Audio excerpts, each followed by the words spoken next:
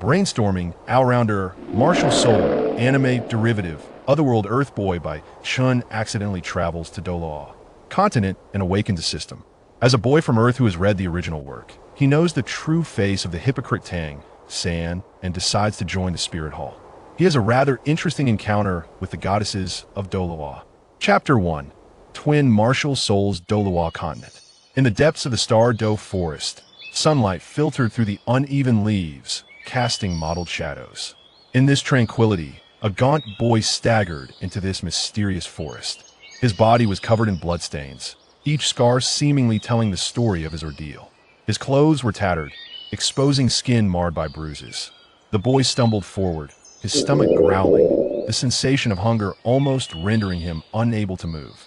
His eyes were sunken, reflecting despair and helplessness. Yet, even in the face of such adversity, he did not give up, resolutely moving forward. He arrived at a clear stream, gazing at his reflection in the water. He couldn't help but tremble as he cupped his hands and drank. The cool stream water soothed his parched throat and awakened a deep-seated will to survive within him. He knew he had to persist. Only by doing so could he hope to find a way out and live. Inside Bai Chen, feelings churned like a small boat tossed in a storm, confused and disoriented. He looked up at the sky, its blue hue almost transparent, a stark contrast to his current state of despair. A few white clouds drifted by, as if mocking his powerlessness. Suddenly, a deep roar shattered the silence of the forest, causing Bai Chen's heart to tighten. He turned around to see a massive soul beast charging toward him. It was a gigantic black bear, its eyes gleaming with ferocity, fangs bared, clearly regarding him as prey. Bai Chen's pupils constricted. He knew he had no way out at this moment. He gripped the dagger tightly in his hand, his body tense, ready to face this life-and-death battle. The bear's claws swiped at him fiercely, and he nimbly dodged, then seized the opportunity to counterattack. The dagger flashed in the sunlight, slicing through the air, aiming for the bear's vital points. Bai Chen's dagger traced a silver arc in the air, but the bear's thick fur rendered his attack ineffective. The dagger barely broke the bear's skin, blood seeping out, but failing to inflict fatal damage. The enraged bear let out a low growl, its claws swiping at Bai Chen once more. Bai Chen felt an unprecedented sense of crisis. He knew he couldn't continue like this, and had to find a way to turn the tide. He quickly retreated while observing the bear's attack patterns. Although fierce, the bear's attacks were somewhat clumsy, requiring a moment to prepare each time. An idea flashed in Bai Chen's mind, and he decided to exploit this. At the moment the bear prepared for its next attack, Bai Chen suddenly rolled from the ground and charged at the bear with astonishing speed. He pinpointed the bear's weakness, and the dagger plunged into the bear's eye. The bear let out a pained roar, wildly swinging its claws, but it could no longer stop Bai Chen. Suddenly, Bai Chen felt a wave of dizziness, and the scene before him began to blur. He swayed, trying to maintain his balance, but ultimately collapsed to the ground. The bear roared and charged at him, its massive claws swinging in the air, seemingly ready to tear him apart. However, just as the bear was about to strike, a burst of golden light erupted from Bai Chen. The dazzling light illuminated the entire forest. The bear was startled by the sudden radiance, stepping back a few paces, warily eyeing Bai Chen. Bai Chen was equally astonished. He had no idea what this sudden change was. He struggled to open his eyes and saw a golden halo floating beside him, appearing to be a yellow ring. Bai Chen cautiously made his way through the thicket, the echoes of the explosion reverberating through the forest, quickening his heartbeat. He gripped his dagger tightly, ready to face any potential danger. However, when he saw the stunning woman, his heart stopped for a moment. The woman wore a magnificent pope's robe, golden hues shining in the sunlight, as if a deity had descended to the mortal realm. She wore a papal crown adorned with dazzling jewels, shimmering with a blinding brilliance. The pope's staff in her hand seemed ordinary, but exuded an indescribable authority. She stood at the center of the explosion, the surrounding trees toppled by the blast, yet she appeared unharmed. Her face was serene and majestic, her eyes revealing profound wisdom. Her stature was tall, like a mountain, evoking awe. Bai Chen stood there, captivated by the beautiful woman. Her beauty transcended the mundane, resembling a fairy from the Moon Palace, leaving him both shocked and in awe. He speculated that this must be the legendary Pope Bibi Dong of the Spirit Hall. He looked around and noticed a massive spider soul beast lying nearby, clearly killed by Bibi Dong. A strong desire to survive surged within Bai Chen. He knew it was nearly impossible to leave the perilous star Douluo forest relying solely on his strength. In this moment, he saw the only hope of seeking help from Bibi Dong. However, he also understood that asking a stranger for help required immense courage. He tightened his grip on the dagger, hesitating. He knew that once he chose to seek help, he would have to let go of all defenses and pride, completely entrusting himself to her. Suddenly, a voice appeared, congratulating the host for binding the great villain system. Bai Chen's heart was like a calm lake disturbed by a stone, rippling with waves. He frowned, staring ahead, trying to locate the source of the voice in this tranquil forest. However, apart from the sound of the wind rustling through the treetops, there was no other noise. Just as he was about to ask again, the voice echoed in his mind once more, clear and mysterious. Congratulations, host, for binding the great villain system. Would you like to bind it? Bai Chen was momentarily taken aback, a surge of indescribable excitement rising within him. He had heard of many mysterious systems described in novels, granting protagonists endless power or helping them reach the pinnacle of the world. Yet, at this moment, he felt an inexplicable tension. Bai Chen's voice echoed in the quiet forest, seemingly triggering some mysterious power. The instant he uttered the word bind, the entire world seemed to tremble. A dazzling light burst forth from Bai Chen, like the sun rising, illuminating the entire forest. Within that light, it seemed to contain endless power and mysteries. Bai Chen felt his body enveloped in a warm force, as if swept into a torrent. Please, the host must make a choice. Join the Spirit Hall to obtain twin martial souls. Before Bai Chen could react, he heard the system's words. Just as Bai Chen was dazed, Bibi Dong seemed to sense something. Her frosty gaze revealed a sharp killing intent. As a titled Douluo, her spiritual power had already spread, perceiving the faint aura behind her. She suddenly turned around, her figure like a bolt of golden lightning, instantly appearing before Bai Chen. Her gaze was like a knife, locking onto the dirty little boy. Bai Chen felt an invisible pressure descending upon him, almost suffocating him. He gripped the dagger tightly, sweat running down his forehead, dripping onto the ground. His heartbeat thundered in his chest, but his eyes shone with determination. He knew he was facing a test of life and death. Bai Chen's legs seemed bound by invisible chains, unable to support his weight, forcing him to kneel on the ground. He looked up at the stunning woman, Pope Bibi Dong. Her figure appeared even taller in the sunlight, like a mountain towering before him.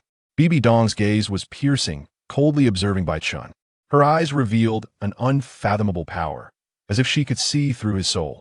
Bai Chen felt a strong sense of fear welling up within him, his body trembling involuntarily. Who are you? Bai Chen spoke with difficulty, his voice trembling due to nervousness. Bibi Dong did not answer, only quietly gazing at him. There seemed to be an endless depth in her eyes, giving Bai Chen an inexplicable sense of oppression. He tried to stay calm, but the fear in his heart surged like a tide. Chapter 2. Soul Awakening. Bibi Dong looked at the boy in front of her with great interest. She frowned slightly. She had seen countless people tremble in fear before her, but it was rare to encounter a boy as calm as he was. In his eyes, there seemed to be a depth of unfathomable power that sparked her curiosity. She slowly approached and crouched down to observe him more closely.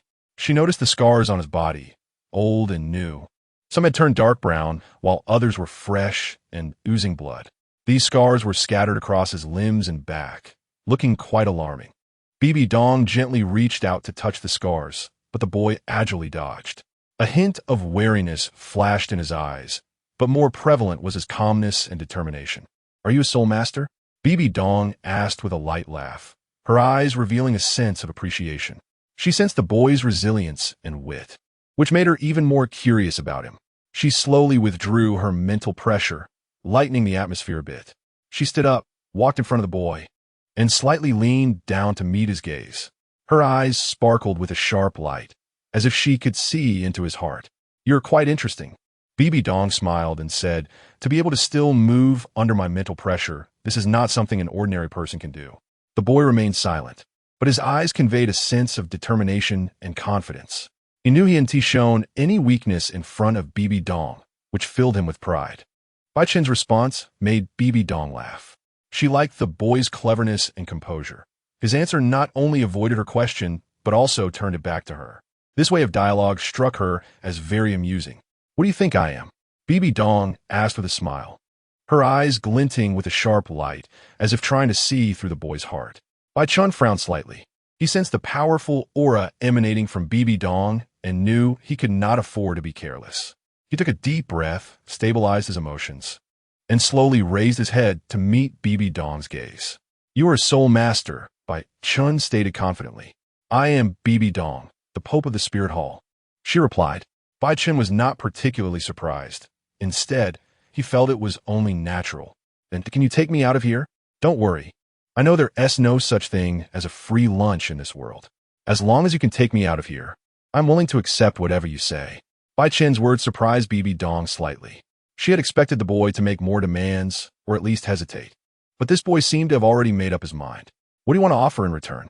Bibi Dong asked with a smile, her voice revealing an undeniable confidence. Bai Chen took a deep breath.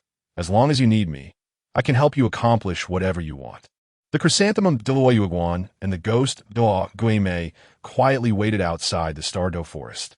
Their figures, one yellow and one black, resembled the yin and yang extremes, both opposing and harmonious. Yueguan wore a magnificent robe and a golden crown, resembling a blooming chrysanthemum, exuding a noble and mysterious aura. Guimei, clad in black robes, had an expressionless face, as if he were out of place with the surrounding world, giving off a chilling and profound feeling. When their eyes fell upon Bibi Dong, who emerged from the depths of the forest, both displayed expressions of surprise, especially when they saw a scarred boy standing beside her. They were so astonished they couldn't speak. Yueguan and Guimei were both elders of the Spirit Hall. They naturally knew Bibi Dong's strength and status, but they had never seen her place such importance on someone, even willing to personally take him out of the Stardo forest. The chrysanthemum Douluo spoke first, his voice melodious like a fine tune, carrying a hint of elegance and nobility. Your Holiness, who is this? He pointed to the boy beside Bibi Dong. The boy gazed steadily at the two figures that appeared before him, slightly pursing his lips, thinking, it seems this elegant figure is the chrysanthemum Douluo, and the one in the black robe with an expressionless face must be the ghost Douluo. Bibi Dong glanced at the boy and then turned her gaze to Yueguan and Guimei, her voice carrying an undeniable firmness. Just someone I picked up. As her words fell, an invisible pressure emanated from her, as if the entire space had solidified. Both Yueguan and Guimei, powerful titled Douluos, felt a shiver at this pressure. Bai Chen experienced flight for the first time, feeling both nervous and excited. He tightly grasped the edge of Bibi Dong's clothing, fearing he might fall. However, as he felt the wind rushing past him, he did not feel the anticipated fear. Instead, there was a sense of indescribable exhilaration. Bibi Dong noticed Bai Chen's tension and gently patted the back of his hand, signaling him not to be afraid. Bai Chen felt the warmth of her palm, and his anxiety dissipated considerably. In flight, Bibi Dong resembled an elegant queen. Her long hair danced in the wind, complementing her flowing gown. Bai Chen couldn't help but recall her majesty and power in the Stardo forest, deepening his admiration for her. The Spirit Hall was located at the center of Spirit City, the holy land for soul masters across the Douluo continent. Bibi Dong led Bai Chen and the chrysanthemum Douluo and ghost Douluo Guimei into the Spirit Hall. The interior was luxuriously decorated and mysterious, with portraits of past popes of the Spirit Hall hanging on the walls, as if telling tales of glorious history. Bibi Dong brought Bai Chen to a spacious hall specifically designed for awakening soul powers. She gently patted Bai Chen's shoulder, signaling him to stand in the center of the hall. Bai Chen took a deep breath, closed his eyes, and felt the aura around him. Suddenly, a soft light emanated from the altar in the center of the hall, enveloping Bai Chen. He felt his body lighten, as if lifted by an invisible force. He opened his eyes and saw his figure gradually becoming blurry in the light, a powerful force surging within him. Bai Chen felt a loud bang in his mind, as if something had shattered. He widened his eyes, looking at his hands in disbelief, feeling an endless power within him. He attempted to swing his fist, only to discover that the wind from his punch created a gust of air, as if it could tear through the atmosphere. At that moment, the system's voice echoed in his ears again. Congratulations to the host for successfully joining the Spirit Hall. The beginner gift pack has been distributed, rewarding dual soul powers, the killing demon god and the Xianyuan sword. Bai Chen felt another loud rumble in his mind, and then his figure began to change. A black and red aura rose from him, forming a massive demon shadow. At the same time, a golden long sword appeared in his hand, its blade radiating brilliant light, as if it could pierce through everything. Chapter 3, Joining the Spirit Hall. This is a twin spirit, and it has an innate full spirit power of level 20. Bai Chen stood in the center of the Spirit Hall's main hall, the atmosphere around him solidifying because of his presence. His left hand was enveloped in a layer of dark red light, as if a demon from the abyss was awakening. The figure of the god of slaughter gradually became apparent, its face twisted and its eyes flashing with a bloodthirsty light, as if all life before was nothing but dust. The aura of slaughter, death, and destruction permeated the air like a tangible substance, sending chills down one's spine. At the same time, on Bai Chen's right hand, the Xianyuan sword slowly materialized. The sword was entirely golden, with intricate patterns carved on the hilt, as if containing ancient secrets. The moment the sword was drawn from its sheath, a vast righteous aura instantly filled the entire hall, as if an emperor had emerged from within, exuding an inviolable majesty. With a sword tip pointed, the air seemed to split in two, revealing astonishing sharpness. Bibi Dong's indifferent face was filled with joy as she spoke. "What is your name?" "Bai Chen," the boy replied coldly. "Bai Chen, do you wish to be my disciple?" Bibi Dong looked at Bai Chen with a face full of delight. "In the entire history of the Douluo continent, you are the only one with twin spirits. Moreover, a genius with innate full spirit power of level 20 is probably unprecedented on the entire continent." Bibi Dong's voice echoed in the hall, causing the whole space to tremble. Bai Chen stood there, facing this powerful pope of the Spirit Hall, his gaze resolute and profound. He slightly lowered his head, as if contemplating something, then raised his head and looked directly at Bibi Dong. "I am willing." His voice was not loud, but it was filled with determination and confidence. A satisfied smile appeared on Bibi Dong's face as she took a few steps forward, coming to Bai Chen's side. She extended her hand and gently pressed it on Bai Chen's shoulder, unable to conceal her joy. Elder Moon and Ghost Daw stood aside, their faces also filled with shock. They had followed Bibi Dong for many years and had witnessed countless geniuses, but someone like Bai Chen, who possessed twin spirits and had an innate full spirit power of level 20, was something they had never seen before in their lives. This little boy, looking only about 11 or 12 years old, had already reached heights that even the titled Douluo found difficult to attain. Elder Moon's eyes sparkled with admiration and astonishment. He recalled his own extraordinary talent in his youth, but compared to Bai Chen before him, it seemed so insignificant. Ghost Duo remained silent, but the light in his eyes revealed his inner shock. Both of them were Bibi Dong's trusted aides and naturally had their own considerations for the future of the Spirit Hall. Now, this boy named Bai Chen would undoubtedly become a level powerhouse in the future. Seeing the reactions of the three, Bai Chen spoke up. "All right, it seems my talent is not bad. Don't worry, since you saved me. I will repay you for this small favor with a great kindness. I will definitely repay you." Bibi Dong smiled and said, "Good, since you have become my disciple, there are some things I must tell you. The Spirit Hall respects the strong. Although your talent is good, hard work is equally important. Do you understand?" "Don't worry, I understand," Bai Chen replied. At this moment, he felt his stomach rumble, looking at the three and asking, "Can we eat now?" As Bai Chen's words fell, the atmosphere in the entire hall instantly became relaxed. Bibi Dong covered her mouth and chuckled, her eyes filled with appreciation. Elder Moon and Ghost Daw also revealed knowing smiles, understanding that this little guy, despite his young age, was quite astute in human affairs. "Since you are hungry, let's eat." Bibi Dong waved her hand, and a wall on one side of the hall slowly opened, revealing a spacious dining room. The dining table was filled with all kinds of delicacies, the aroma wafting in the air, making one drool. Bai Chen's stomach rumbled again, and he scratched his head in embarrassment before striding over to the dining table. He sat at the main seat and began to eat ravenously. Elder Moon and Ghost Douluo stood aside, watching him eat with such gusto that they couldn't help but feel a bit hungry themselves. Bai Chen swept the food on the table cleanly, leaving Elder Moon and Ghost Douluo staring in disbelief. As title Douluo, they were already accustomed to exquisite and scarce food. When had they ever seen someone eat like this?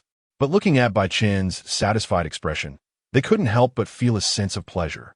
"Teacher, I am full." Bai Chen patted his stomach, his face glowing with satisfaction. Bibi Dong looked at him, a hint of fondness flashing in her eyes. "Since you're full, then come with me. I already have a disciple. Let's go meet your senior sister." Bai Chen nodded. Although his tone was cold, a trace of anticipation flashed in his eyes. He was full of curiosity about the saintess of the spirit hall, Hulaina. After all, she was one of the 3 stunning beauties of the spirit hall, and his heart couldn't help but feel a bit excited.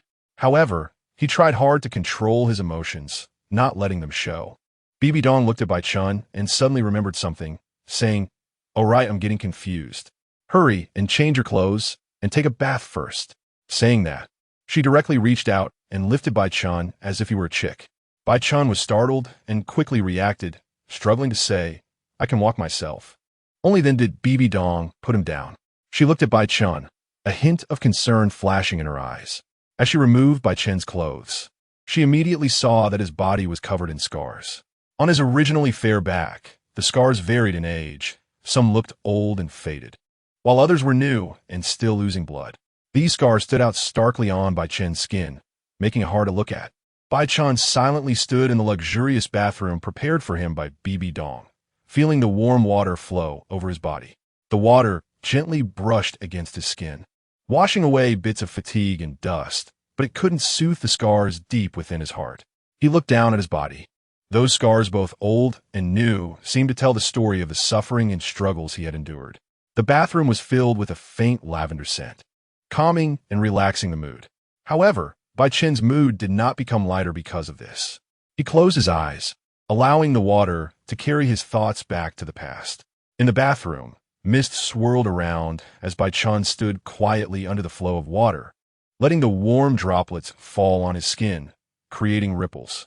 His gaze was deep and distant, as if he had crossed time and space, returning to that painful and torturous world. Bai Chen's hands clenched into fists, veins bulging, seemingly trying to suppress the emotional turmoil within. His silhouette appeared somewhat lonely and fragile in the mist, but that resilience and determination clearly conveyed through the water vapor. He closed his eyes, took a deep breath, trying to calm the waves within. However, the memories of the past surged in like a tide, unstoppable. He saw the bullying and humiliation he had once endured, saw those cold gazes and merciless laughter. In that moment, his heart felt as if it were being torn apart, painfully suffocating. Chapter 4 Provocation. After taking a shower and changing clothes, Bai Chen followed behind Bibi Dong as they walked into the luxurious school. The corridors of the school were spacious and bright, adorned with various famous paintings that seemed to be of great value. The teachers on both sides of the corridor bowed their heads in greeting, their gazes lingering on Bibi Dong for noticeably longer, filled with awe and respect. After walking through a long corridor, they arrived in front of a magnificent building. The doors of the building slowly opened, and a scholarly atmosphere greeted them. Bai Chen followed Bibi Dong into the room, which was filled with various books and scrolls, with some seemingly ancient weapons and equipment hanging on the walls. In the center of the room were 3 seats, one of which was occupied by a girl. She had long black hair that fell smoothly over her shoulders, and her figure was nearly perfect, with graceful curves reminiscent of a dancer. Her appearance bore some resemblance to a fox, but her gaze was sharper, like a wolf ready to pounce. Upon seeing Bibi Dong arrive, the 3 stood up immediately. Bibi Dong waved her hand and said, "This is my new disciple, named Bai Chen. He will be attending classes with you from today." As soon as he sat down, Hulaina and the others scrutinized the newcomer with unfriendly eyes. Soon, class began.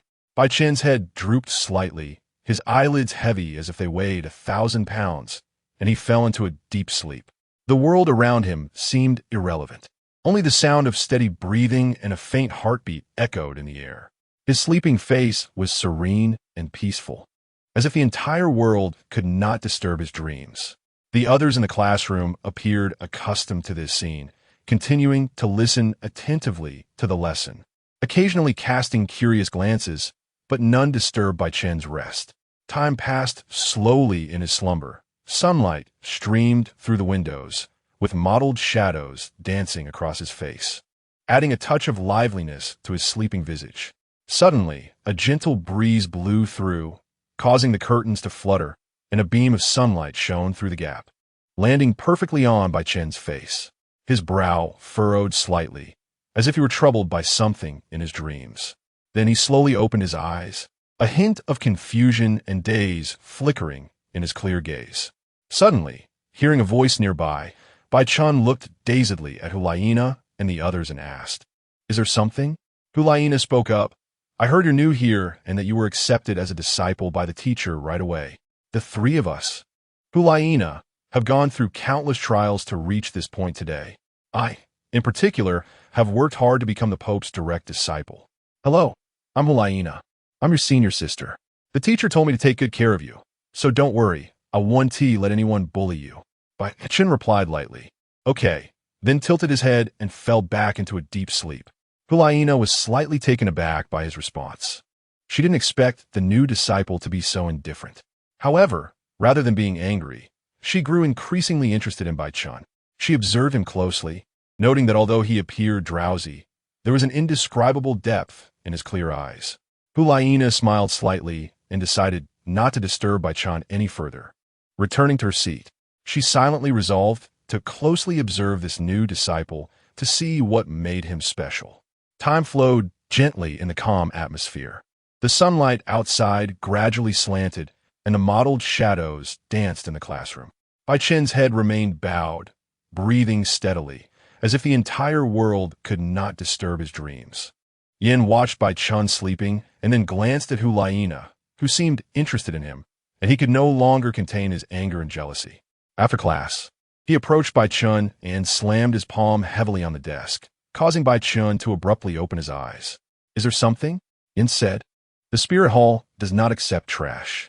Since you were accepted as a disciple by the teacher right away, I want to see what abilities you have." Bai Chen looked at the person before him and calmly replied, "What a fool," then tried to sleep again. However, that remark infuriated Yan, who immediately kicked out. Yan's anger flared like a lit flame, his eyes shimmering with provocation. He stepped up to Bai Chen and slammed his palm down hard on the desk, producing a deafening sound. The noise instantly shattered the tranquility of the classroom, and everyone's attention turned to them. Bai Chen abruptly opened his eyes, a flicker of displeasure crossing his clear gaze.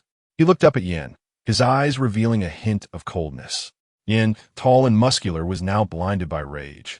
His face contorted like an enraged lion. "Is there something?"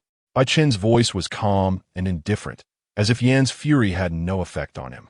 Yan's anger erupted like a flame, exploding instantly. He charged at Bai Chen, throwing a punch aimed squarely at his face. Bai Chen's eyes sharpened, and his body vanished in an instant, leaving behind an afterimage. Yan's attack missed, and he stood there in disbelief, staring at the scene before him. Bai Chen's figure appeared behind him, delivering a kick to his back. Yan let out a scream, flying through the air and crashing into the wall. He struggled to get up, his eyes filled with shock and disbelief. "Is this your strength?" Bai Chen asked blandly. Yan fell silent, knowing he had lost, and lost terribly. He had never encountered such a strange body technique. His opponent's strength was unfathomable. Bai Chen's words were like a thorn, deeply embedded in Yan's heart. He stared wide-eyed, burning with anger, yet speechless. He had never imagined he would be so thoroughly defeated, without even a chance to fight back. What hidden power did this new disciple possess? Hulaina and Xiaoyu also approached, their eyes filled with surprise and curiosity as they looked at Bai Chen. They had never seen such powerful strength. Who exactly was this new disciple? Bai Chen looked at them and smiled faintly. He said nothing more, just turned back to his seat and resumed his sleep. Sunlight streamed through the window onto Bai Chen's face. His breathing was steady and deep, as if all disturbances could not intrude upon his dreams. Yin stood by, his eyes flickering with complex emotions. He clenched his fists, a strong sense of defeat swelling within him. However, he did not give up. Instead, he took a deep breath and decided to challenge Bai Chen again. He walked up to Bai Chen, his voice low and firm. "I want to challenge you again." Bai Chen slowly opened his eyes, a hint of mockery shining in his clear gaze. He smiled at Yin, as if he could see through his inner struggles and determination. "Are you sure?" Bai Chen asked. Yin nodded, his eyes flashing with determination. Bai Chen said coldly, "If I really make a move, you will definitely lose badly." Yin laughed and said, "I want to see how you can make me lose badly." After saying that, he threw a punch, but this time Bai Chen was faster, firmly grabbing Yan's incoming fist, while his other hand twisted Yan's arm with a sharp crack. A scream echoed in the classroom. Bai Chen's eyes gleamed with a chilling light, as if he could see through all hypocrisy and lies. His words conveyed an undeniable confidence, as if everything was under his control. Yin fell to the ground, groaning in pain. His arm was firmly twisted by Bai Chen, as if his bones were about to be crushed. Fear and unwillingness flickered in his eyes, but he stubbornly gritted his teeth, unwilling to yield. Bai Chen lowered his head slightly, looking at Yan's pained expression, his eyes flashing with indifference and mockery. He murmured, before attacking others, "You must protect yourself well, otherwise, once your weaknesses are exposed, it will be devastating." Bai Chen's words were like a sharp dagger, deeply piercing into Yan's heart. He lay on the ground, groaning in pain, his eyes filled with terror and resentment. He had never imagined that he would be defeated so brutally, with not even a chance to resist. He looked at Bai Chen, his eyes flickering with complex emotions, anger, resentment, and a deep-seated fear. Bai Chen looked down at him from above, his gaze revealing a sense of indifference and mockery. He released his grip, and Yan's arm fell limply to the ground, as if it had lost all vitality. Bai Chen turned and left, leaving Yin alone on the ground, struggling in pain. The atmosphere in the classroom became oppressive and heavy, everyone deeply shaken by the scene. They looked at Bai Chen's back, their eyes filled with awe and curiosity. Chapter 5. Friendly sparring? If you have the ability, let us have another match. If you want to spar, you could do it any time. Yin gritted his teeth and said with determination, "If you dare, come to the playground tonight." Bai Chen lightly responded, "All right," with just one simple word, exuding an aura of dominance and invincibility. Yin's flame giant seemed to leap out of hell, its blazing fire illuminating the entire night sky, instilling fear in onlookers. However, Bai Chen appeared completely unfazed, his eyes flashing with calmness and determination, as if everything was under his control. Yin's first soul skill, magma eruption, erupted instantly, and the scorching magma rushed towards Bai Chen like a raging dragon. Bai Chen's figure was nimble, skillfully dodging this deadly strike. He moved like the wind, quickly closing in on Yin, his eyes glimmering with sharp light. At that moment, a cold aura suddenly surged from Bai Chen's hand. A voice in his mind flashed like lightning, instantly breaking the tense atmosphere of the battle. Ding! Detected that the host is in great difficulty, especially rewarding the 9 Yang divine skill and 9 Yin divine skill. The joy that surged in his heart burned like a raging fire. The two powerful martial arts, 9 Yin and 9 Yang, were incredibly formidable. The Xianyuan sword in his hand shimmered with a cool and mysterious light under the moonlight. The sun, moon, and stars on the sword seemed to come alive, drawing brilliant trajectories in the night sky with Bai Chen's swings. Each swing of the sword chi seemed to carry the power to tear through the air, making Yin involuntarily feel the urge to retreat. However, Yin was, after all, a flame giant, and his flame soul skills were not without merit. Magma eruption erupted again and again, attempting to engulf Bai Chen in the scorching magma. Yet Bai Chen was as agile as a swimming fish, skillfully avoiding these deadly attacks. His figure darted through the flames, each appearance bringing him closer to Yin. In the raging fire, Bai Chen's figure was elusive like a ghost. Every dodge seemed to brush past death. Although Yin's flame giant was incredibly powerful, it appeared somewhat helpless against Bai Chen's agile steps. The Xianyuan sword in Bai Chen's hand was like a silver meteor, drawing breathtaking trajectories in the night sky. Suddenly, Bai Chen's footsteps paused, His figure sank sharply, and with a fierce momentum, the Xianyuan sword slashed towards Yan's neck. At that moment, the air seemed to freeze, and only the sharp sound of the sword cutting through the air could be heard. A flash of fear crossed Yan's eyes as he desperately tried to evade. But that fierce sword chi seemed to lock onto him, leaving him nowhere to escape. Xiaoyu and Hulaina exchanged glances, their eyes filled with shock and confusion. They looked at Bai Chen, this seemingly ordinary youth who had defeated Yan, a three-ringed soul master, without any soul rings. This was simply a battle that overturned their understanding. Bai Chen stood amidst the flames, his figure tall and resolute. His eyes sparkled with sharp light, as if he could see through all illusions. He exhaled lightly, his breath carrying an indescribable confidence and calmness. I don't want to fight with the weak. His voice was calm, yet powerful, as if every word was filled with strength, because it would affect my IQ. Xiaoyu and Hulaina exchanged glances, their shock surging like a tide. Bai Chen's figure appeared increasingly towering in their eyes. This youth without soul rings had defeated the powerful Yan with such astonishing strength. What kind of talent and power was this? Hulaina couldn't help but speak, her voice trembling slightly. How did he do that? Xiaoyu fell silent for a moment, a flash of realization in his eyes. Perhaps we really underestimated this person. His strength may have already surpassed our imagination. At this moment, Bai Chen was quietly standing in the firelight, his figure resembling a solitary peak. His eyes sparkled with sharp light, as if he could see through all falsehoods. The Xianyuan sword in his hand emitted a cool and mysterious glow under the moonlight. Bai Chen sat cross-legged, seemingly a tranquil sculpture amidst the roaring flames. His hands lightly rested on his knees, his eyes closed, as if the entire world had nothing to do with him.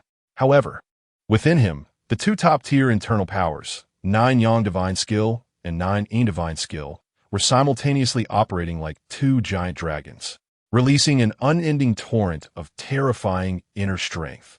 This inner strength surged within him, burning like raging fire, yet also cold and deep like ice.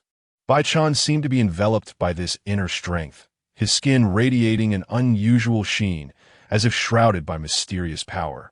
The surrounding air seemed to be drawn by this inner strength, forming invisible currents. These currents spiraled around Bai Chen, coiling and twisting, like agile and mysterious spirit serpents. Under the influence of this inner strength, Bai Chen seemed to merge with the entire world. He could clearly sense all changes around him, as if the whole world was under his control. Bai Chen slowly opened his eyes and immediately saw Hulaina. She stood at the edge of the firelight, the moonlight casting a glow on her stunning face, adding a touch of mystery and allure. Her eyes were fixed on Bai Chen, sparkling with curiosity and inquiry. Bai Chen smiled lightly, a hint of teasing flashing in his eyes. Is there something you need? Hulaina walked in front of Bai Chen, her voice trembling slightly. How did you do it?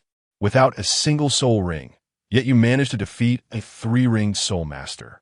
This is simply unbelievable. How did you achieve this? Bai Chen lightly replied with 2 words, secret. Upon hearing this, Hulaina's eyes flashed with disappointment, but she did not give up. She smiled gently, her smile like a spring breeze, stirring one's heart. Bai Chen felt a sudden lightness, as if a strange force tightly bound him. He was startled and realized that Hulaina had used her charm technique. Bai Chen smiled slightly, and the inner strength around him erupted suddenly, forming an invisible barrier that instantly shattered Hulaina's charm technique. He easily stood up, brushed off his hands, as if he had merely done something trivial. Charm technique?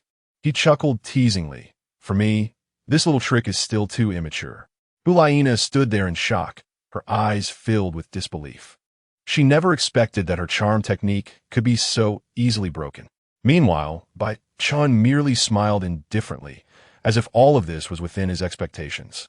At this moment, Xiaoyu also walked over, gazing deeply at Bai Chen, his eyes reflecting complex emotions. You are really strong to the point of disbelief.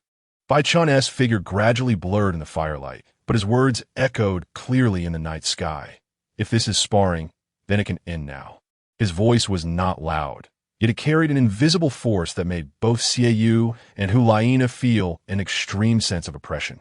They watched Bai Chen's departing figure, a complex emotion surging in their hearts. Although they were roughly the same age, Bai Chen gave off an unfathomable feeling. Every action, every word of his seemed to carry an irresistible power, causing them to involuntarily feel a sense of heart palpitation. Xiaoyu frowned, trying to calm the shock in his heart, but Bai Chen's figure lingered in his mind.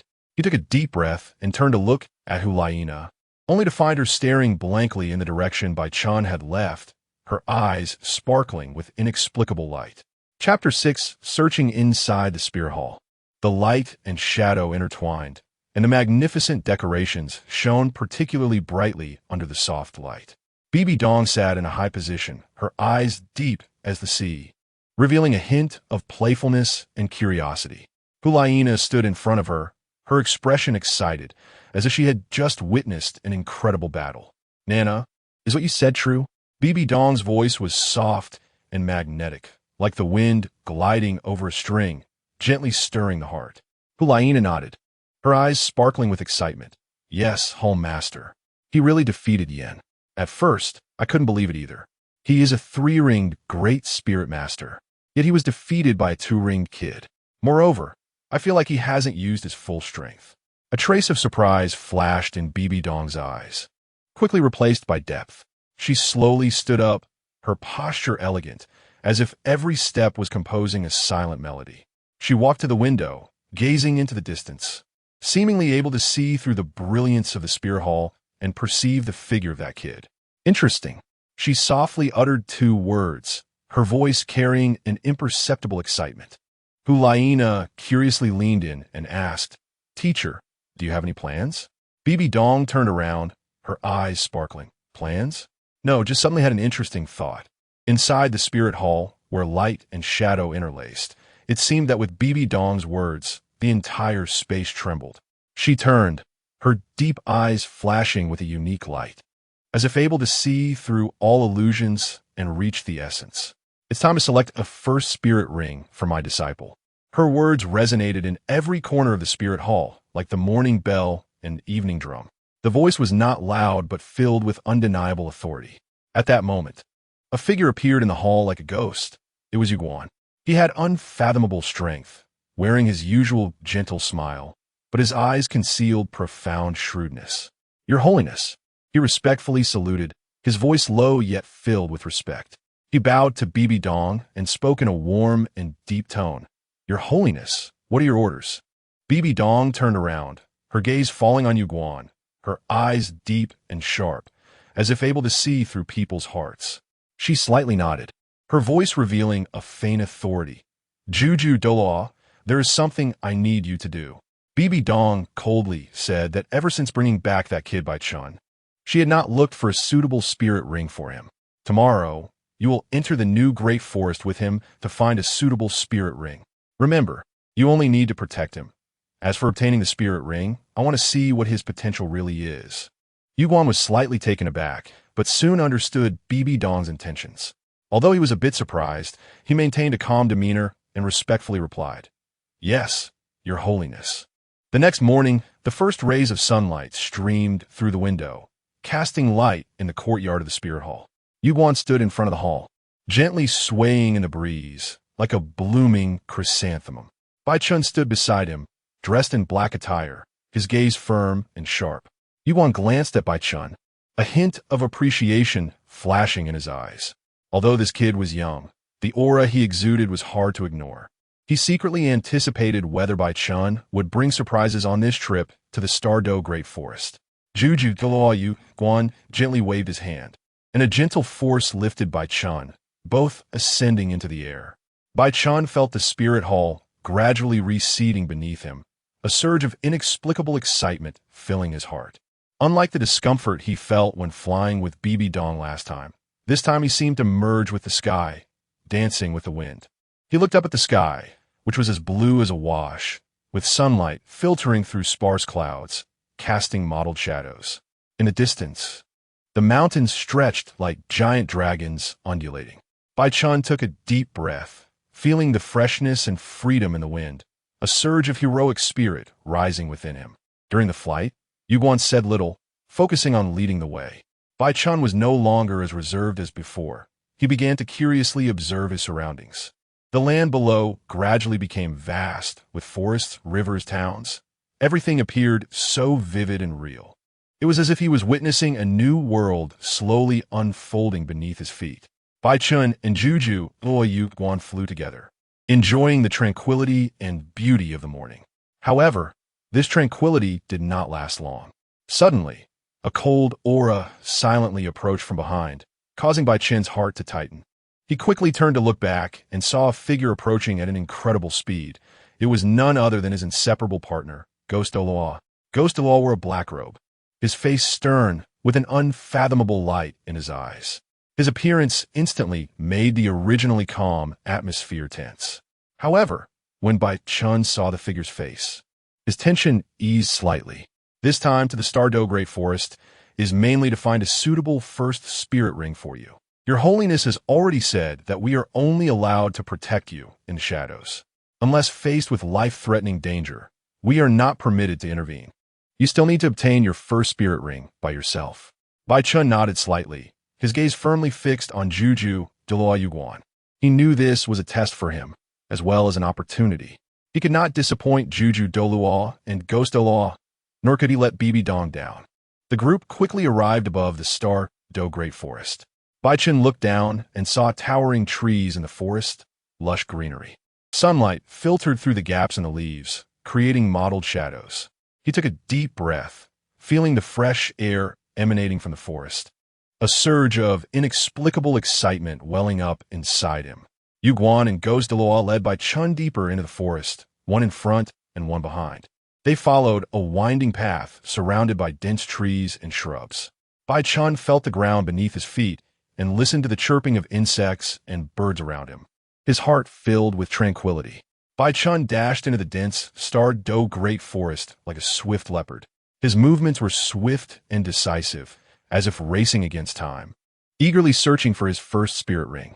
Yuguan and Douluo exchanged glances, a hint of surprise flashing in their eyes. They had originally thought Bai Chen would be more cautious and at least ask some questions about spirit rings. But they did not expect him to plunge into the embrace of the forest so eagerly. Yuguan frowned slightly. He knew Bai Chen's decision might have its own reasons. But such blind behavior was indeed worrisome. He quickly focused his mind and extended his spiritual power like fine threads, trying to lock onto Bai Chen's position to ensure his safety. Chapter 7 Harvest. Bai Chen quietly traversed the Stardo Forest, each step careful, as if afraid to disturb this mysterious land. Sunlight filtered through the dense leaves, casting mottled shadows on him.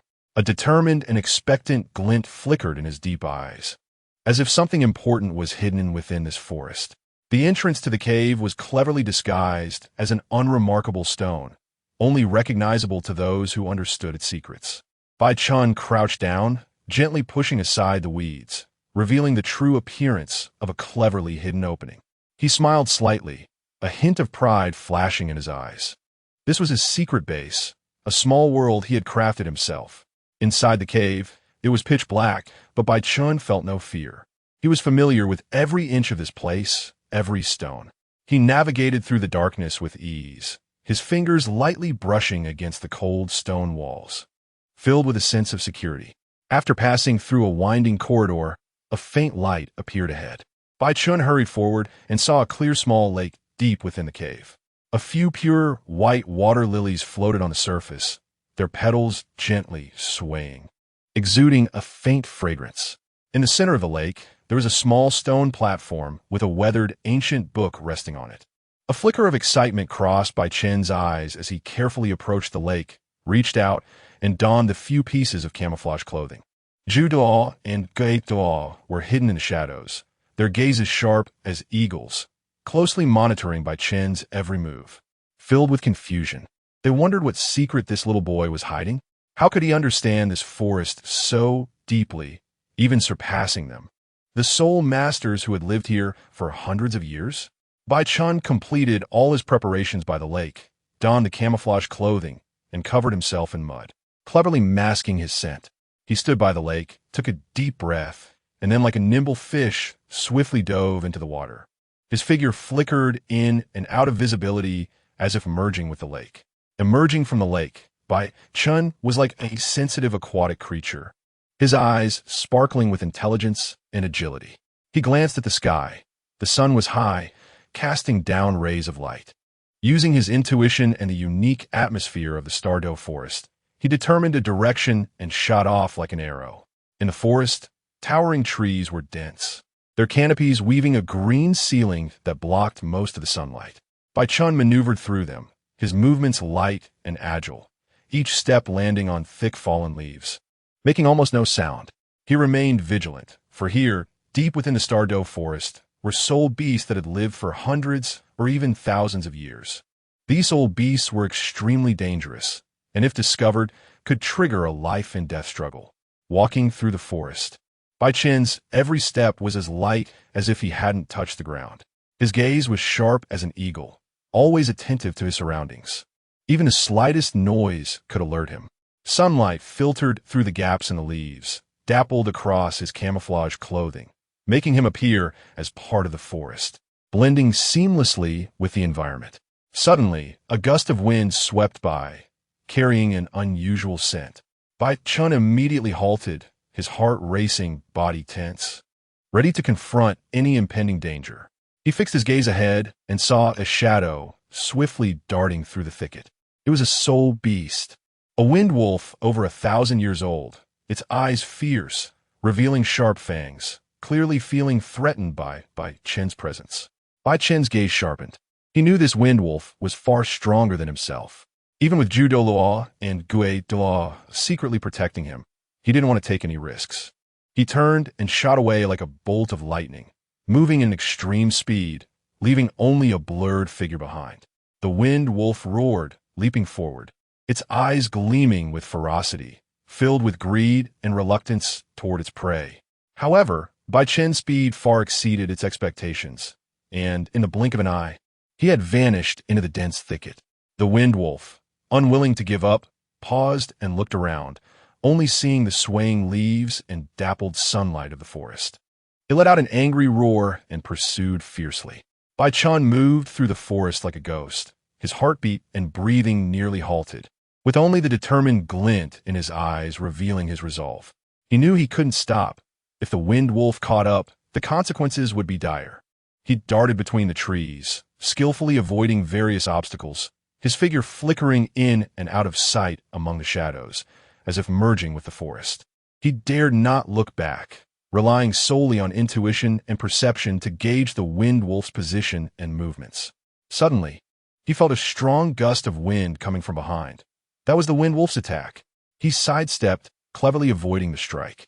Then, with a powerful push, he surged forward like an arrow released from a bow, increasing his speed once more. Bai Chen's speed had reached its limit. He felt as though he had merged with the wind, racing through the forest. The wind wolf relentlessly chased after him, fangs bared, eyes gleaming with ferocity. Just when Bai Chen was about to exhaust his energy, he suddenly saw a bright opening ahead. A patch of open grassland appeared in his sight. His heart surged with joy, and with a powerful leap, he charged toward the grassy area like a cannonball. But he soon realized there was no path through that patch of grass. Seeing he had no way out, a glint of determination flashed in Bai Chen's eyes. He gripped his dagger tightly, his form instantly becoming nimble and swift, charging toward the wind wolf like a bolt of lightning. The wind wolf roared, baring its sharp fangs, and pounced at Bai Chen. In the instant before their collision, Bai Chen suddenly sidestepped, cleverly avoiding the wind wolf's attack. His dagger sliced through the air, leaving a cold glint, but the wind wolf's hide was exceptionally tough, and the dagger only left a shallow scratch on its body. The wind wolf roared in anger and lunged again at Bai Chen. Bai Chen pushed off the ground, leaping up like a spring, rolling in midair before landing steadily on the ground. He took a deep breath, feeling the soul power within him surge wildly. His second martial spirit, the Xianyuan sword, instantly appeared in his hand. A glint of ruthlessness flashed in Bai Chen's eyes. He knew he had no way out and could only fight with all his might. He hurled the dagger, which shot forward with a sharp momentum, aiming directly at the wind wolf's eyes. The wind wolf roared, leaping up, its sharp fangs aiming for Bai Chen's throat. Bai Chen sidestepped, cleverly avoiding the wind wolf's attack, while the Xianyuan sword instantly unsheathed, its blade shimmering with dazzling light. He moved like lightning, closing in on the wind wolf, and with a single swing, unleashed the 9-devouring heart's sword technique. The sword energy surged, as if it sought to split the world apart. The wind wolf let out a terrified roar, its body twisting in the air, trying to evade this deadly strike. However, Bai Chen's sword energy followed closely, locking onto the wind wolf's figure. No matter how it struggled, it could not escape this lethal sword net. A cold light flickered in Bai Chen's eyes. He knew the wind wolf's weak point was its throat. He approached like a specter, the Xianyuan sword piercing straight for the wind wolf's throat with a fierce momentum. The wind wolf's eyes showed fear as it struggled wildly, attempting to evade this deadly sword strike. However, Bai Chen's speed far exceeded its expectations, and the Xianyuan sword swiftly penetrated the wind wolf's throat. The wind wolf let out a chilling roar, its body shuddering violently before collapsing heavily to the ground. Its limbs twitched a few times before lying still, and in its fierce eyes, only disbelief and endless fear remained. Bai Chen retracted the Xianyuan sword, a hint of coldness flashing in his eyes. He knew that the death of this wind wolf was just the beginning among the countless soul beasts in this forest. He had to remain vigilant, for the road ahead would be even more arduous and dangerous. Chapter 8 First soul skill. Bai Chen's heart was pounding as he nervously stared at the corpse of the wind wolf in front of him. Above the body, a purple 1,000-year soul ring slowly floated, shimmering with mysterious light, reminiscent of an ancient legend that was both alluring and terrifying. He clearly remembered that in the world of Douluo continent, the first soul ring was usually a 100-year soul ring, symbolizing the innocence and potential of a novice soul master. If he were to attempt to absorb a 1,000-year soul ring like he was now, it would undoubtedly be a gamble between life and death, and a moment's carelessness could lead to him being forever lost in the power of the soul ring. Bai Chen clenched his fists, feeling the sweat in his palms, a manifestation of his tension and anxiety.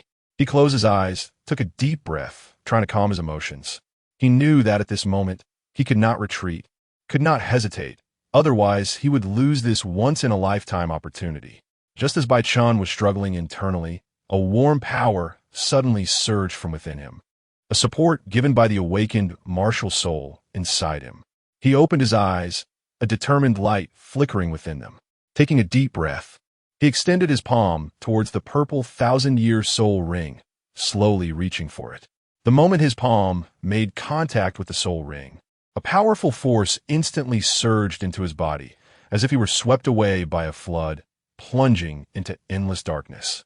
In the shadows, Douluo and Douluo had originally been waiting quietly, their gazes fixed tightly on Bai Chen and the purple 1,000-year soul ring.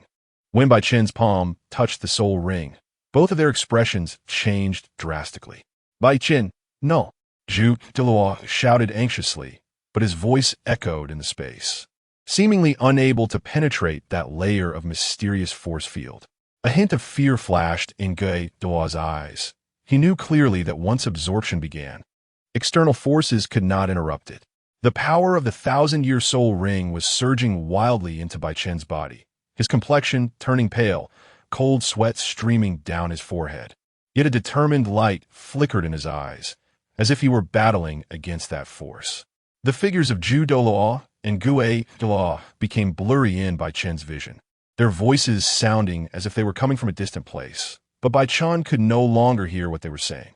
At this moment, his world consisted only of that purple 1,000-year soul ring, which was like an endless abyss, devouring his consciousness while also imparting him with unprecedented power. His body felt as if it were being torn apart, every cell crying out in agony, yet Bai Chen's eyes sparkled with determination and persistence.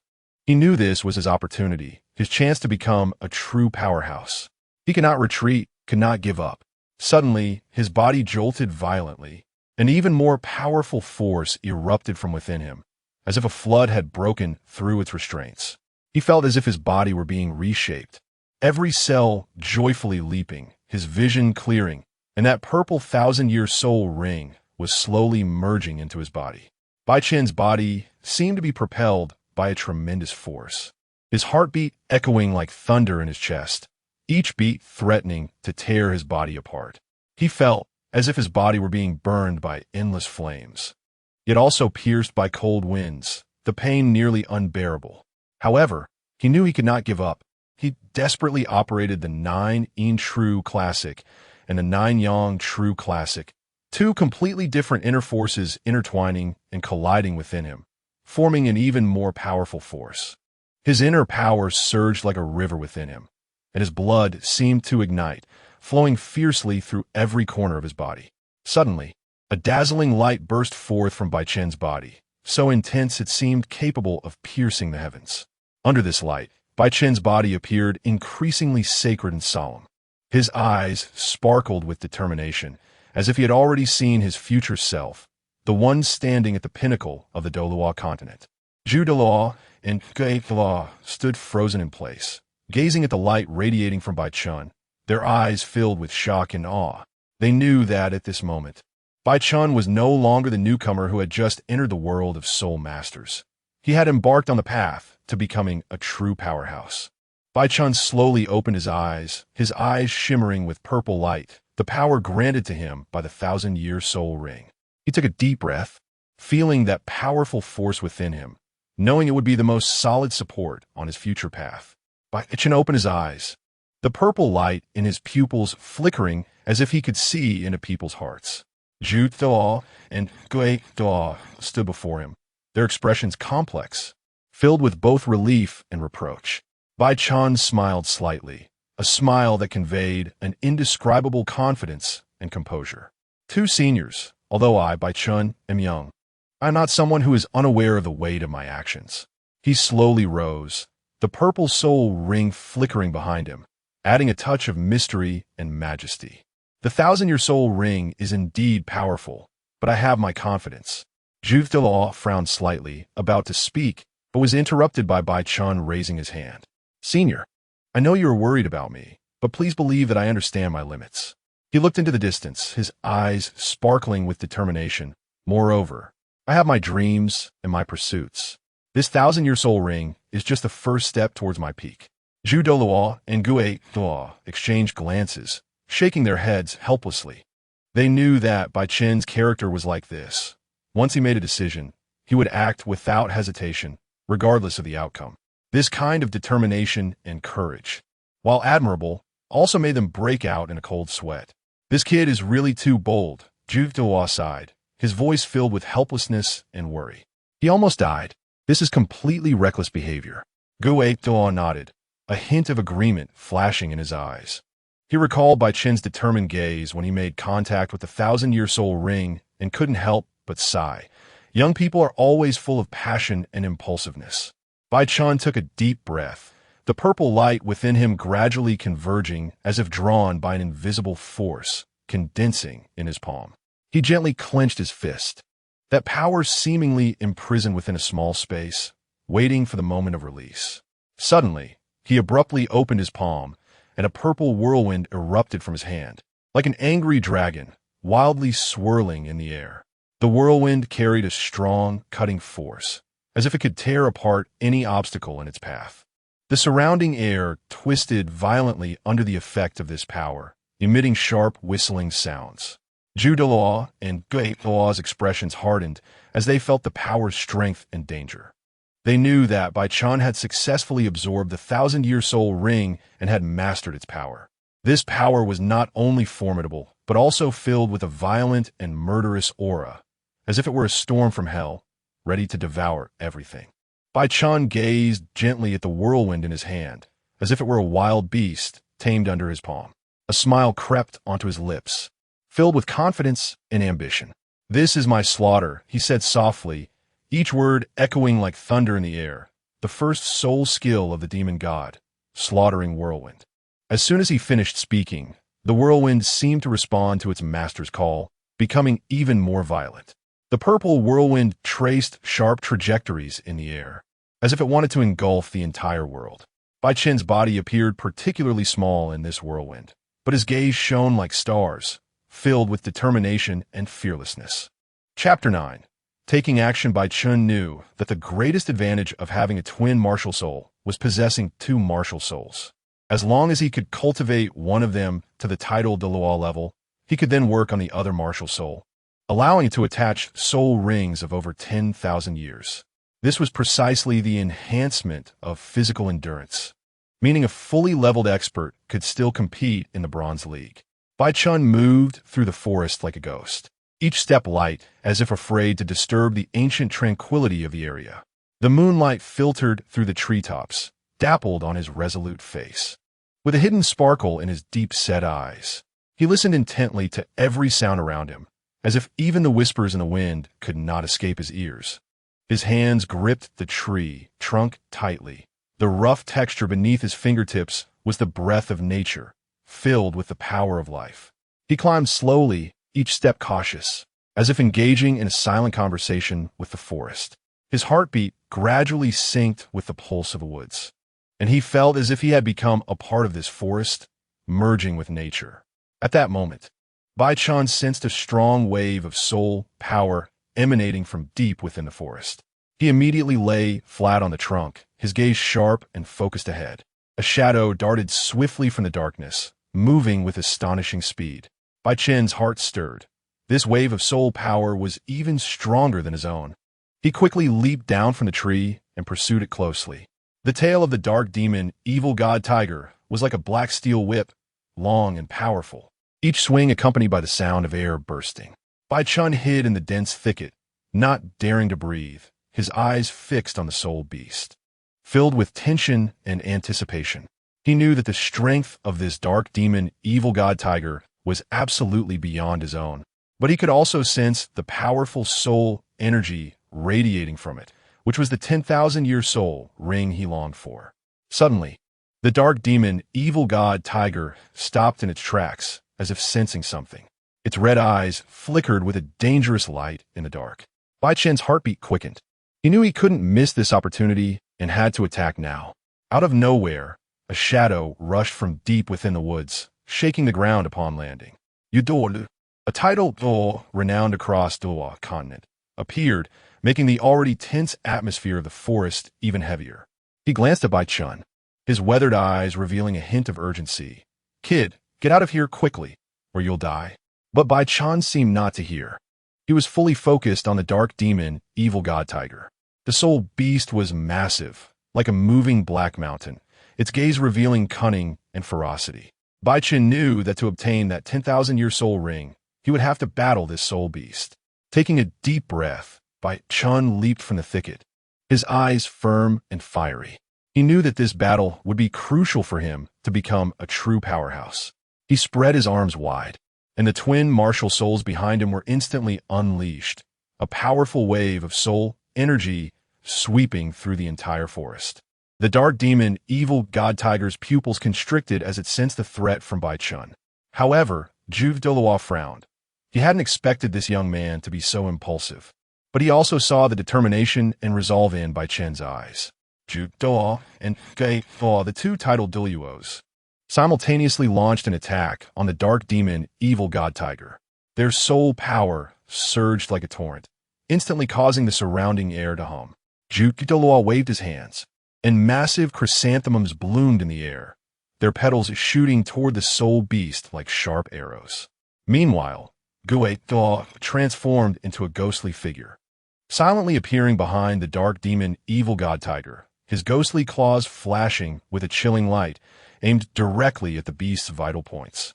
The dark demon, evil god tiger roared, sensing an unprecedented crisis. It swung its long, powerful tail. Each swing carried the force of thunder, shattering Douluo's petals. At the same time, it flickered, trying to evade Douluo's attack. But how could the combined assault of two titled Douluos be so easily dodged? The dark demon, evil god tiger roared, attempting to resist the sudden attack with its powerful soul energy. However, the golden petals seemed to possess magical power, swirling through the air and piercing through the dark demon, evil god tiger's body in an instant. Blood gushed from its wounds, staining its already black fur. In a flash, The dark demon, evil god tiger's eyes glowed red, as if sensing a life-and-death moment. Its wings suddenly unfurled, resembling two pieces of descending night. It flapped its wings vigorously, and countless black lights surged from within, transforming into dozens of foot-long blades. These blades spun rapidly in the air, emitting a piercing sound as if heralding the arrival of death. Seeing this, Bai Chen's eyes flashed with seriousness. He understood that the strength of the dark demon evil god tiger was extraordinary. If he didn't go all out, he might really die here. Taking a deep breath, he shouted loudly to Douluo and Douluo, "Seniors, hold nothing back. Give it your all." The combined attack of Douluo and Douluo at this moment. Douluo and Douluo were filled with seriousness. They understood that they could no longer be careless in the face of the dark demon evil god tiger. Its strength had exceeded their expectations, and each attack posed a lethal threat. Therefore, they decided to use their strongest soul skills to take down this soul beast in one fell swoop. Douluo's soul power surged beneath him, and his body instantly vanished from the spot. In the next moment, a huge black hole appeared beneath the dark demon evil god tiger. This black hole seemed to lead to another world, swallowing all surrounding light.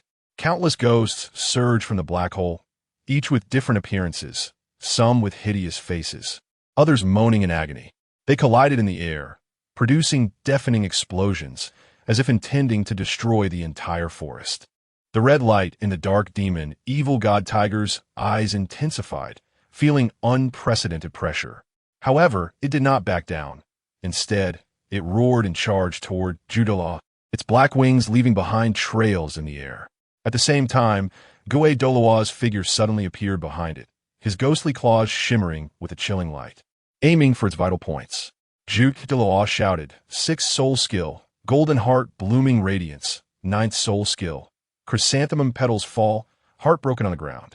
Douluo suddenly swept his hands upward, and the sky instantly transformed into a riot of colors, as if countless flowers were blooming. Immediately afterward, those petals coalesced into beams of light, rushing down like a meteor shower, striking toward the dark demon evil god tiger. Each petal contained Douluo's profound soul power, tracing brilliant arcs in the air and radiating dazzling light. At the same time, those petals gathered into a massive tornado, as if the forces of nature were roaring. In the center of the tornado, the petals spun at an incredible speed, creating a powerful suction. The dark demon, evil god tiger, sensed this force, a flicker of fear passing through its eyes. It wanted to escape, but that suction seemed to have locked onto it, rendering it unable to move. Chapter 10. Dark Devil, Evil God Tiger. At this moment, Bai Chen sensed that something was amiss. He suddenly exclaimed, "Elders, something is wrong." The first soul skill, Killing Storm. At the instant Bai Chen activated his soul skill, the Dark Devil, Evil God Tiger's body seemed to tremble slightly, its eyes revealing deep fear. The surrounding air appeared to be torn apart by this gust of wind, forming sharp wind blades that danced within the still domain, like blades cutting through space and time. The Dark Devil, Evil God Tiger wanted to evade, but its body felt as if bound by an invisible force, unable to move. It could only watch helplessly as those wind blades approached, its heart filled with despair. Each wind blade contained Bai Chen's soul power, carrying a sharp killing intent, as if it aimed to eradicate all living beings. Just then, the Dark Devil, Evil God Tiger's body suddenly erupted with a powerful energy, its eyes turning blood red. As if it would bleed, it exerted all its strength and finally broke free from the two-level still domain's constraints. But its body was already riddled with wounds, on the brink of collapse. Bai Chen looked at the Dark Devil, Evil God Tiger before him, his heart calm. He knew that this battle had long been predetermined, and he was merely following the fate's arrangement. He slowly walked towards the Dark Devil, Evil God Tiger, gathering powerful soul power in his hands, preparing to deliver the final blow. Both Douluo and Douluo, seeing this, simultaneously retracted their domains, knowing that this soul beast was already in Bai Chen's grasp.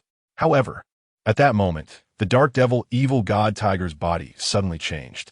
Its wounds began to heal, its life force rapidly recovering. A hint of surprise flashed in Bai Chen's eyes. He had not anticipated this situation.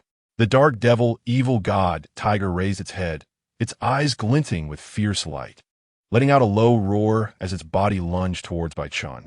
The dark devil, evil god tiger's speed was like lightning, its long tail twisting like a black snake, instantly wrapping around Bai Chen's body. Bai Chen felt a tremendous force pulling him back, making it impossible to escape.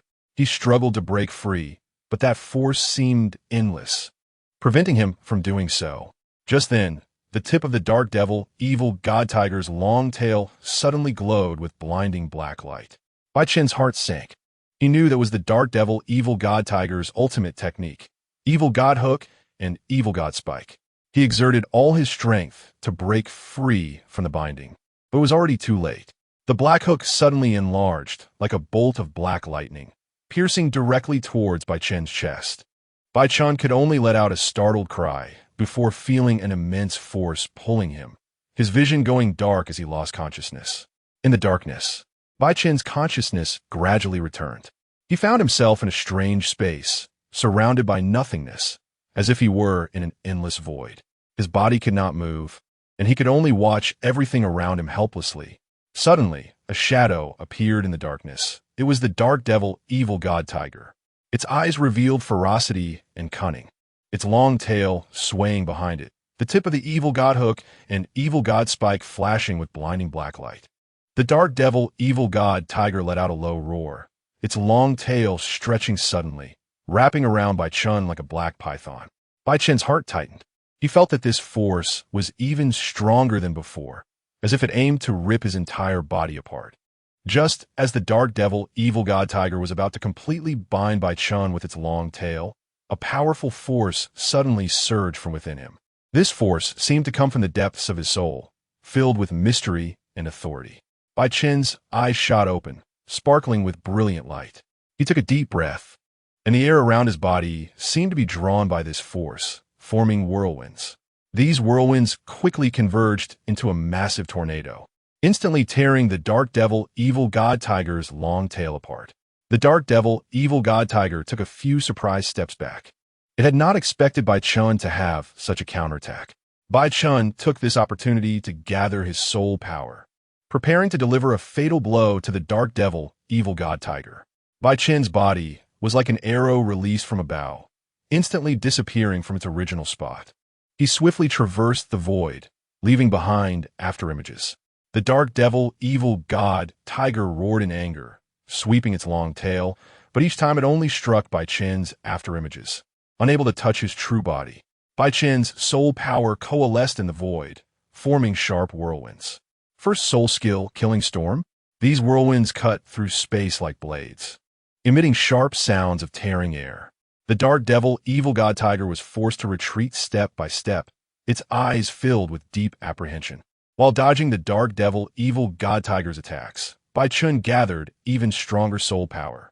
He knew that only by finding the right opportunity could he deliver a fatal blow to this soul beast.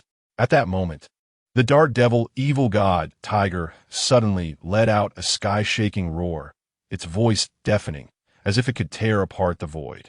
In the wake of this tiger's roar, Bai Chen's body began to undergo a strange transformation. His form gradually shrank, his muscles and bones seemingly reshaping, until he transformed into the appearance of a tender child. This change was not a simple illusion, but the dark devil, evil god tiger's domain skill, Time Rewind. In this domain, Bai Chen seemed to be regressing in time, returning to his former self, a powerless child. However, this was precisely the opportunity he had been waiting for. Seeing this, the dark devil, evil god tiger's eyes flashed with cunning. It seemed not to have anticipated that Bai Chen would suddenly take on such a form, but it quickly realized this was a once-in-a-lifetime opportunity. Its massive body suddenly dove down, sweeping its long tail straight towards Bai Chen. In this critical moment, Bai Chen's body suddenly erupted with brilliant light. This light was not merely a manifestation of soul power, but the mysterious force hidden within him. The 99 Yang power. This force was activated the moment he transformed back into a child, causing his aura to soar to its peak. Just as the dark devil, evil god tiger's long tail was about to reach Bai Chen, that dazzling light erupted, forming a massive light curtain that instantly blocked the dark devil evil god tiger's attack. Meanwhile, Bai Chen took this chance to gather his 9 E9 Yang power and punched towards the dark devil evil god tiger. This punch seemed to gather all the inner strength he currently possessed, carrying a devastating might. The dark devil evil god tiger's eyes flashed with a hint of terror. It had not expected Bai Chen to hide such powerful strength. However, it had no way to retreat, only able to brace for this blow. The dark devil evil god tiger was shocked, but its eyes flashed with determination. It had underestimated Bai Chen's strength, yet at this moment, it had nowhere to escape, only able to withstand this blow. Its massive body tensed up as heavy as a giant rock, its long tail swirling at its side, trying to resist the impending fatal strike. Bai Chen's fist, infused with the 9 E9 Yang power, shone like a brilliant star, illuminating the entire tiger area. He let out a low shout, his fist crashing forward with a howling wind and a deafening roar. The punch and a long tail collided fiercely, as if the heavens and earth trembled at that moment. The dark devil evil god tiger felt an irresistible force surge towards it, its entire body jolting violently. Then it was sent flying back like an arrow released from a bow. The domain shattered in an instant, and time and space seemed to return to normal. Chapter 11. The Bai Chen's fist, carrying the force of thunder, instantly penetrated the body of the dark demon evil god tiger. At the moment, the black 10,000-year soul ring shattered on the tiger's body. It scattered like broken glass, each shard shimmering with a deep and mysterious light. A glint of determination flashed in Bai Chen's eyes as he reached out his hand, and the black 10,000-year soul ring seemed to be drawn by a mysterious force, slowly merging into his body. As the soul ring fused with him, Bai Chen felt a powerful force surging within him. He sensed that his body was undergoing a transformation, as if he was being reborn under the wash of this force. This power perfectly matched his killing demon god martial soul, making him feel like an unstoppable killing machine. The life of the dark demon evil god tiger dissipated in an instant under Bai Chen's thunderous strike, and the surrounding space seemed to freeze at that moment. Douluo and Douluo, 2 seasoned title Douluo, stood motionless like statues, their eyes filled with disbelief and terror. Bai Chen's figure flickered in the dim light. He stood there like a solitary peak, unmoving at the center of the storm. The 10,000-year soul ring slowly merged into his body, emanating a powerful aura from him, like a waking beast that sent shivers down the spine. The surrounding air seemed to tremble, and Douluo and Douluo could feel that powerful aura. Douluo came to his senses, his face changing drastically. The shock in his eyes surged like waves, unable to calm down. He thought, this kid actually absorbed the 10,000-year soul ring. He glanced at Douluo beside him, who also wore a look of astonishment, clearly equally shocked by Chen's actions. As elders of the Spirit Hall, they had high expectations for Bai Chen, the genius with dual martial souls. Bai Chen was not only the hope of the Spirit Hall, but also the direct disciple of Pope Bibi Dong. Now, if he were to suffer a fate due to absorbing a soul ring of such high age, their responsibility would be inescapable. At this moment, Douluo and Douluo were filled with guilt and fear. Various possible scenarios flashed in their minds. If only they had intervened earlier, perhaps this tragedy could have been avoided. But the reality was harsh. They could only watch helplessly as Bai Chen bore that overwhelming power. Just when Douluo and Douluo were engulfed in deep self-reproach, Bai Chen's body suddenly erupted with dazzling light. The brilliance was so intense that it seemed to tear through the surrounding darkness, filling the entire space with vitality. Their eyes were stung by the light, forcing them to temporarily close their eyes. When the light faded and they opened their eyes again, they were astonished to find that Bai Chen's aura had changed completely. His aura was deeper and more powerful, as if he was no longer the Bai Chen from before, but a brand new existence. In the dim space, Bai Chen's body seemed to be enveloped in a layer of brilliant light.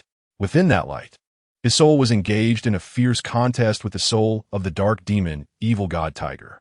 Everything around seemed to have frozen. Only their souls clashed violently, emitting invisible waves. The soul of the dark demon, evil god tiger, was like an enraged tiger, continuously assaulting Bai Chen's mental defenses. Its soul power was strong and evil, filled with endless desires for slaughter and destruction. However, Bai Chen's soul was like a solid rock, steadily resisting the attacks of the dark demon, evil god tiger. Deep within Bai Chen's consciousness, an indomitable will was burning. He tightly shut his eyes, gritting his teeth as if enduring immense pain.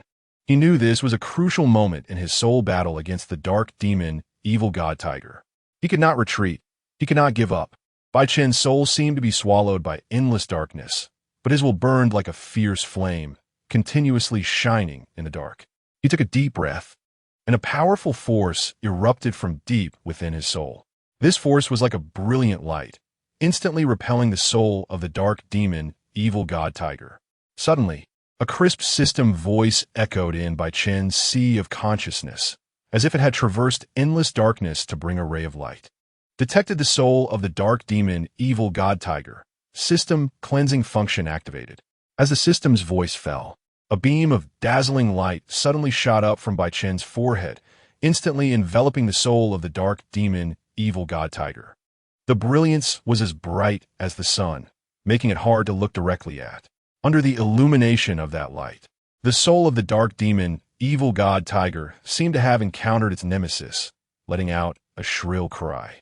Its soul rapidly dissipated under the cleansing of this light, transforming from being filled with evil and slaughter into a wisp of smoke, vanishing into nothingness. As the soul of the dark demon, evil god tiger disappeared, the beam of light gradually retracted. Bai Chen's sea of consciousness returned to calm, as if nothing had happened. However, he knew he had just experienced a thrilling battle and successfully absorbed the soul ring of the dark demon, evil god tiger.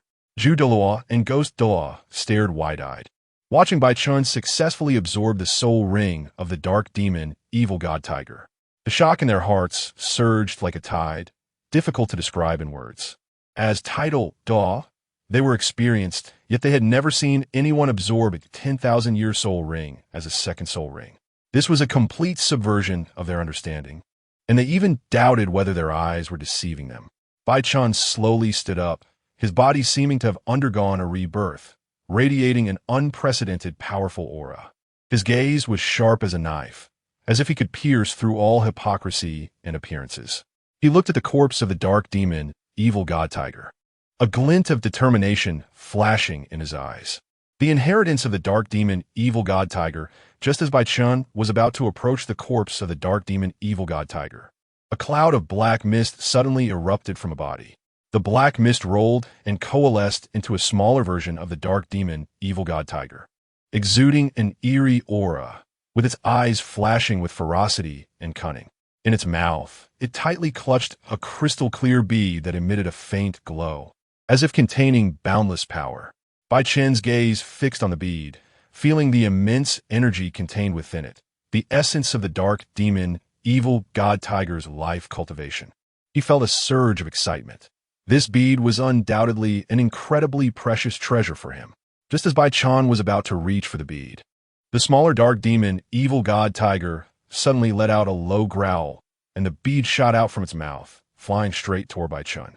The bead moved with the speed of lightning, carrying a strong wave of energy, like a shell filled with endless killing power. Bai Chen's eyes narrowed, and his figure flashed, dodging the bead's attack. He was shocked. The reaction speed and power of this small dark demon, evil god tiger, exceeded his expectations. He knew he could not be careless and must go all out. Bai Chen took a deep breath, his soul power surging within him. He struck instantly, activating his first soul skill, Killing Storm. The surrounding space seemed to be swept by an invisible storm, and the body of the dark demon, evil god tiger was enveloped by the raging winds, unable to move. Bai Chen's figure flickered like a ghost, his hands moving swiftly and accurately toward the small dark demon, evil god tiger, like the hands of a phantom in the storm. His movements were quick and decisive, as if everything was under his control. Just as his fingers were about to touch the bead, the small dark demon, evil god tiger, suddenly let out a piercing scream, its body trembling violently, and the bead fell from its mouth. Bai Chen reacted quickly, seizing the opportunity and grasping the bead tightly in his hand. Chapter 12, How About We Have a Match? After Bai Chen finished preparing the beads, the three of them returned to the spirit hall. Inside the spirit hall, the atmosphere was solemn and serious. When Bibi Dong's gaze fell on the two soul rings beneath Bai Chen's feet, her pupils suddenly contracted, as if she had seen something incredible. A 1,000-year soul ring and a 10,000-year soul ring. Such a configuration appearing on a child was simply a break from convention and a subversion of understanding. Bibi Dong suddenly said, well, as expected of the person I have my eye on. You've worked hard these past few days. Go back and have a good rest. Bai Chen nodded and did not refuse. As soon as he returned to his room, he saw Hulaina waiting for him. How did you get into my room? Bai Chen asked. Hulaina completely ignored his question and said, congratulations, you've truly become a soul master. Bai Chen nodded and replied, you just wanted to tell me this. Hearing Bai Chen's response, Hulaina became a bit angry and said, I came all this way, and you just say that to me? Bai Chen fell helpless at Hulaina's words. He scratched his head and showed an innocent expression. Laina, I just got back and I'm a bit tired, all right? Besides, I'm actually very happy about becoming a soul master. It's just, seeing Bai Chen like this, Hulaina's anger dissipated almost entirely. She stepped forward, gently patted Bai Chen's shoulder, and said softly, Bai Chen, I know you're tired, but you must understand that you have become a true soul master. This is something that many people dream of. You should feel proud of it, not indifferent. Bai Chen looked up at Hulaina's expectant eyes, and a warm feeling surged in his heart. He took a deep breath and nodded. Laina, you're right. I should feel proud of this. Thank you. Bai Chen and Hulaina walked out of the room side by side, the sunlight casting a golden glow on them. In the square of the spirit hall, many soul masters were practicing, their gazes occasionally falling on Bai Chen and Hulaina, revealing expressions of envy and awe. Bai Chen, look over there. Hulaina suddenly pointed to a corner of the square. Bai Chen followed Hulaina's finger and saw a tall soul master engaged in a fierce battle with a giant soul beast. Each of the soul master's attacks was filled with power and skill, while the soul beast roared and continuously counterattacked. Yin, the pride of the spirit hall, stood in one corner of the square, fighting fiercely with a soul beast covered in hard scales. His eyes sparkled with sharp light, and each attack was like a thunderbolt, carrying destructive power. The roar of the soul beast was deafening, but Yin seemed oblivious, with only one belief in his heart, to become stronger. Bai Chen and Hulaina stood not far away, quietly watching this battle. A trace of worry flashed in Hulaina's eyes. She knew that Yin had always been haunted by his previous failure. This frenzied training method could indeed improve strength, but it also placed a great burden on his body. Bai Chen, however, had a deep gaze, as if he could see Yan's inner desire and resilience. Bai Chen and Hulaina left the square of the spirit hall, walking slowly along the stone-paved road in the spirit city. The sunlight broke through the clouds, casting a golden glow on them. Spirit City, a unique existence that did not belong to any empire, was economically prosperous and bustling with people. The streets were lined with various shops, and merchants enthusiastically called out to attract the attention of passers-by. So how is it? Isn't Spirit City very lively? Isn't it beautiful? Hulaina asked. Bai Chen smiled and replied, unfortunately, it's not as beautiful as you. Hearing Bai Chen's words, Hulaina's face immediately flushed, like spring peach blossoms blooming on her cheeks. She playfully glared at Bai Chen and said, your mouth is getting sweeter and sweeter. Bai Chen shook his head with a smile, extending his hand to gently hold Hulaina's hand. Their fingers intertwined, as if an invisible force was flowing between them. Hulaina felt the warmth of Bai Chen's palm, and a sense of inexplicable reassurance surged in her heart. They continued to stroll through the streets of Spirit City, everything around them seemingly dimmed, leaving only the two of them. Sunlight filtered through the gaps in the leaves, casting mottled shadows on them. Hulaina looked up at Bai Chen's side profile, her eyes filled with tenderness and affection. Bai Chen and Hulaina walked leisurely in Spirit City, feeling the warmth of the sun and the peace in their hearts. They arrived in front of tea house, and Hulaina suggested they go in to rest for a while. After entering the tea house, the two found a spot to sit down and ordered a cup of tea. The fragrance of tea wafted through the air, refreshing and pleasant. Bai Chen watched Hulaina savoring her tea, and a sense of warmth surged in his heart. He suddenly spoke up, becoming a soul master is not an easy thing. Hulaina was surprised to hear this. She put down her teacup and gazed into Bai Chen's eyes, saying, I know you've gone through a lot of hardships to reach this level, but you also need to realize that your talent and abilities are not to be overlooked. You possess such a powerful martial soul and outstanding talent. The future must hold infinite possibilities for you. Bai Chen felt a sense of emotion at Hulaina's words. He took a deep breath and said, Yes, becoming a soul master is indeed a very difficult thing. However, it is precisely because of these hardships and trials that I cherish this opportunity even more. I believe that as long as I keep working hard, I will be able to unleash my potential and create my own brilliance. Hulaina felt a surge of inexplicable emotion at Bai Chen's words. She gazed into Bai Chen's eyes, as if seeing his inner resilience and determination. She knew that Bai Chen's future must hold infinite possibilities and hope. The two continued to enjoy their tea and chat, immersing themselves in each other's world. Sunlight poured through the windows, casting a golden glow over them.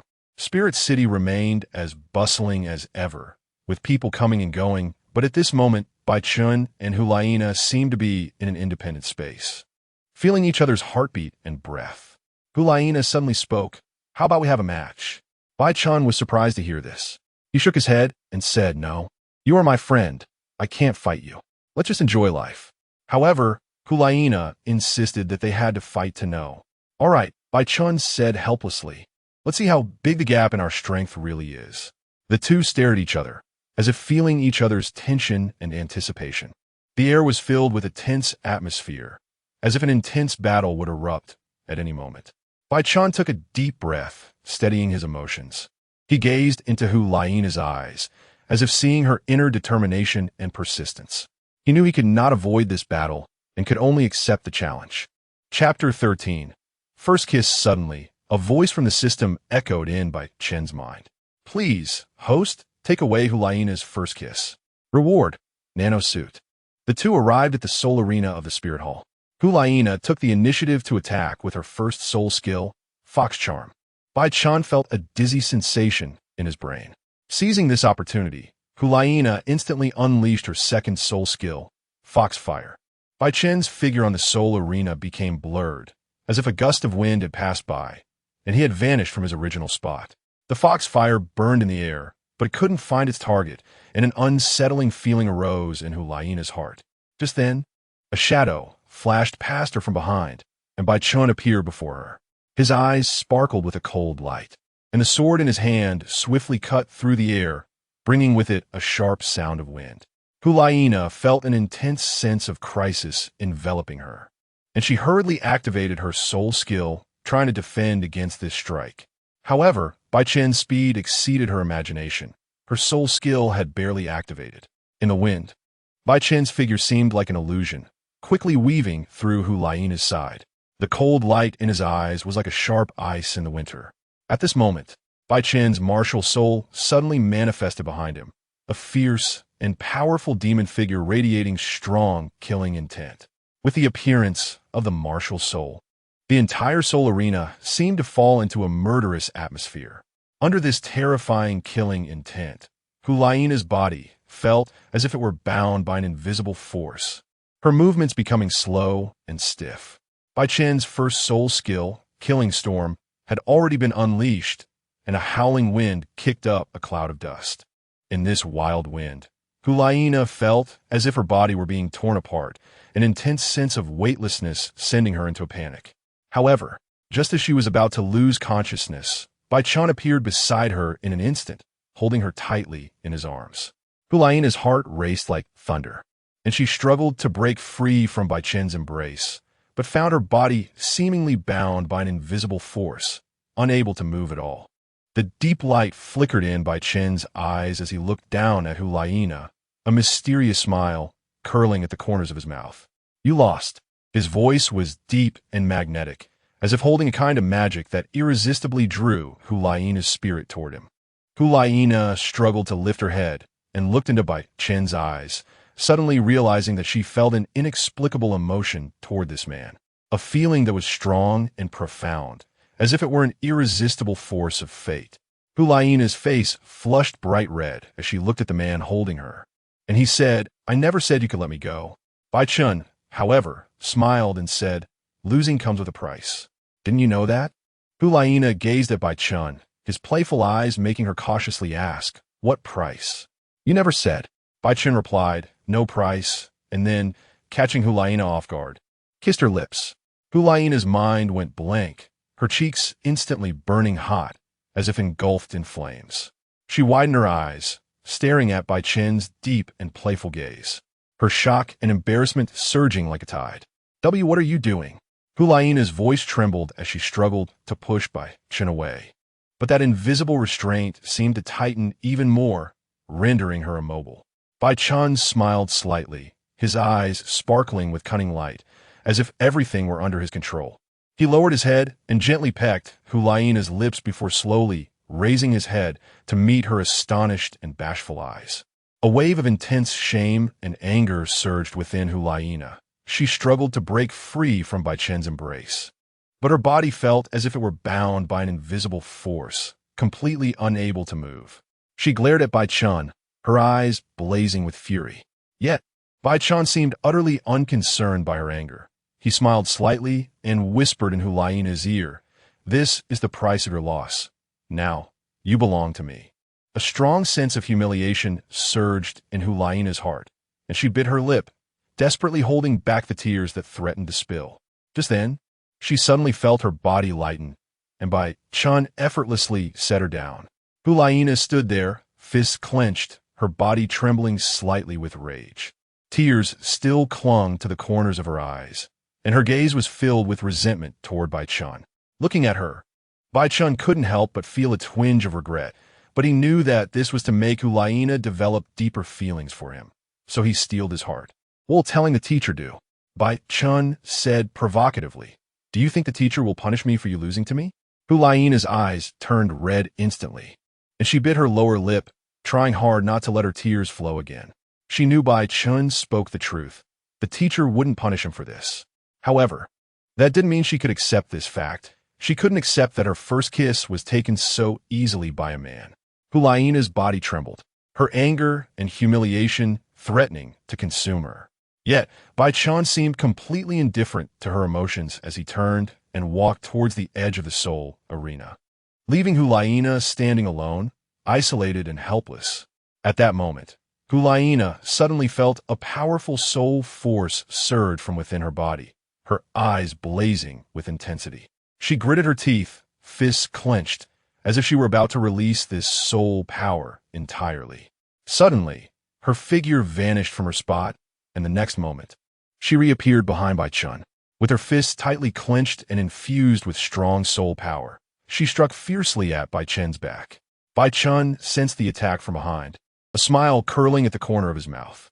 He slightly shifted his body, easily dodging Hulaina's strike. However, he did not counterattack.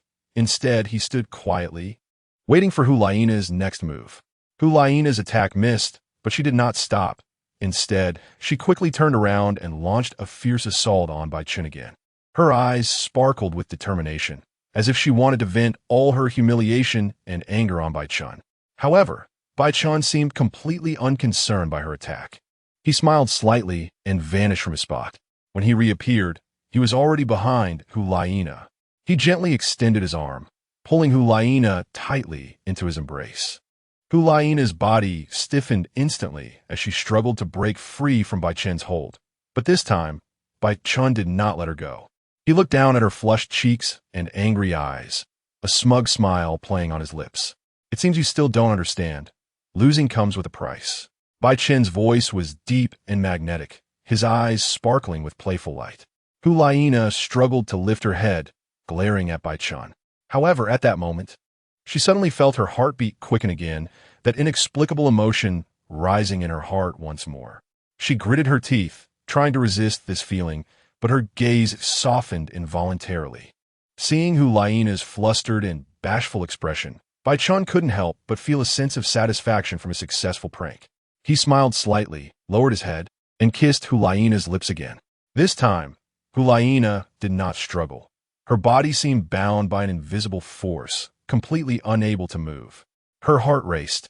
Her cheeks burned bright red, as if she were about to ignite. Her eyes were tightly closed, as if she couldn't bear to face this sudden intimacy. Bai Chen's lips gently roamed over Huliana's, his tongue lightly probing into her mouth, entangling with hers. In this moment, the entire world seemed to freeze, leaving only the intimate connection between the two of them. Chapter 14 Teacher. He kissed me. Huliana suddenly pushed Bai Chen away, covering her lips, feeling a bit flustered. At this moment, her heart was in turmoil. Just wait, I'm going to tell the teacher right now. After saying that, Huliana fled. Bai Chen was stunned. Watching Huliana's eyes redden with panic, and a strange emotion surged in his heart. Just then, a long-lost system voice suddenly rang in his mind, clear and mysterious. Congratulations, host. You have acquired nano battle armor. As the voice fell, Bai Chen's body shook violently, as if an invisible force was surging within him. He felt his body undergoing a transformation, as if wrapped in an invisible armor. He tried to raise his hand and saw a faint blue light flickering on his palm. That was the symbol of the nano battle armor. He attempted to feel the power of this nano battle armor, sensing his body becoming tougher and stronger. He imagined the form of the armor, and with a flash of blue light, a set of armor shimmering with blue light appeared on him. The armor was not only indestructible, but could also change shape according to his will. In the depths of the spirit hall, Bibi Dong sat on a magnificent throne, her eyes deep as the sea, containing endless wisdom and power. Huliana rushed in, her face flushed and her eyes filled with grievance and anger. Upon seeing Bibi Dong, she seemed to find support and suddenly threw herself into her teacher's embrace. Teacher, you have to stand up for me. Huliana's voice was choked with tears. Her fists clenched as if trying to suppress her inner anger. Bibi Dong frowned slightly, gently stroking Huliana's hair, and comforted her softly. Nana, don't cry. Tell me what happened. Huliana looked up, her eyes glistening with tears, and gritted her teeth. That guy Bai Chen is too bad. He actually dared to kiss me. Bibi Dong was taken aback, a hint of surprise flashing in her eyes. She looked at Huliana and asked softly, did he really do that? Huliana nodded vigorously, a look of determination flashing in her eyes. Yes, teacher, he really kissed me. Bibi Dong was silent for a moment, then slowly spoke. Nana, you must know that in this world, strength is respected. Since Bai Chen dared to do this, it shows that he has enough strength and confidence. Perhaps we can see another side of him from this incident. Huliana looked up, her eyes filled with confusion. Another side? Bibi Dong smiled slightly, her eyes shimmering with deep light. Yes, another side. Perhaps he is the one destined for you. Bai Chen stood in the square of the spirit hall, feeling anxious. He knew that Huliana had gone to tell the teacher, and Bibi Dong would definitely come to find him. He clenched his fists, feeling the surging power within him. He knew he had to be prepared to face everything. At that moment, a figure appeared before him. It was Bibi Dong, her eyes deep as the sea, as if she could see through everything. Bai Chen looked up and met her gaze. Bai Chen, do you know your mistake? Bibi Dong's voice was calm and authoritative. Bai Chen took a deep breath, straightened his chest. I know, I shouldn't have acted frivolously towards classmate Huliana, but it wasn't intentional, and besides, he challenged me to a duel and lost. I was just giving myself a little reward. Bibi Dong looked at Bai Chen, a hint of satisfaction flashing in her eyes.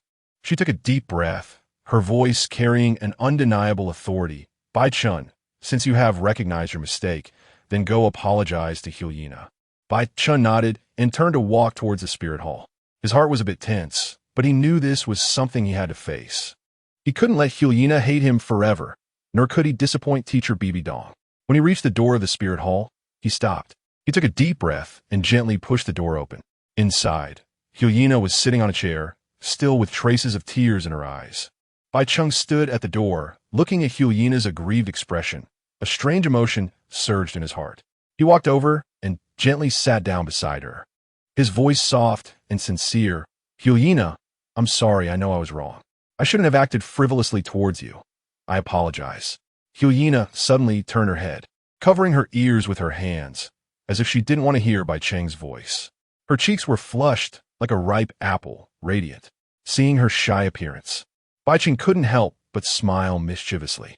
He leaned closer to Helena's ear and whispered, "So what do you want? Should I kiss you back?" His voice was low and magnetic, causing Helena's heart to race uncontrollably. Helena was instantly embarrassed, her face turning red, and she pouted, "Forget it, just go." After saying that, she lowered her head, not daring to look at Bai Chen again. Bai Chen looked at her shy demeanor, and his heart fluttered. He reached out and gently pinched Helena's cheek, smiling. "So will you forgive me?"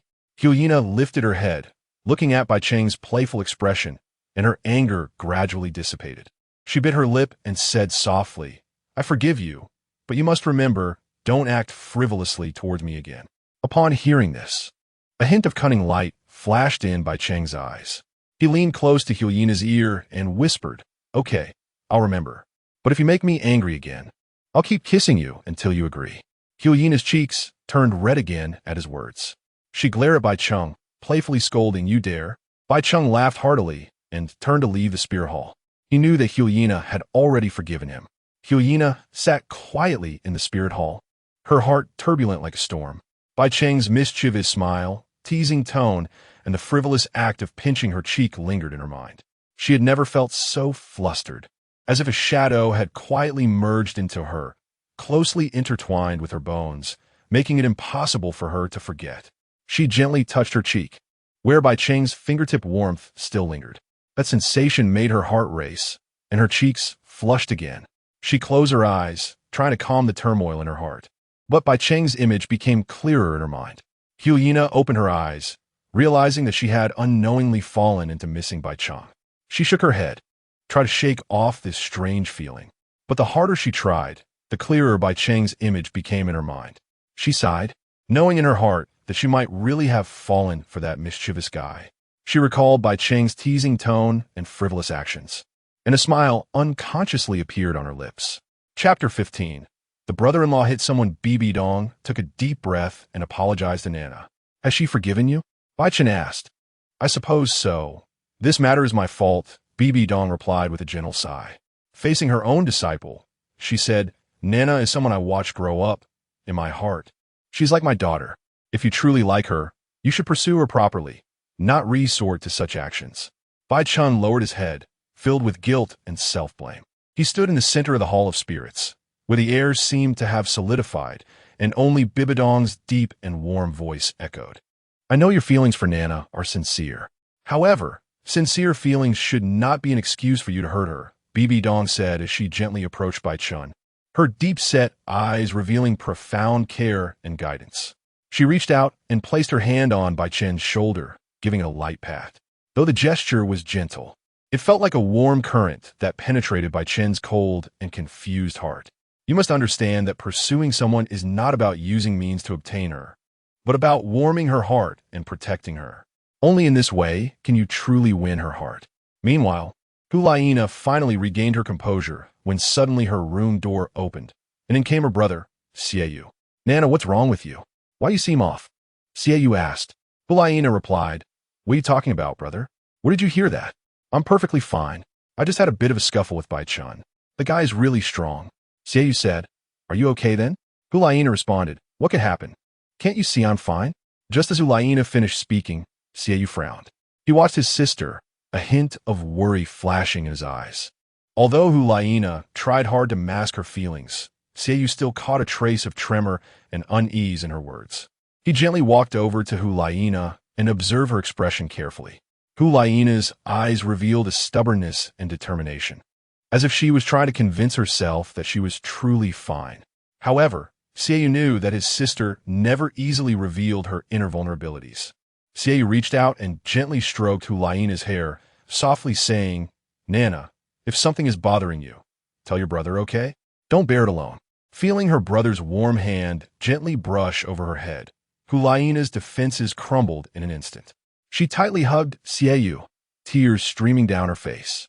"Brother, I'm really sad," Hulaina choked out, her voice filled with helplessness and grievance. Xiaoyu's heart ached as he tightly embraced his sister, softly comforting her. "Don't be afraid, Nana. No matter what happens, your brother will always be by your side." At that moment, as the two embraced and cried, a figure quietly appeared at the door. It was Bai Chen, standing at the entrance with a determined light in his eyes, as if he had made a certain decision. Bai Chen stood at the doorway, his gaze steady, a surge of unprecedented determination swelling within him. He took a deep breath, pushed the door open, and walked into the room. Seeing Hulaina and Xieyu in an embrace, his heart stirred with complex emotions. He walked up to Hulaina, bowed deeply, and said, "Nana, I'm sorry. I know I was wrong. I shouldn't have treated you that way. I truly like you and am willing to use everything to protect you." Hulaina looked up, her teary eyes gazing at Bai Chen, a wave of inexplicable feelings surging within her. She gently bit her lip, as if making a decision. Bai Chen reached out, gently wiping away the tears at the corner of her eyes, and said softly, "Nana, I am willing to use my life to protect your smile. Will you give me a chance?" Hulaina looked at him, a flicker of wavering in her eyes, but ultimately nodded. At that moment, Bai Chen's heart was filled with joy and determination. He knew he would spend his life protecting this smile and this hard-won love. Seeing the atmosphere, Xieyu could no longer hold back and asked, "What exactly have you two been doing behind my back?" Xieyu's words dropped like a heavy bomb, instantly freezing the atmosphere in the room. He stood there, brow furrowed, his gaze sharp as a knife directed at Bai Chen. Both Bai Chen and Hulaina were stunned, their faces turning red as if burned by fire. Hulaina lowered her head, her hands tightly wringing together, her shyness and nervousness making it almost impossible for her to breathe. Bai Chen's eyes widened in shock. He looked at Xieyu, his heart filled with panic and helplessness. He had never expected things to escalate to this point. Xieyu took step after step toward Bai Chen, each step seeming to carry the weight of thunder. His eyes burned with anger, as if he wanted to swallow Bai Chen alive. Bai Chen involuntarily took a few steps back, but his back hit the wall, leaving him nowhere to retreat. Xieyu stopped, staring at Bai Chen, his eyes flashing with complex emotions. He took a deep breath, trying to keep his voice calm. "Bai Chen, let me tell you, if you dare to hurt my sister, I will never let you go." As soon as Xieyu's words fell, his fist shot through the air like lightning, striking Bai Chen's cheek hard. Bai Chen had not expected Xieyu to suddenly attack. He had no time to dodge and could only endure the punch. In an instant, Bai Chen's cheek felt as if it had been seared by a hot iron, swelling up, and pain radiated through his entire face. He felt a buzzing in his ears, as if thousands of bees were buzzing around him. A trace of shock and anger flashed in Bai Chen's eyes, but he gritted his teeth tightly, not making a sound. Xieyu's fist carved a perfect arc in the air before stopping midair. He looked at Bai Chen's swollen cheek, a flicker of complex emotions crossing his eyes. He knew he had hit too hard, but he also understood that this was a warning to Bai Chen not to hurt his sister. Looking at Bai Chen, Xieyu felt a twinge of guilt. He knew he had gone too far, but he could not bear to see his sister get hurt. He took a deep breath, trying to calm his emotions, then turned and left the room. Bai Chen stood there, the pain on his face gradually numbing, but his heart felt like it was being burned by a fierce fire. He took a deep breath, tried to calm himself, then slowly turned to look at Hulaina. Hulaina stood aside, completely stunned by the scene before her. She looked at Bai Chen's swollen cheek, tears welling up in her eyes once more. She wanted to say something, but was stopped by Bai Chen's gesture. Bai Chen smiled slightly. Despite the pain on his face, his gaze was steady and gentle. "Nana, this matter was my fault. I should have respected your choice instead of using such means to force you. I apologize to you." Chapter 16 Task the next day. Bibi Dong, the Douluo, and the Gozluo appeared simultaneously in the academy, along with Hulaina, Yin, Xieyu, and Bai Chen. Bibi Dong's stunning face revealed a hint of killing intent as she spoke. "Your task for today is very simple. There's a group of bandits to the east of the Spirit Hall who commit all sorts of evil. I entrust this task to the four of you. Remember, you must eliminate them all." Hulaina, Yin, and Xieyu exchanged glances filled with unease. Although they were elite students of the Spirit Hall, their training had never involved real killing. Faced with this task, they felt unprecedented pressure. However, Bai Chen appeared unusually calm. He glanced at the three of them and then looked at Bibi Dong. His gaze was firm and profound, as if everything was under his control. Bibi Dong looked at Bai Chen with a hint of appreciation in her eyes. She knew that this task was nothing for Bai Chen. He possessed extraordinary strength and intellect, capable of handling various complex situations. You must remember, this is a trial you must go through. On future battlefields, if you have not experienced the baptism of killing, then what awaits you is death. Bibi Dong's voice echoed in the empty training ground, each word striking like a heavy hammer on the hearts of the four. Hulaina, Yin, and Xiaoyu exchanged determined glances, seeing the resolve in each other's eyes. They understood that this was a necessary path for their growth, a crucial step in their transformation into true powerhouses. The Ju Douluo and the Ghost Douluo stood aside, their eyes revealing expectations for the four young people. They would not intervene easily, but would provide protection when necessary. This was their responsibility and their promise. Bai Chen stood before everyone, his gaze flickering with sharp light. It seemed he could already see the fate of the bandits, envisioning himself defeating them one by one. His heart was filled with fighting spirit and confidence, as if nothing could stop his advance. The carriage rattled along the bumpy road, creaking as if sounding the drum for the impending battle. Hulaina, Yin, and Xiaoyu sat inside the carriage, their moods as unstable as the jolting vehicle. Each of their faces was marked with tension and anxiety, while Bai Chen maintained a calm expression, as if everything was under his control. Unable to contain herself, Hulaina broke the silence. Looking at Bai Chen with a hint of doubt and worry, "Bai Chen, aren't you afraid?" Bai Chen turned to look at Hulaina, his eyes deep and resolute. He smiled slightly, revealing a sense of confidence and composure. The more you experience, the less you fear. Suddenly, the carriage came to a halt, a cloud of dust rising. The four quickly disembarked, vigilantly scanning their surroundings. They saw a group of ragged bandits surrounding them from all directions, wielding various weapons with fierce glints in their eyes. Hulaina, Yin, and Xiaoyu tightened their grips on their weapons, while Bai Chen merely glanced at them. He smiled lightly, then vanished in an instant. The next moment, he appeared behind one of the bandits, grabbing his neck with one hand and seizing his weapon with the other. The entire process took only a split second. The bandits stared in shock at the scene, unable to believe their eyes. Meanwhile, Bai Chen had already begun his slaughter. His figure darted through the bandit group, and with each appearance, a bandit would fall. His movements were light and swift, like a cheetah hunting. The bandits screamed in terror, unable to withstand Bai Chen's attacks. Hulaina, Yin, and Xiaoyu watched in awe as Bai Chen displayed his prowess, unable to believe their eyes. Suddenly, a dark shadow attacked from behind Bai Chen. He slightly turned, avoiding the strike. With a swift motion, he subdued the shadow. "Who sent you?" Bai Chen asked coldly. I. The shadow trembled in response, fear evident in its eyes. Bai Chen's gaze sharpened as he sensed a strong, killing intent approaching from behind. He quickly turned to see a burly bandit wielding a huge axe, swinging it fiercely at him. Bai Chen swiftly dodged the axe with ease. He smiled slightly and vanished again. The next moment, he appeared behind the bandit, grabbing his neck with one hand and seizing his axe with the other. "Who is your leader?" Bai Chen asked coldly. The bandits, intimidated by Bai Chen's presence, pointed in unison toward a direction. Following their gestures, Bai Chen saw a tall, menacing man standing not far away, with fierce glints in his eyes. Just as Bai Chen was about to act, the man suddenly burst into laughter. He strode toward Bai Chen, his eyes gleaming with madness. "You are the elite student of the Spirit Hall?" "Not impressive at all." Bai Chen frowned, sensing the powerful aura emanating from a man. He knew this was a true powerhouse, significantly stronger than the previous bandits. However, Bai Chen did not back down. He stared coldly at the man, his eyes flashing with sharpness. He understood that this battle would be a key moment in his journey to become a true powerhouse.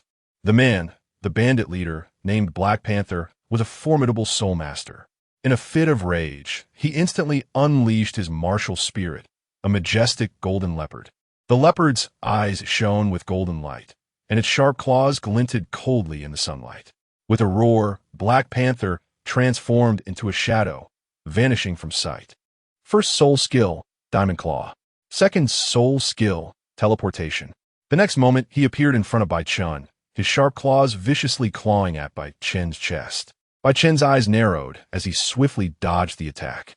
His speed was incredible, darting across the battlefield like a flash of lightning.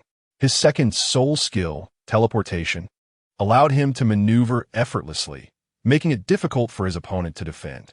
However, Bai Chen showed no fear. He calmly analyzed the man's attack patterns, looking for flaws. At that moment, a glimmer of cold light flashed in Bai Chen's eyes. He spotted Black Panther's weakness, a tiny flaw, but one that was deadly.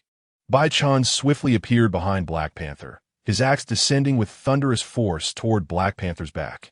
Black Panther screamed in terror, unable to believe that Bai Chen could find his weakness in such a short time.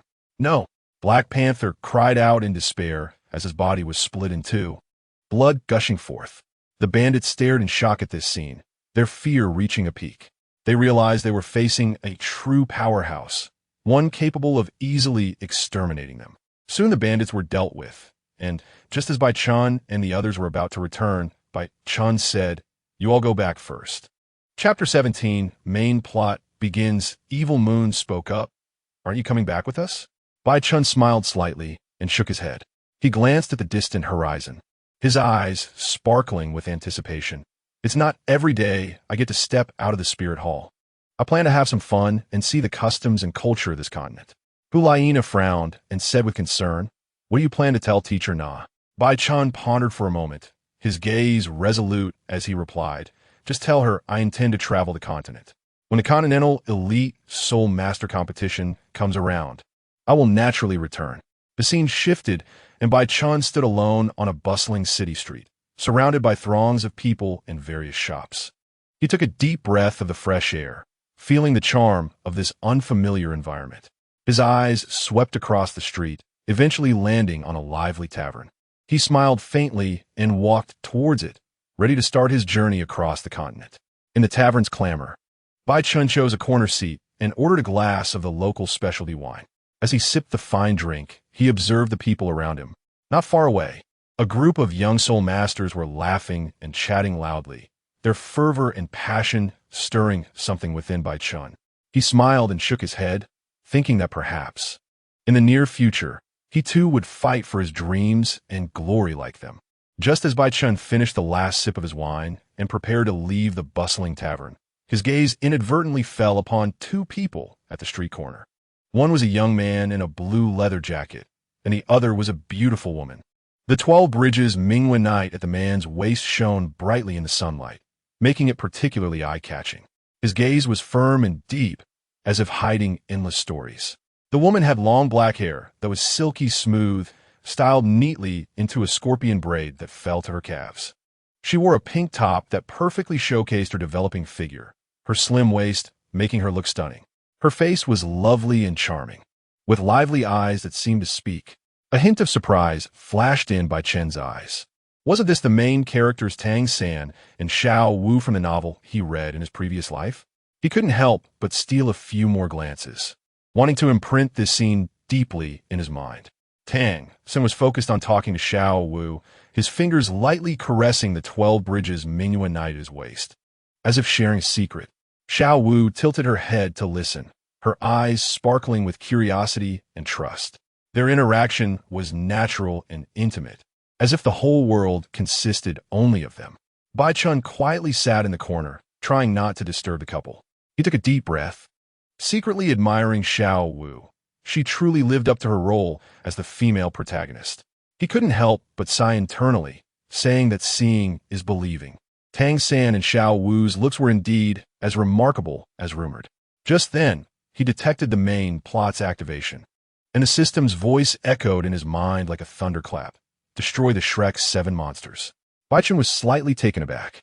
Destroying the Shrek 7 monsters?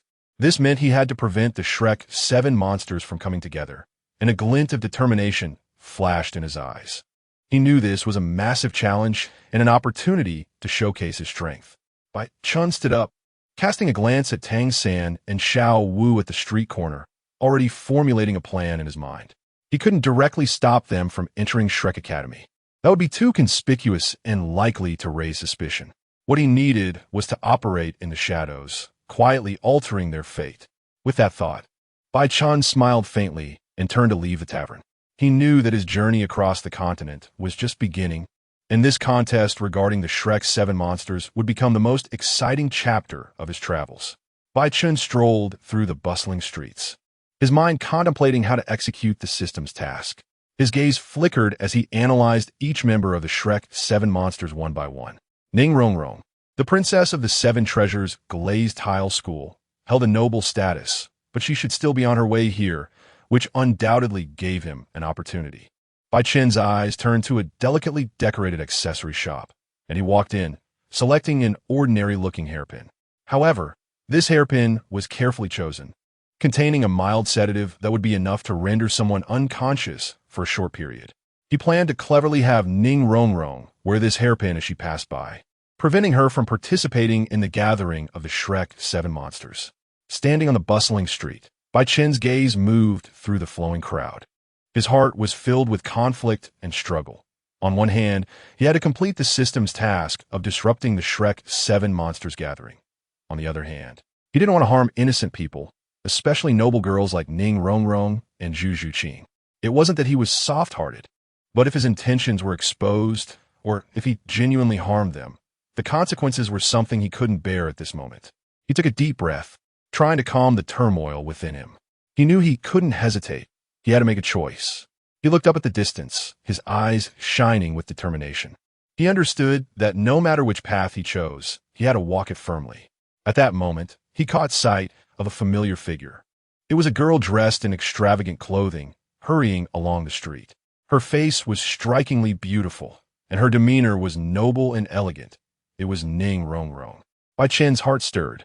This was his opportunity. He quickly adjusted his demeanor, approaching Ning Rongrong casually as if nothing were amiss. When he got beside her, he feigned surprise at finding the hairpin she had dropped on the ground. "This beautiful lady, you've dropped your hairpin." Bai Chen smiled as he picked up the hairpin and handed it to Ning Rongrong. Ning Rongrong replied, "This isn't mine. You've mistaken me for someone else." Bai Chen nodded, a smile playing on his lips, as if everything was as he had anticipated. "Perhaps I did mistake you," he murmured softly, then turned to leave, his steps calm and resolute. Ning Rongrong watched him walk away, a hint of confusion flashing in her eyes. She touched her hair, confirming that her hairpin was indeed still there. Shaking her head, she continued on her way, but a spark of curiosity about Bai Chen lingered in her heart. However, she did not realize that this moment of encounter had quietly altered the trajectory of her fate. Although Bai Chen did not directly act against her, his plan had already begun to unfold. On the other side of the street, Bai Chen's figure gradually disappeared into the crowd. He still wore a smile on his face, but a hint of coldness flashed in his eyes. He knew this was just the beginning. The real contest was yet to come. He had to be more cautious to ensure the success of his plan. Chapter 18 Hero Saves Beauty. Bai Chen did not rush to take action. Instead, he formulated a detailed plan.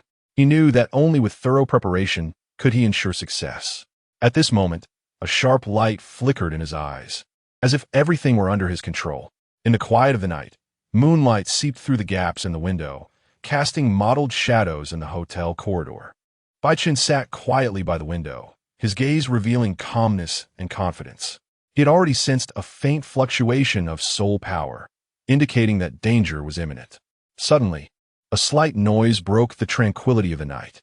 Dozens of men in black entered the room like ghosts, their movements swift and agile, clearly trained assassins. Their target was clear, heading straight for the room where Ning Rongrong was. Bai Chen curled his lips into a cold smile. This was exactly the scene he had been anticipating.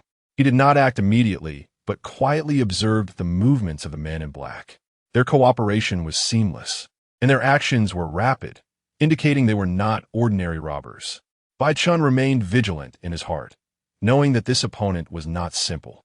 Just as the men in black were about to reach Ning Rongrong's door, Bai Chen's figure appeared before them like a ghost. His speed was astonishing. While the men in black were stunned, they immediately surrounded him, their weapons gleaming with cold light. However, Bai Chen seemed to move leisurely, effortlessly countering each attack. His movements were elegant and swift, each strike precise. Although the men in black were well-trained, they seemed as inexperienced as children in front of Bai Chen.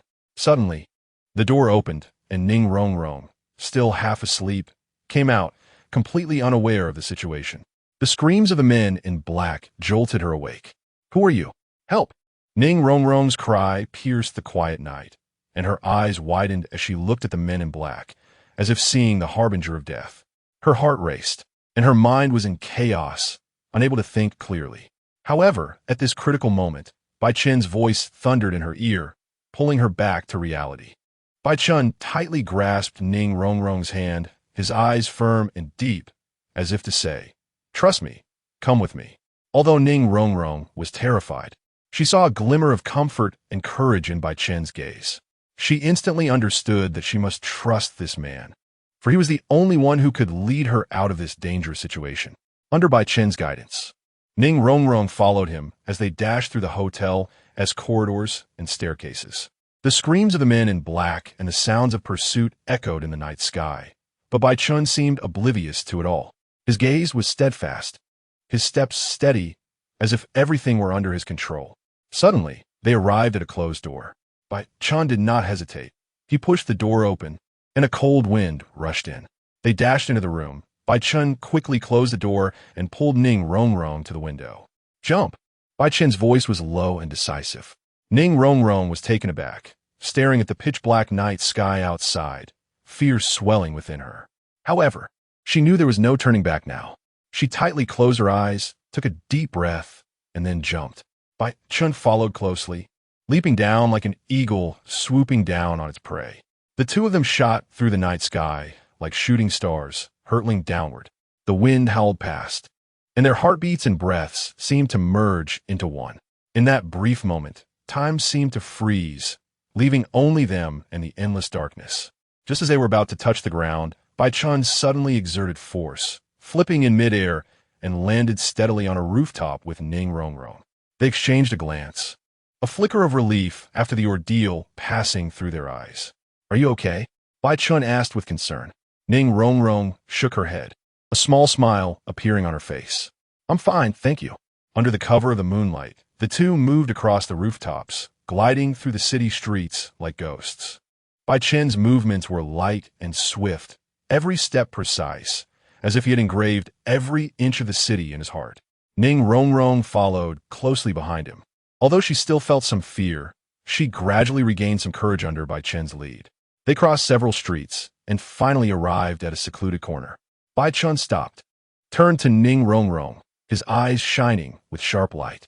"We are safe now," he said in a low voice. Ning Rongrong let out a sigh of relief, only then realizing that her palms were drenched with sweat. She looked up at Bai Chen, her eyes filled with gratitude. As the night faded, a hint of dawn appeared on the horizon. After a night of thrilling danger, Ning Rongrong curled up in the corner, tears glistening at the corners of her eyes. After hovering on the edge of life and death, Ning Rongrong's emotions gradually calmed. Sitting in the corner, she tightly hugged herself, as if trying to squeeze out the fear and anxiety from her body. The dawn light gradually dispelled the darkness of the night, bringing new hope and vitality. At that moment, Ning Rongrong suddenly realized that the person in front of her seemed to be the one she had a brief encounter with during the day. He stood quietly not far away, a hint of concern in his eyes. A surge of inexplicable emotion welled up in Ning Rongrong's heart. She had not expected that in this unfamiliar place, this seemingly ordinary man would step up at a critical moment to save her from peril. Ning Rongrong slowly stood up, her eyes filled with gratitude and respect. She deeply bowed, her voice trembling slightly. "Thank you, what is your name?" Bai Chen smiled faintly, his eyes revealing an indescribable depth and determination. He softly replied, "My name is Bai Chen." Ning Rongrong repeated the name, as if silently memorizing it in her heart. She raised her head, looking into Bai Chen's eyes, and said earnestly, "My name is Ning Rongrong." "Bai Chen, do you want me to be your bodyguard? I have money. You don't need to pay me. I saved you because I wanted to help. That's all. You can't leave. If you go, what about those men in black chasing after us? You must take care of me." Ning Rongrong's unreasonable demeanor was like that of shrew, but Bai Chen smiled, knowing that his goal had been achieved. "Being able to be my bodyguard is a blessing you earn over several lifetimes. I really have money." Saying this, she took out dozens of gold soul coins from her pocket and tossed them on the ground. Just as Ning Rongrong's words fell, a cold light flashed in Bai Chen's eyes. He stopped, turned around, and stared at Ning Rongrong with a gaze as sharp as a knife. Ning Rongrong felt flustered under his gaze, but but she still tried to maintain her composure, raising her head to meet his eyes. Bai Chen kadam sight, missing. It seems you have forgotten something. Last night, it was I who saved you. If I hadn't appeared in time, you would have long become a victim of those men in black. And now, you actually want to dismiss me with money? Is your life worth so little? Ning Rongrong was left speechless by Bai Chen's words. She indeed forgot that it was this man before her who saved her. She had originally thought that she could solve everything with money, but at this moment, she realized how naive and ridiculous her thoughts were. Chapter 19. Ning Rongrong becomes a maid. What do you want? Let me tell you, I am Ning Rongrong from the Seven Treasure Glazed Tile School. Bai Chen remained unmoved, his gaze calm and profound, as if he could see through people's hearts. Ning Rongrong's words were nothing more than a gentle breeze to him, passing by without leaving a trace in his heart. Looking at Bai Chen's indifferent expression, Ning Rongrong's anger flared even more. Her delicate brows furrowed, and her eyes sparkled with fury. Taking a deep breath, she forced herself to calm down and then spoke in an almost commanding tone. Listen, I am Ning Rongrong of the Seven Treasure Glazed Tile School. If you dare to refuse me, you will face unimaginable consequences. However, Bai Chen merely smiled slightly, his expression filled with mockery and helplessness. He shook his head gently, as if laughing at Ning Rongrong's naivety. He said lightly, Seven Treasure Glazed Tile School? I'm sorry, I haven't heard of it. Ning Rongrong was stunned. She couldn't believe her ears. This man actually dared to say he hadn't heard of the Seven Treasure Glazed Tile School? This was simply unbelievable. In her world, the Seven Treasure Glazed Tile School was an existence known by all, with top-notch power and prestige. Yet this man before her so dismissively belittled her identity and her school, which made her feel both angry and humiliated. You actually don't know the Seven Treasure Glazed Tile School? Ning Rongrong's voice was filled with disbelief and rage. Miss, this is not your home. Nor is it a place where you can command the winds and rains at will. This is the Douluo continent. What are you even worth here? How about this? I need a maid, and you look decent enough. Do you want to be my maid? As soon as Bai Chen's words fell, the air seemed to freeze. He turned his head to look at Ning Rongrong's flushed cheeks from anger and her trembling hands from exertion. A flicker of surprise crossed his eyes, but more was helplessness and a wry smile. You. Ning Rongrong's eyes blazed with anger. She could not accept Bai Chen's response. To her, her identity and status were impeccable, and this man dared to belittle her like this, which she found unbearable. In an instant, Ning Rongrong's palm struck Bai Chen's cheek hard, and the crisp sound echoed in the air. A bright red handprint immediately appeared on Bai Chen's cheek, but his gaze remained calm and unshaken, as if nothing could disturb his heart. A flash of shock crossed Ning Rongrong's eyes. She never expected that her slap would actually land on this man's face. However, what shocked her even more was that this man did not retaliate, nor did he show any sign of pain. Bai Chen slightly turned his head to look at Ning Rongrong, his eyes devoid of anger, only deep disappointment. He sighed softly and then reached out, gently grasping Ning Rongrong's wrist. Miss, do you really think that using violence could solve problems? His voice was calm and deep, as if it had a magical power that made Ning Rongrong's heart involuntarily calm down. Ning Rongrong felt a bit flustered under Bai Chen's gaze. She wanted to break free from his grip, but found her wrist firmly held, as if in an iron claw, unable to move. She looked up at Bai Chen's deep eyes, and her anger gradually subsided. Ning Rongrong's body felt as if it were firmly bound by an invisible force. She was terrified to discover that she could not move. Bai Chen's figure gradually loomed larger in her vision, and it seemed as if endless secrets were hidden in his profound eyes. Just as she thought she was about to face an unknown fate, a strange sensation surged within her. She was astonished to find that her body was undergoing a marvelous change, as if countless tiny particles were merging into her. These particles had a cool touch but did not bring her pain. Instead, they made her feel a strange comfort. Ning Rongrong wanted to scream, but only a weak whimper escaped her throat. Tears uncontrollably welled up in her eyes and streamed down her cheeks. She felt herself losing control over her body, and that helplessness and despair made her heart ache like a knife.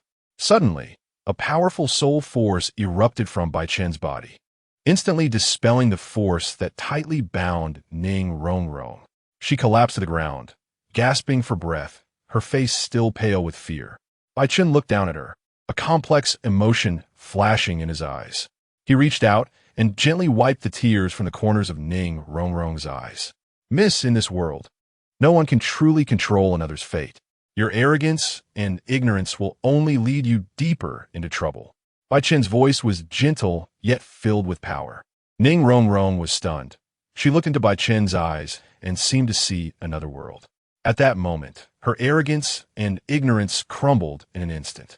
What is the mere 7-treasure glazed tile school compared to me? Let me tell you, I am the holy son of the Spirit Hall. As Ning Rongrong listened to Bai Chen's words, it felt as if she were struck by a heavy hammer, leaving her in a daze. The Holy Son of the Spirit Hall? This title represented supreme power and status in her world. Yet this man before her was actually the Holy Son of the Spirit Hall? She looked up at Bai Chen, her eyes filled with disbelief and shock. She could not imagine that she had inadvertently offended such a significant figure. Seeing Ning Rongrong's reaction, Bai Chen felt no pride or mockery in his heart.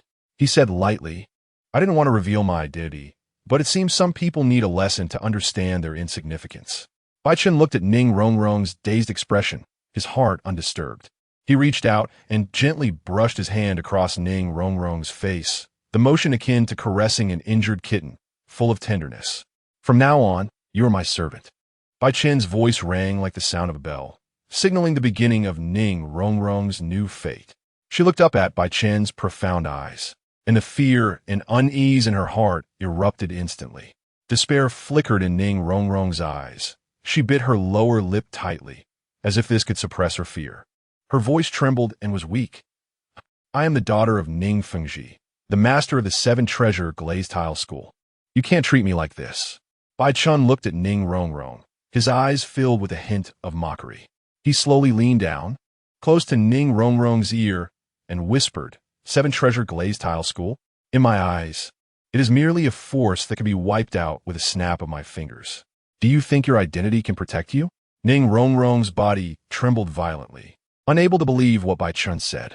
In her understanding, the 7-treasure glazed tile school was a colossal entity on the Douluo continent, one that no one dared to provoke. Yet in Bai Chen's eyes, it seemed insignificant. Ning Rongrong's world completely shattered. She could not imagine that she would end up in such a predicament. The pride and confidence she once had vanished in that moment, replaced by endless fear and despair. Bai Chen looked at Ning Rongrong's terrified expression, his heart devoid of any sympathy. He coldly stood up, looking down at this once unassailable girl. Remember, your fate is now in my hands. From now on, you must learn to be humble and obedient. Bai Chen's voice was like cold steel, devoid of any warmth. Ning Rongrong bit her lower lip tightly, tears uncontrollably streaming down her face. She knew she had no way out. In front of this man, she could only choose to submit. Just then, dozens of figures in black appeared out of thin air before them like ghosts.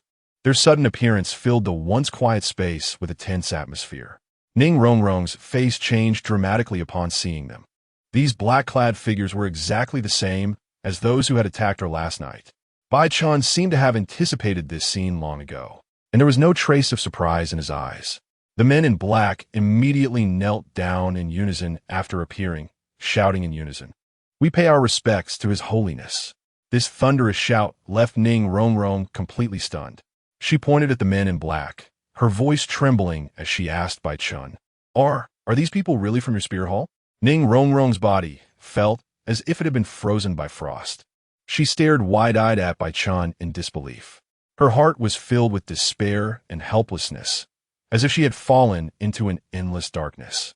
Bai Chen looked at Ning Rongrong's terrified expression, a cold smile curling at the corners of his mouth. He slowly walked in front of Ning Rongrong, looking down at her from a height, his eyes shimmering with indifference. Did you think I didn't know your identity? Do you think this is just a coincidence? Bai Chen's voice was as piercing as a cold wind, causing Ning Rongrong to tremble involuntarily. Ning Rongrong gritted her teeth, but she couldn't suppress the fear in her heart.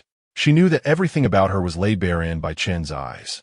The feeling of being completely seen through filled her with immense humiliation and despair. Ning Rongrong felt dizzy, her world completely collapsing. The Bai Chen before her seemed to transform into an insurmountable mountain, while she was merely a tiny ant at its foot. What? What do you want? Ning Rongrong's voice was filled with endless fear and despair. Bai Chen, however, did not answer her question, but turned to wave at the men in black. They immediately vanished like ghosts, leaving only Ning Rongrong and Bai Chen standing there. From now on, you will be my servant, following by my side. Bai Chen's voice was like the pronouncement of death, causing Ning Rongrong's heart to sink completely. Chapter 20. The demon, don't look at me with that expression. I tell you, if I get angry, even I will be scared of myself. Ning Rongrong's delicate face instantly turned pale, like a snow lotus eroded by the cold wind, her eyes shimmering with a mix of humiliation and anger. Her shoulders trembled as if they bore too many grievances and unwillingness. All along, she had been a treasure in the eyes of everyone, the focus wherever she went, her beauty and intelligence highly praised. At this moment, however, she felt her dignity being trampled underfoot. She bit her lip tightly, trying to suppress the tears that were about to spill.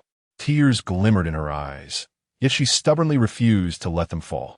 She forcefully wiped away the traces of tears on her face, took a deep breath, and looked up at Bai Chen.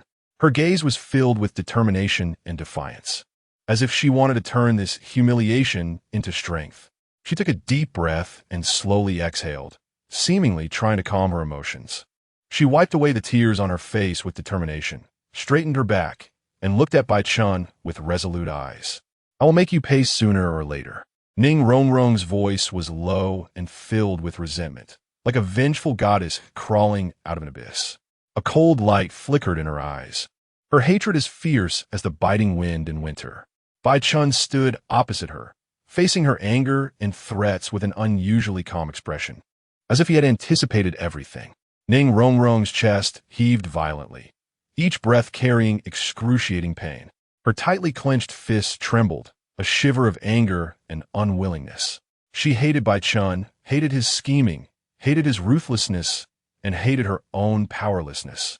In her heart, Bai Chen had transformed into a demon that made her life worse than death.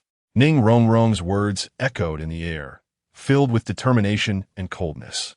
However, Bai Chen merely smiled faintly, his smile hiding deep meaning, as if everything was under his control. Ning Rongrong, do you think you understand me? He asked softly, his tone revealing an inexplicable confidence. Ning Rongrong was stunned. She didn't understand why Bai Chen was so composed. Bai Chen slowly approached her, his eyes shimmering with a strange light. The anger and hatred you think you have are merely a play I have meticulously woven, and you are just a pawn in it.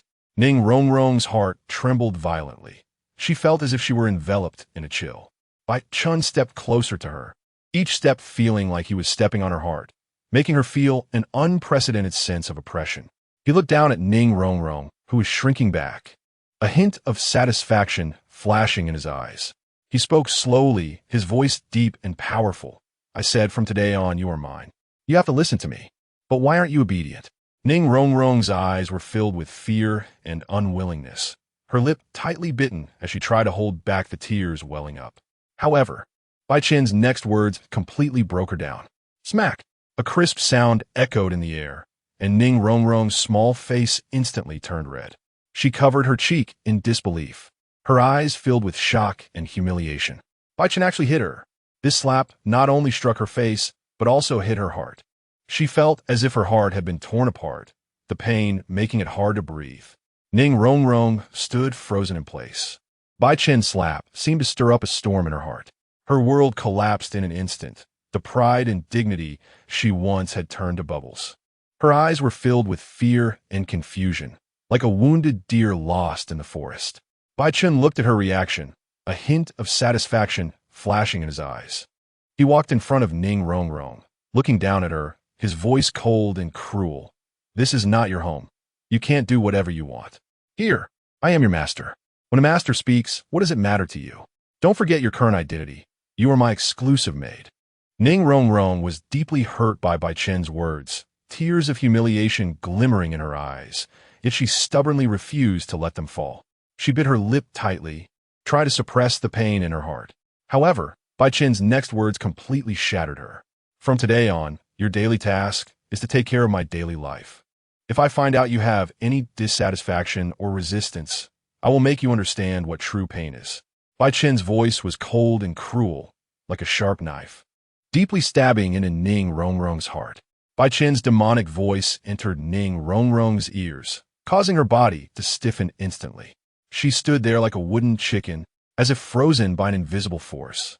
Seeing her like this, Bai Chen frowned slightly, but felt a sense of satisfaction in his heart. What he wanted was this fear and submission from Ning Rongrong, so that he could completely control her. Seeing Ning Rongrong still not responding, Bai Chen's patience gradually wore thin. He suddenly became angry, grabbing Ning Rongrong's neck tightly and lifting her up. Ning Rongrong felt a suffocating sensation, her eyes wide open, tears streaming down her forehead. Her throat felt as if it had been constricted, and she couldn't even make a sound. Ning Rongrong's vision began to blur. She felt as if she were being pushed toward an abyss. Just as she was about to lose consciousness, Bai Chen suddenly let go.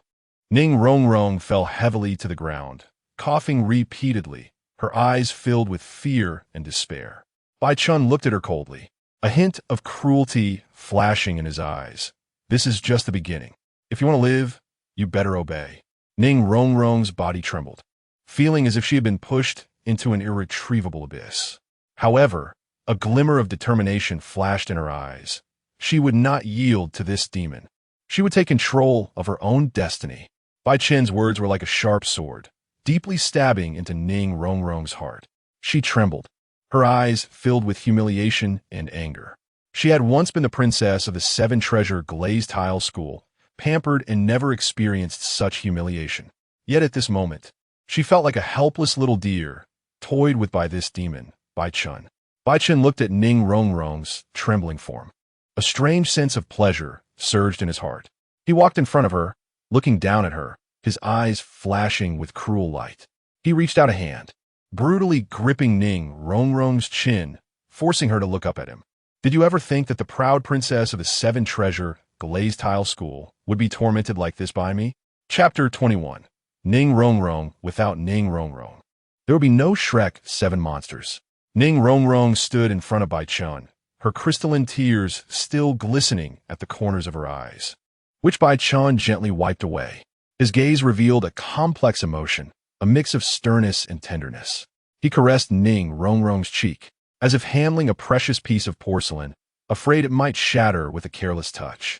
From today onwards, as long as you listen well, nothing will happen. Bai Chen's voice was soft yet firm, as if it had a magical power that gradually calmed Ning Rongrong's anxious heart. Ning Rongrong looked up at Bai Chen, a hint of confusion flashing in her eyes, but more so an inexplicable reliance. She seemed to understand that she had no way out and could only depend on the man before her. Ning Rongrong bit her lip lightly, seemingly reluctant, but ultimately chose to remain silent. She knew she had no right to ask for more and could only silently accept the reality before her. Bai Chen observed Ning Rongrong's reaction with a hint of satisfaction in his eyes. He gently patted her shoulder and then turned to leave.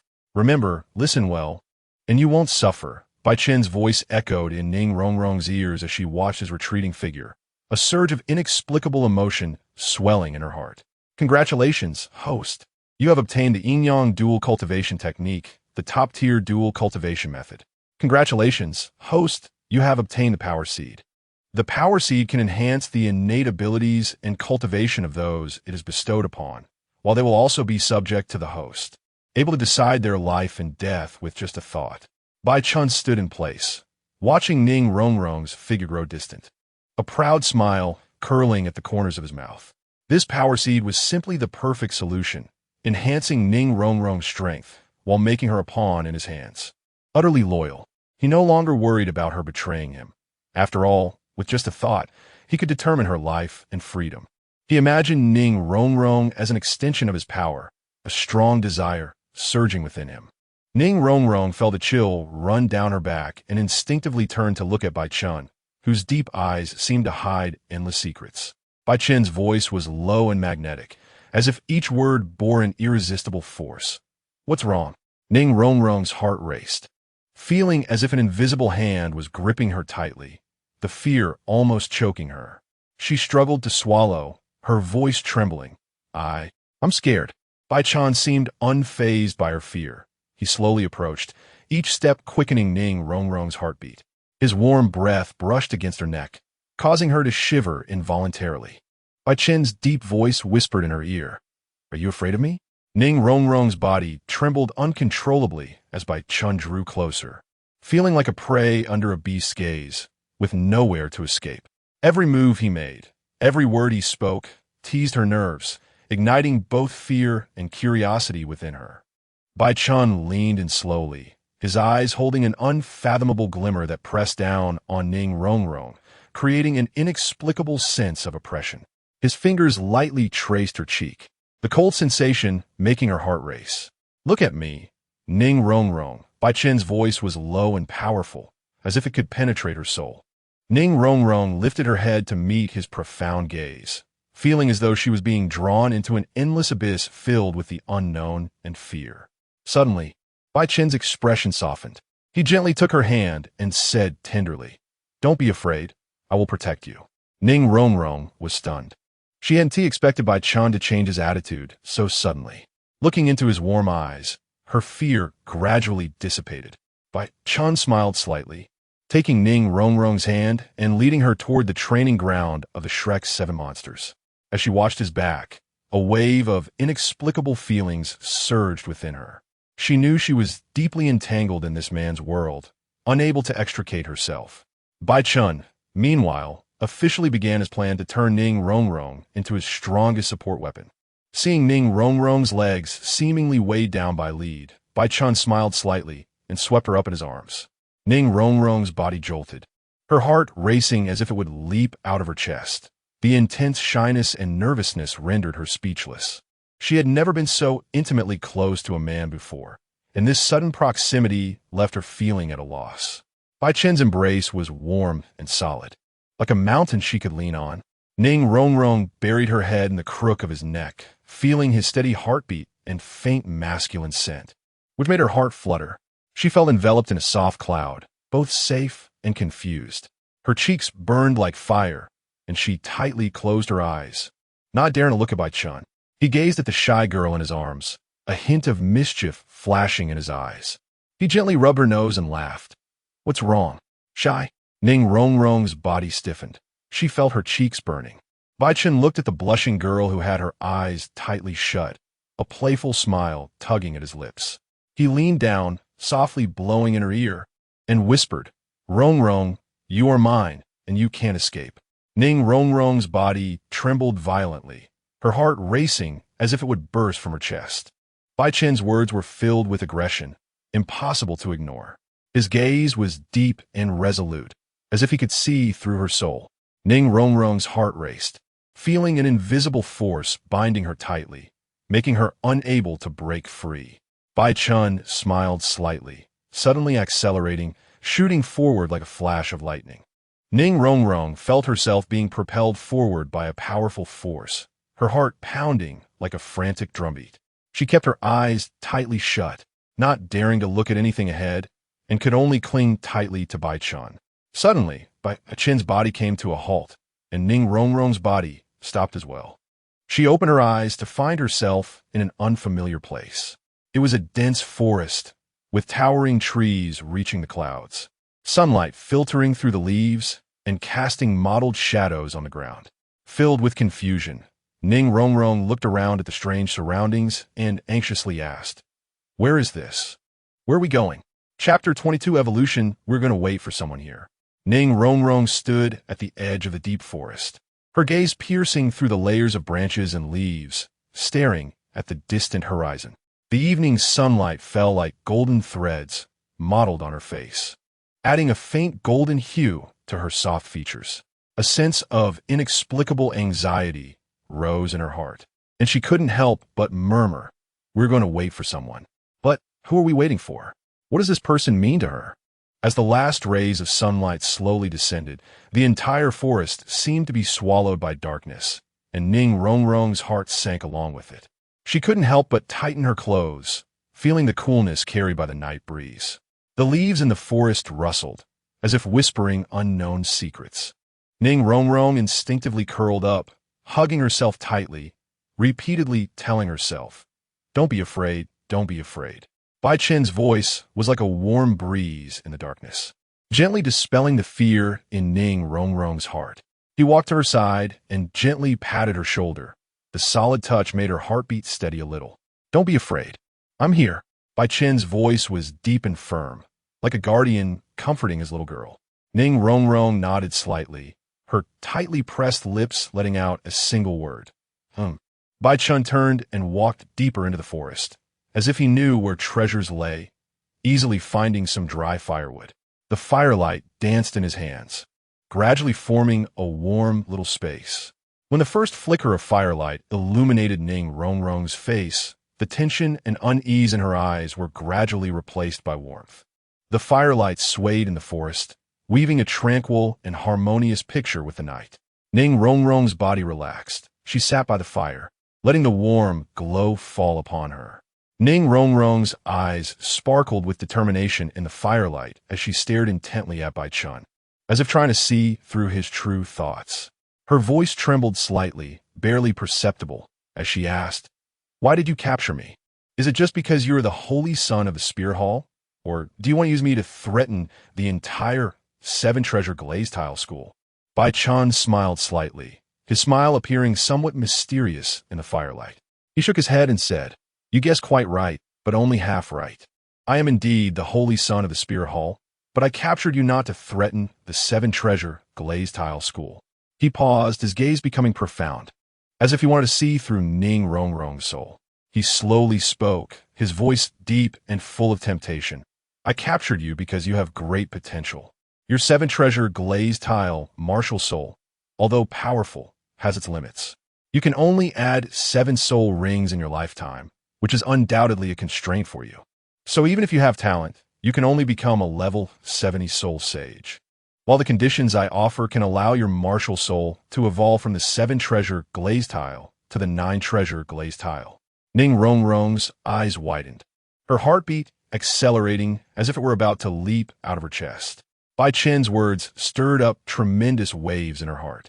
She couldn't imagine her martial soul possibly evolving from the 7-treasure glaze tile to the 9-treasure glaze tile. That was a legendary existence, a martial soul that only the legendary geniuses could possess. She stared intently at Bai Chen, trying to find any trace of deception on his face. However, Bai Chen's gaze was firm and profound, as if he could see through her soul. His voice was deep and powerful, each word striking her heart like a heavy hammer. "Do you trust me?" Bai Chen asked. Ning Rongrong did not answer immediately. Her heart was undergoing a fierce struggle. She knew she couldn't easily trust a stranger, especially one who was the holy son of the Spear Hall. However, she also couldn't resist the temptation of becoming stronger. Her gaze lingered on Bai Chen's face, and finally, she nodded. At the moment Ning Rongrong nodded, a glimmer of satisfaction flashed in Bai Chen's eyes. He extended his hand, palm up, and a crystal-clear bead appeared out of thin air in his hand. The bead emitted a faint glow, as if containing boundless power. "This is a treasure. As long as you absorb it, your martial soul can evolve into the 9-treasure glaze tile." Bai Chen's voice was filled with temptation. Ning Rongrong's eyes widened as she looked at the bead, her hesitations and struggles gradually fading away. She took a deep breath, extending her trembling hand to slowly take the bead. "Absorb this and the juzi, and then your martial soul can evolve into the 9-treasure glaze tile." Ning Rongrong sat by the fire, holding the bead tightly in her hands, her heartbeat echoing in the silent forest. Bai Chen's voice resonated in her ears like a spell, plunging her into deep contemplation. She closed her eyes, taking deep breaths, trying to calm the excitement and tension in her heart. She slowly placed the bead on her knees, gazing at the faint glow it emitted. That glow was warm and gentle, as if a mysterious power was attracting her. She took a deep breath, pressing the bead tightly against her forehead, feeling the weak power radiating from the bead. As time passed, The bead seemed to gradually awaken under her body temperature. It began to emit a brighter glow, warm and dazzling. Ning Rongrong felt a warm current flowing from her forehead, gradually spreading throughout her body.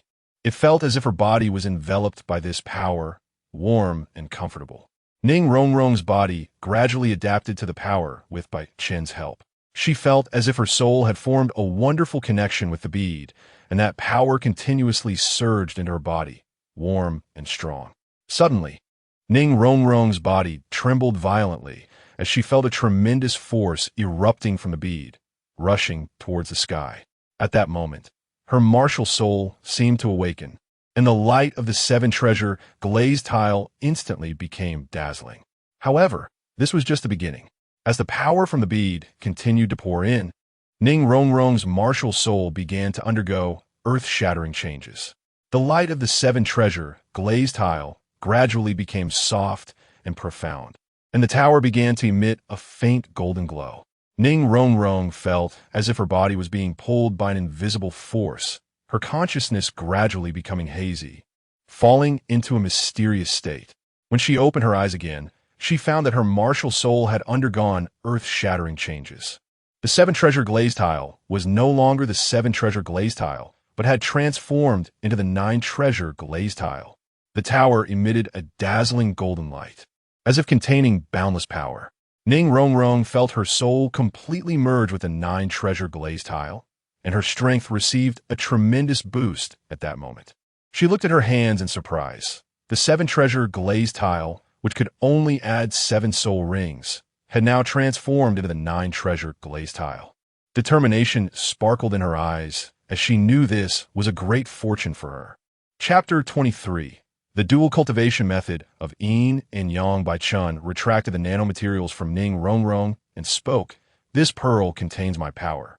From now on, your talent and soul power will be greatly enhanced, but your life will be completely in my hands. With just a thought, you will die." Ning Rongrong stood there, feeling as if a giant rock was pressing down on her, making it hard to breathe. The Bai Chen before her seemed like a deity who controlled life and death. Every word and glance from him made her feel an irresistible pressure. She knew she had no way out and could only face this sudden and immense change. She raised her head, her eyes flashing with determination and resolve, and asked, "Why do you want to help me evolve the 7 treasure glaze tile into the 9 treasure glaze tile? What benefits do you gain from helping my martial soul evolve?" Bai Chen's gaze swept over her, as if assessing her courage and determination. He spoke calmly and deeply. "It's fine to tell you. I have a technique that can greatly enhance both party soul power and talent through dual cultivation, and the higher the cultivation level and the more exceptional the talent, the better the effect." Ning Rongrong's expression changed slightly. She naturally understood what the term dual cultivation meant. A complex emotion surged within her, a mix of surprise and confusion. She looked at Bai Chen, trying to read more information from his expression, but his face remained as calm as water, as if his previous words were just a casual remark. Do you mean?" Ning Rongrong's voice trembled a bit. Bai Chen smiled slightly, a hint of teasing in his eyes. "What's wrong? Are you afraid?" Ning Rongrong bit her lip, her confusion gradually replaced by determination. She took a deep breath and looked directly into Bai Chen's eyes. "No, I'm not afraid. If this is the condition for you to help me evolve my martial soul, I'm willing to accept." A glimmer of appreciation flashed in Bai Chen's eyes as he slowly reached out and gently grasped Ning Rongrong's wrist. "Remember, this is your choice. From now on, your fate will be closely linked to mine. However, as long as you remain loyal to me, I will grant you power beyond imagination." Ning Rongrong nodded, her eyes sparkling with new light, filled with anticipation for the future and resolve in herself. Ning Rongrong said, "Besides, I can't escape from this now." Bai Chen, upon hearing this, slowly said, "Indeed, you are quite the quirky girl." Saying this, Bai Chen wrapped his arms around Ning Rongrong's waist and continued, "After all, one day you will leave me. Why don't we start dual cultivation now?" The hot breath sprayed on both of their shoulders, and their distance was very close. Ning Rongrong's face flushed as she said, "No, my father won't agree." As soon as Ning Rongrong's words fell, Bai Chen's actions came like a storm. He suddenly tightened his arms, holding Ning Rongrong tightly in his embrace, their bodies closely pressed together as if they had merged into one. Ning Rongrong's heart raced instantly, and she could clearly feel the strong masculine aura emanating from Bai Chen, an unfamiliar yet inexplicably attractive presence. Bai Chen's lips gently brushed against Ning Rongrong's ear, his voice deep and magnetic. "Rongrong, you can't escape. Since you've made your choice, let's begin." As he spoke, his lips gently pressed against Ning Rongrong's red lips. And at that moment, time seemed to stand still. Bai Chen felt the temperature of Ning Rongrong's body rising continuously, her breathing becoming rapid. He understood that the dual cultivation method of yin and yang was beginning to take effect, and Ning Rongrong was experiencing an unprecedented experience. Ning Rongrong felt as if she were in a world of ice and snow, the cold penetrating to the bone. She uncontrollably leaned closer to Bai Chen, hoping to find a hint of warmth from him. Her heartbeat thundered violently, each beat bringing an indescribable pleasure. Bai Chen's lips gently rubbed against Ning Rongrong's ear, his voice deep and magnetic. "Rongrong, relax yourself and feel this power. It will make you stronger and more perfect." Under Bai Chen's guidance, Ning Rongrong gradually let go of her resistance and tension. She felt as if she were in a mysterious space, surrounded by soft light. That light continuously flowed into her body, merging with her soul power, causing her strength to rise continuously. Suddenly, Ning Rongrong felt a strong surge erupting from within her, her soul power boiling as it surged wildly. Bai Chen sensed the changes within Ning Rongrong, feeling delighted, knowing this was a sign that the dual cultivation method of yin and yang was beginning to take effect. He held Ning Rongrong tightly, continuously injecting his soul power into her, helping her absorb that power better. Ning Rongrong felt as if she were in a sea of fire, that power surging within her, as if it wanted to tear her body apart. However, with Bai Chen's help, she gradually learned how to control that power and make it work for her. Suddenly, Ning Rongrong's body trembled violently, and a powerful aura radiated from her. In the next moment, Ning Rongrong felt as if she had traversed through endless winter and suddenly found herself in a warm spring. She felt a chill all over her body, as if wrapped in a gentle force. All the pain and oppression vanished at that moment. She opened her eyes and saw Bai Chen's deep and passionate gaze. Ning Rongrong could clearly feel Bai Chen's heartbeat and breathing. That strong sense of presence gave her immense comfort and security. She felt as if an invisible force was pulling her closer to Bai Chen's lips. Ning Rongrong's initiative surprised Bai Chen and ignited the flames within him even more fiercely. He looked deeply at Ning Rongrong and then slowly lowered his head, ready to embrace this sudden passion. Their lips gently touched, and at that moment, it seemed as if the entire world had come to a halt. Ning Rongrong could clearly feel Bai Chen's lips soft and warm, that sensation causing her heart to race uncontrollably. Her hands unconsciously wrapped around Bai Chen's neck, pulling his body closer to hers.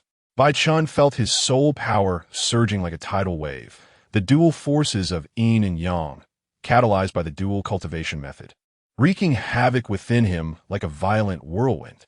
His body seemed to have become a battlefield, where the two forces intertwined, collided, and fused, ultimately transforming into a stronger power. Suddenly, a loud rumble erupted from Bai Chen's body, as if something had shattered. He felt his soul power skyrocketing, an unprecedented strength surging within him.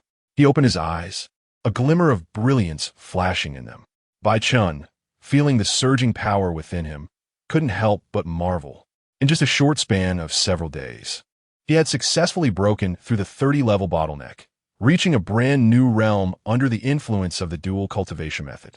He opened his eyes, sparkling with radiant brilliance, as dazzling as the stars. He looked down at Ning Rongrong in his arms and saw her flushed face and tightly closed eyes, clearly having gained immense benefits in the process of dual cultivation. Bai Chen smiled slightly, his heart filled with satisfaction and pride. Chapter 24. Zhu Zhuqing. Bai Chen turned to look at the still sleeping Ning Rongrong and gently patted her cheek with a sigh. Suddenly, sounds came from a distance. He rushed toward the source. A hint of worry flashed in Bai Chen's eyes as he quickly turned around, his gaze piercing through the night. In the distance, he saw a nimble black shadow swiftly darting among the trees, agile like a night-hunting leopard. Behind that shadow, dozens of black-clad men were closely pursuing, their movements quick yet obviously clumsy, unable to compare with the shadow ahead. Bai Chen recognized that shadow as the noble Zhu Zhuqing from the star Luo Empire. He realized that Zhu Zhuqing was fleeing from an internal power struggle within her family, being chased by assassins sent by her older sister. Bai Chen took a deep breath, feeling the cruelty and ruthlessness of this power struggle. But he also knew he could not stand by and do nothing. Bai Chen quickly sprang into action, knowing he needed to come up with a thorough plan to rescue Zhu Zhuqing. His gaze fell on a dense forest not far away, and an idea formed in his mind.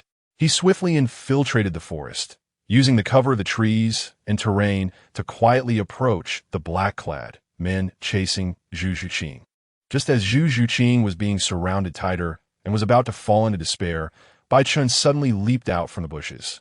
His speed was astonishing, and in an instant, he reached the midst of the black-clad men, delivering a powerful whirlwind kick that sent several of them flying at once. Zhu Zhuqing seized the opportunity to break free, and the two quickly fled deeper into the forest. A cold light flickered in Bai Chen's eyes as he stopped, his figure standing like a solitary peak. Behind him lay the darkness of the forest, while in front were the black-clad men hunting Zhu Zhuqing, their eyes glinting with greed and ferocity like hungry wolves that had caught the scent of prey. Bai Chen took a deep breath, and his martial spirit instantly awakened, a terrifying aura emanating from him. A massive killing demon appeared behind him, as if intending to swallow the entire night sky. The demon's gaze was cold and sharp, as if saying, "Today is your doomsday." Bai Chen shouted, activating his first soul skill, Killing Storm. Instantly, a fierce wind howled, stirring up a cloud of dust and leaves. The storm was filled with a strong aura of slaughter, as if the very air had turned blood red. The black-clad men were blown off balance by the sudden storm, their eyes filled with terror and despair. Bai Chen's figure flickered in and out of visibility within the storm, yet his speed did not diminish. Moving like a ghost among the black-clad men, each of his strikes was precise and ruthless, taking the life of a black-clad man with every attack. His movements were smooth and elegant, as if performing a deadly dance. Zhu Zhuqing watched Bai Chen's back, her eyes filled with gratitude and admiration. She knew that her escape today was entirely thanks to this mysterious young man. Her heart brimmed with anticipation and curiosity about the future, eager for more encounters with this boy, wondering what other unknown secrets he might hold. The fierce wind was like the scythe of death, mercilessly reaping the lives of the black-clad men. Under Bai Chen's control, the storm seemed to transform into ferocious demons, swirling around him, taking lives with every touch. Zhu Zhuqing stood there in shock, never having seen such a terrifying and powerful martial spirit. Behind Bai Chen, the killing demon seemed to grow even larger, its form nearly filling the entire night sky. Its blood-red eyes seemed to say, "Today is your doomsday." Bai Chen's figure became increasingly blurred in the storm, his speed reaching an astonishing level. He seemed to transform into a bolt of lightning, weaving through the crowd of black-clad men, each strike taking a life. His figure was like a red lightning bolt in the night, his speed astonishing. The killing demon martial spirit emitted a strong blood-red light, sharp enough to cut through the silence of the night sky. As he fully exerted his soul power, the fierce wind intensified, roaring like a reaper, mercilessly harvesting the lives of the black-clad men. Suddenly, Bai Chen's body trembled violently, and an even more powerful aura erupted from him. It was his second soul skill, Killing Evil Godbreak. In that moment, he seemed to be covered in a layer of blood red, his skin, bones, flesh, and even soul appearing to transform into a true demon. His form instantly expanded, becoming a towering figure several meters tall, terrifyingly immense. Bai Chen's body swelled instantly, transforming into a massive figure drenched in blood red, as if soaked in the blood of a demon. His eyes turned crimson, like two burning fireballs, radiating intense, killing intent. His muscles became as hard as steel, every tendon taut like a bowstring, seemingly ready to unleash endless power. He swung his enormous fists, carrying a terrifying wind, and smashed down on the black-clad men in front of him. His fists streaked through the night sky like a meteor, instantly sending several black-clad men flying. Their bodies traced arcs in the air before crashing heavily to the ground, raising clouds of dust. Zhu Zhuqing stood frozen in place, her eyes wide with astonishment as she gazed at the boy transformed into a gigantic figure before her. The surprise swelling in her heart nearly overwhelmed her. She had once thought she had seen enough geniuses that were stunningly impressive, but at this moment, she realized what true genius was. The boy she saw only as a two-ring soul master now stood like a war god in the darkness. His second soul ring was actually a black 10,000-year soul ring. What kind of concept was this? She clearly remembered that even in the Royal Academy of the Douluo Empire, very few soul masters could absorb a 10,000-year soul ring at such a young age. This was not only talent, but also strength, a symbol of will. Zhu Zhuqing's emotions surged, her eyes sparkling with excitement and anticipation. She knew she had witnessed a true miracle today, a future legend. Bai Chen, this mysterious and powerful young man, exceeded her imagination in both strength and talent. Suddenly, a shadow darted out from the darkness, lunging at Bai Chen. It was a gigantic black wolf, its eyes glinting with a fierce light, opening its massive mouth to reveal sharp fangs, aiming for Bai Chen's throat. Bai Chen sneered, his gigantic figure vanishing from a spot and reappearing behind the black wolf. He grabbed the wolf by the nape of its neck with one hand and clamped its mouth shut with the other, then forcefully hurled it at the black-clad men behind him. With the wolf's agonized howl echoing, the black-clad men were struck dumb, unable to move for a moment, as if hit by thunder. Bai Chen's figure flickered in the night like a ghost, taking the life of a black-clad man with each appearance. His movements were swift and ruthless, as if performing an elegant dance. Finally, the last black-clad man fell at Bai Chen's feet. His figure gradually returned to normal size as he gently clapped his hands, as if he had only done something trivial. Zhu Zhuqing looked at the bodies of the black-clad men strewn across the ground, a surge of indescribable gratitude filling her heart. She walked up to Bai Chen and deeply bowed. "Thank you for your help. If it weren't for your timely rescue, I would have surely met my end." Chapter 25. Zhu Zhuqing. Are you Zhu Zhuqing? Bai Chen continued to speak. Having heard that the third prince of the Xingluo Empire fled the empire many years ago to escape the royal struggle. In the competition for the throne within the Xingluo royal family, there can only be one victor. The losers will be stripped of their titles and imprisoned forever. Or in the worst case, they may die. The Zhu family of the Xingluo royal family has been consolidating its position through marriage alliances, with every female member of the family marrying into the royal family. If the chosen prince successfully inherits the throne, she will be elevated to the status of crown princess.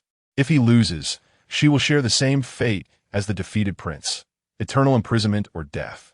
Zhu Zhuqing's heartbeat felt like a heavy hammer striking, echoing in her empty chest. She widened her eyes, staring intently at the man, Bai Chen, who had suddenly appeared before her.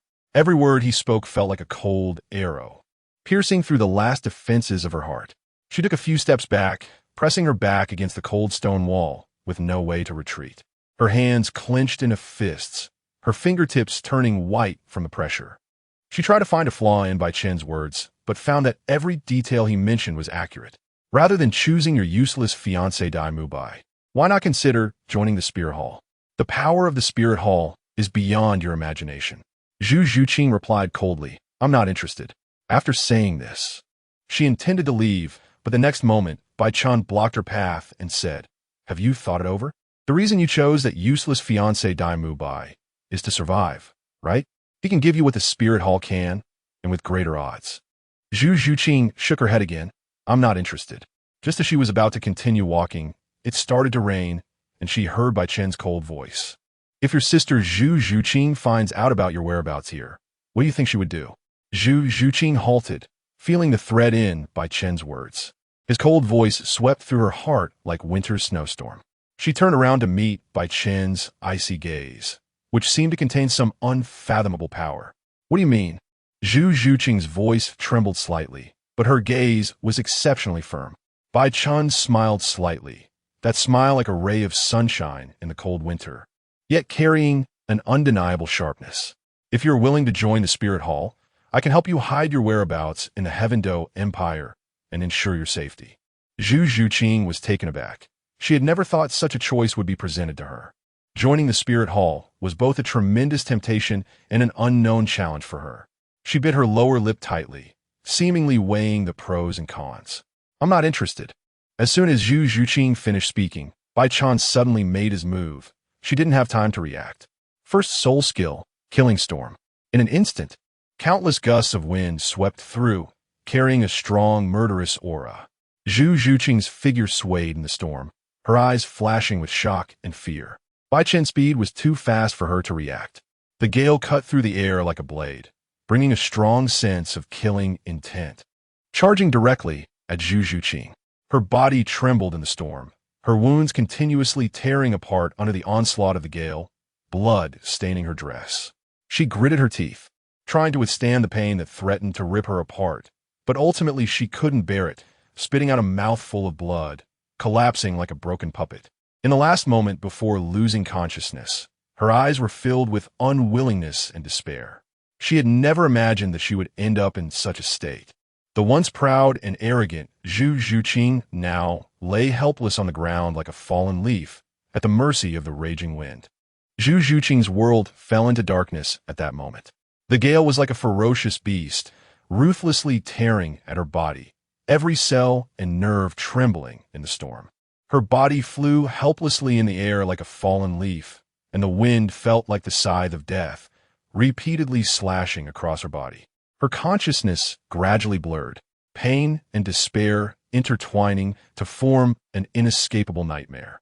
Before her eyes appeared the palace of the Xingluo Empire, the place she once lived. The former glory, the former pride, all became so pale and powerless at this moment. She seemed to see her sister Zhu Zhuqing, the woman who once vied for the throne with her, now looking at her with a cold smile, watching her struggle in pain. Just as Zhu Zhuqing was about to completely sink into darkness, a figure suddenly appeared before her. It was a familiar silhouette, radiating warmth, as if a savior had come from another world. Zhuqing, wake up! That voice entered Zhu Zhuqing's ears like heavenly music, and her hazy consciousness gradually began to awaken at the sound of this call. She opened her eyes to see a familiar and handsome face. It was Dai Mubai, the fiancé she once looked down upon, now standing before her like a hero. Dai Mubai, how did you get here? Zhu Zhuqing's voice carried a hint of surprise and confusion. Dai Mubai did not answer. He merely smiled slightly, his eyes shining with determination. He reached out, tightly grasping Zhu Zhuqing's hand. At that moment, Zhu Zhuqing felt a warm current flowing in her body, warm and powerful. Zhu Zhuqing's world completely collapsed at that moment. The Dai Mubai before her suddenly morphed into Bai Chen, the man who had just attacked her, now looking at her with a complex smile. Her heartbeat quickened, and the fear and unease in her eyes surged like waves. Who are you? Zhu Zhuqing's voice trembled, her body involuntarily retreating until she hit the cold stone wall, with nowhere to escape. Bai Chen did not answer. He merely looked at her quietly, a deep light flickering in his eyes. His figure gradually became blurry, as if blending into the surrounding darkness. Zhu Zhuqing felt a strong sense of fear enveloping her heart, and she tightly closed her eyes, trying to escape this terrifying reality. Bai Chen quietly observed the unconscious Zhu Zhuqing. Her face was pale as paper, her long hair disheveled against her cheek, appearing exceptionally fragile. A surge of inexplicable emotion welled up in his heart, a sense of pity for this girl who resembled a little kitten. He slowly crouched down, gently caressing her cold cheek, a hint of tenderness flashing in his eyes. His fingers ran through her long hair, carefully tidying the disheveled strands. His movements were gentle and meticulous, as if afraid of waking her from her nightmare. In the dim light, Zhu Zhuqing's skin appeared exceptionally pale, delicate like porcelain under the moonlight. Her eyelashes fluttered slightly, as if struggling to break free from the entanglement of the nightmare.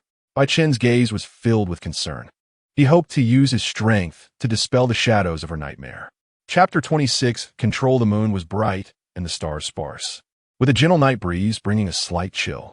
Bai Chen stood in a tranquil bamboo forest, the moonlight spilling through the gaps in the bamboo leaves, creating mottled shadows.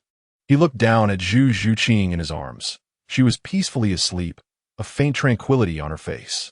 Bai Chen gently stroked her cheek, a hint of depth flashing in his eyes. Zhu Zhuqing, one of the Shrek 7 monsters, a noble of the Xinluo Empire. Her status, so noble yet now in his grasp. He recalled his mission, a surge of ambition rising within him. If he could use Zhu Zhuqing to sow discord within the Xinluo Empire, it would be a significant achievement. He raised his head to gaze at the starry sky, a cunning glint in his eyes. Under the moonlight, a ruthless expression appeared on Bai Chen's face. He looked down at Zhu Zhuqing, greed and coldness flickering in his eyes. His fingers lightly traced her cheek, as if admiring a beautiful piece of art, and then a cruel smile curled at the corners of his mouth. Since she could not be used by me, then I shall destroy her, he murmured to himself, his voice filled with determination. His palms suddenly clenched tightly, a powerful soul force erupting like a violent storm, sweeping toward Zhu Zhuqing's body. Zhu Zhuqing's body trembled under the moonlight, her face turning pale, her brow furrowed as if enduring great pain. However, she did not wake up, merely unconsciously enduring this sudden attack in her dream. The moonlight shone silver, and Bai Chen's figure appeared particularly lonely among the bamboo. He stared at the energy seed in his hand, a crystal shimmering with a faint glow, seemingly containing endless power. He took a deep breath and slowly brought the seed closer to Zhu Zhuqing's chest. Under the moonlight, Zhu Zhuqing's body appeared even more fragile, like a blooming lotus flower, pure and noble. Bai Chen's hand trembled slightly. He knew that this moment's decision would change both of their fates. The energy seed slowly merged into Zhu Zhuqing's body, her skin glowing faintly under the moonlight. Bai Chen felt a powerful energy emanating from the seed, quietly invading Zhu Zhuqing's body, intertwining with her life force. Suddenly, Zhu Zhuqing's figure moved under the moonlight, like a nimble ghost cat, leaping out of Bai Chen's embrace, landing silently. Her gaze was clear and cold, like the frost of early winter, revealing an air of unapproachable majesty. Her voice, though gentle, carried an undeniable firmness. "You are from the spirit hall? Seeking death." Zhu Zhuqing's figure under the moonlight resembled an enchanting phantom, her movements swift and elegant, as if a ghost cat was darting through the night. In that moment, her martial soul was fully released, the outline of the ghost cat behind her becoming clear, her eyes gleaming with a cat-like sharpness, fierce and profound. Bai Chen faced this sudden attack, his pupils slightly contracting, a hint of surprise flashing across his face, but he quickly regained his composure. His figure moved, transforming into an afterimage, skillfully dodging Zhu Zhuqing's first wave of assault. However, Zhu Zhuqing did not stop. Her body traced a graceful arc in the air, pouncing toward Bai Chen again. Bai Chen's heart tightened. He hadn't expected Zhu Zhuqing to wake up at such a critical moment and display such powerful strength. He quickly adjusted his strategy, assessing his strength. Zhu Zhuqing struck in an instant, 2 yellow 100-year soul rings appearing beneath her feet, symbols of her power. Behind her, the ghost cat martial soul quietly manifested, its eyes flashing with a fierce light. Zhu Zhuqing shouted, "First soul skill, ghostly thrust, second soul skill, ghostly 100 claws." Bai Chen felt an intense sense of crisis envelop him in an instant. He chuckled softly, quickly gathering his soul power, preparing to face this sudden attack. Zhu Zhuqing's figure was like the wind, instantly arriving before Bai Chen. Her hands transformed into sharp cat claws, glinting coldly, aiming directly at Bai Chen's vital points. Bai Chen sensed a sharp aura approaching, daring not to take it head-on. He swayed his body, skillfully evading the strike. However, Zhu Zhuqing's attack did not cease. Her body traced a beautiful arc in the air, once again pouncing toward Bai Chen. This time, her attack was even fiercer, as if she intended to tear Bai Chen to shreds. Bai Chen retreated repeatedly under Zhu Zhuqing's fierce assault, astonished by her strength. simultaneously relieved that helping her was the right choice. He knew he could no longer underestimate this opponent. Zhu Zhuqing's attacks were as fierce as a storm, and Bai Chen could only barely defend himself. However, at a critical moment, the soul power within him suddenly surged, a powerful force erupting from his body. Yet, what Zhu Zhuqing did not expect was that he would retract all his soul power and choose not to attack. In Zhu Zhuqing's astonished gaze, Bai Chen's palm gently waved, an invisible force instantly binding her body. Her soul power seemed to be crushed by an invisible hand, dissipating into the air. Zhu Zhuqing struggled to break free from the restraints, but her body felt as if it were locked by iron chains, unable to move. Bai Chen looked at her coldly, a hint of pride flashing in his eyes. He reached out, gently stroking Zhu Zhuqing's cheek, as if caressing a precious piece of art. His voice was low and powerful, as if imbued with a kind of magic that made it irresistible. From today onwards, you shall be my servant. Zhu Zhuqing's body trembled under the moonlight, her eyes filled with unwillingness and humiliation. However, she could not resist, only allowing Bai Chen to manipulate her. Bai Chen looked into her eyes, a cruel smile curling at the corners of his mouth. He knew that Zhu Zhuqing was a proud and strong person, but at this moment, she was like a powerless fawn, ready to be slaughtered.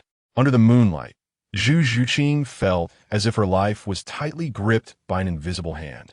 She opened her eyes wide in terror, staring at the man before her, her eyes filled with despair. Bai Chen's palm tightened slightly, and Zhu Zhuqing suddenly felt a wave of suffocation rise in her chest, as if her heart were being squeezed by an invisible hand, ready to stop beating at any moment. She struggled, trying to use the residual soul power within her to resist, but no matter how hard she tried, the force binding her remained like a shadow, impossible to escape. Her face turned pale, tears of unwillingness and humiliation flickering in her eyes. She understood that at this moment, she had completely fallen under this man's control, with her life and death in his hands. Chapter 27, My Kitten. Zhu Zhuqing struggled to stand up, but found that her body seemed to be bound by invisible chains, unable to move. Her eyes were filled with anger and unwillingness, looking at Bai Chen with hostility. Bai Chen, however, was unconcerned. He smiled and reached out, gently touching Zhu Zhuqing's forehead. Zhu Zhuqing's body trembled violently as she felt a powerful force surge into her body, a warmth that seemed capable of dispelling the fear and unease within her. Bai Chen spoke softly, Zhu Zhuqing, this is my second time controlling another person. If you feel any discomfort, please tell me. Zhu Zhuqing's eyes widened in disbelief. The man she had always regarded as shameless was actually considering her. A complex emotion flickered in her eyes, a mix of doubt and gratitude. Zhu Zhuqing struggled to sit up, feeling as if her body had regained strength. The hostility in her gaze toward Bai Chen had dissipated significantly, replaced by a complex emotion. You. Zhu Zhuqing hesitated for a moment, but finally spoke. Why are you helping me? Bai Chen smiled, but did not directly answer her question. Instead, he turned to the window, gazing at the starry sky, and said, Everyone has their own goals and pursuits, and I am no exception. Perhaps one day, you will understand my intentions. Zhu Zhuqing fell silent for a while, and then slowly stood up, walking toward Bai Chen. Her heart raced, and she tried to conceal her thoughts. But Bai Chen seemed to see through everything. He turned to look at her, a profound light flashing in his eyes. Zhu Zhuqing, do you think I don't know what you're thinking? Bai Chen's voice was calm and firm, as if he could see into her soul. Zhu Zhuqing's body trembled slightly as she struggled to maintain her composure, but the turmoil within her was undeniable. She knew that all her plans had been exposed before this man. Bai Chen slowly approached her, each step seeming to tread on her heart. He gazed deeply into Zhu Zhuqing's eyes, his penetrating gaze seeming to probe her soul. The next moment, to Zhu Zhuqing's astonishment, Bai Chen suddenly pulled her tightly into his embrace. Her heart raced instantly, and she struggled helplessly. But Bai Chen's embrace seemed to have endless magic that prevented her from breaking free. She could only feel a captivating fragrance surrounding her, a scent that seemed to penetrate her heart, draining her of the strength to resist. Bai Chen's embrace was warm and solid, like a safe harbor, instantly dispelling the fear and unease deep within Zhu Zhuqing. Her heartbeat gradually steadied, replaced by an unprecedented sense of security and warmth. She closed her eyes, as if the entire world consisted of just the two of them. At the moment Zhu Zhuqing closed her eyes, Bai Chen's lips curled into a mysterious smile. He gently whispered in her ear, "Zhu Zhuqing, do you know? Sometimes the strongest power does not come from force, but from the heart. Your fear and unease stem from your distrust in yourself. Only when you truly believe in yourself can you unleash your true strength." Zhu Zhuqing's body trembled slightly, her eyes wide open, and her heartbeat seemed to stop at that moment. Bai Chen's kiss was so sudden yet so affectionate that it turned her world into chaos. His lips gently brushed against hers, and at that moment, she felt a current surge from her lips throughout her body. Bai Chen's kiss was tender and passionate, as if savoring the world's most precious delicacy. Zhu Zhuqing's body gradually softened under Bai Chen's kiss, her heartbeat accelerating as if it would leap out of her chest. Her mind went blank, leaving only Bai Chen's kiss and the sound of her heartbeat. The surprise in Zhu Zhuqing's heart surged like a tide. However, she did not resist. Under Bai Chen's kiss, she seemed to find a feeling she had never experienced before, that of being deeply understood and accepted. Bai Chen slowly released her, his eyes shimmering with fiery light. "Zhu Zhuqing, you are mine, both body and soul." Zhu Zhuqing stood there in a daze, her heartbeat still racing, but this time, her eyes held a hint of determination and anticipation. She gently nodded, as if responding to Bai Chen's heartfelt confession. Zhu Zhuqing suddenly pushed Bai Chen away, her heart pounding like thunder, her face flushed like a sunset. Her eyes were filled with confusion and shyness, like a pure girl tasting love for the first time. She took a deep breath, trying to calm her frantic heartbeat. Yet, Bai Chen's gaze seemed to have a magical power that made her unable to resist. His eyes were deep and fiery, as if they could see into the depths of her soul. Zhu Zhuqing bit her lip tightly, trying not to let her shyness and confusion show. However, her body trembled slightly, as if unable to bear the sudden emotional impact. Bai Chen smiled gently. He was not surprised or displeased by Zhu Zhuqing's push. On the contrary, a look of appreciation and indulgence flashed in his eyes. He slowly approached Zhu Zhuqing and said tenderly, "Zhu Zhuqing, you need not feel flustered or shy. Everything is natural, just like the sunrise and sunset, the ebb and flow of tides. You only need to follow your heart and feel the beauty of it all." Zhu Zhuqing's body gradually relaxed under Bai Chen's comfort. She took a deep breath, trying to calm the waves within her. However, when she looked up to see Bai Chen's deep and fiery gaze, her heartbeat quickened again. Suddenly, Bai Chen reached out, gently holding her hand. Zhu Zhuqing looked at him in surprise, unsure what he would do next. However, Bai Chen simply smiled at her, his eyes filled with tenderness and affection. "Zhu Zhuqing." Bai Chen gazed at her, his eyes filled with determination and deep emotion. He gently held her hand and said softly, "Zhu Zhuqing, from now on, I will protect you well and will not let you suffer any more harm." Zhu Zhuqing felt a flicker of emotion at his words. She looked up at Bai Chen, her eyes filled with complex emotions. However, she still tried to calm herself down, returning to her cold and proud demeanor. She asked, "So, where are we going now?" Bai Chen smiled slightly, taking her hand and leading her toward the place where Ning Rongrong was.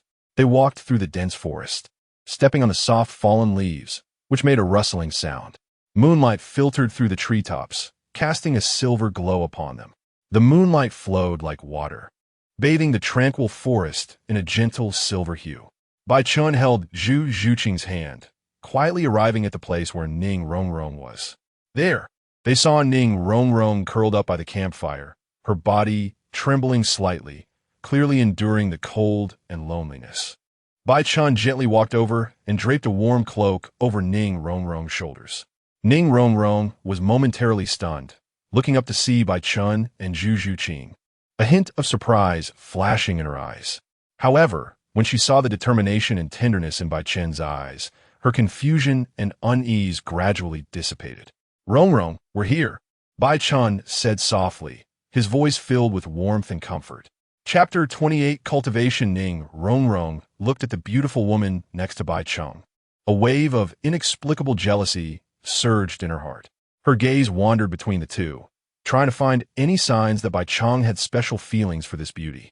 However, Bai Chen appeared calm and composed, seemingly unaware of her emotional turmoil. Just then, Bai Chen began to introduce the two beauties to them.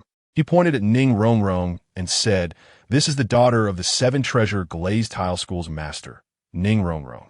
Then he pointed to the beauty beside her. "This is Zhu Zhuqing, a noble from the Zhu family of the new Luo royal family." With Bai Chen's introduction, Ning Rongrong and Zhu Zhuqing nodded at each other, acknowledging one another. However, the jealousy in Ning Rongrong's heart did not dissipate. She secretly glanced at Bai Chen, only to find him laughing and chatting with Zhu Zhuqing, completely oblivious to her emotional changes. This made her feel a bit lost and helpless. Ning Rongrong furrowed her brows, angrily glaring at Bai Chen, as if blaming him for making her wait so long only to meet a stranger. However, when she saw Bai Chen's calm gaze, her anger gradually subsided. She knew that she couldn't lose her composure because of a momentary emotion. Zhu Zhuqing stood silently to the side, observing the interaction between the two. She was well aware that as a noble of the new Luo Empire, her status was very high, but here, she felt like an outsider. As Bai Chen finished speaking, the atmosphere in the room subtly changed. Zhu Zhuqing turned her gaze slightly towards Ning Rongrong, her eyes filled with curiosity. It was well known that the Seven Treasure Glazed Tile School had a good relationship with the royal family of the Heaven Do Empire. As the master's daughter, every decision Ning Rongrong made affected the relationship between the two powers.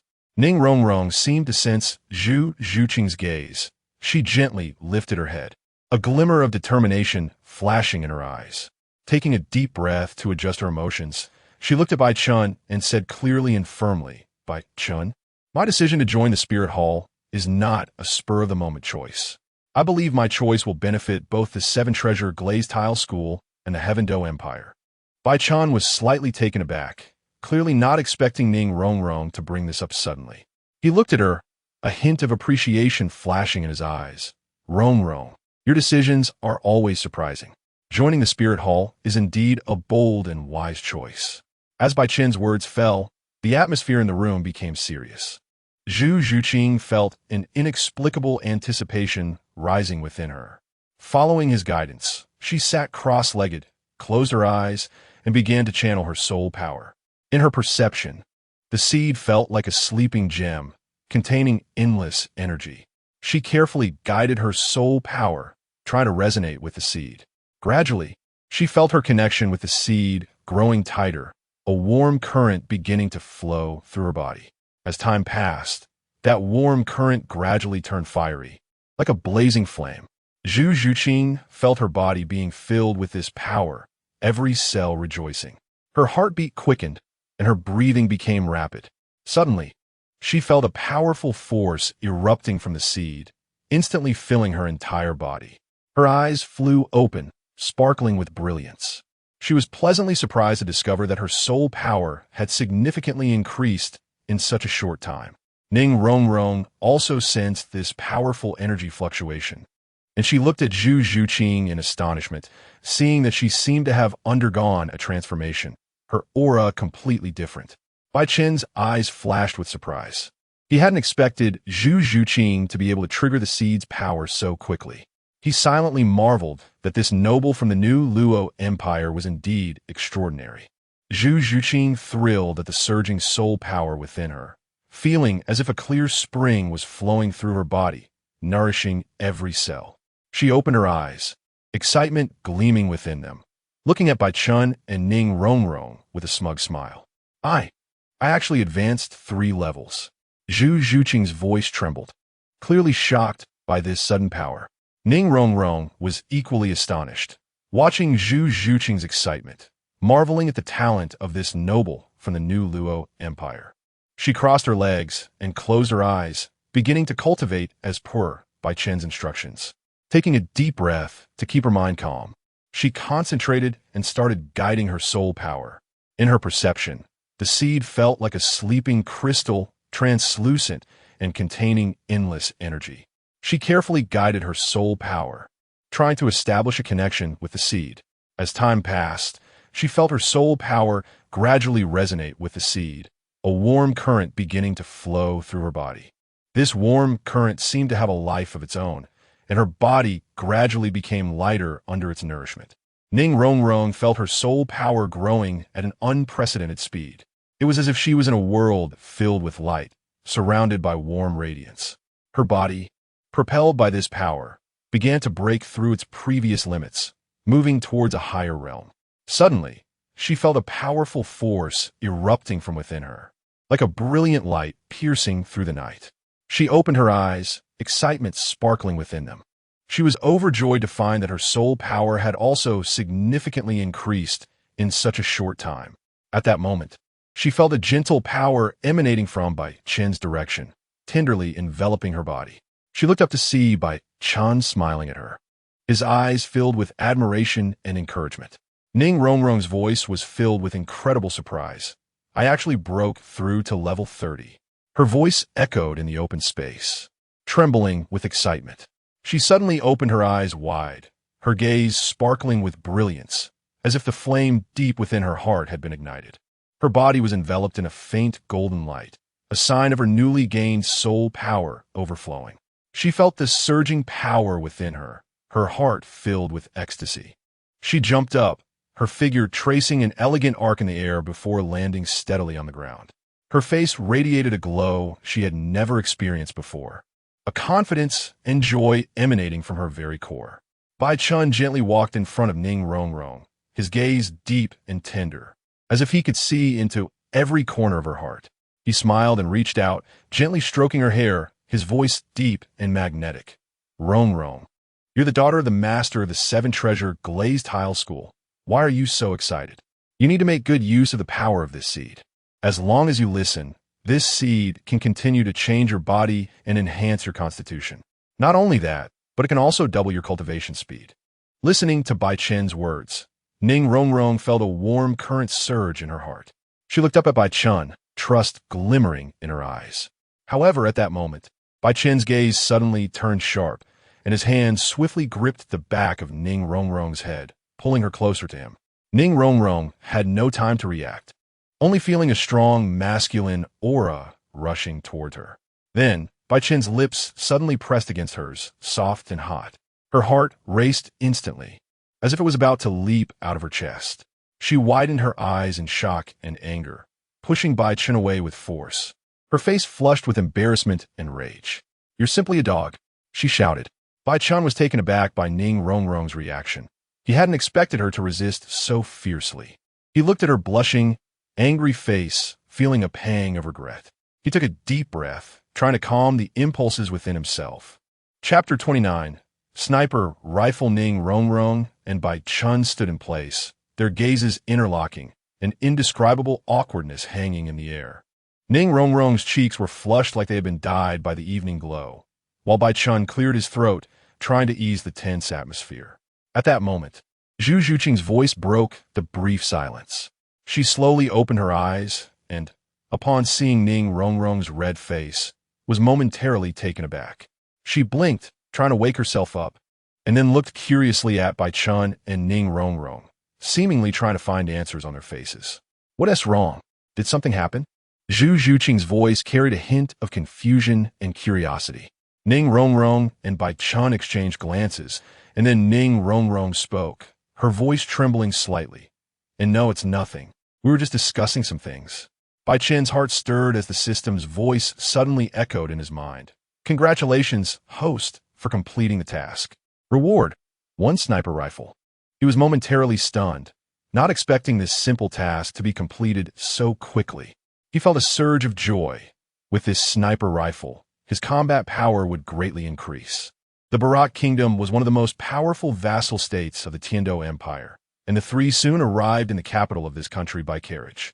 The city was bustling, with wide streets filled with a flow of people and a dazzling array of shops that dazzled the eyes. As Bai Chen stepped into the capital of Barak Kingdom, it was as if a fish had swum into the ocean, feeling the city's prosperity and vitality. He stood on the broad stone road, gazing into the distance, where shops lined both sides of the street, offering a variety of dazzling goods. And the sounds of laughter and merchants calling out intertwined, forming a lively street scene. He took a gentle breath. The air was filled with various aromas, the scent of grilled meat, the fragrance of flowers, and a faint earthy smell, all mixed together, refreshing his spirit. Ning Rongrong and Zhu Zhuqing followed closely behind Bai Chen, and their arrival drew the attention of many passers-by. Although Ning Rongrong looked a bit tired, her eyes still sparkled with curiosity and excitement. Having grown up in a wealthy family, she had seen many prosperous sights, but a city so real and full of life was a first for her. Zhu Zhuqing walked behind them, her gaze deep like autumn waters, yet always shrouded in an unfathomable coldness. She seemed indifferent to everything around her, as if she were in a world isolated from reality. Her steps were steady and powerful, contrasting sharply with Ning Rongrong's slightly weary pace. After walking for a while, Ning Rongrong could no longer hold back and gently panted, showing a hint of fatigue on her face. She looked up at Bai Chen, her eyes shining with anticipation. "Bai Chen, I can't walk anymore." Bai Chen turned back, seeing the slight weariness on Ning Rongrong's face, and felt a pang of guilt in his heart. He knew that Ning Rongrong had been trying hard to adapt to the hardships of the journey, while he had been neglecting her feelings. He smiled gently and said softly, "Then let's find a hotel to rest for the night." The three crossed the bustling streets and arrived in front of a magnificent hotel. The hotel's exterior was primarily white, adorned with silver decorations that sparkled in the sunlight, while rose-red accents added a touch of romance and warmth. Ning Rongrong's eyes lit up, and her fatigue faded a bit. As they entered the hotel lobby, a faint fragrance greeted them, refreshing their spirits. The lobby was elegantly decorated, with exquisite paintings hanging on the white walls, silver chandeliers emitting a soft glow, and rose-red curtains dancing lightly in the wind, creating a tranquil and comfortable atmosphere. At the service desk, Bai Chen spoke lightly, "Please give us a room." The attendant smiled and nodded, but her eyes inadvertently swept over Ning Rongrong and Zhu Zhuqing, revealing a hint of admiration. After the three went upstairs and opened the door to their room, they found it elegantly and comfortably arranged, with subtle tones and exquisite furniture exuding a noble aura. Ning Rongrong immediately felt a wave of relaxation. She walked to the window, opened it, and the fresh air rushed in, invigorating her. Bai Chen watched Ning Rongrong's relaxed demeanor with a sense of comfort in his heart. He sat down on the bed, took out the sniper rifle he had just obtained, and examined it closely. The rifle was exquisitely designed, its metallic sheen glimmering under the light, instantly conveying its extraordinary quality. Ning Rongrong's curiosity was completely ignited. She walked up to Bai Chen, her bright eyes fixed on the sniper rifle in his hands, her face filled with confusion and curiosity. "Bai Chen, what is this? It looks so strange." Ning Rongrong's voice was filled with a desire to explore. Bai Chen looked up, meeting Ning Rongrong's gaze, and smiled slightly. The sniper rifle in his hands appeared even more mysterious in the sunlight. "This is called a sniper rifle." Ning Rongrong blinked, trying to digest this unfamiliar term. She quickly searched her memory for anything related to this name, but had no impression at all.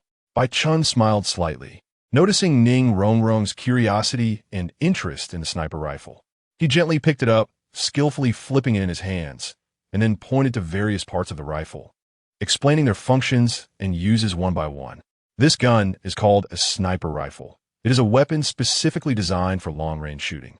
Bai Chen's voice was deep and powerful, as if he were telling Ning Rongrong a mysterious and captivating story.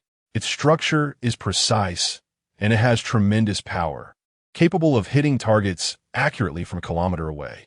Ning Rongrong listened, wide-eyed, unable to imagine a gun possessing such immense power. In her understanding, someone who could reach the 99th level peerless Douluo realm was already at the pinnacle of the Douluo continent, nearly invincible. However, the sniper rifle Bai Chen spoke of could actually pose a threat to them, which made her even more interested in this mysterious weapon. She gazed at the sniper rifle in Bai Chen's hands, her eyes sparkling with excitement. She imagined herself one day holding such a weapon, standing far away, gently pulling the trigger and taking down a target from a kilometer away. The feeling of controlling life and death made her heart race and blood boil. Ning Rongrong's eyes shone with desire and longing, as if she could already see herself holding the sniper rifle, standing in the distance. Bai Chen looked at her passionate expression and couldn't help but admire the potential of this little girl. Suddenly, an idea flashed through his mind. He gently patted Ning Rongrong's shoulder and smiled. "Rongrong, are you interested in this sniper rifle? How about I teach you how to use it?" Upon hearing this, Ning Rongrong's eyes immediately lit up. Chapter 30, The Battle of Men. According to the plot of Douluo, Dai Mubai should be here with the two new pairs of sisters he found. Why not let Zhu Zhuqing see for herself what kind of person Dai Mubai is now? Perhaps it will have unexpected effects. When Zhu Zhuqing saw Dai Mubai, her heart raced like thunder, her eyes widened in shock, reflecting the determined and profound gaze of Bai Chen. That gaze seemed to possess a magical power, temporarily dispelling her doubts and unease. Bai Chen's words echoed in her ears, like an irresistible force compelling her to believe in the young man before her. Bai Chen gently held Zhu Zhuqing's hand, feeling the coolness and slight tremble of her palm. He smiled tenderly, his eyes shimmering with soft light, and whispered, "Zhuqing, don't worry, everything will be fine. I will be by your side, no matter what happens." With that, Bai Chen led Zhu Zhuqing towards the elevator. The elevator doors slowly opened, and they stepped inside, where Bai Chen pressed the button for their floor. As the elevator descended, Zhu Zhuqing's mood fluctuated. She imagined what Dai Mubai would be like when they met, wondering if he would be the brave, fearless, and imposing man she had hoped for. The elevator doors opened with a ding, and Zhu Zhuqing's heart tightened suddenly. She clenched her hands as if trying to grasp something for support. Bai Chen gently held her hand, offering her a bit of comfort. They stepped out of the elevator, where the corridor's lighting was soft and warm, but could not dispel the chill in Zhu Zhuqing's heart. Turning a corner, they saw Tang San and Xiao Wu fiercely confronting Dai Mubai. Tang San's gaze was resolute and cold, while Xiao Wu stood beside him, her fists tightly clenched, clearly furious as well. Dai Mubai's expression was complex, a flicker of guilt and struggle flashing in his eyes. Zhu Zhuqing's footsteps involuntarily halted, her heart feeling as though it were crushed by a giant stone, unable to breathe. She saw two unfamiliar women standing beside Dai Mubai, their beauty and poise rivaling her own, while Dai Mubai was conversing and laughing with them, seemingly oblivious to Tang San and Xiao Wu's presence. Zhu Zhuqing's figure appeared like a raging fire at the end of the corridor, her eyes burning with anger, each step echoing in Dai Mubai's heart. Her words were like icy arrows, piercing straight into Dai Mubai's heart. The smile on Dai Mubai's face froze instantly. He stared wide-eyed at Zhu Zhuqing in disbelief. The two sisters were taken aback by this sudden change, clinging tightly to Dai Mubai, seeking a semblance of protection. But at that moment, Dai Mubai felt as if he were nailed to the spot, unable to move. "Zhuqing, I..." Dai Mubai opened his mouth, but found himself at a loss for words. The Zhu Zhuqing before him was no longer the cold woman he once knew, but a goddess consumed by rage.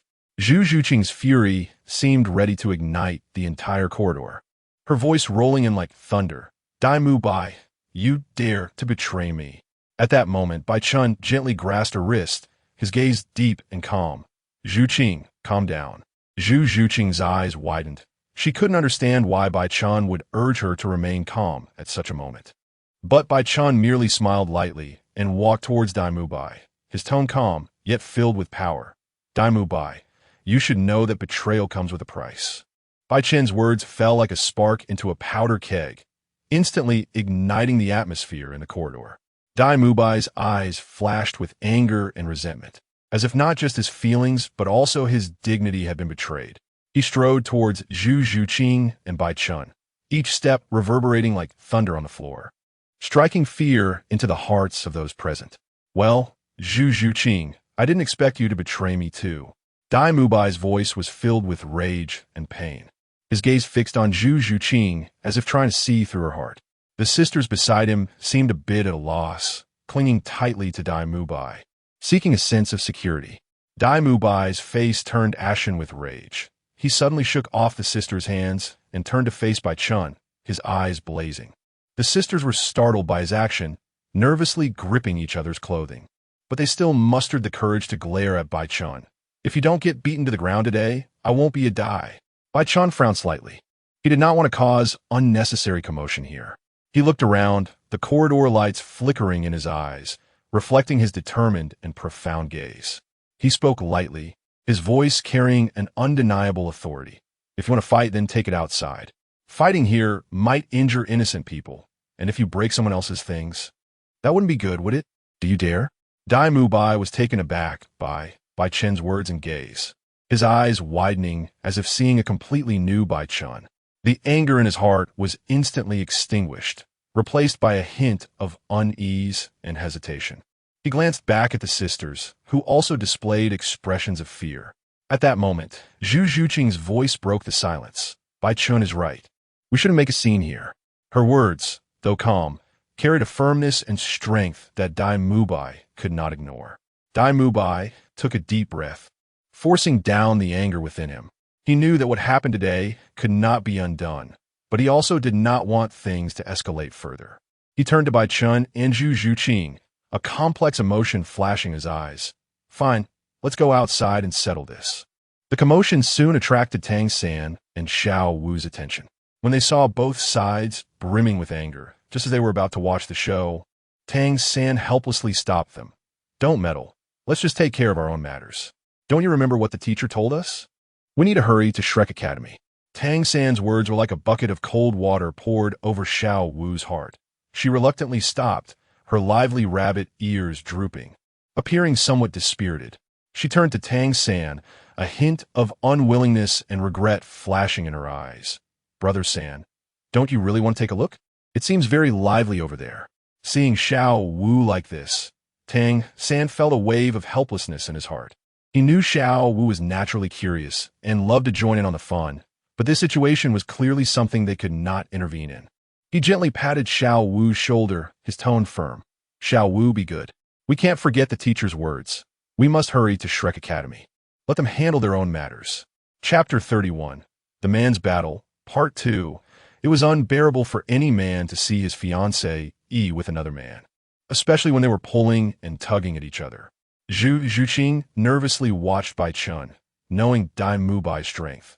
He was already a level 30 soul master, significantly stronger than her. In her eyes, the gap in strength between Bai Chen and Dai Mubai was too vast, making her feel anxious for Bai Chen. However, Bai Chen appeared unusually calm, as if everything was under control. He smiled slightly and said to Dai Mubai, "If we're going to fight, there should be a wager. How about we make a bet?" A hint of disdain flashed in Dai Mubai's eyes as he coldly laughed. "If I make you cry later, don't go home and tell your mom." Bai Chen remained unfazed and continued, "If you lose, you'll give Zhu Zhuqing to me. From today on, you can no longer disturb Zhu Zhuqing. What do you think?" Dai Mubai's expression changed. He hadn't expected Bai Chen to propose such a wager. Zhu Zhuqing was the one he admired. How could he easily give her up? However, he was confident that he could definitely defeat Bai Chen. So he sneered and said, "All right, I accept. But if you lose, you must publicly apologize to me and forever leave Zhu Zhuqing." Bai Chen smiled slightly, confidence flashing in his eyes. He knew his own strength and understood Dai Mubai's background. He had already mapped out this duel in his mind. The two stood facing each other, and the atmosphere instantly became tense. Dai Mubai roared angrily, and a strong wave of soul power suddenly erupted from his body. His figure flickered and turned into a shadow, charging toward Bai Chen. Bai Chen's gaze sharpened, and although he didn't team move, a powerful aura emanated from him. Dai Mubai's attack reached Bai Chen in an instant. But just as he was about to hit, Bai Chen's body suddenly vanished from his spot. The next moment, he appeared behind Dai Mubai and delivered a heavy punch to his back. Boom! With a muffled sound, Dai Mubai was knocked flying, crashing heavily against the wall. His eyes were filled with disbelief as he looked at Bai Chen, shock evident in his expression. Dai Mubai stared wide-eyed, astonished. The speed he had just reached was his limit, yet in front of Bai Chen, it felt as slow as a snail. He couldn't believe that this seemingly ordinary boy possessed such terrifying speed and strength. What incredible speed! Dai Mubai was secretly shocked. realizing that this boy was not an ordinary soul master, but a special attack-type soul master with unique abilities. However, Bai was also a proud person. How could he easily admit defeat? A fierce light flashed in his eyes, and with a glint of malice, he launched a punch. This punch was straightforward but contained immense soul power, as if it could tear the air apart. Just as Bai prepared to attack again, Bai Chen took the initiative. His right fist gathered two powerful internal energies, resembling a burning flame, and instantly struck toward Bai. Bai only had time to let out a startled cry before feeling a tremendous force slam against his chest. His body was knocked back as if hit by a giant hammer, crashing heavily against the wall. Zhu Zhuqing was completely stunned by this scene. She had never imagined Bai Chen's strength could be so formidable, defeating Bai in just 2 moves. Bai also looked at Bai Chen in disbelief, as if seeing a monster. Bai Chen retracted his fist and said calmly, "Use your martial soul." Bai let out a cold snort. He was truly angry now. He could no longer maintain his previous disdain and calmness, his eyes flickering with a violent fighting spirit. He instantly launched an attack at Bai Chen, his body resembling a bolt of black lightning, rushing toward him swiftly. Bai Chen stood his ground, his expression calm, as if everything was under control. He silently operated the 9 Yang divine skill, a warm current flowing through his body, like the spring sun shining down on the earth. When Bai's strong force made contact with Bai Chen, it was as if water met a giant rock, instantly dispersing.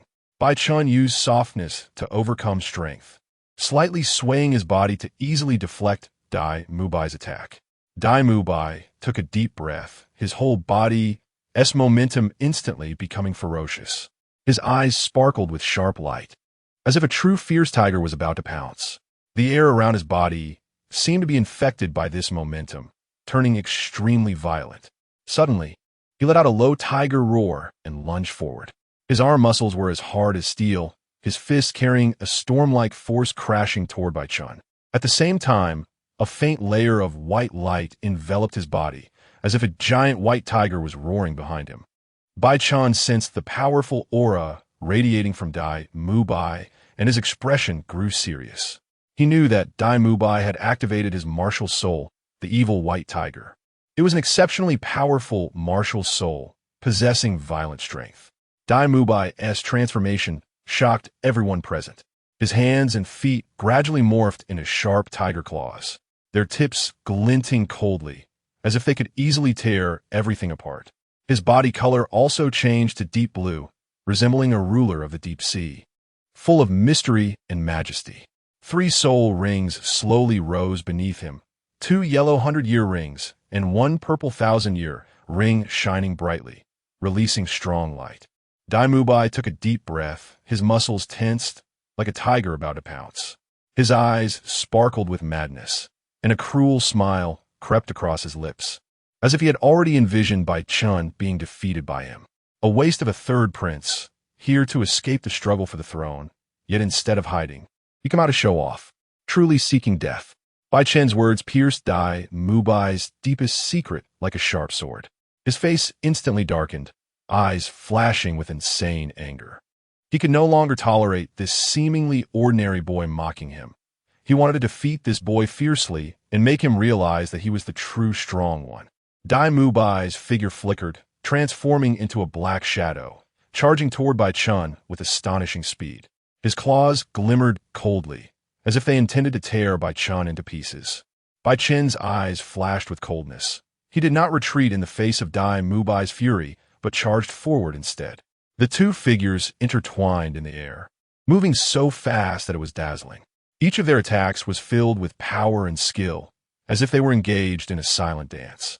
Bai's attacks became increasingly violent, while Bai Chen remained calm, skillfully deflecting Bai's strikes each time.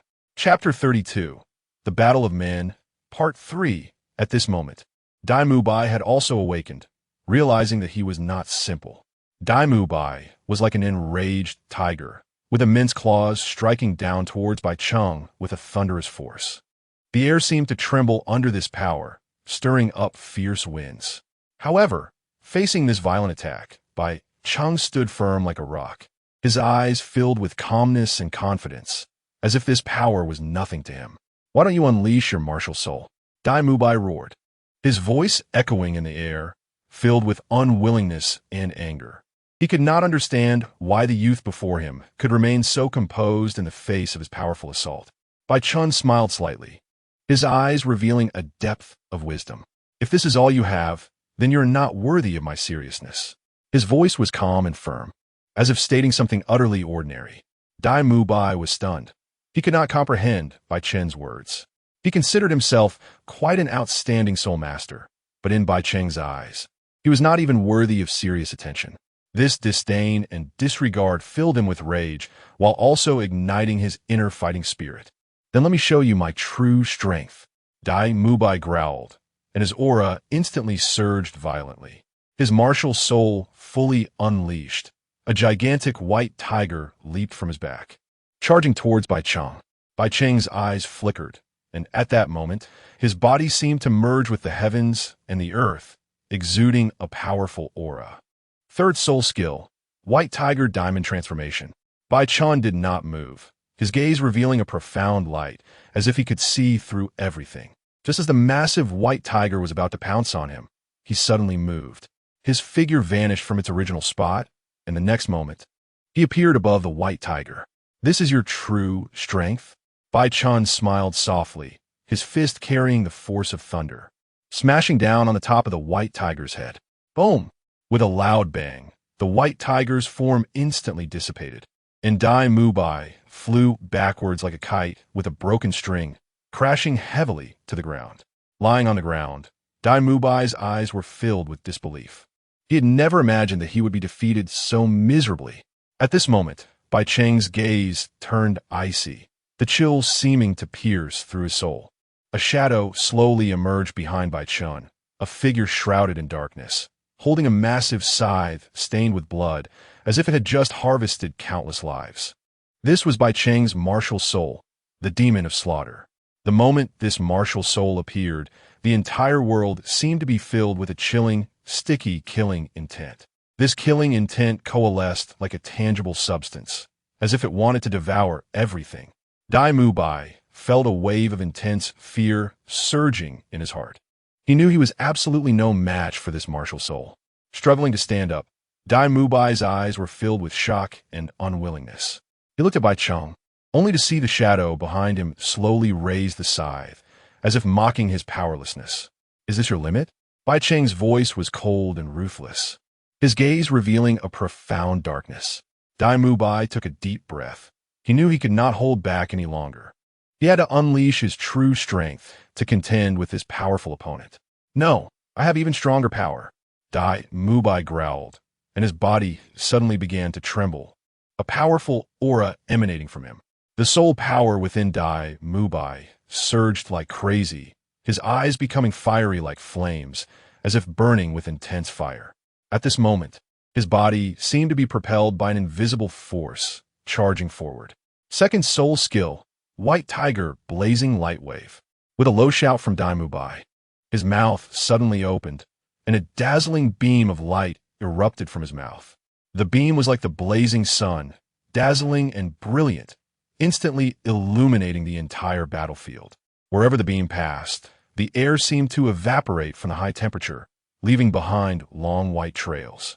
Immediately after, Dai Mubai's body shook, and the third soul skill, White Tiger Diamond Transformation, was activated once again. His body seemed to be infused with immense power, his muscles instantly swelling, and his skin becoming as hard as iron. His aura became even more violent, like a true fierce tiger descending the mountain, unbeatable. Bai Chen charged towards Dai Mubai like a bolt of lightning, his eyes flashing with a cold light. At the same time, his second soul skill, Slaughter Evil God Break, was instantly activated. A massive killing aura burst forth from him, like a demon descending from the darkness into the world. This aura instantly enveloped the entire battlefield, plunging everything around into endless darkness and coldness. Dai Mubai looked at the figure charging towards him, a wave of intense fear rising in his heart. He had never seen such a powerful opponent. Every move from the other seemed to contain world-destroying power. At this moment, He could only muster all his strength to face this life-and-death battle. Then, Bai Chen shouted loudly, "First soul skill, slaughter storm." As his words fell, countless storms suddenly sprang into being. These storms were not mere natural forces. They contained terrifying killing intent. They surged towards Dai Mubai like furious dragons under Bai Chen's control. Dai Mubai felt the powerful pressure, his heart tightening. He knew this would be his greatest trial. He quickly mobilized the soul power within him and shouted, "First soul skill, white tiger shield." Immediately, a layer of pale light illuminated around his body, forming a massive light barrier that enveloped him entirely. Just as the barrier was formed, the slaughter storm crashed violently against it. Instantly, the entire battlefield seemed to be shrouded by an invisible force. That power was strong and violent, as if it wanted to tear everything apart. The light barrier trembled continuously under the impact of the storm, emitting a buzzing sound, as if it would shatter at any moment. However, Dai Mubai did not back down. He gritted his teeth, exerting all his strength to maintain the stability of the barrier. He knew this was his only chance, and he had to hold on. At that moment, Bai Chen suddenly let out a cold laugh. "Do you think this can block my attack?" In an instant, that white tiger shield shattered like paper. Dai Mubai felt an unstoppable force crashing into him, his body seemingly struck by immense power, flying through the air and rolling away. At this moment, despair filled his heart. Chapter 33. The Battle of Men. 4. A 2-ring soul master surprisingly defeated a 3-ring soul master without any ability to fight back. Dai Mubai struggled to rise from the ground, his eyes filled with shock and unwillingness. Every nerve in his body screamed in pain, as if countless steel needles were piercing into him simultaneously.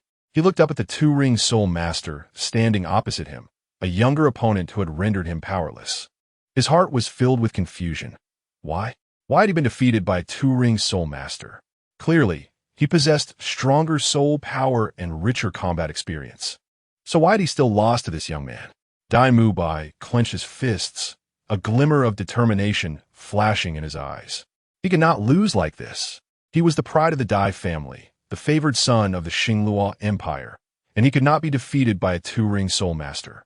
Bai Chen's back appeared particularly lonely in the sunset glow, yet filled with a provocative aura. Every step he took seemed to mock Dai Mubai's incompetence. In every light snort felt like a derision of Dai Mubai's pride.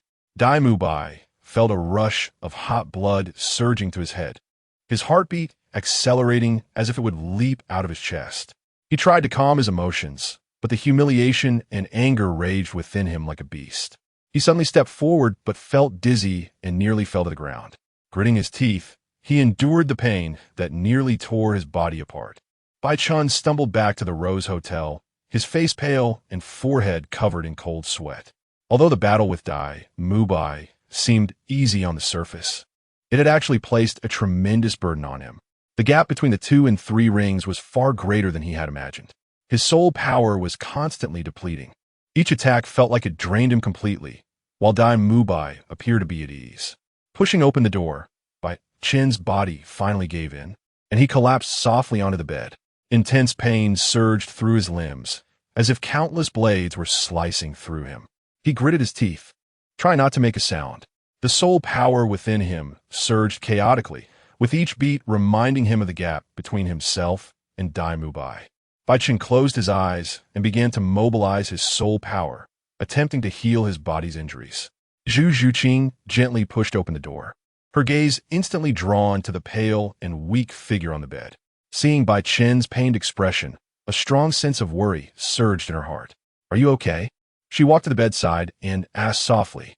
Bai Chen slowly opened his eyes, and upon seeing Zhu Zhuqing, he revealed a faint, weak smile. "I'm fine. Just a bit tired."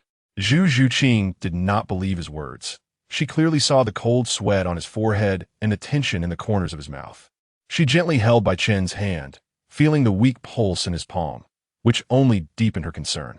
"Let me help you," Zhu Zhuqing said gently, then began to mobilize her soul power, trying to assist Bai Chen in recovering. "It's fine, don't worry, I can manage."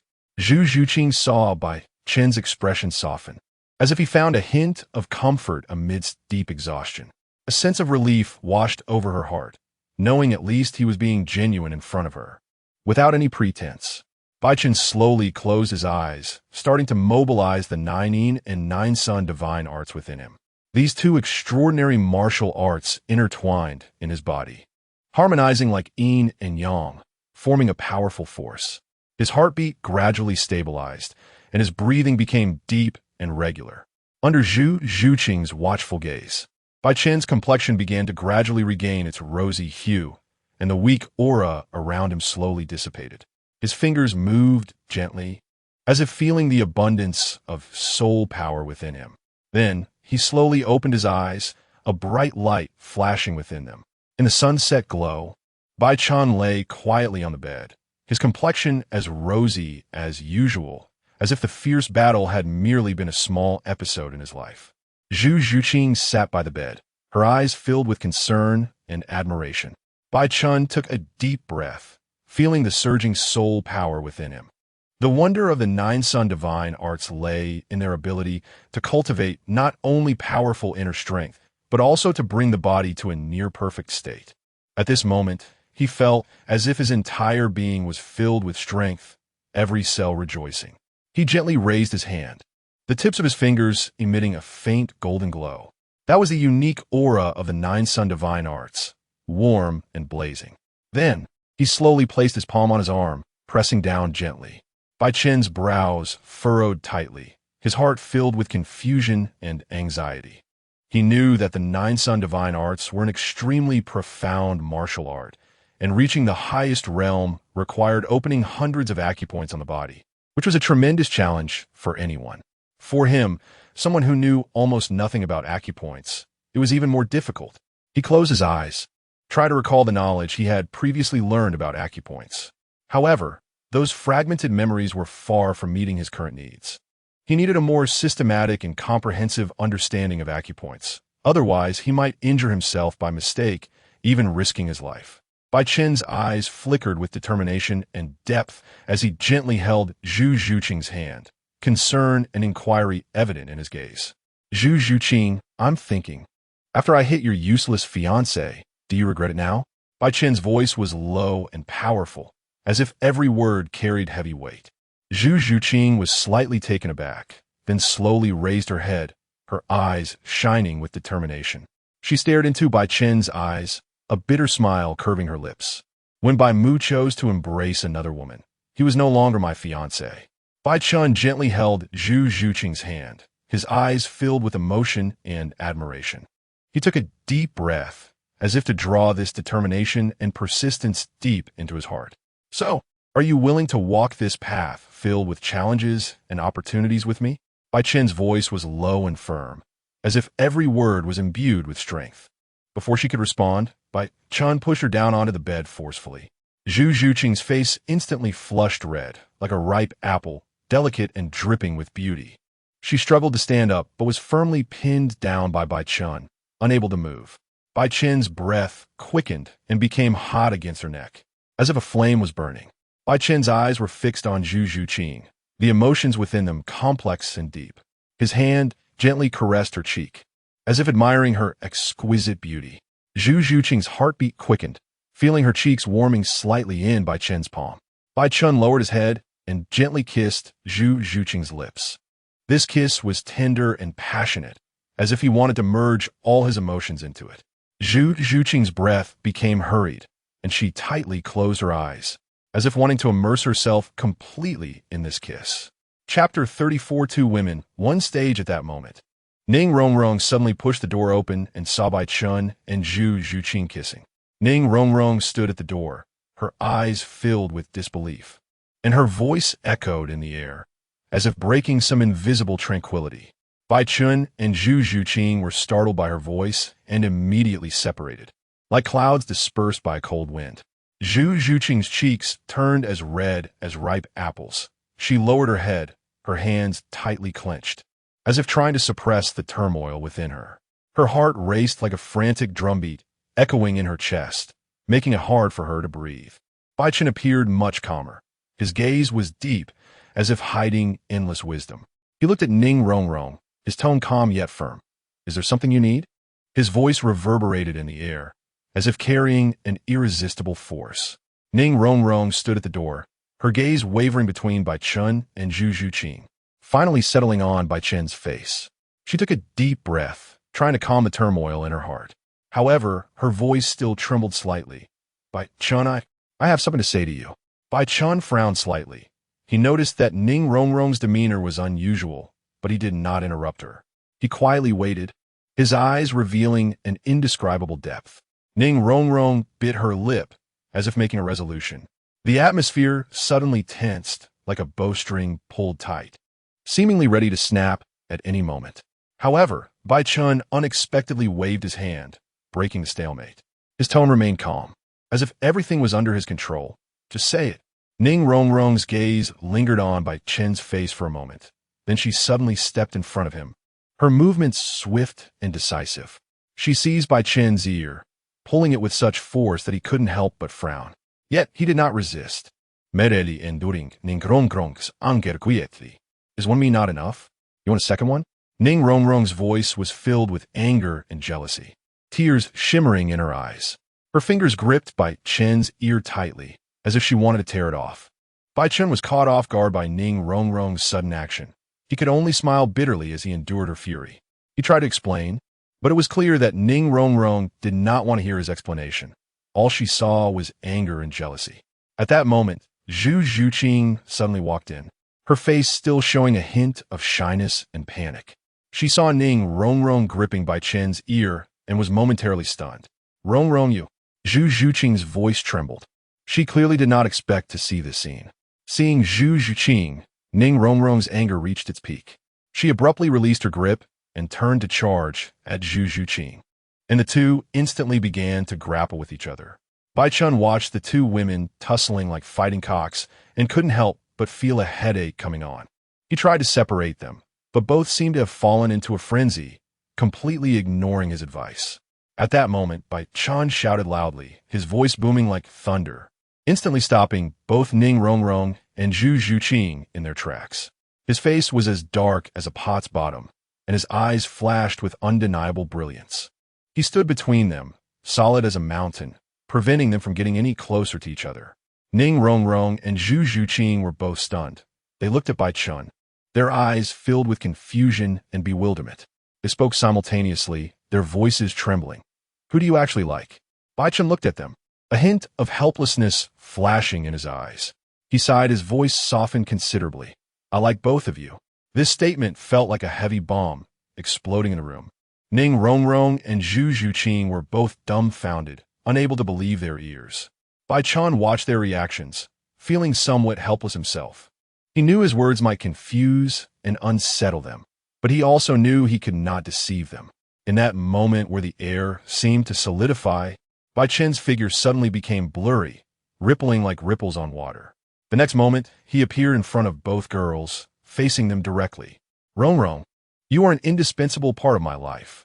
Your smile, your tears are my greatest concerns. Bai Chen looked at Ning Rongrong tenderly, his voice filled with deep affection. Then he turned to Zhu Zhuqing. Zhuqing, your resilience, your gentleness are also treasures in my heart.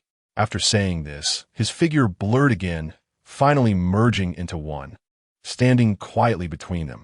So, my answer is, both of you. Bai Chen's answer left Ning Rongrong and Zhu Zhuqing stunned. They exchanged glances, a hint of confusion flashing in their eyes. However, under Bai Chen's affectionate gaze, the anger and jealousy in their hearts gradually faded, replaced by an indescribable sense of touch. Bai Chen smiled at them, and two vibrant roses suddenly appeared in his hands. He handed one to Ning Rongrong and the other to Zhu Zhuqing. This is my promise to you. No matter what happens in the future, I will protect you both forever. Bai Chen's voice was gentle yet firm. Ning Rongrong and Zhu Zhuqing took the roses, tears shimmering in their eyes. They tightly embraced Bai Chen, as if wanting to merge him into their bodies. Indeed, women need to be coaxed. However, Zhu Zhuqing is my most loyal servant. If any discord arises between them, it could seriously disrupt my plans, and they might fail. Bai Chen's words were like a spring breeze, gently brushing over Ning Rongrong and Zhu Zhuqing's hearts. The tears in their eyes sparkled, but more importantly, There was determination and trust. They held Bai Chen tightly, as if wanting to merge him into their bodies, never wanting to let go. Let's go. We should have enough rest. Bai Chen said softly, his voice filled with warmth and determination. Ning Rongrong and Zhu Zhuqing exchanged smiles, knowing that no matter what difficulties and challenges the future held, as long as Bai Chen was there, they could face them bravely. The three of them walked out of the room together, sunlight pouring over them, warm and bright. Their figures intertwined in the sunlight, resembling a beautiful painting, filled with hope and anticipation. Where are we going next? Ning Rongrong asked. Shrek Academy. Ning Rongrong blinked, curiously asking, what kind of place is Shrek Academy? Bai Chen turned around, gazing into the distance, his voice carrying a hint of longing. It's a legendary academy that only recruits talented and potential monsters. I want to see if there really is a power there that can take me to the next level. Ning Rongrong and Zhu Zhuqing exchanged glances, seeing determination in each other's eyes. They knew that wherever Bai Chen went, they would follow. The three walked side by side, sunlight casting long shadows over them. Their steps were firm and powerful, as if they had already glimpsed the hope of the future. Chapter 35 Enrollment Please. Host, join Shrek Academy. Reward, Primordial Immortal Palace. Bai Chen thought that he originally had no intention of going, but unexpectedly there was a system reward, so it seemed he should go take a look. In front of Shrek Academy, a long line slowly wriggled, with people discussing and expressing expectations and nervousness on their faces. Ning Rongrong and Zhu Zhuqing stood at the end of the line, their eyes scanning the surroundings, trying to discern something from this seemingly unremarkable academy. Ning Rongrong, dressed in a luxurious gown, formed a stark contrast with the surrounding environment. She furrowed her brows and asked in confusion, Zhuqing, are you sure this is Shrek Academy? Why does it look so? Zhu Zhuqing gently held her hand, a glint of determination flashing in her eyes. Rongrong, don't forget the purpose of our visit. Although this place seems unremarkable, it is said that Shrek Academy has a long history and unique teaching methods. Since we are here, we should trust our choice. Ning Rongrong sighed lightly, although she still had some doubts. Seeing Zhu Zhuqing's resolute gaze eased much of her unease. She nodded and smiled. You're right, Zhuqing. Since we chose this place, we should give it our all.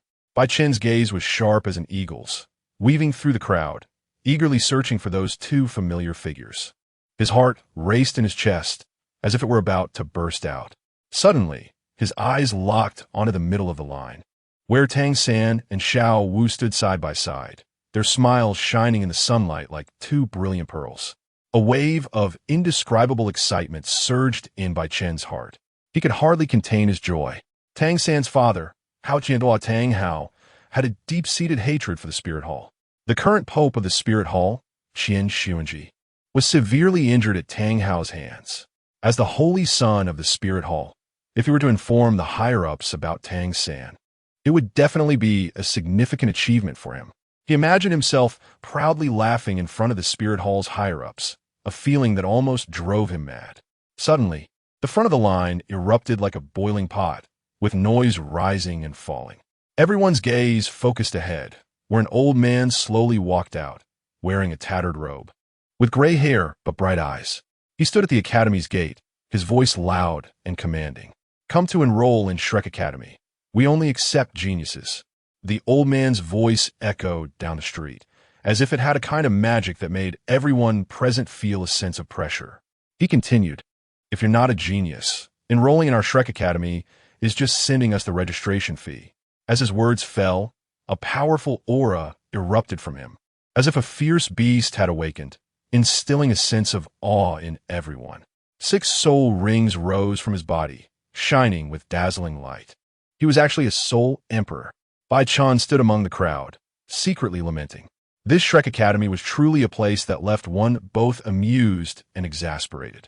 If it weren't for the halo of the heaven-defying protagonist Tang San, it would have long since vanished in the river of time. His gaze was deep, as if he could see through every corner of the academy, observing the students misled by those so-called strong teachers of Shrek Academy. He imagined those students stepping into this academy with great aspirations, only to gradually wear down their sharpness in the harsh teaching and training, with some even losing their lives as a result. All of this was due to those so-called teachers. They might be powerful, but in terms of education, they were truly masters of deception. Bai Chen's steps were steady and powerful, as if each step was treading on the trajectory of history.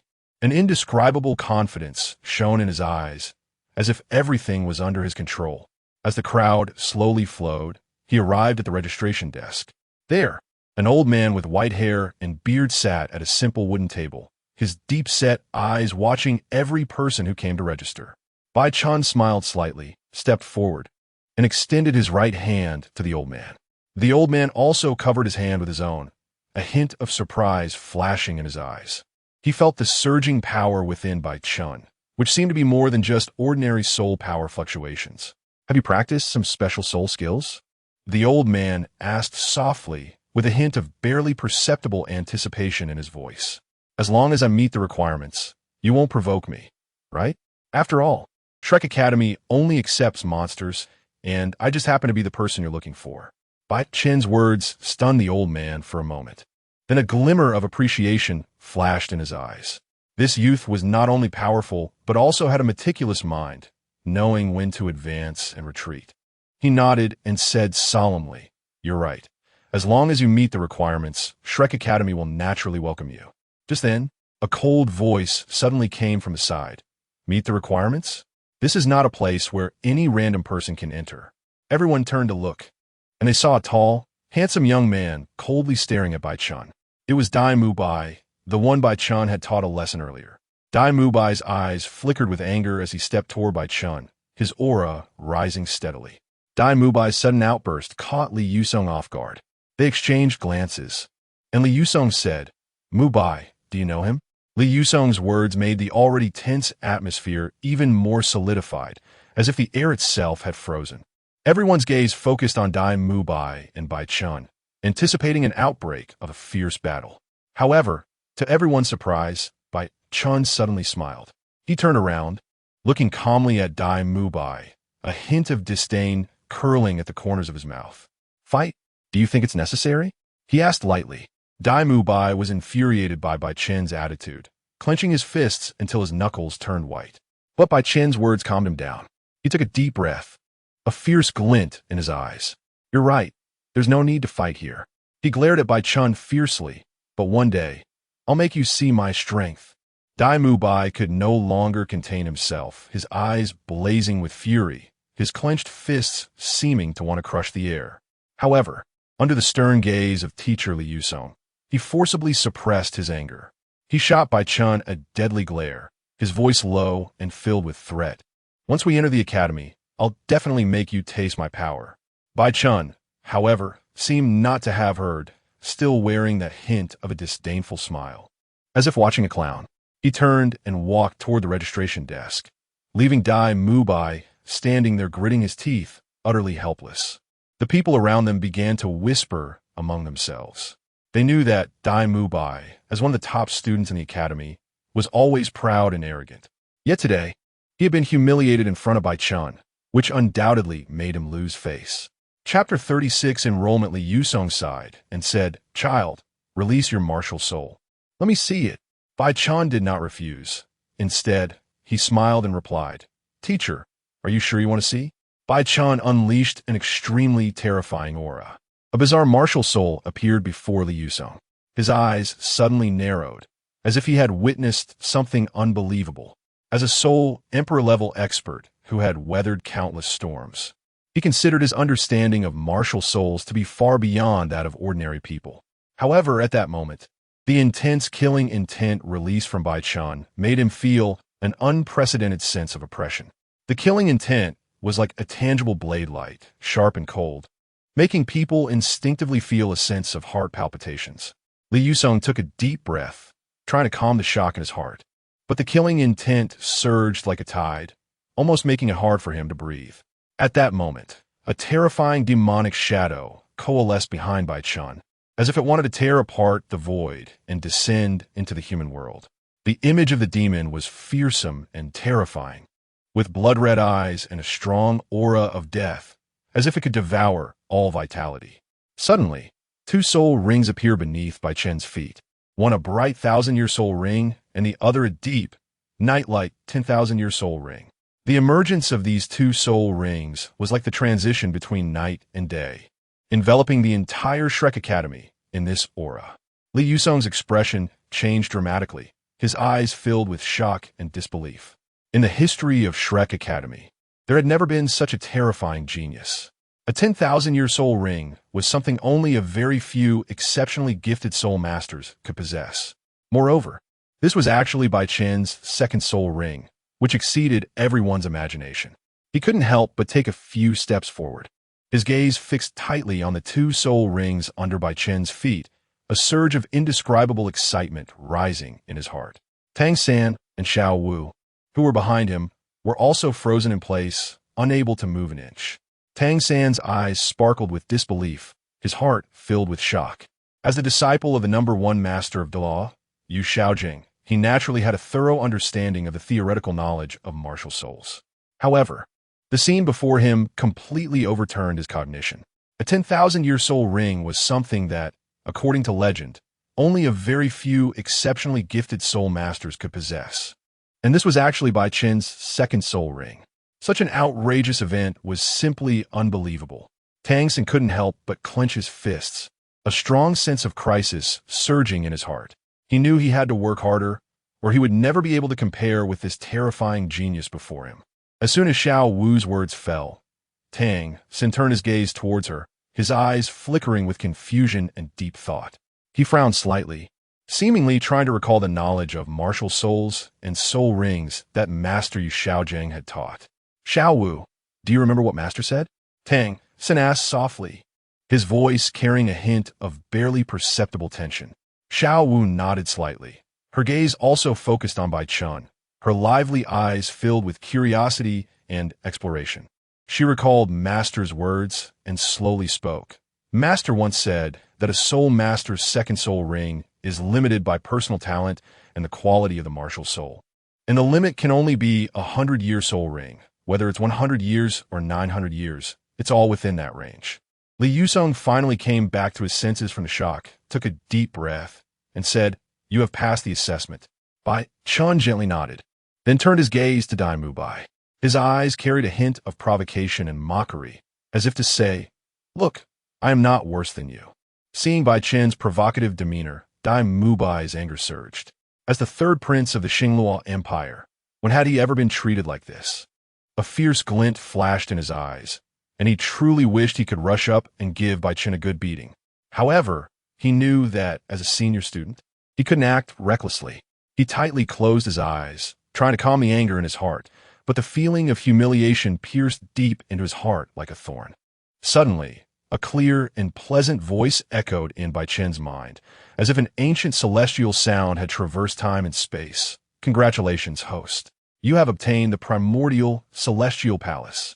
As the voice fell, a small and exquisite palace instantly materialized in his hand. Though the palace was not large, every brick and tile exuded an ancient and mysterious aura, as if carrying the sediment of time and endless secrets.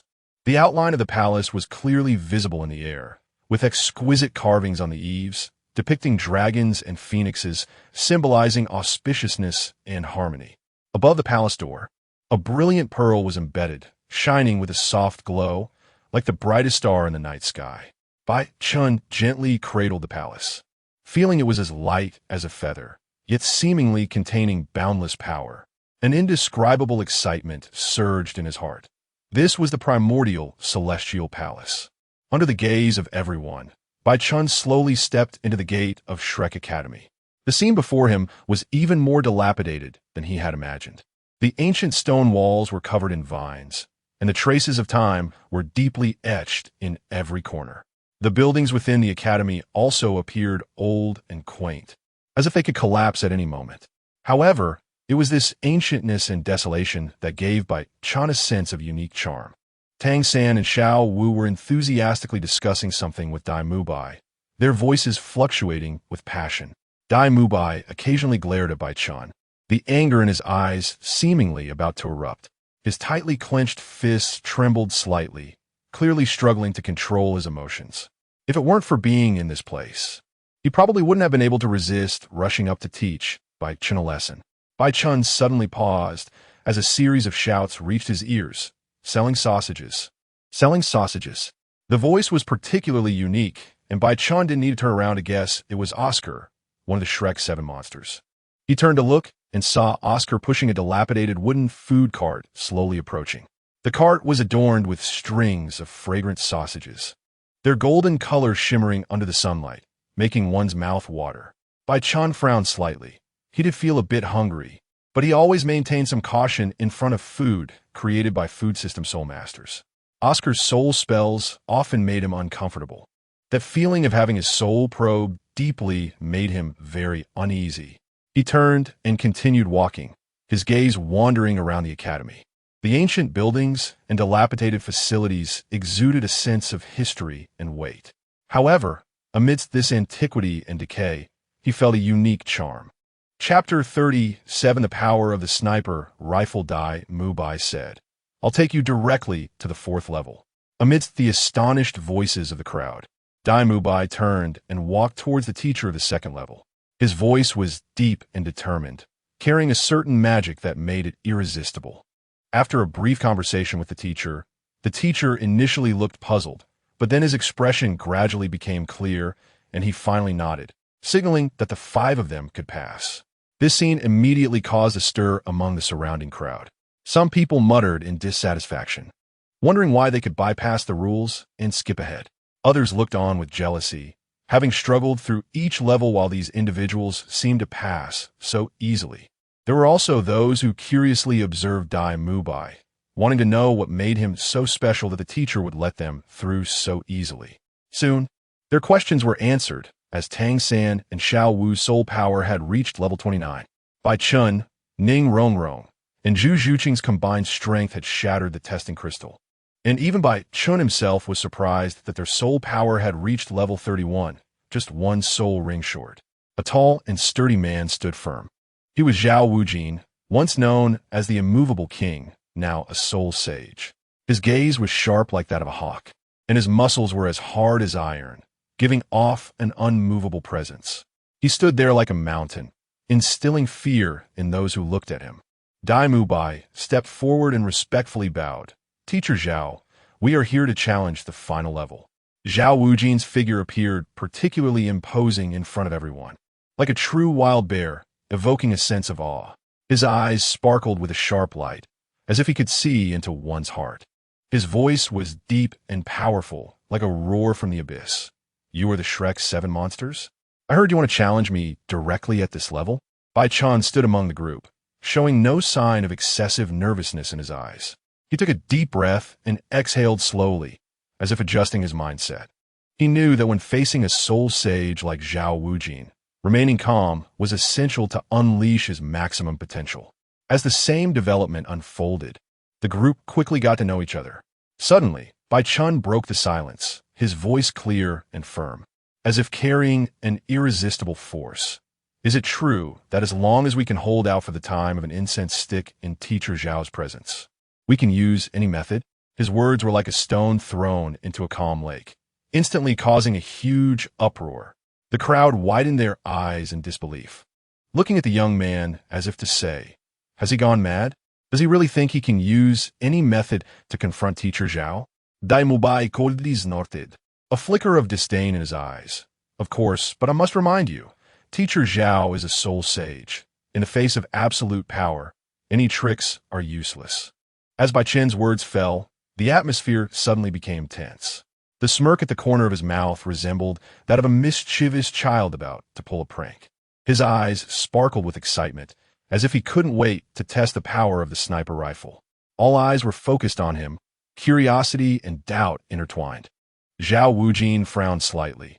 He naturally sensed the confidence and provocation in Bai Chen's words, which sparked a bit of interest in this young man. Bai Chen slowly pulled out the huge sniper rifle from behind him, its body shimmering with a cold metallic sheen, as if a fierce beast was about to awaken. He gently caressed the rifle, as if communicating with it, feeling its power and warmth.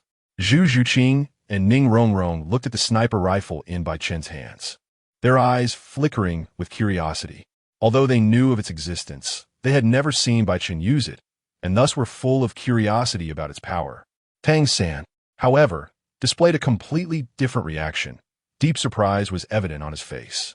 His gaze was fixed on the sniper rifle, as if he wanted to see through its inner mysteries. As someone who had crossed over from the Tang sect in Bashu, his perception of danger was far beyond that of ordinary people. At this moment, he felt a strong sense of crisis enveloping him, as if the power hidden within that sniper rifle was enough to threaten his life. He couldn't help but take a step back, secretly on guard. He clearly understood that this sniper rifle was similar in essence to the hidden weapons he was familiar with, yet fundamentally different. He couldn't imagine what astonishing power lay hidden within such an apparently ordinary weapon. Under everyone's watchful eyes, Bai Chen and Tang San stood at the forefront, their gazes firm and deep, as if they were ready to face the challenge. Dai Mubai took a deep breath and turned to Zhao Wujin, saying, "Teacher, they are ready." Zhao Wujin stood up from his chair. Although his movements were slow, they were filled with power. He stretched his muscles, making cracking sounds as if to demonstrate his iron-like physique to everyone. His gaze was like a torch sweeping over the 6 people in front of him. With a cruel smile curling at the corners of his mouth, "Boys, don't let me down." As soon as he finished speaking, his figure suddenly vanished from his spot, leaving only an afterimage. The next moment, he had already appeared in front of Bai Chen, his fist carrying astonishing power crashing down. Bai Chen's eyes narrowed, and he quickly raised the sniper rifle in his hands. A brilliant light erupted from the muzzle, directly Zhao Wujin's fist. Bai Chen initially planned to aim carefully, but Zhao Wujin's rapid charge disrupted his plan. However, this sudden change spared him the trouble of aiming. He quickly adjusted his posture, firmly pointing the sniper rifle at Zhao Wujin. With the pull of the trigger, a deafening roar echoed across the training ground. The massive sniper rifle seemed to unleash a fire dragon, the enormous bullet slicing through the air with astonishing speed, carrying destructive power straight for Zhao Wujin. A flicker of surprise flashed in Zhao Wujin's eyes. He didn't expect this young man to really dare to shoot at him. However, as a soul sage, his reaction speed was incredibly swift. He quickly adjusted his body, evading the deadly bullet at an incredible angle. Bai Chen's eyes remained fixed on Zhao Wujin, and seeing his narrow escape, he couldn't help but breathe a sigh of relief. However, he did not let his guard down. Instead, he focused even more intently on aiming at Zhao Wujin. He knew that although this shot had missed, it had instilled a deep sense of caution in Zhao Wujin regarding the sniper rifle in his hands. Chapter 38: The Ruthless One. Suddenly, Zhao Wujin's attack target changed. His massive body moved like a mountain, and his fist, originally aimed at Tang San, suddenly turned to strike at Ning Rongrong. A loud bang echoed through the air, and the intense fluctuation of soul power instantly froze the atmosphere around them. Tang San's expression sharpened as he clearly saw the trajectory of Zhao Wujin's attack change, and a sense of urgency surged within him. He understood that Zhao Wujin had chosen Ning Rongrong as his target not only because she was a support-type soul master, but more importantly, her martial soul, the 7-treasure glazed tile pagoda, was known as the strongest support-type martial soul. If she were taken out, it would effectively weaken the combat strength of the entire team. There was no time to hesitate. Tang San instantly activated his abilities, and the blue-silver grass shot out from the ground like a spirit snake, quickly wrapping around Ning Rongrong's waist. He pulled hard, drawing her towards him. At the same time, his other hand clenched into a fist, gathering soul power and unleashing the Xinyu hand. With a loud bang, Tang San fell to the ground. Bai Chen's heart raced like a war drum. His gaze locked tightly on Zhao Wujin's massive form. The crosshair of his sniper rifle trembled but gradually stabilized, forming a beam of decisive light. He took a deep breath, as if trying to inhale all the air around him to find the final support for his determination. He pulled the trigger. Bang! A deafening gunshot shattered the silence of the air, and the muzzle of the sniper rifle spat out a line of fire, directly aimed at Zhao Wujin.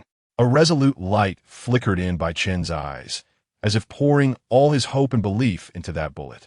The killing demon god martial soul appeared behind Bai Chen, a martial soul filled with the aura of violence and slaughter, as if a demon from the depths of hell had been summoned. Bai Chen's entire demeanor changed, becoming an embodiment of slaughter, a chilling, killing intent spreading out. He took a deep breath, then suddenly opened his mouth, an invisible force bursting forth, forming a massive storm. This was his first soul skill, Killing Storm. The gale, like a dragon that devours everything, charged toward Zhao Wujin with destructive power. Zhao Wujin remained standing, expressionless, seemingly indifferent to the impending storm. He glanced at Bai Chen, a mocking smile curling at the corner of his mouth, and said, "This wind is a bit strong." However, the moment Zhao Wujin's words fell, a sharp pain suddenly shot through his arm. He looked down in shock to find that his arm had been pierced by a bullet, blood gushing out. The bullet was like a silver meteor, breaking through his proud defenses and inflicting unprecedented damage. Zhao Wujin covered his wound, his face filled with disbelief. His eyes flickered with suspicion and anger, as if to say, "How is this possible? How can my defense be broken?" His gaze locked onto Bai Chen in the distance, fierce light flashing in his eyes. Zhao Wujin's pupils suddenly constricted. He felt an unprecedented sense of crisis. The continuous gunfire sounded like a death knell, each shot sending a jolt of fear through him. His massive body suddenly shook on the ground, trying to shake off the blue-silver grass that was entangling him. But the blue-silver grass seemed to have a life of its own, tightly wrapping around him and preventing any movement. Tang San's gaze was calm as he swiftly formed hand signs, the blue-silver grass dancing like spirit snakes, binding Zhao Wujin's limbs tightly. He knew this was their only chance. They had to strike true. Zhao Wujin roared in anger, a thick shield of soul power surging around his body, trying to block the incoming bullets. However, those bullets seemed to possess mysterious power, easily penetrating his soul power shield and striking his body directly. Zhao Wujin looked on in shock. He wanted to stand up, but the feeling of weakness in his body forced him to watch his blood flow out. Under the continuous assault, Zhao Wujin's massive body finally could not hold up any longer, like a ship struck by a giant wave. It suddenly swayed and then crashed heavily to the ground. Dust flew up, and the entire area fell into a brief silence. Dai Mubai watched this scene, his eyes filled with shock and disbelief. They had never imagined that the Zhao Wujin, who seemed as strong as a mountain in their eyes, would fall so easily. At this moment, only Bai Chen and Tang San remained in the arena. Bai Chen's sniper rifle still emitted a faint wisp of smoke, his expression calm and resolute. Tang San looked at the sniper rifle, his eyes flashing with confusion and curiosity. Zhao Wujin lay on the ground, dirt and blood mixing together, creating a desolate scene. His eyes were filled with astonishment and unwillingness, as if still trying to understand why he had ended up in such a situation. Bai Chen slowly walked to Zhao Wujin's side, the muzzle of the sniper rifle still warm. He looked down at this once invincible opponent, a mocking smile curling at the corner of his mouth. The sniper rifle specializes in carbon-based life forms. Bai Chen said coldly, "You, indeed, are a ruthless one. You dare to use your body as a target for the sniper rifle. A ruthless person, indeed." He continued, "I couldn't make you bloom. It seems this sniper rifle's power is still somewhat lacking. If the bullet had been a bit faster, a bit stronger, you would have surely been dead." Tang San and Bai Chen's movements were swift and decisive, as if they had rehearsed this scene beforehand, their cooperation astonishingly seamless. They simultaneously pulled out a sharp blade from their clothes, the blade glinting coldly in the moonlight, foreshadowing the bloody scene to come. Zhao Wujin lay on the ground, watching the two approach with wide eyes. His expression was filled with shock and unwillingness, still trying to comprehend why he had ended up like this. However, his struggles and resistance were futile. He could only watch helplessly as the two blades approached his body. Tang San and Bai Chen moved lightly and quickly, as if engaged in a silent dance, the blades flipping skillfully in their hands, each strike precise. Their eyes were filled with calmness and determination, as if executing an important mission. Fortunately, the bullet fragments were removed in time, and relying on his strong physical qualities and abundant soul power. He stood up and couldn't help but exclaim that this injury would probably take some time to heal. "What disgrace, truly. I didn't expect this thing to look so strange. You're actually so big." Ning Rongrong and Zhu Zhuqing's eyes widened simultaneously as they looked at the bloody yet shocking scene.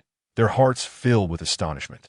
They had never imagined that this seemingly odd sniper rifle could unleash such incredible power. Complex emotions flickered in Ning Rongrong's eyes as she looked at Bai Chen's calm and determined gaze, a hint of awe rising within her. She had never seen anyone defeat Zhao Wujin so easily, which gave her a whole new understanding of Bai Chen's strength. Zhu Zhuqing bit her lip tightly, her eyes filled with shock and disbelief. She watched as Zhao Wujin's massive body appeared so fragile under the sniper rifle, a chill creeping in her heart. Chapter 39 discussion. Bai Chen gently blew on the barrel of his gun and looked at Zhao Wujing, saying, "I'm sorry, teacher, I didn't expect you to be this weak." Zhao Wujing, the seven-ringed soul saint who once made the entire Douluo continent tremble, now had a pale face, his eyes flashing with barely concealed anger. He never thought that one day he would be pushed to this extent by a student he had painstakingly taught, and his feelings were mixed. But as a teacher, he knew he could not stoop to the level of his student. He could only forcibly suppress his anger and spoke with a hint of unwillingness and defeat. "In this match, I lost." Bai Chen did not show any signs of triumph on his face, instead calmly saying, "We should have passed, right?" His tone was calm, as if everything was within his expectations. Zhao Wujing took a deep breath, trying to calm his emotions, then nodded. "Welcome to Shrek Academy." Although his words were somewhat stiff, the sincerity in them was undeniable. He understood that although he lost the match today, he had gained a student worthy of pride.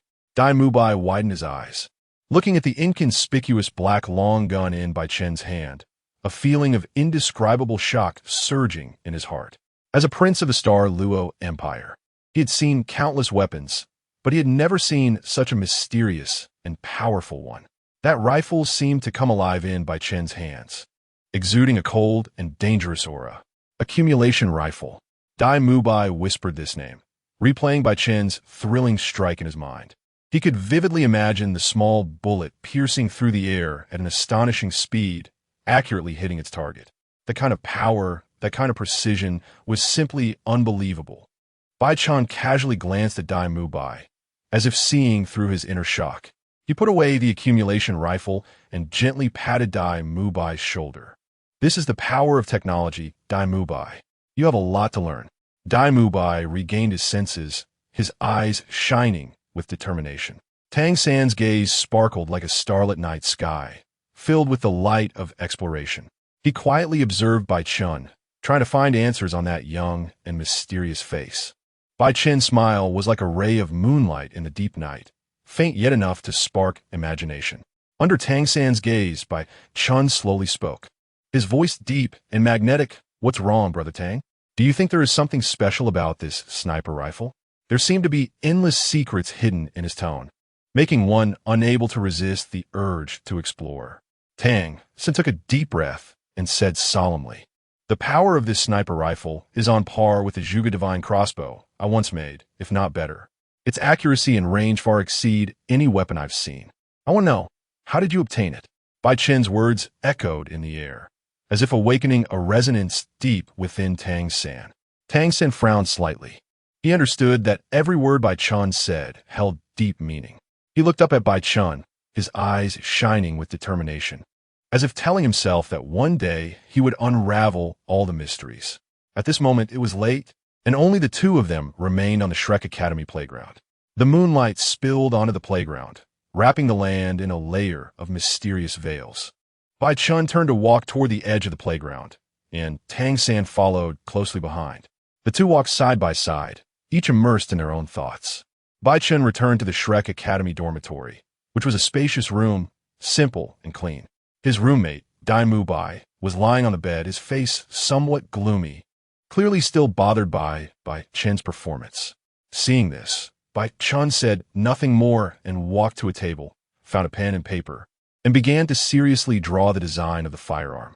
The pen tip moved rapidly across the paper, accompanied by a slight rustling sound, as complex lines gradually appeared. Bai Chen's eyes sparkled with focus, as if the entire world had been reduced to him and his design. He sometimes frowned, sometimes smiled, as if engaging in a silent conversation with the work beneath his pen. Bai Chen's pen glided gently across the paper, carefully depicting every detail. With each movement of his hand, new designs for firearms gradually unfolded on the paper. In his mind, he envisioned future battle scenes on Douluo continent, with everyone wielding the firearms he designed, sweeping through enemies and shocking them. As the scene shifted, Bai Chen's gaze became firm and focused, as if he could already see the moment when his designed firearms exerted great power on the battlefield. His pen continued to dance, each pause and turn filled with strength. Finally, he stopped the pen in satisfaction, looking at the design in front of him. He knew that these designs were not just personal creations, but a revolution in the way battles would be fought on Douluo continent in the future. He looked forward to these firearms playing a significant role in changing the entire battle landscape of Douluo continent. Just as Bai Chen was lost in his thoughts, there was a sudden knock on the door. He frowned, put down the pen, and got up to open the door. Outside was Tang San, holding a food box and wearing a gentle smile. "Brother Bai, I heard you didn't have dinner, so I specially prepared some supper for you," Tang San said, handing the food box to Bai Chen. Bai Chen looked at Tang San in surprise, a warm current surging in his heart. He took the food box and opened it to find his favorite grilled fish and some side dishes inside. "Thank you, Brother Tang," Bai Chen said sincerely. Tang San shook his head and smiled. "We are friends. It's only natural to help each other." A hint of surprise flashed in Tang San's eyes as he walked over to Bai Chen's design drawings, carefully examining each blueprint. His fingers glided gently over the lines on the paper, as if he could feel the power and wisdom contained within. "These grenades, firearms, did you really design them?" Tang San's tone was filled with disbelief. Bai Chen nodded, his gaze firm. "Yes, these are products from my world. They possess great power and practicality, allowing ordinary people to exert astonishing combat abilities."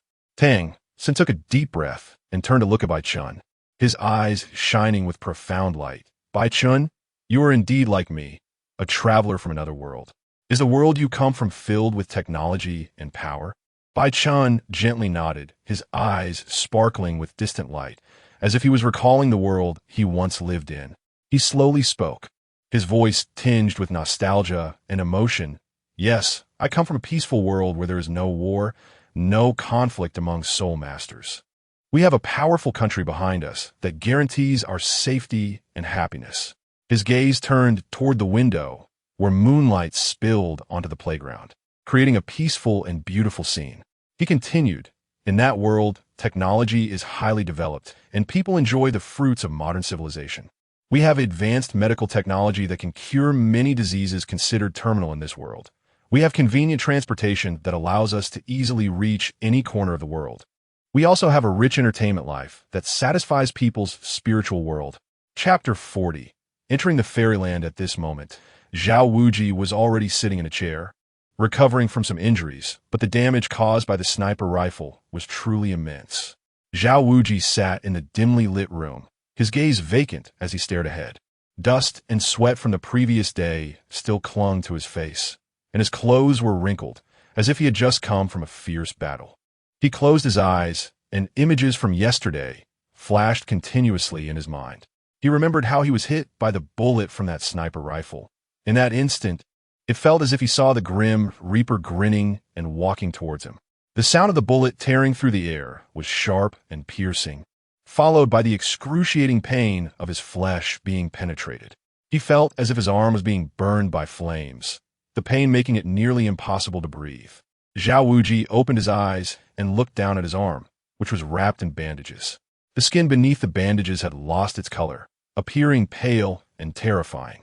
He gently touched the bandages, as if he could feel the coldness and cruelty left by the bullet. Suddenly, Zhao Wuji's heart tightened, and he quickly turned around, his gaze warily scanning the surroundings. The mountain forest was tranquil and mysterious, with only the occasional chirping of birds and the rustling of leaves in the wind. However, he knew he was not alone. Suddenly, a figure slowly emerged from the depths of the woods. It was a man in a gray robe, his figure blurred and his face hidden in shadows. The gray-robed man's voice was hoarse and deep, as if it came from deep underground, every word laced with mockery and disdain. "I never expected that the mighty, immovable king would end up like this because of a little child. It's truly laughable." The words of the gray-robed man felt like sharp needles piercing Zhao Wuji's pride and dignity. Zhao Wuji suddenly raised his head, a flicker of anger in his eyes. As the immovable king, when had he ever suffered such humiliation, even though he was severely injured at this moment? His pride and dignity were not to be trampled by anyone. He took a deep breath, trying to suppress the pain within his body, preparing to face this sudden challenge. The gray-robed man's words seemed to awaken the beast within Zhao Wuji. A powerful aura emanated from him. 9 soul rings appeared behind him, shining with dazzling brilliance, a mark of his status as a title Douluo-level powerhouse. Zhao Wuji clenched his fists tightly, powerful soul power surging within him. His figure swayed and instantly appeared before the gray-robed man. The two locked eyes, and the air was thick with tension. The man in black did not press too hard. Zhao Wuji simply whispered something in his ear. He had not expected that the figure before him was the Hao Qianduo Tang Hao, and that Tang San was actually his son. At this moment, his heart was extremely agitated. Shortly after, Tang Hao healed his internal injuries and then left. Bai Chen sat in the dimly lit room, holding those exquisite blueprints, his eyes revealing deep contemplation. His brows were tightly knit, as if he were trying to unravel a complex puzzle. Although he knew that his identity as a member of the Spirit Hall had not been exposed, and that his safety was not in immediate danger, his heart could not find peace. His gaze slowly shifted to the window, where the night was hazy and the moonlight spilled onto the quiet street, making everything appear so tranquil. However, his heart was like the turbulent waves of the sea, unable to calm down. He had to think of a way to get Xiao Wu as soon as possible. This was a task he had to complete as the main antagonist. The image of Xiao Wu flashed in Bai Chen's mind, that pure and lovely girl, always wearing a sunny smile. He knew that Tang San had deep feelings for Xiao Wu, and could even say that she was the most important person in his life. This further strengthened Bai Chen's determination to obtain Xiao Wu. Bai Chen took a deep breath. He knew that every step he took from now on had to be cautious. He could not let Xiao Wu have the opportunity to set any traps, nor could he allow Tang San and his father Tang how to sense his plans. He had to remain calm and look for the most suitable moment. He decided to first find Ning Rongrong and Zhu Zhuqing.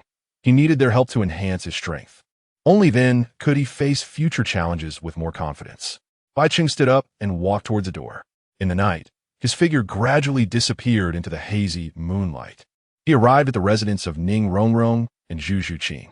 Bai Chen took a deep breath, feeling the tranquility of the night around him. He stood outside the residence of Ning Rongrong and Zhu Zhuqing, a complex emotion surging in his heart. He knew that the next actions would determine whether he could successfully obtain Xiao Wu, and would also change his destiny. He donned his nano battle armor, activated the invisibility mode, and his figure instantly vanished into the night. Like a ghost, he silently slipped through the door crack and entered the room. Inside the room, Ning Rongrong, Zhu Zhuqing, and Xiao Wu were lying on soft beds, sleeping sweetly in their dreams. Moonlight streamed in through the window, softly illuminating their faces, creating an exceptionally serene atmosphere. Bai Chen walked step by step towards the bedside, his gaze fixed tightly on Xiao Wu. A strong desire surged in his heart, as if he wanted to embrace her. But he knew this was not the time. He reached out his hand, gently caressing Xiao Wu's cheek, feeling her silk-like smooth skin. His heart was filled with tenderness and determination, as if he wanted to pour all his love into her. Bai Chen's movements were as gentle as if he feared disturbing a butterfly in a dream. His eyes were filled with tenderness and reluctance, as if he wanted to engrave this moment in his heart forever. His fingers gently brushed across Xiao Wu's cheek, taking away a trace of moonlight from her face. Then, he slowly turned around and walked to a corner of the room. There, he took out an ancient and mysterious temple model, the Primordial Temple. This was his secret weapon and also the key to his plan. He gently pressed a gem on the temple, and the temple instantly emitted dazzling light. Ning Rongrong and Zhu Zhuqing, still in their dreams, felt a gentle force enveloping them. When they opened their eyes again, they found themselves in a strange space. Surrounding them were twinkling starlights and flowing clouds, as if they were in a fairyland. They looked at each other in surprise, then turned their gaze towards Bai Chen. Ning Rongrong and Zhu Zhuqing exchanged glances, their eyes filled with disbelief. They looked around. The flickering starlight and flowing clouds seemed to tell a mysterious and distant story. Everything here felt so unreal, yet so breathtaking. Ning Rongrong broke the silence first, softly asking, "Zhu Qing, where are we? Have we really entered a fairyland?" Zhu Qing did not answer immediately. Her gaze remained fixed on the sea of starlight. After a moment, she slowly spoke, "I don't know, but the feeling here is too wonderful." Chapter 41, Training. Just as the two were in confusion, Bai Chen appeared in front of them with a mischievous smile. Ning Rongrong reacted first and came over to speak. "What did you bring me here for in the middle of the night? Don't we need to sleep?" Bai Chen coldly replied, "You seem to have forgotten your identity. You are my servant, and you must do whatever I ask." Ning Rongrong frowned slightly. Although she already knew that, as Bai Chen's servant, she had to obey his orders, being reminded so directly still left her somewhat dissatisfied. She glanced at Oscar, who looked equally puzzled, and saw him shrugging helplessly. In the night, Bai Chen's face appeared even paler, and his eyes sparkled with cunning light. As if everything was under his control, he slowly walked in front of the two, stopping with his gaze drifting between Ning Rongrong and Oscar. "Bringing you here at night is naturally for something important," Bai Chen said with a hint of mystery in his tone. "Moreover, sleep is not essential for cultivators." Bai Chen changed the subject. "Besides, with your talents, do you know what this place is? This is a sacred place for cultivation, a place that many people dream of. Do you know that?" As Bai Chen's words fell, the atmosphere in the night seemed to become heavier. His piercing gaze swept over Ning Rongrong and Oscar's faces, seemingly searching for fluctuations in their hearts. Ning Rongrong frowned in thought, while Oscar widened his eyes, trying to digest the sudden information. "You mean this place is a sacred place for cultivation?" Oscar's voice trembled slightly, as if he couldn't believe his ears. Bai Chen nodded, a proud smile curving his lips. He extended his hand, pointing to the distant mountains shrouded in mist, as if hiding endless secrets. "That is the paradise for cultivators. The flow of time you feel here is just part of the special environment. Here, you can enhance your strength faster. One day in the outside world may equal a year here." Immediately, a path appeared out of thin air. Bai Chen said casually, "You just need to walk to the end." "Oh, I forgot to tell you that this path is not like ordinary paths. It is specifically for tempering your bodies, so the process will be a bit painful. As long as you can endure it, the benefits will be great." Zhu Qing's eyes sparkled with determination. Knowing this was a rare opportunity, she turned to look at Ning Rongrong, and the two exchanged a smile filled with resolve. They knew this would be a journey filled with challenges and opportunities. The two stepped onto the path that had appeared out of nowhere. At first, the ground was flat, like a wide avenue leading to the unknown. However, as they continued forward, the ground began to become rugged, as if an invisible force was obstructing their progress. Ning Rongrong felt her body growing heavier. Each step felt like a struggle against gravity. She gritted her teeth and persevered. Zhu Qing felt the surrounding air becoming thin, making each breath extraordinarily difficult. But she did not give up. She firmly believed that only through this arduous journey could they become stronger. Ning Rongrong's steps became heavier. Each step felt like crossing a vast chasm. She felt as if her body was bound by invisible chains, with every cell resisting forward movement. Her sweat soaked her clothes, clinging to her skin, and a cold breeze made her shiver. She looked up, and the road ahead still seemed long and rugged, as if it had no end. Her heart was filled with despair, but she knew she couldn't stop. If she stopped, Bai Chen's cold gaze and words of punishment would follow her like a shadow, leaving her nowhere to escape. Ning Rongrong gritted her teeth, using all her strength to take a step forward. That step seemed to exhaust all her power. Her body trembled violently, nearly falling to the ground. But she did not give up. She steadied herself with her last bit of strength and continued forward. Just as Ning Rongrong was about to collapse, a ray of light suddenly burst forth from within her. She felt her body enveloped by a warm force, gentle yet powerful, making her want to lose herself in it. Under the light, Ning Rongrong's body seemed to be reshaped. The invisible chains vanished, and she felt an unprecedented lightness. At the same time, Zhu Qing also sensed the extraordinary nature of this power. Her breathing became smooth, and the surrounding air seemed fresher. The two exchanged a glance. Filled with surprise, they knew that this path had no end, and the real cultivation had just begun. But they no longer feared it, for they had already felt the immense support that this power provided. Guided by the light, they continued forward, each step becoming more resolute. The scenery around them kept changing, as if they were walking through a vivid painting. But they had no time to admire the beauty. Their eyes were fixed ahead, only on the unknown path of cultivation. Suddenly, a strong tremor came from the ground, causing Ning Rongrong and Zhu Zhuqing to shudder and tightly grasp the nearby rocks. They saw the ground crack open with a huge gap, and a powerful suction force emerged, attempting to pull them in. They were startled. What was happening? However, the next moment, Bai Chen appeared before them. In the astonished gaze of Ning Rongrong and Zhu Zhuqing, Bai Chen waved his hand, and a beam of light flashed, transforming their surroundings into a hot spring. Surrounding the hot spring, the sky was filled with rosy clouds, and spiritual energy swirled, as if they were in a mysterious and beautiful fairyland.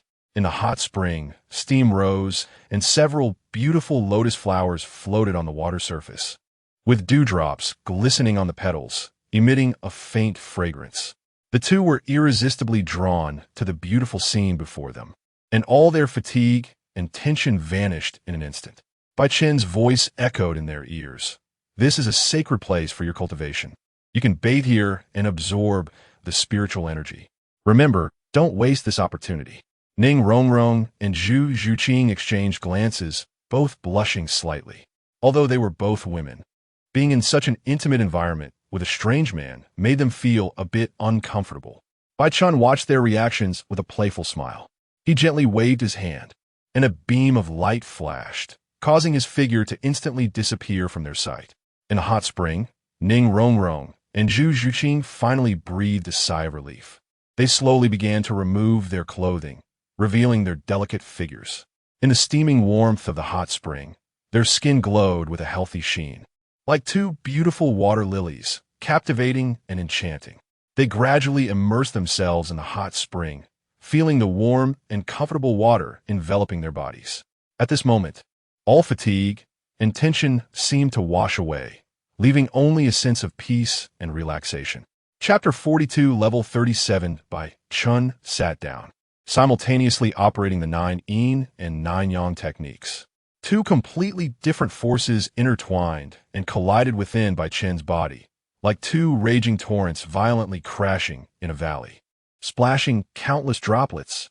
One force was bone-chillingly cold, as if it came from the frost of the underworld, while the other was as hot as the sun, like lava pouring down from the heavens. They flowed through Bai Chen's body, sometimes fiercely opposing each other, sometimes harmoniously blending, as if playing the most moving melody in the world. As the technique operated, the surrounding spiritual energy seemed to be attracted by some mysterious power, crazily surging into Bai Chen's body. This energy flowed through his meridians like the waters of a river, endlessly. The richness of this energy was at least several times denser than that of the outside world, as if he were immersed in an ocean of spiritual energy. Suddenly, a booming sound came from within Bai Chen, as if the heavens and earth were collapsing. The two forces converged at his dantian, forming a dazzling sphere of light. This light sphere continuously rotated, releasing powerful energy fluctuations. Bai Chen felt as if his body was being pushed to its limits by this power, every cell cheering as if it wanted to break free from its constraints and welcome new life. At that moment, a strange sensation surged from his heart. He suddenly opened his eyes and saw a golden light shooting down from the sky, precisely landing in his hands. Holding that golden light, which was the inheritance power of the 9 yin scripture, Bai Chen felt the contrast with the fiery energy of the 9 yang scripture within him. He felt as if his body was being pulled by this power, and he involuntarily stood up. The surrounding air seemed to freeze, with only the brilliance of the golden light and the heat of the 9 yang appearing exceptionally vibrant. Bai Chen closed his eyes, silently reciting the incantation of the 9 yin scripture, feeling the mysterious power coming from the sky. Suddenly, his body shook violently as if he had crossed through space, appearing several zhang away. This was the horizontal shift of the Nining scripture, a high-level martial art that allowed instantaneous movement. Following that, his hands quickly transformed, like bony fingers slicing through the air, producing a sharp sound of wind. This was the Nining Bone Claw, a martial art known for its ferocity, capable of tearing apart all obstacles. Bai Chen felt the soul power within him rolling like a surging river, growing wildly with each passing moment, as if endless power was surging within him. Level 37, a height he had never imagined before, but now he had achieved it in such a short time. His mood was at its peak, as if all the blood in his body was burning. At this moment, a thought flashed through his mind about the yin-yang dual cultivation method. He couldn't wait to try this method, hoping that his soul power could advance further. The moonlight was like water, spilling over the hot spring, illuminating the figures of Ning Rongrong and Zhu Zhuqing, making them appear dreamlike. The mist of the hot spring swirled around, resembling a fairyland. The two figures intertwined in the moonlight and mist, appearing like two blooming white lotuses. Ning Rongrong gently closed her eyes, feeling the comfort and relaxation brought by the hot spring water. Her skin, illuminated by the moonlight, radiated a faint jade-like luster. Like a piece of warm jade, her long hair fell over her shoulders, gently swaying with the water waves, exuding a faint fragrance. Her gaze revealing a sense of determination and depth. The moonlight fell on her face, outlining her delicate features. Her long hair cascaded like a waterfall, reflecting beautifully in the water below. Suddenly, the water in the hot spring rippled, as if something was awakening beneath the surface. Both of their gazes turned towards the water surface, where a figure slowly emerged from the water. It was Bai Chen. His eyes sparkled with a peculiar light, as if he had undergone a transformation. Bai Chen, what happened to you? Ning Rongrong asked in surprise. Bai Chen smiled slightly, not answering, but instead reached out his hands to grasp Ning Rongrong and Zhu Zhuqing's hands. A warm power flowed from his hands into theirs. Both of them felt a peculiar force surging within them, as if a mysterious connection was being established between them and Bai Chen. Under the moonlight, beside the hot spring, Ning Rongrong and Zhu Zhuqing focused their gazes on Bai Chen. They could sense the powerful aura emanating from him, a new, heart-stopping strength. Bai Chen smiled, his eyes revealing deep determination and tenderness. Your power has also broken through to level 32, right? Bai Chen asked softly, his voice filled with confidence and anticipation. Ning Rongrong and Zhu Zhuqing nodded slightly. They could feel the surging soul power within them, as if it could burst forth at any moment. Bai Chen's suggestion made their hearts race, a strange expectation rising within them. Bai Chen slowly stood up, his figure appearing even taller and straighter under the moonlight. He extended his hands, gently placing them on Ning Rongrong and Zhu Zhuqing's shoulders. A warm power flowed from his hands into their bodies. In the reflection of the moonlight, the edge of the hot spring shimmered with silver ripples.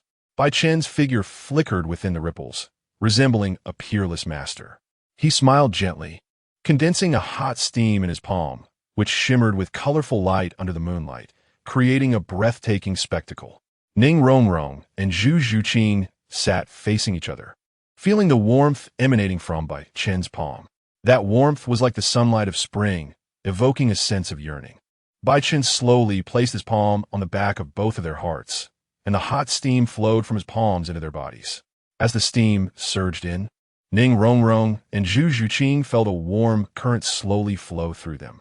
This warm current seemed to have a life of its own, traveling through their meridians, clearing blocked acupoints. Their bodies seemed to be guided by this power, involuntarily closing their eyes, immersed in this wonderful sensation. Suddenly, both Ning Rongrong and Zhu Zhuqing felt a sharp pain strike them. The pain was intense, as if it were tearing them apart, threatening to rip their bodies and minds asunder. They couldn't help but furrow their brows simultaneously, gritting their teeth, tried to endure this sudden agony. Ning Rongrong felt as if her body was placed in an ice cellar, cold to the bone, every cell trembling.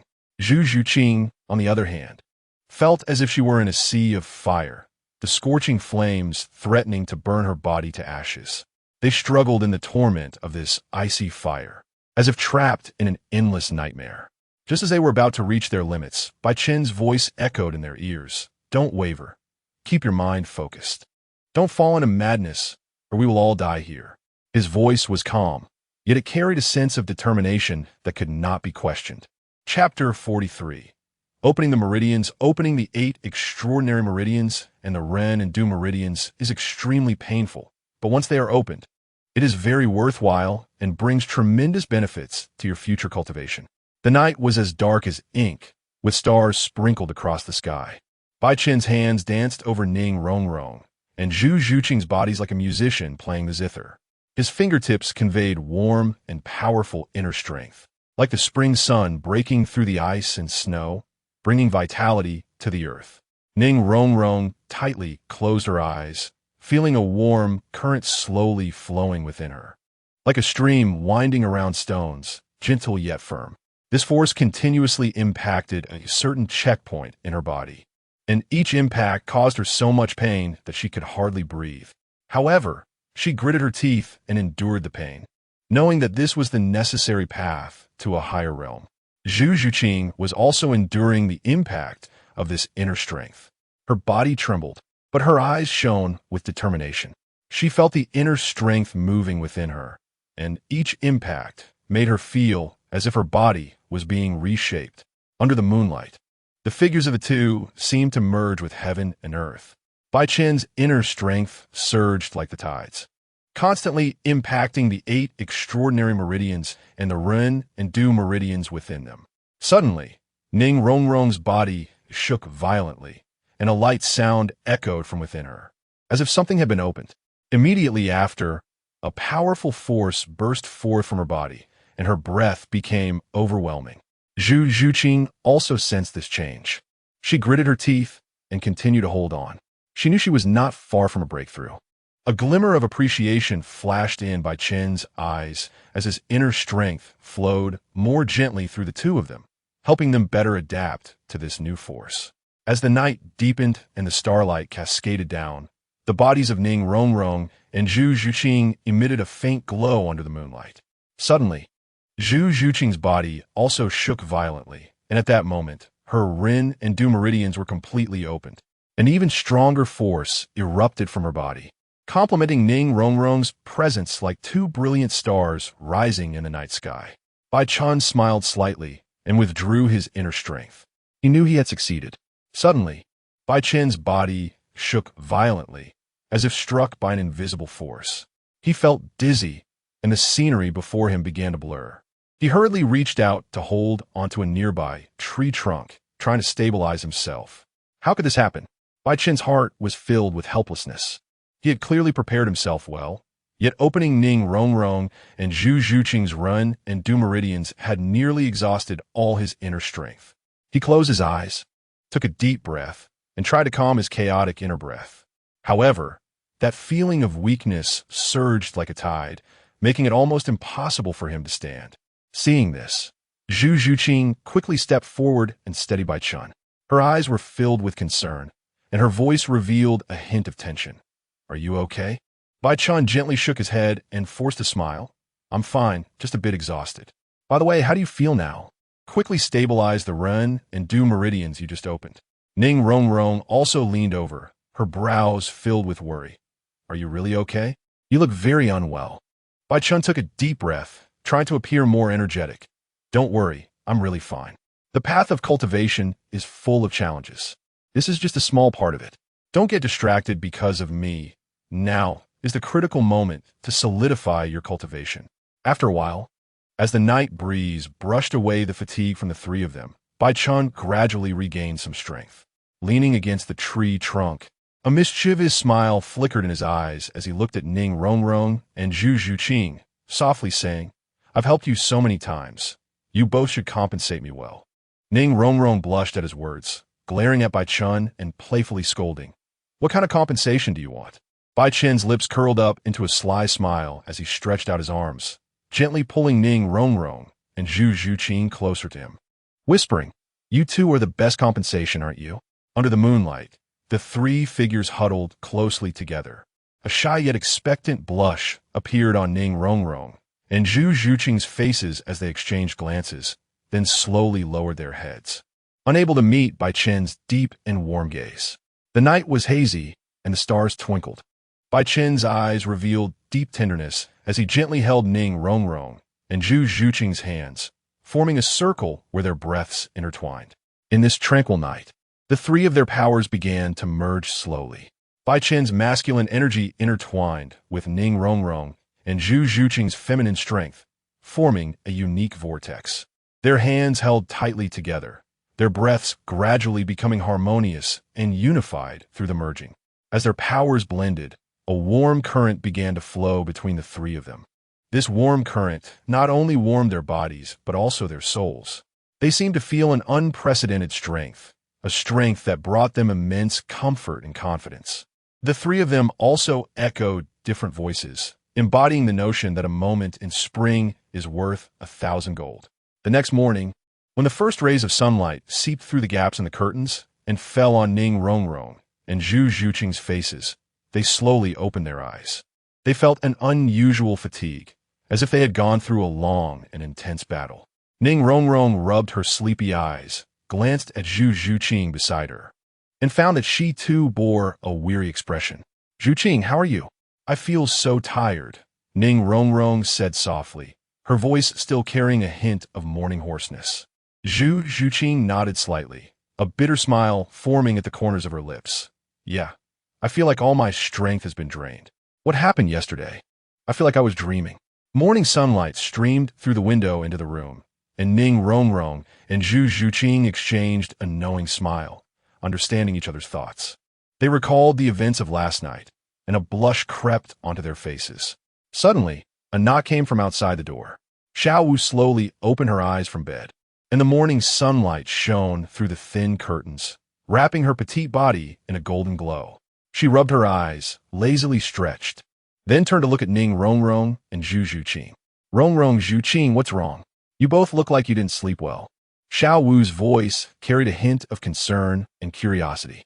Upon hearing Xiao Wu's words, Ning Rongrong and Zhu Zhuqing immediately tensed up and began to defend themselves, like cats whose tails have been stepped on. "No, you must be mistaken," Ning Rongrong hurriedly said, her voice revealing a hint of panic as her hands instinctively tightened around the blanket. Chapter 44. Life and Death Duel. "Maybe I misread it," Xiao Wu said. The sunlight poured down on the plaza of Shrek Academy, where Ning Rongrong, Zhu Zhuqing, and Xiao Wu were linked arm in arm, leisurely walking towards the dining hall. Their laughter echoed in the air, adding a touch of vitality to the tranquil morning. Inside the dining hall, the aroma of steaming hot dishes wafted in, and the three found a spot to sit down and began enjoying a delicious breakfast. The morning sunlight rippled like golden waves on the playground of Shrek Academy. Ning Rongrong, Zhu Zhuqing, Dai Mu Bai, Oscar, Bai Chen, Zhu Qing, Tang San, and Xiao Wu, all dressed in the Academy's uniform training outfits, stood neatly on the playground. Their gazes were resolute, and their expressions serious, as if they were ready to face challenges. Dean Flanders stood before them, his gaze sharp as he scanned each student's face. He took a deep breath and announced loudly, "Today, we will begin a new round of training. Ning Rongrong and Oscar, your training task is running." Ning Rongrong and Oscar exchanged smiles, understanding that this was Dean Flanders' special consideration for them. As support-type soul masters and food-type soul masters, their primary task was to protect themselves rather than directly engage in combat like battle-type soul masters. Therefore, running was both an exercise and a challenge for them. Ning Rongrong and Oscar stood on the track, smiling at each other. They didn't start running immediately, but bowed deeply to one another.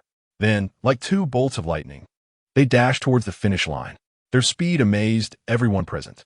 Ning Rongrong felt Bai Chen's gaze, as if bound by an invisible chain, and unconsciously quickened her pace. With each footstep, her heart raced faster. She secretly glanced at Bai Chen from the corner of her eye, and saw his deep gaze, as if he could perceive every subtle change in her heart.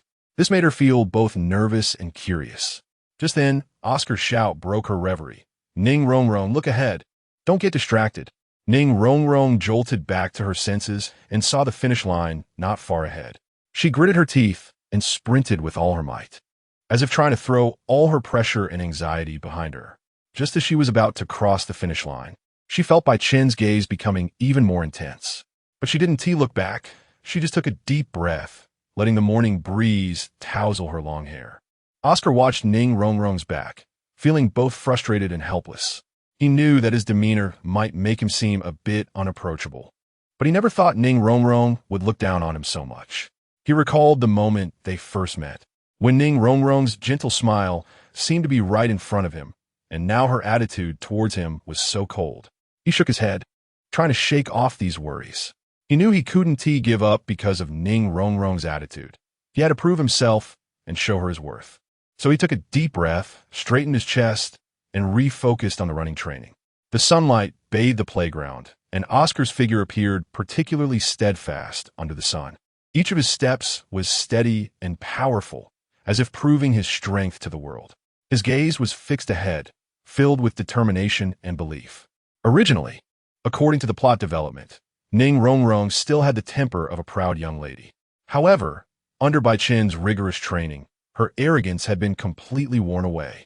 Soon, the training was complete. As night fell, the students of Shrek Academy gathered at the Soto Great Soul Arena. This was a place filled with danger and excitement, where the brutality of life and death duels was vividly displayed. Bai Chen stood in the center of the arena, his eyes cold and resolute, like a beast ready to pounce. Around the audience, spectators cheered excitedly, their eyes focused on this young soul master. Bai Chen's opponents were all ruthless soul masters, their eyes filled with hostility and ferocity. However, Bai Chen showed no fear. His killing demon martial soul awakened at this moment, emanating a powerful aura from him. He clenched his fists, feeling the surge of strength within. In a life-and-death duel arena, Bai Chen stood at the center, facing a muscular man nearly 2 meters tall, with a prominent scar across his face. The man wielded a large battle knife, the cold gleam of the blade flashing under the arena lights, revealing a chilling intent to kill. He sneered, as if already envisioning Bai Chen's defeat. A hairless baby dares to choose a life-and-death duel.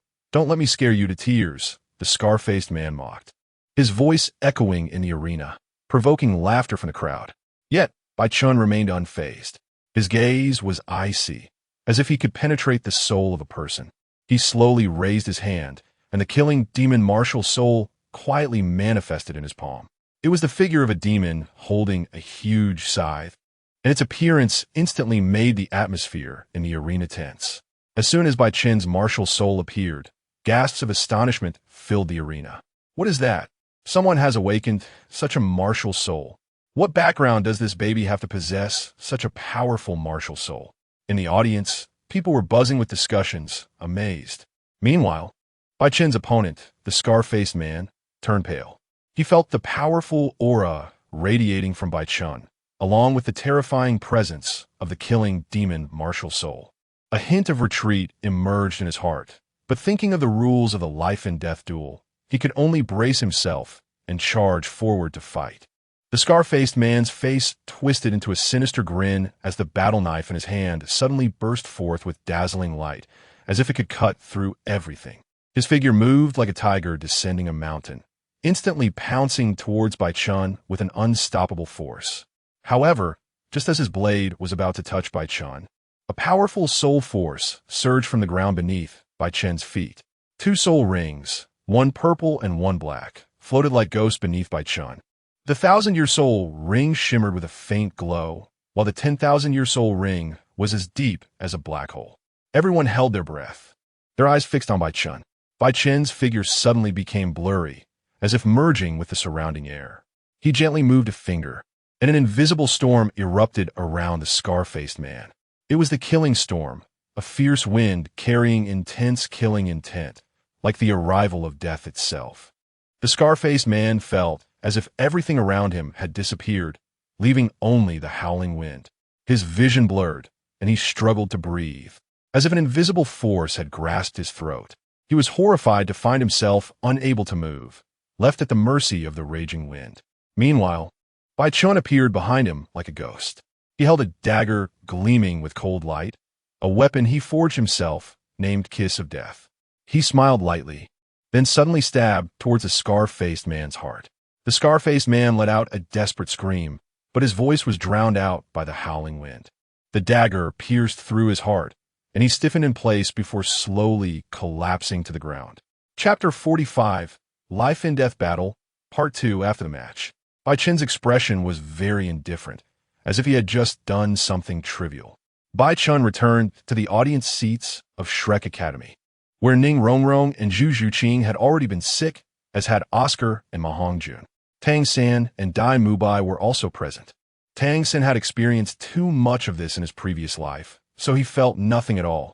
Dai Mubai had a high psychological quality, so on the surface, he appeared unaffected. After all, they would have to face these things in the future, wouldn't they? Dean Flanders' face looked somewhat grim. He naturally knew that Bai Chen's words were true. As the dean, he understood better than anyone that the world is cruel and only the strong can survive. However, seeing the students still vomiting, he couldn't help but feel a pang of bitterness in his heart. He turned to Bai Chen and saw his eyes cold and resolute, as if saying, "This is reality, you must accept it." Flanders couldn't help but sigh. He knew Bai Chen was right. If these students wanted to survive in this cruel world, they had to accept this bloody reality. "You're right, Bai Chen," Flanders finally spoke, his voice a bit hoarse. "This world is like this. Only the struggle between life and death can make us quickly grow stronger." He paused and continued, "However, I hope you can remember that at any time and in any place, you must not lose your humanity. We cannot forget our bottom line as humans in pursuit of power." Bai Chen gently nodded. He understood Flanders' meaning. Power is indeed important, but humanity is their true bottom line. They cannot lose their original intention for the sake of power. Otherwise, no matter how strong the power is, it is merely superficial. Dai Mubai's voice echoed in the early morning Shrek Academy, his face pale with anger, his eyes flashing with rage. He strode toward Bai Chen, his voice trembling with anger. "Bai Chen, do you know what you've done? Those students are still vomiting endlessly. They can't close their eyes. Their minds filled with the bloody scenes from your battle arena. Why did you choose a life and death fight? Why not choose a spar?" Bai Chen faced Dai Mubai's furious reprimand without any sign of retreat. His gaze was firm and profound, as if he had anticipated all of this. He calmly replied, "Dai Mubai, do you think I want them to depend on me forever? I want them to know that this world is cruel, and only the strong can survive. A life and death battle is the fastest way to make them see this reality. By the way, instead of talking to me, why don't you just take action? Either defeat me and convince me, or shut up." Dai Mubai was infuriated by Bai Chen's words, his clenched fists swinging in the air as if he wanted to knock Bai Chen down with a single punch. However, Bai Chen showed no fear. His eyes were filled with determination and coldness, as if saying, "If you think I'm wrong, then go ahead and try." Suddenly, Dai Mubai charged at Bai Chen, his fist slicing through the air as it struck towards Bai Chen's face. Bai Chen remained completely calm, sidestepping effortlessly to avoid Dai Mubai's attack. Dai Mubai's attack missed, but he did not stop. Instead, he kicked toward Bai Chen's chest. Bai Chen sneered, sidestepping once again to evade Dai Mubai's strike. With consecutive missed attacks, Dai Mubai's expression grew even uglier. Bai Chen, however, didn't give him any chance to breathe. He suddenly kicked towards Dai Mubai's knee, bending his leg. Dai Mubai lost his balance and fell to the ground.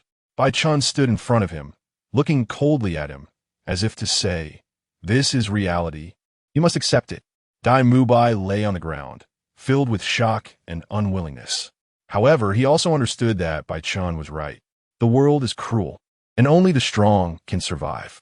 He struggled to stand up, looking at Bai Chen with determination in his eyes. "I will become stronger, Bai Chen. One day, I will defeat you." Tang San watched the tense atmosphere between Dai Mubai and Bai Chen, knowing that if he didn't mediate in time, their relationship might completely break down. So he took a deep breath and spoke in a more resolute voice. "We are all students of Shrek Academy. We are a team. In this cruel world, we need to unite and face the future challenges together. If we fall apart over trivial matters, we will only become weaker and unable to face greater challenges." Tang San's words made both of them fall into contemplation. They both knew that Tang San was right. In this cruel world, They needed to unite and face future challenges together. If they continued to quarrel like this, it would only make them weaker and unable to confront larger challenges. Tang San silently stood aside, his gaze falling on Xiao Wu's pale and pained face. Her eyes were tightly closed, as if she were trying to endure the fear and discomfort inside her. Her hair was disheveled against her forehead, cold sweat constantly sliding down and wetting her cheeks. Her body trembled slightly, as if she were trying to suppress the feeling of nausea. A wave of indescribable pity surged in Tang San's heart. He knew that Xiao Wu was a kind and sensitive girl, and such a scene was undoubtedly a cruel torment for her.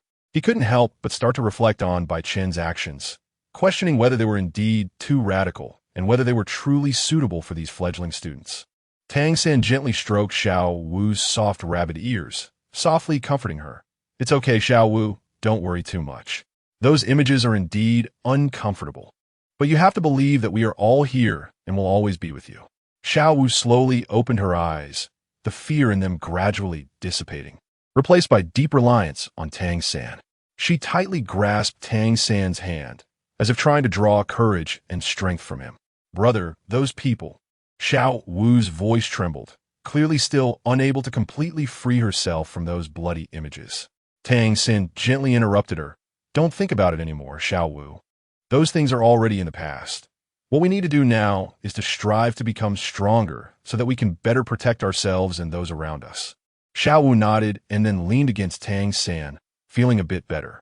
Chapter 46, Finding Someone. Bai Chen had been immersed in the killings of the Soto Great Soul Arena, and every time he made a move, there was death. So he was affectionately nicknamed Yama. The 8 of them walked out of the arena, each having gained something. Daimu Bai and Ma Hongjun looked at Bai Chen's back, exchanged glances, and a hint of a sly smile flashed in their eyes. They naturally understood that Bai Chen's business referred to looking for girls. However, the others were unaware of Bai Chen's other identity as a spy for the Spear Hall. Under the nightfall, Bai Chen's figure quickly disappeared around a corner. He arrived at the branch of the Spirit Hall, where the atmosphere was solemn and mysterious. Bai Chen skillfully made his way to a secret chamber, lit a candle, spread out some stationery, and his pen quickly danced across the paper.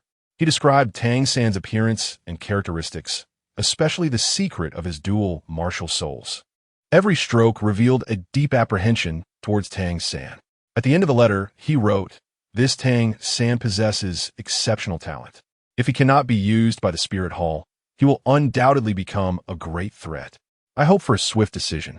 In the secret chamber, Bai Chen's pen paused for a moment, leaving a deep mark of ink on the paper. A flicker of ruthlessness flashed in his eyes, as if Tang San's figure was right before him. He took a deep breath and continued writing. Additionally, Tang San's father is the former legendary Haotian Da Tang Hao. This person severely injured the former Pope Qiang Sunji, causing the Spirit Hall to lose face, and thus he has been designated as the #1 target for elimination by the entire Spirit Hall. Although I do not know where he is hiding now, we must spare no effort to eliminate Tang San as soon as possible.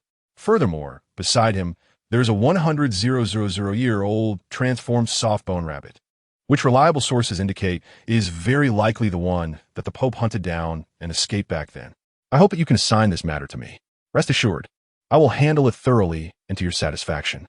Bai Chen's pen glided gently across the paper, each word seemingly containing a deep conspiracy.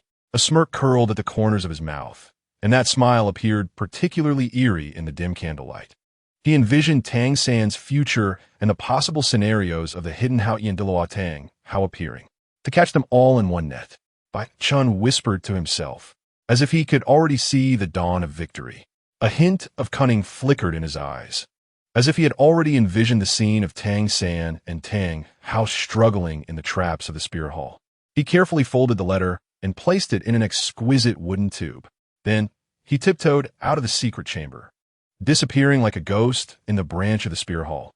Under the moonlight, Bai Chen's figure quietly appeared in the back alley of the Spear Hall branch. He glanced around, confirming that no one was following him, and took out the sealed letter from his pocket. The envelope, boldly marked with to be opened by the Hall Master of the Spear Hall. He gently clapped his hands, and a figure flashed out from the shadows. a trusted subordinate dressed in black with a sinister expression. Bai Chen handed the envelope to him and instructed in a low voice. This letter must be personally delivered back to Spirit City and handed directly to the Pope. There must be no mistakes on the way, and it must not be discovered by anyone. The black-clothed man took the envelope, a serious look flashing in his eyes, and nodded in agreement. Yes, my lord. After speaking, he turned and melted into the night, disappearing without a trace. Bai Chen stood in the back alley of the Spirit Hall branch, a complex mix of emotions surging within him. He imagined the scene of Tang San and Xiao Wu together, the warmth and sweetness of it making him feel jealousy and anger. He could not understand why such a beautiful girl would choose to sacrifice for Tang San instead of choosing him. He took a deep breath, trying to calm his emotions. He knew he could not let his feelings affect the plan. He had to stay calm to ensure everything proceeded according to his plan. He looked up at the night sky, silently thinking, teacher should act soon. When that time comes, if Xiao Wu sacrifices for Tang San, then I must act quickly to stop it. Bai Chen's figure gradually faded into the night, his steps firm and powerful, as if an invisible force was propelling him forward. His heart was filled with determination and ruthlessness, as if he wanted to crush all obstacles underfoot. He crossed the bustling streets, avoiding the crowd, and arrived at the front of Shrek Academy. The academy's gates were tightly closed, with only faint light seeping through the windows. Bai Chen stood at the entrance, his gaze coldly sweeping around. He took a deep breath, pushed the door open, and walked inside. The academy was silent, with only faint breathing sounds and occasional rustling from a distance. Bai Chen made his way to his dormitory, and just as he was about to enter, he suddenly felt a gaze watching him. He turned sharply and found Ning Rongrong and Zhu Zhuqing. Ning Rongrong and Zhu Zhuqing were staring intently at him, and Bai Chen felt a chill in his heart. He quickly pulled the two aside and lowered his voice to ask, "What are you doing here so late? Don't you know that scaring people can be deadly?" Ning Rongrong and Zhu Zhuqing exchanged glances, a hint of confusion flashing in their eyes. They noticed Bai Chen's anxious expression, which made them a bit curious. Ning Rongrong spoke up. "Why are you so nervous? We just saw you come back and wanted to say hello." Bai Chen's heart tightened, wondering if he was being too nervous. He took a deep breath, trying to calm his emotions. He smiled slightly and said, "Oh, is that so? I thought you had discovered my secret." Under the moonlight, Ning Rongrong's gaze appeared exceptionally firm, her tone carrying a hint of undeniable sternness. "Bai Chen, honestly, why'd you come back so late? Were you sneaking off to meet another girl?" Bai Chen helplessly shrugged and gave a wry smile. "No, I just went back to the Spirit Hall branch for a bit." Ning Rongrong and Zhu Zhuqing exchanged glances, surprise flashing in their eyes. The Spirit Hall branch? Bai Chen returning to the Spirit Hall in the middle of the night. What secret was hidden in this? Seeing their puzzled expressions, Bai Chen sighed inwardly. He knew he had to be cautious and not let them get involved in danger. With a serious expression, he warned, "By the way, I warn you, my identity as a member of the Spirit Hall must never be exposed. Do you understand?" Ning Rongrong's words took Bai Chen by surprise. He hadn't expected her to question him so directly. He looked into her eyes, filled with confusion and wariness, feeling somewhat helpless. He knew he couldn't hide too much from them, or would only raise their suspicions further. So, he took a deep breath and decided to reveal some truth to them. He looked at them and said solemnly, "I came to Shrek Academy to find someone." "Find someone?" Ning Rongrong and Zhu Zhuqing asked in unison. Chapter 47 Identity. Do you remember the youngest titled Douluo in the entire continent? Tang Hao? Ning Rongrong and Zhu Zhuqing exchanged glances, their eyes sparkling with surprise. Tang Hao. That name thundered in their hearts. The youngest titled Douluo in the continent. What an honor and legend that is. Ning Rongrong clearly remembered that Tang Hao was an irreplaceable idol in the hearts of their generation, a goal they aspired to surpass. He disappeared? Ning Rongrong's voice trembled slightly. She could not imagine that the once shocking powerhouse of the Douluo continent could vanish without a trace. Zhu Zhuqing remained silent, her gaze revealing deep contemplation. The Haotian sect and the Seven Treasure Glazed Tile sect were both colossal entities among the upper three sections. Tang Hao, as the pride of the Haotian sect, his disappearance was undoubtedly a huge mystery. Zhu Zhuqing was also completely shocked by this news. As a noble of the new Luo royal family, she had naturally heard of the thunderous name of Tang Hao, the Hao Yian. But what did all this have to do with Shrek Academy? Her brows furrowed, her eyes filled with confusion and doubt. Bai Chen looked at their puzzled expressions and spoke lightly. Tang San is Tang Hao's son. As his words fell, it was as if a stone was thrown into a calm lake, creating ripples upon ripples. Ning Rongrong and Zhu Zhuqing both widened their eyes, disbelief written all over their faces. Bai Chen continued, I learned this news through various inquiries. Initially, I was just trying my luck, but I didn't expect it to be true. Do you know why Tang Hao suddenly disappeared, and what is his relationship with our spirit hall? Ning Rongrong and Zhu Zhuqing both expressed that they did not know, and at this moment, Bai Chen did not hold back. At the time, the Haotian sect had two unparalleled geniuses, Tang Hao and Tang Xiao, who both fell in love with a girl named Ayin. However, later, this woman's true identity was that of a 100,000-year soul beast that transformed into a human. Later, she was discovered by the Spirit Hall, and we had always wanted the Haotian sect to hand over the soul beast, but unexpectedly, the contemporary Haotian, Tang Hao, actually had a child with her named Tang San. So, Tang San was born with enmity towards us. Their hearts seemed to be gripped tightly by an invisible giant hand. Ning Rongrong and Zhu Zhuqing exchanged glances, seeing deep shock and disbelief reflected in each other's eyes. Bai Chen's words stirred up a storm in their hearts, turning their previously calm minds upside down. Ning Rongrong trembled as she asked, Is this true? Tang San, he is Tang Hao's son? Doesn't that mean he is also a member of the Haotian sect? Zhu Zhuqing took a deep breath, feeling as if her heart was being squeezed by an invisible hand, making it hard for her to breathe. She struggled to digest Bai Chen's words, trying to find some reasonable explanation. Under the shocked gazes of Ning Rongrong and Zhu Zhuqing, Bai Chen slowly revealed the subsequent story. When the Spirit Hall discovered a Yin's true identity, we did not take immediate action. After all, a 100,000-year soul beast that can transform into a human is invaluable. We originally planned to trade with the Haotian sect, allowing Ayin to become our Spirit Hall's soul ring and soul bone. However, Tang Hao chose to protect Ayin, even becoming an enemy of the Spirit Hall. At this point, Bai Chen's gaze deepened, as if he could see that tumultuous era. In that battle, Tang Hao challenged several titled Douluo from our Spirit Hall with his own strength.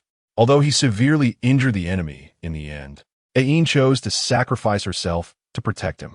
In his grief, Tang Hao left the Haotian sect with the newly born Tang San, and from then on, he vanished without a trace. Ning Rongrong and Zhu Zhuqing stood frozen in place, as if time had stopped at that moment. Bai Chen's words echoed in their minds, a 100,000-year soul beast, transforming into a human, giving up all power to start cultivating anew. This was too shocking for them, like a fairy tale. Bai Chen looked at their dazed expressions and continued to explain, a 100,000-year soul beast is a significant watershed in the soul beast world. They have two choices. One is to continue cultivating and attempt to survive the legendary heavenly tribulation.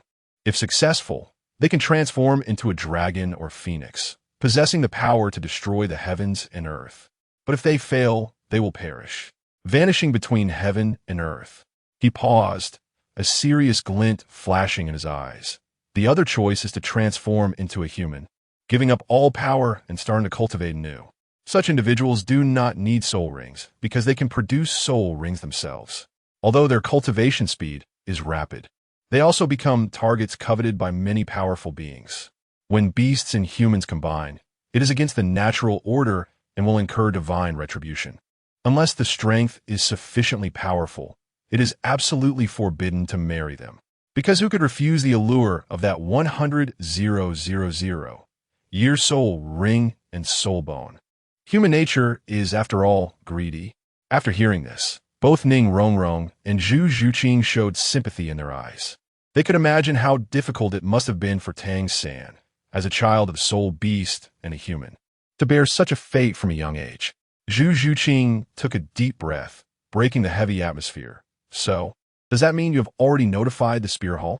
What is the Spirit Hall's attitude towards Tang San? Bai Chen's gaze became deep, and he slowly spoke.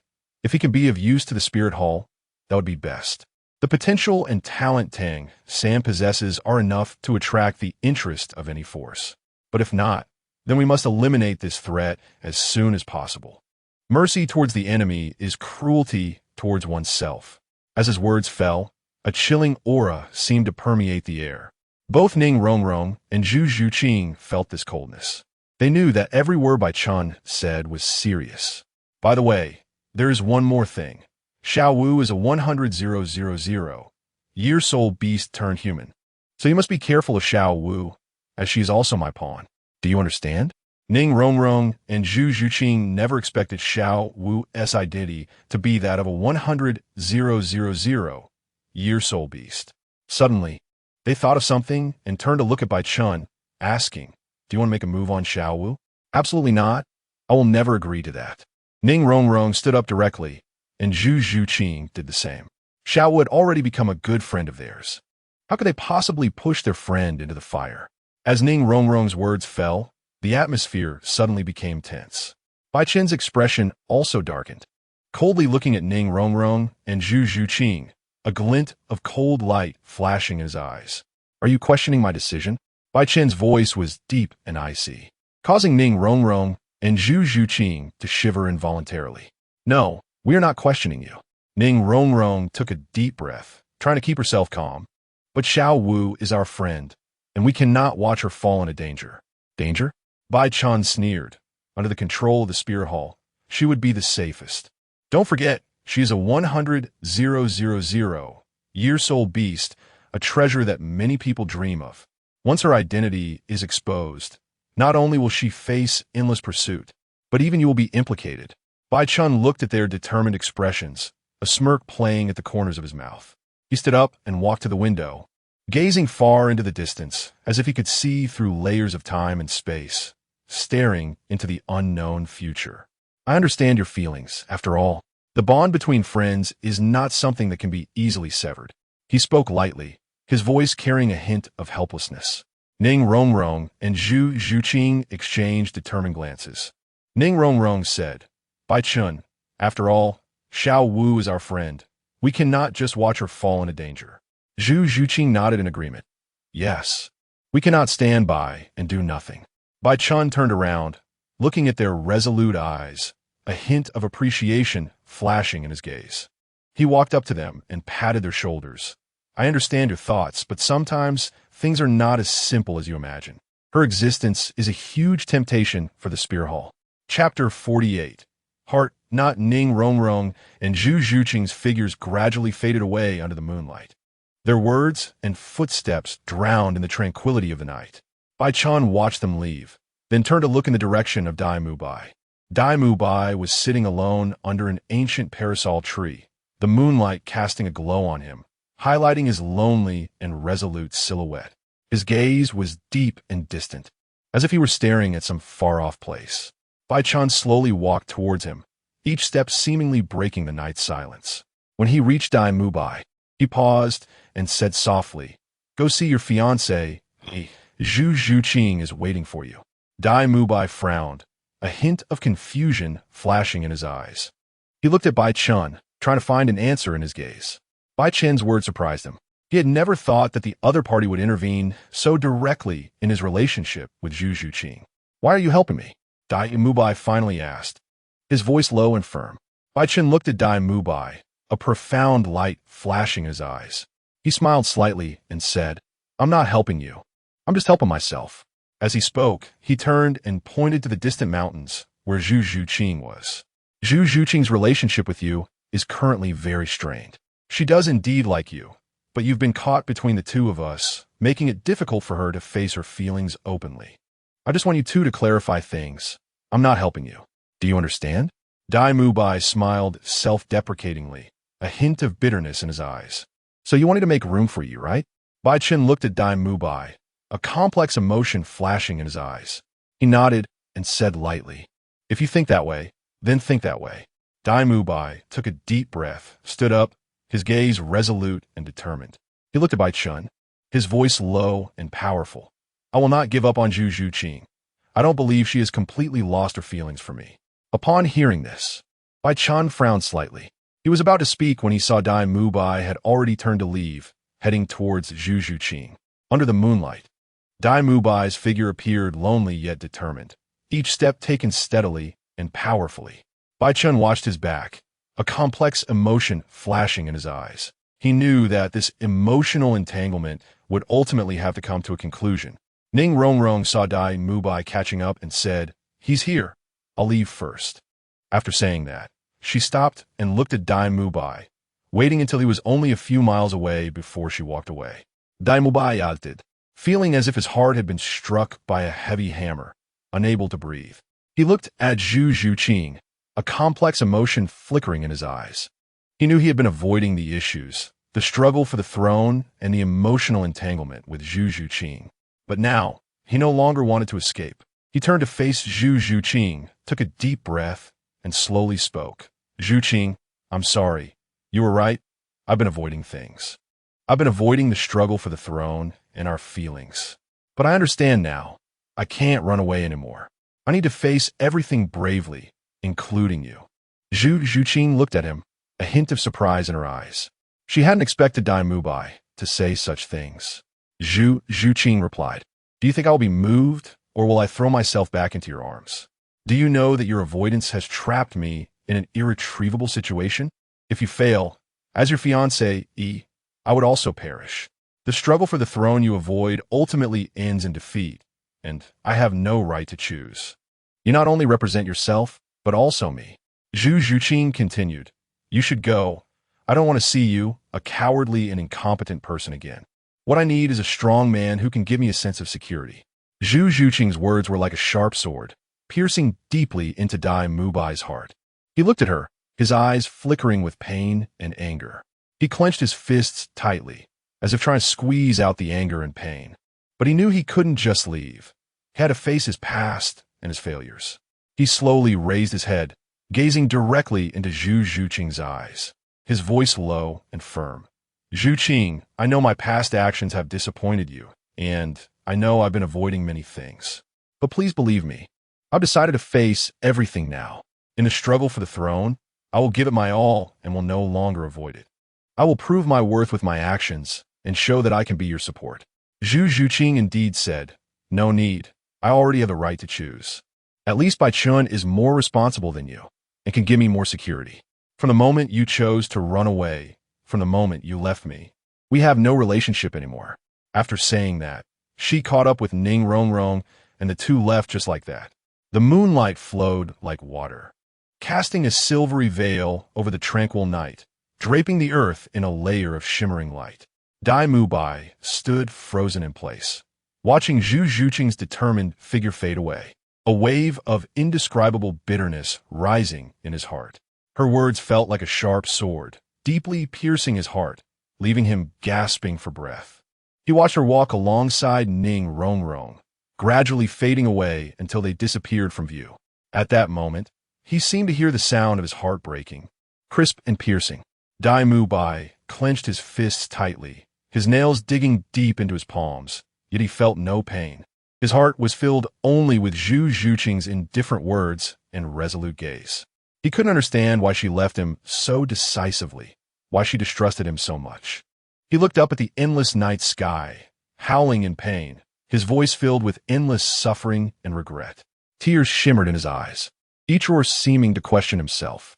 Am I really wrong? Shouldn't I face it? Shouldn't I stop pushing all the responsibility onto Zhuqing? The trees around him trembled in response to his sorrowful howls, as if mourning for his pain. The wind also ceased to blow, quietly listening to this painful cry. The stars in the night sky seemed to dim, as if mourning for his suffering. Dai Mubai's body trembled under the moonlight, each roar tearing at his soul. He clenched his fists tightly, as if wanting to squeeze out this pain and regret. However, this pain felt like an invisible shackle, binding him tightly, making it impossible for him to escape. Chapter 49. The unspoken suffering. Dai Mubai, how could I possibly allow you to reconcile with Zhu Zhuqing? If you two make up, how can my plan be implemented? Bai Chen had just arrived at the girls' dormitory when he saw Zhu Zhuqing. who was currently wearing a face full of worry and sorrow. Upon seeing him, she rushed over and asked, "Why did you ask Bai to see me? Why did you do that?" Bai Chen replied calmly, "You're not suitable for Bai, and you still have lingering feelings. So I can only help you cut ties." Zhu Zhuqing instantly became furious. Her originally cold demeanor transformed into one of agitation. "You despicable person." Zhu Zhuqing's voice echoed in the hallway, her clear eyes now sparkling with anger. Bai Chen's words were like sharp arrows, deeply piercing her heart. She clenched his collar tightly with her delicate fingers, as if she wanted to tear him apart. Bai Chen, however, remained unfazed. A cold smile curved at the corners of his mouth, and a hint of cunning gleamed in his eyes. He gently pushed Zhu Zhuqing away, turned to face the window, and said to her back, "Do you think you understand Bai? He's just a fool blinded by emotions. You think you can reconcile? But you don't realize that I've already planted seeds of doubt in his heart. He will doubt you and leave you. All of this is self-inflicted." Zhu Zhuqing froze in place, Bai Chen's words hitting her like a heavy hammer on her heart. Her face paled, and her eyes were filled with despair. She recalled the moment she had shared with Bai, and those beautiful memories now felt so glaring. She bit her lip tightly, preventing tears from falling. Bai Chen turned to look at her, a satisfied glint flashing in his eyes. He walked up to Zhu Zhuqing, leaned down to look at her, and a mocking smile appeared on his lips. "Remember my words." Zhu Zhuqing, Bai Chen's voice was deep and cold. "If you don't want him to suffer more, stay away from him. Otherwise, I will make you understand what regret truly means." Zhu Zhuqing struggled back a few steps, her eyes filled with fear and determination. She knew she could no longer trust the man before her. Her hands were tightly clenched into fists, her nails digging into her palms. As if this would ease her pain, she turned and walked toward the dormitory door, each step feeling like she was treading over her own heartbreak. But she did not look back or stop. Before closing the door, she took a deep breath and then forcefully shut it. At that moment, it felt as if she had locked away her past self in that painful relationship outside. Bai Chen stood at the dormitory door, listening to the muffled sobs coming from inside, a cold smile creeping onto his face. He turned and left, secretly plotting his next move. He knew that although Zhu Zhuqing was temporarily stunned by his words, her stubborn nature meant she would not give up easily. Therefore, he had to devise a more perfect plan to completely undermine Bai's confidence in Zhu Zhuqing.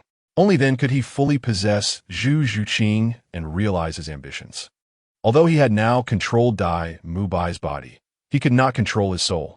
When Zhu Zhuqing saw Bai Chen leaving, she immediately felt a sense of relief. Zhu Zhuqing's shoulders trembled as tears streamed down her face like pearls that had fallen from a broken string. She bit her lip tightly to suppress any sound, but the sadness was hard to contain. Xiao Wu gently embraced her, trying to use her warmth to soothe Zhu Zhuqing's pain. "Zhuqing, don't cry." Xiao Wu's voice was soft yet firm. "Tell me, what happened? Who made you so sad?" Zhu Zhuqing looked up, her swollen eyes filled with helplessness and confusion. She shook her head gently, her voice trembling. Zhu Zhuqing's sobs echoed throughout the dormitory. She raised her head, tears sliding down her cheeks, her gaze filled with confusion and helplessness. She bit her lip tightly, as if that would suppress the pain within her. "Xiao Wu, it's my fault." Zhu Zhuqing's voice trembled. "If it weren't for me, perhaps we wouldn't have ended up like this."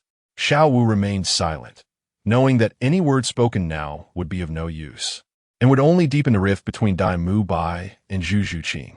So, she held her tightly, trying to comfort her. Ning Rongrong understood the reason behind this, but due to Bai Chen's influence, she kept silent. At this moment, the three of them held tightly to each other, relying on one another. Xiao Wu sensed the deep worry and helplessness from Zhu Zhuqing and Ning Rongrong. She noticed that the two seemed to have something to say, but couldn't find the words.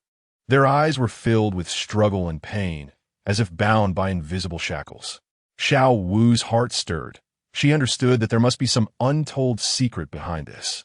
She gently held both of their hands, looking at them with tenderness and determination, trying to give them courage and strength through her gaze. "Zhuqing, Rongrong, if you have something to say, just tell me." Xiao Wu's voice was gentle and sincere. "We are friends, and we should face any difficulties together." Zhu Zhuqing and Ning Rongrong exchanged glances, hesitation flashing in their eyes. But feeling Xiao Wu's sincerity and determination, their defenses began to crumble. At the moment when Zhu Zhuqing and Ning Rongrong decided to give in, the dormitory fell into a deep silence. The three pairs of eyes met, yet it felt as though there was an invisible barrier separating them. Xiao Wu sensed the heavy atmosphere, filled with confusion and unease. She stood up and walked to the window, looking at the dim moonlight spilling over the tranquil campus, a wave of inexplicable melancholy washing over her. She turned back, looking at Zhu Zhuqing and Ning Rongrong, her eyes shining with determination. Zhuqing, Rongrong, I know you have worries. Xiao Wu's voice was gentle yet resolute. I want to force you to speak, but I hope you know that no matter when or where, I will stand by your side, support you, and accompany you. On the hillside, beneath the moonlight, Mu Bai and Bai Chen sat side by side, yet felt as if they were from two different worlds. The air was filled with an indescribable heaviness, both lost in their own thoughts, silent for a long time. Mu Bai broke the silence first, his voice low and firm. Bai Chen, if Zhu Zhuqing really likes you, then I will step aside. His gaze fell on the distant mountains, as if he could see Zhu Zhuqing's figure through the night. Bai Chen turned his head slightly to look at Mu Bai, surprise flashing in his eyes. He didn't expect Mu Bai to say such a thing so directly, making him reassess his opponent. Mu Bai continued, perhaps Zhuqing is right. If I hadn't chosen to escape, the struggle for the throne wouldn't have turned out like this. I'm a coward. His voice revealed a hint of self-mockery and regret. Bai Chen's words cut through the night, each word like a cold blade piercing Mu Bai's heart. He smiled softly, that smile filled with bitterness and helplessness. As long as you know, Bai Chen's voice carried a trace of disdain, as if he had completely taken control of the situation. So, please do not disturb Zhu Zhuqing's life anymore. Mu Bai did not respond immediately. His gaze appeared deep and resolute in the moonlight. He seemed to be struggling to suppress the emotional turmoil within him, but ultimately he nodded slowly, that movement heavy and slow, as if it carried all his disappointment and pain. Then, he stood up and turned to walk down the hillside. Each step seemed so heavy, as if he bore the sadness of the entire world. The moonlight cast a long shadow on his back, making him appear so lonely and desolate. However, no one noticed that behind Mu Bai, Bai Chen was laughing like a pig. I didn't expect that sowing discord would actually be so useful. Chapter 50. Face in the Dust. According to the development of the novel, Shrek Academy, led by Zhao Wujia, soon arrived an inn in the Stardow Forest. Bai Chen walked alone into the dimly lit inn, the faint light barely outlining his young figure. He skillfully opened a room, and the door slowly closed behind him, isolating him from the noise outside. Inside the room, the furniture consisted of an old wooden bed, simple tables and chairs, and a worn-out mattress. Bai Chen paid no attention to these. He sat on the bed, leaning slightly forward, hands crossed over his abdomen, and gently closed his eyes. His breathing gradually became deep and regular, as if he were communicating with the surrounding air, absorbing every trace of pure energy. His mind seemed to enter a world devoid of people, where there was only him and his inner power, like a tranquil lake, undisturbed. Suddenly, a commotion broke the silence of the inn. Bai Chen frowned slightly, slowly opening his eyes, a sharp light flashing in them. He keenly sensed the movement outside, as if someone was fighting. He quickly stood up, walked to the window, and gently pushed it open, revealing a gap. The sight outside made him pause slightly. In an open area outside the inn, two groups of people were fiercely engaged in battle. On one side were the students of Shrek Academy, their movements agile and swift, cooperating seamlessly. On the other side were the students of Tsanghui Academy, who, despite their larger numbers, were clearly at a disadvantage. Bai Chen's gaze swept across, and he quickly spotted Tang San and the others. Tang San, holding blue silvergrass, was agilely attacking them. Teacher, Zhao asked me to come. All right, a small soul king is good practice, Bai Chen said as his figure vanished from the window, appearing in the center of the open area in the next moment. His appearance immediately attracted everyone's attention. In the moonlight, his figure appeared exceptionally clear, with long black hair billowing in the wind and sharp light flickering in his eyes. He smiled slightly, nodded at Tang San and the others, then turned to the students of Tsanghui Academy. His gaze was as cold as ice, causing the students opposite him to involuntarily take a step back. Bai Chen extended his hand, palm facing up, and a powerful aura emanated from him. He gently inhaled, as if drawing the surrounding air into his palm. Then, he pushed forward suddenly, an invisible force bursting forth from his palm, directly rushing toward the students of Tsanghui Academy. Yi Zhiqiu, a Soul King-level expert and also the mentor of these students from Tsanghui Academy, had a grim expression like dark clouds pressing down. His gaze was like a knife, fixated on Bai Chen, his tone carrying a hint of disdain and anger. "Who are you? How dare you interfere in the matters between Tsanghui Academy and Shrek Academy?" Bai Chen smiled slightly, a hint of mockery and contempt in his smile. He replied casually, his voice not loud, yet clear enough for everyone present to hear. "I am a student of Shrek Academy. I'll give you a choice, either go back to sleep or stop whining here." Yi Zhiqiu's expression instantly turned sharp, as if Bai Chen's words had enraged him. He took a deep breath, the soul power within him surging wildly, and his martial soul, the Xian Gui, slowly emerged behind him. It was a massive black turtle, its shell radiating a faint glow, giving an impression of being unbreakable. Yi Zhiqiu slammed his hands down onto the ground, and the power of the Xian Gui martial soul erupted instantly, visible ripples spreading from the ground, as if the surrounding air was being deformed by this force. He shouted loudly, "Xian Gui shock." However, Bai Chen merely smiled lightly, his figure swaying and disappearing from his original spot in an instant. When he reappeared, he was already in front of Yi Zhiqiu. His right hand gently struck out, and an invisible palm print instantly hit Yi Zhiqiu's chest. Yi Zhiqiu's eyes were filled with disbelief as he looked down at the gradually spreading crack on his chest, seemingly unable to believe that this was real. He looked up at Bai Chen, fear and despair filling his eyes. What kind of power is this? Bai Chen calmly withdrew his palm, as if everything was under his control. He looked at Yi Zhiqiu, a hint of disdain flashing in his eyes. "Is this what you call Xian Gui shock? It doesn't seem that impressive." Yi Zhiqiu's face turned pale in an instant.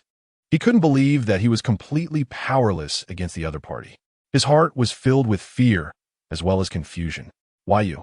Who exactly are you? How can you possess such powerful strength?"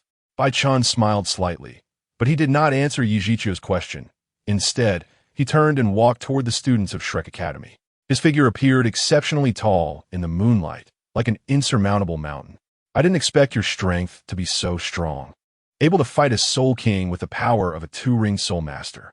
Bai Chen, upon hearing this, turned to look at Tang San, a hint of appreciation flashing in his eyes.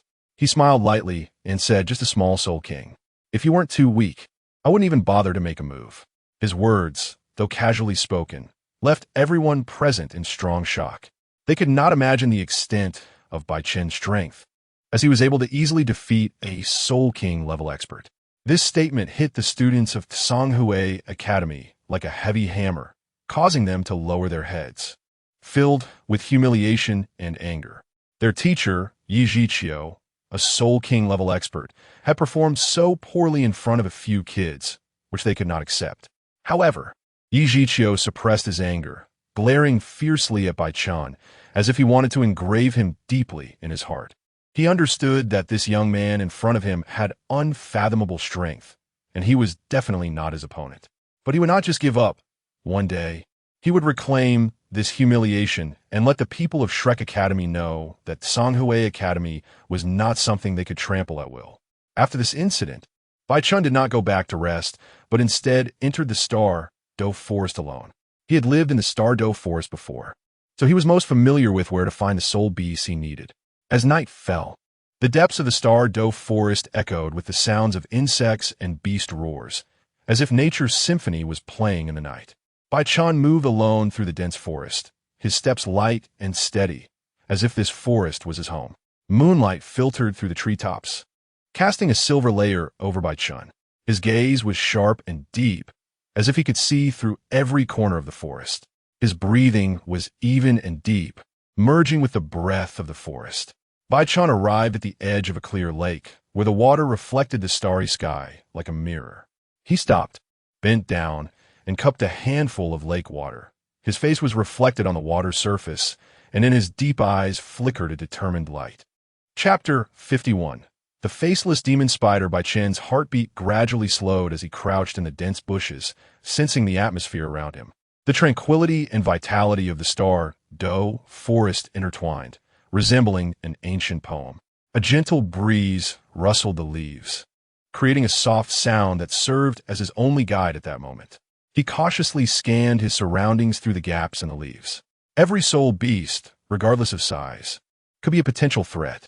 Bai Chen's breath almost halted as he tightly gripped the dagger in his hand, the coolness at his fingertips reminding him to stay alert and vigilant. Suddenly, an unusual sound broke the surrounding silence. Bai Chen's heart raced as he focused intently on the source of the noise. He saw a patch of grass trembling slightly, and a gray rabbit poked its head out, curiously looking around, seemingly unaware of Bai Chen's presence. Bai Chen let out a slight sigh of relief, loosening his grip on the dagger a little.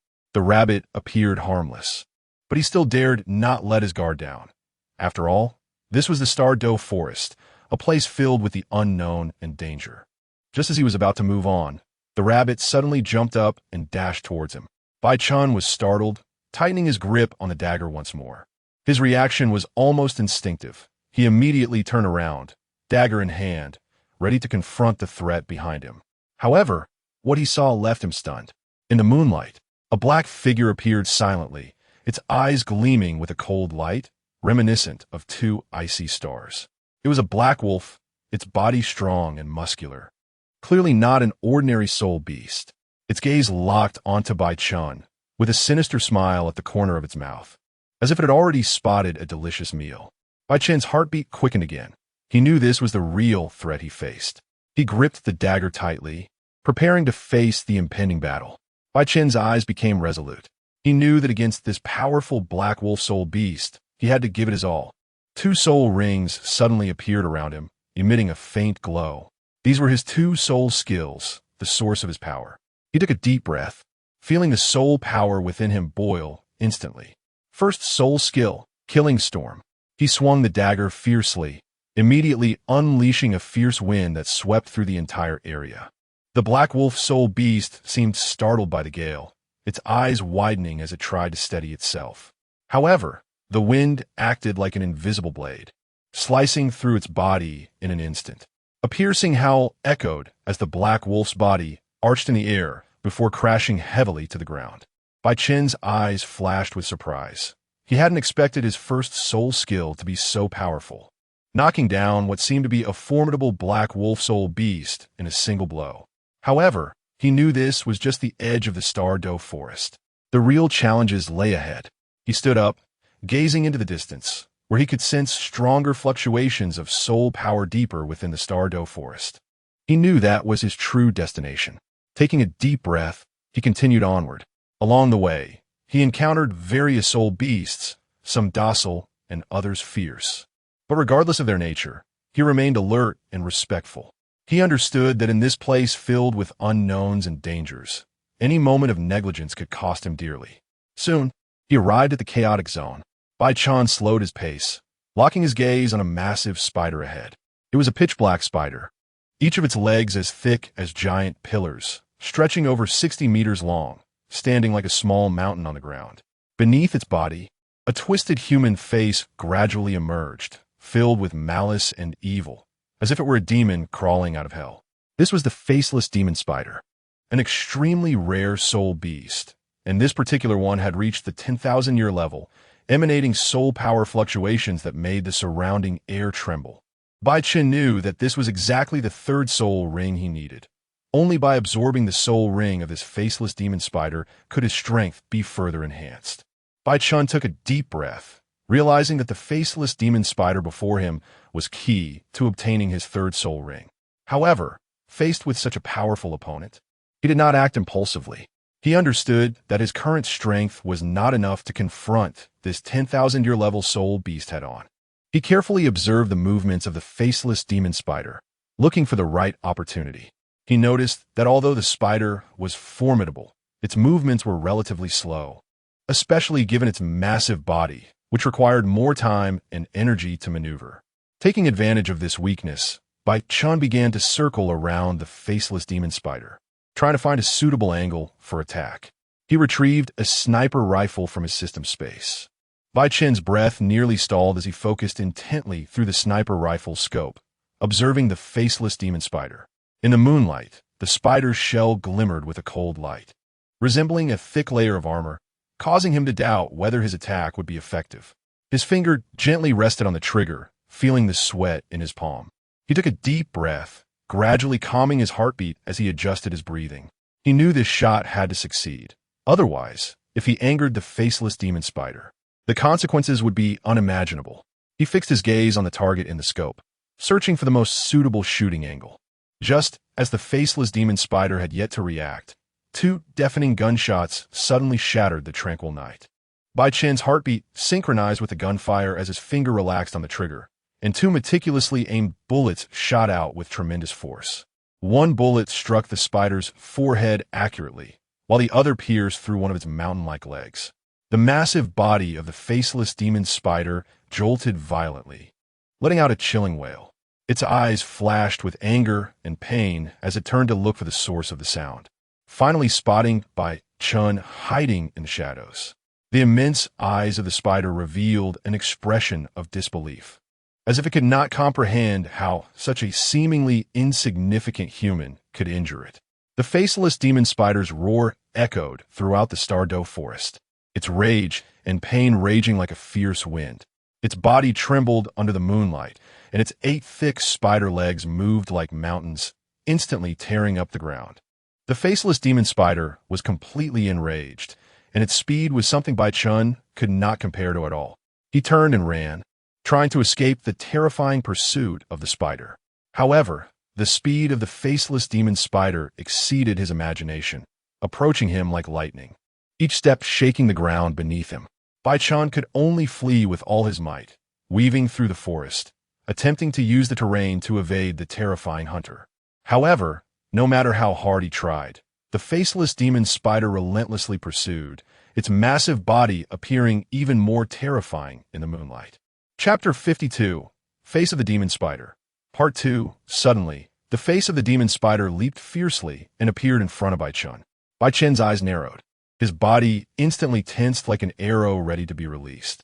The soul power surging behind him was like a boiling ocean, instantly condensing into 2 soul rings that floated beneath his feet. The first soul skill, Killing Storm, unleashed a fierce atmosphere of slaughter around him, filling the air with a scent of death. Immediately after, the second soul skill, Killing Evil Godbreak, coalesced into a brilliant light in his palm, like a blade cutting through space, swiftly slicing through the air towards the face of the demon spider. The face of the demon spider seemed to sense this unprecedented threat, its 8 eyes flashing with fear and panic. It waved its massive forelimbs, attempting to block this deadly strike.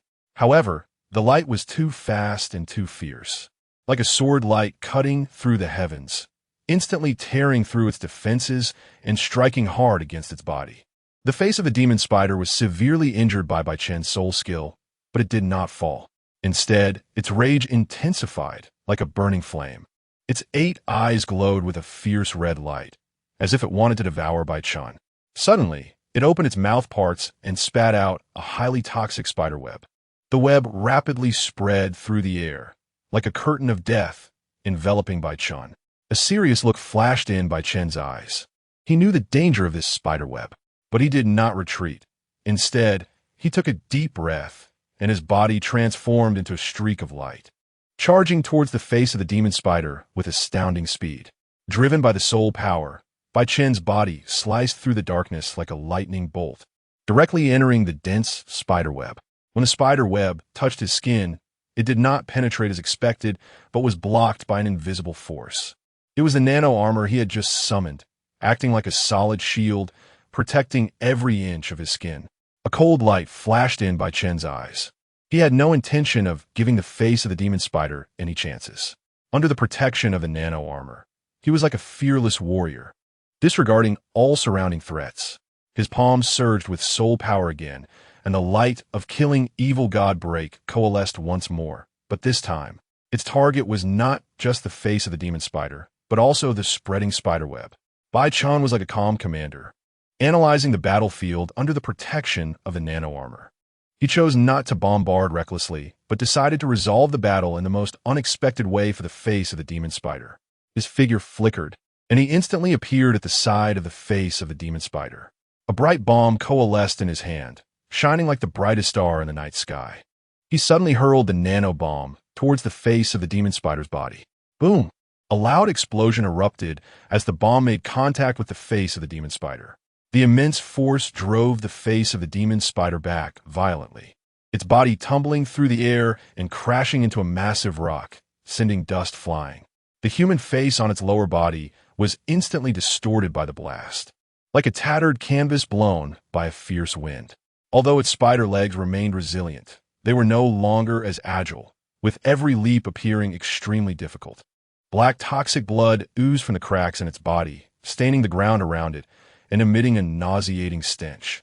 Bai Chen hovered in midair, the nano armor emitting a faint glow. His gaze was indifferent, like a deity overlooking all beings. He gathered firepower in his hand again, preparing to deliver the final blow to this tenacious face of the demon spider. The face of the demon spider seemed to sense its predicament, letting out a deafening roar that shook the surrounding air. Its 6 spider legs frantically pushed against the ground, trying to break free from its constraints, launching a final charge at the airborne Bai Chen. Just then, the face of the demon spider suddenly stopped struggling, its 8 legs pressed tightly against the ground, its body trembling slightly as if making a difficult decision.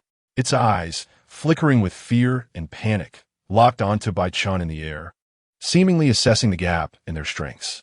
Seeing this, a hint of mockery flashed in Bai Chen's eyes.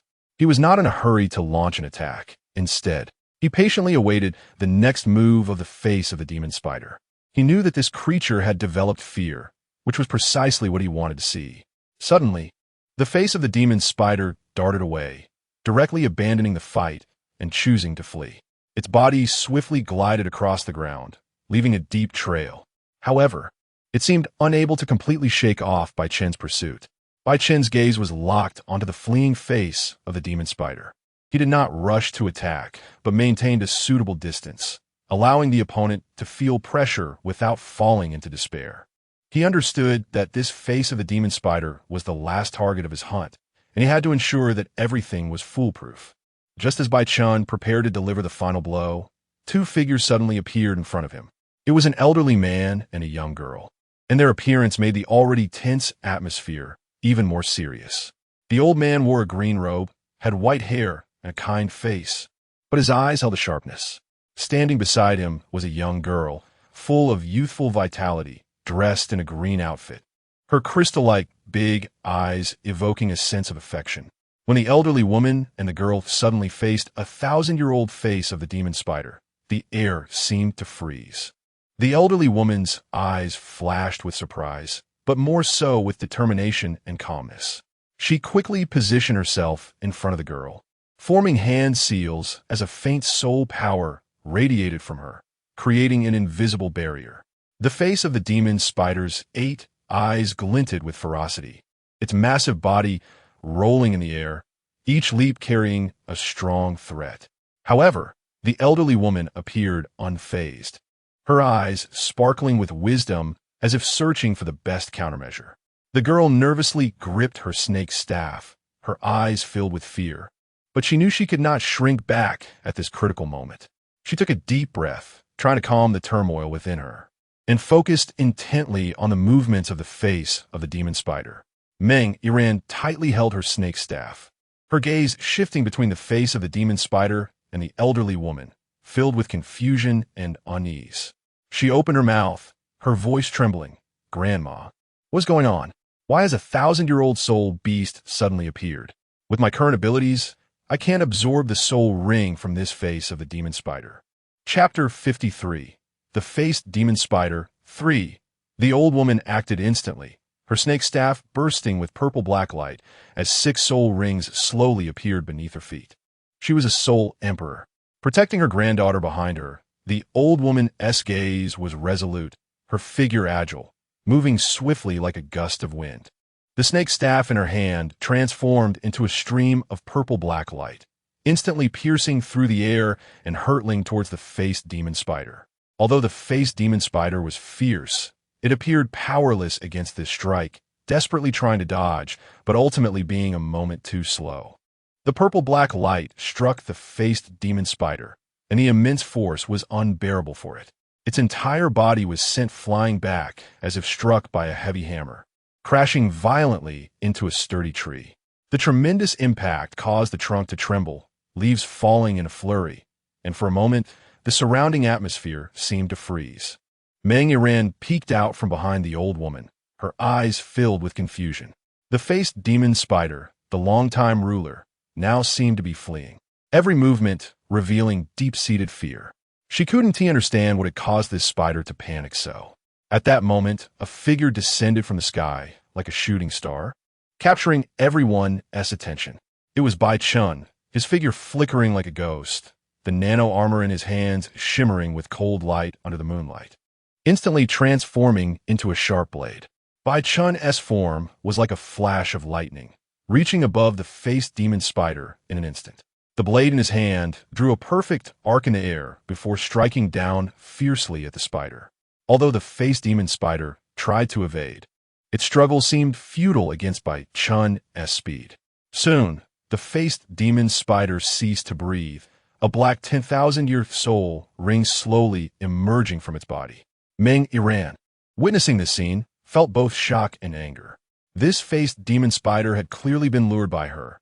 Had Bai Chen not intervened, she might have already perished in the spider's jaws.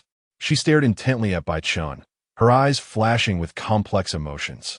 The old woman, named Chao Tianxiang, was also looking at Bai Chen in astonishment. As a soul emperor, she could naturally see the extraordinary nature of Bai Chen's actions. Gently shielding her granddaughter behind her, she smiled amiably and asked, "May I ask how to address you, young brother?" Bai Chen paused, turning to meet Chao Tianxiang's gaze. His eyes were deep, as if able to see through everything. He smiled slightly and said, "I am Bai Chen." His voice was plain, yet carried an undeniable confidence. After speaking, he ignored them.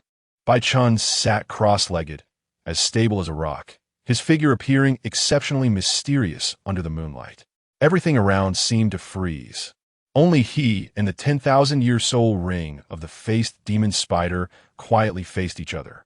The soul ring was a symbol of a soul master's power, with each soul ring representing a breakthrough, a qualitative leap. The 10,000-year soul ring was even more exceptional, containing terrifying power that could drive any soul master mad with desire. However, Bai Chen appeared unusually calm at that moment, his eyes showing no trace of fear, only determination and resolve. He extended his palm, facing upward, as if an invisible force was drawing the black 10,000-year soul ring towards him. When Chao Tianxiang and Meng Yiran saw that he was merely a two-ring soul master, they were completely taken aback. Suddenly, they noticed that Bai Chen's second soul ring was also a black 10,000-year soul ring, shattering their worldview. How could it be possible for someone to have a 10,000-year soul ring as their second soul ring? The terrifying aura emanating from the soul ring made the surrounding air feel heavy. Meng Yiran and Chao Tianxiang anxiously watched Bai Chen, filled with worry. In their view, Bai Chen's actions were undoubtedly a challenge to the limits of life. Yet, Bai Chen seemed to be in another world, indifferent to everything around him. His breathing became deep and powerful, as if engaging in some mysterious communication with the soul ring. A faint golden light gradually appeared on his palm, indicating his soul power was rapidly condensing. In the spiritual world, Bai Chen engaged in a fierce struggle with the remaining soul of the faced demon spider. The space seemed enveloped in darkness, with only the golden light in Bai Chen's hand flickering like a beacon in the gloom. The soul of the faced demon spider was like a wisp of black smoke, drifting erratically in the space, continuously attacking Bai Chen with intense malice. However, Bai Chen seemed to be at the center of the storm, his gaze resolute and deep, as if able to see through all illusions. The golden light in his hand suddenly became dazzling, as if a powerful force was condensing within it. He swung forward, and a beam of golden light instantly pierced through the darkness, charging towards the soul of the faced demon spider. This was the manifestation of his willpower. Under the attack of the golden light, the soul of the faced demon spider trembled violently, as if sensing unprecedented fear. It struggled frantically, trying to escape this dark space. But no matter how hard it tried, it could not break free from the golden binding. At that moment, a sharp light flashed in Bai Chen's eyes. He clenched his fist tightly, and the golden light instantly contracted, tightly wrapping around the soul of the faced demon spider. Bai Chen let out a low shout, and the golden light erupted with brilliant radiance. The soul of the faced demon spider struggled in pain under this force, ultimately transforming into a wisp of black smoke, dissipating into the air. In the depths of the spiritual world, Bai Chen's body seemed to become a vortex of raging energy. Countless terrifyingly massive energies surged into his body like a torrent, each impact threatening to tear him apart. His body shattered under the onslaught of this energy, then reformed again, a cycle of destruction and rebirth unfolding endlessly. Each time he was on the verge of collapse, the two supreme techniques, the 9-Yang divine skill and the 9-Yin divine skill, would activate like guardian deities, instantly protecting his meridians. A red and a blue layer of shallow halos flickered on the surface of his body, resembling two mysterious shields, steadily safeguarding his meridians from the explosive energy that threatened to tear him into pieces. Suddenly, he opened his eyes, sharp light flashing within. He looked down at his body, and a brand new soul ring slowly emerged around him. It was a soul ring that seemed to contain boundless power. Bai Chen took a deep breath, feeling the power surging within him. He knew he had successfully absorbed the 10,000-year soul ring of the faced demon spider, which also meant that his strength had once again received a tremendous boost. Chapter 54. Killing the Dragon King and Snake Queen. At that moment, Bai Chen suddenly heard two voices and turned to see an old man and a young girl staring at him with wide eyes. Meng Yiran spoke first. How did you do it? You actually added a 10,000-year soul ring to your third soul ring. How on earth did you manage that? Chao Tianxiang added. I can't understand it either, after living most of my life. Bai Chen coldly replied, You don't need to know that. Thank you. Just as he was about to leave, he suddenly noticed the corpse of the faceless spider glowing. Bai Chen's steps halted, his gaze drawn to the golden light emanating from the faceless spider's body. The golden light flowed like liquid, slowly condensing, as if something was being birthed from within it. He unconsciously walked over and saw that amidst the mist, a bone seemed to be appearing. Before Bai Chen, the golden light gradually coalesced into a uniquely shaped bone. Its shape resembled that of a spider's abdomen, but emitted a faint golden sheen, as if it contained immense power. His heart stirred, and he realized this was the legendary soul bone. Soul bones are extremely rare and can only be formed by soul beasts with special abilities or those that die with great resentment. He fixed his gaze on the soul bone, his joy indescribable. However, just as he was about to put away the soul bone and leave, a sharp attack suddenly came from behind him. Bai Chen reacted quickly, his body shifting to avoid the attack. The assailant was none other than Chao Tianxiang. Her expression was now a stark contrast to before, greedily fixated on the soul bone in Bai Chen's hand, and she said urgently, Young friend, why not hand over that soul bone to this old woman? Bai Chen narrowed his eyes, his gaze electric, and coldly responded, Senior, are you trying to rob me? Chao Tianxiang's expression darkened, but her eyes never left the soul bone. She took a deep breath, her voice firm. Regardless, the faceless spider was killed by both of us. You obtained its soul ring. I want its soul bone. What's wrong with that? Bai Chen tightened his grip on the soul bone, feeling its faint warmth. His gaze resolute, as if declaring an unshakable decision. He shook his head vigorously, his voice steady and powerful. No way, absolutely not. Chao Tianxiang, as a highly respected figure, was unusually determined at this moment. The reason she wanted to snatch the soul bone from Bai Chen was that she knew its value. In her eyes, this was a treasure that could greatly enhance her granddaughter Meng Yiran's strength. She understood that for Meng Yiran to find a soul bone of such high quality might require countless time and effort, possibly even a lifetime without success. Therefore, her greed and anxiety could no longer be suppressed, and she believed she had the strength to take the soul bone from Bai Chen. However, just as she was about to launch another attack, a figure suddenly rushed in from a distance, appearing before them in an instant. It was an old man, Meng De, Chao Tianxiang's husband. His arrival made the already tense atmosphere even more serious. Meng De's eyes flashed with displeasure, but he maintained a polite tone as he slowly spoke. Young friend, we are not unreasonable people. It's just that this soul bone holds great significance for my granddaughter. If she can obtain this soul bone, her future achievements will be limitless. If you are willing to transfer it, my Meng family will surely reward you handsomely. Bai Chen merely smiled coldly, looking up at Meng De with a flicker of disdain in his eyes. A handsome reward? Umph. The value of a soul bone cannot be measured by money. Although your Meng family is substantial, in my eyes, it is merely fleeting smoke. This soul bone I Bai Chen must have. If you wish to rob me, then go ahead and try. As soon as he finished speaking, Bai Chen's aura suddenly surged, a powerful soul force erupting from within him, as if he were about to tear the entire space apart. He gripped the soul bone tightly, his gaze revealing an undeniable dominance. A sharp glint flashed in Bai Chen's eyes, and at that moment, the system's voice echoed in his mind, carrying an irresistible authority. Please kill the Dragon King and Snake Queen. Reward: 6 Path Slave Seals. Bai Chen's lips curled into a cold smile. The Dragon King and Snake Queen were none other than Meng De and Chao Tianxiang before him. He had originally hesitated on how to deal with these two, but didn't expect the system to issue a task directly. His heart stirred. The 6 Path Slave Seals must be an extremely powerful skill or treasure, worth the risk to try. He looked up at Meng De and Chao Tianxiang, both of whom still wore expressions of greed and anticipation, as if they had already envisioned the scene of the soul bone displaying immense power in Meng Yiran's hands. However, they did not know that Bai Chen was no longer a soft persimmon they could easily manipulate. In order to ensure a quick kill, the system had deliberately raised the host cultivation to an invincible level, but this could only be maintained for 1 minute, so a swift resolution was required. A sharp glint flashed in Bai Chen's eyes as he felt the powerful force surging within him, as if the entire world was under his control. He took a deep breath, and the air around him seemed to solidify.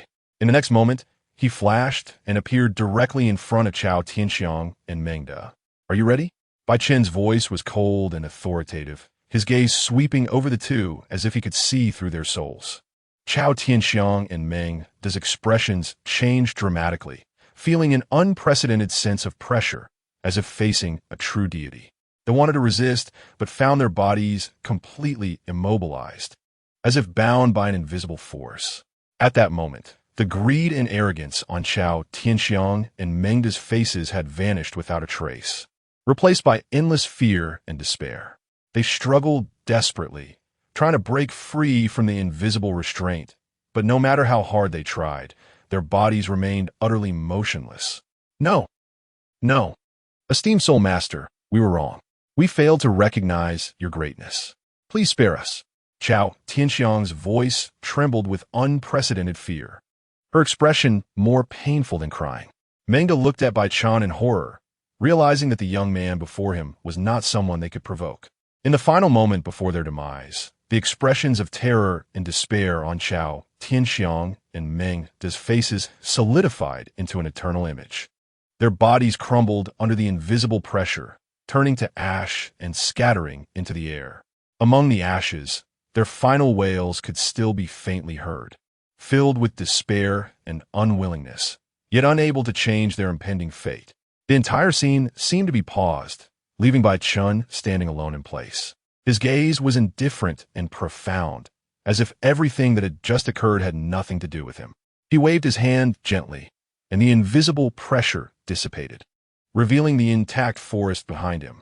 Meng Yiran stood frozen in place, watching helplessly as her grandparents vanished into ashes, the shock and pain in her heart nearly leaving her breathless. She had never imagined that Bai Chen, whom she considered an ordinary person, possessed such terrifying power, able to easily kill her beloved grandparents. Her eyes were hollow and dazed, as if she had lost all focus. She looked at the ashes, as if she could still see her grandparents' figures and hear their voices. Her heart was filled with endless regret and self-reproach. If she had known this would be the outcome, she would have preferred never to obtain that soul bone. However, it was too late. Everything was irreversible. Meng Yiran took a deep breath, trying to calm the turmoil in her heart. She knew she couldn't just sink into despair. She still had responsibilities and a mission. Meng Yiran completely went mad. Her eyes turned blood red, filled with endless hatred and anger. She was no longer the innocent, kind, and gentle girl, but a vengeful being driven by despair and madness. She launched an all-out attack on Bai Chen, her movements becoming frantic and fierce, as if she wanted to pour all her anger and hatred onto him. Her body traced a sharp arc in the air, the sword in her hand glinting coldly as it aimed directly for Bai Chen's throat. A hint of coldness flashed in Bai Chen's eyes. He did not dodge but stood quietly in place, waiting for Meng Yiran's attack.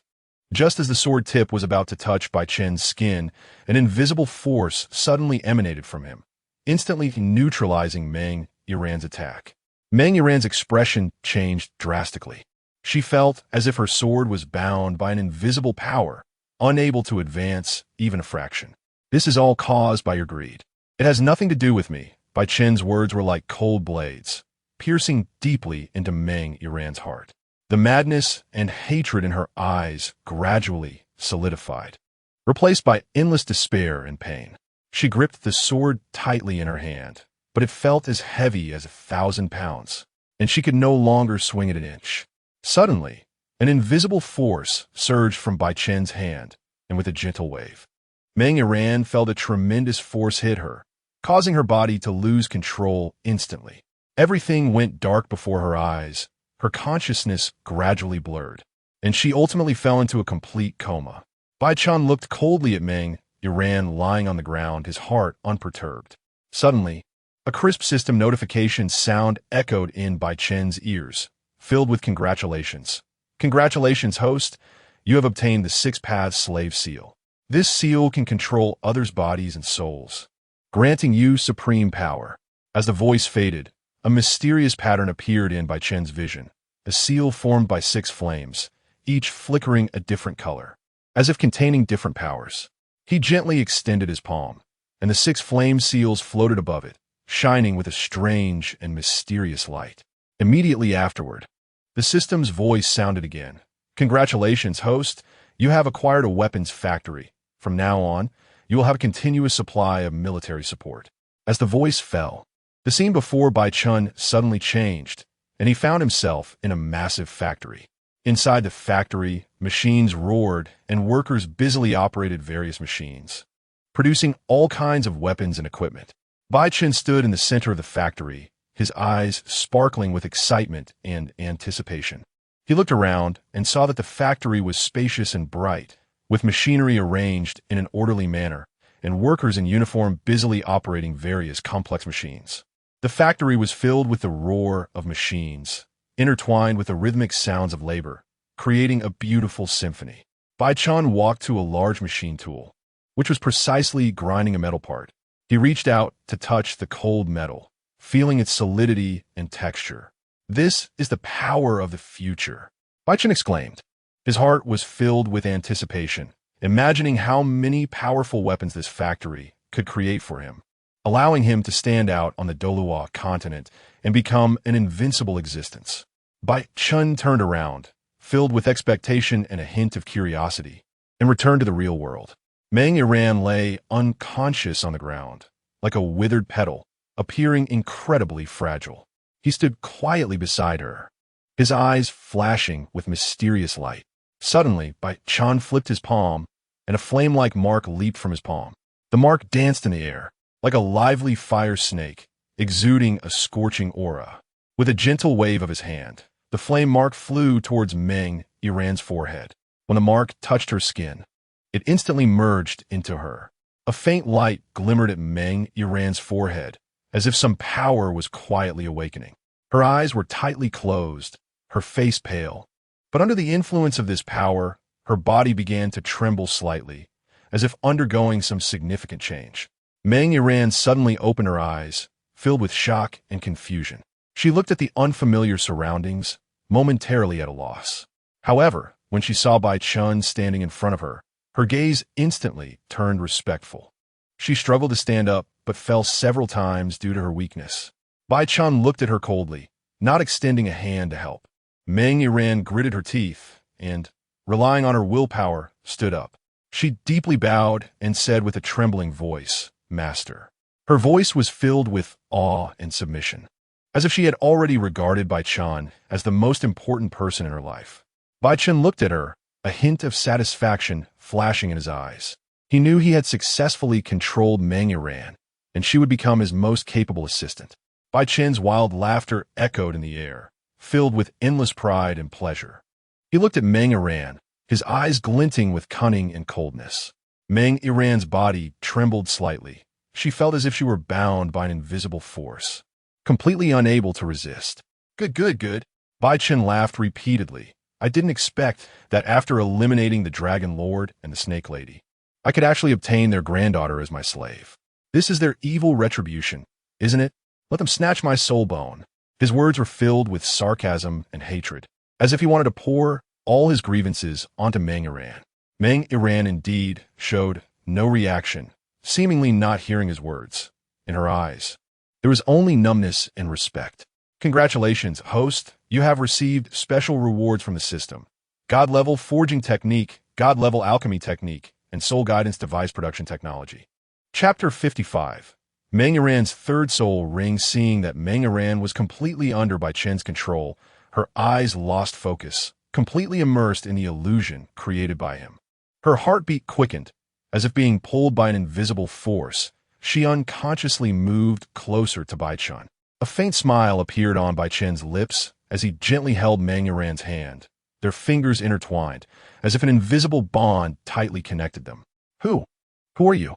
Meng Yiran's voice trembled, filled with confusion and curiosity. I am the person in your heart, the home you have always been searching for. Bai Chen's voice was gentle yet firm, as if possessing a magic that completely enveloped Meng Yiran's soul. In the original novel of Douluo continent, the Dragon King and Snake Lady were the benefactors of the main character Tang San, and their granddaughter Meng Yiran harbored feelings for Tang San. However, if the current situation is that I have controlled Meng Yiran, then the plot may undergo some changes. Imagine, when Meng Yiran is under my control, her gaze would become hollow and confused. Her originally firm steps might turn hesitant and unstable.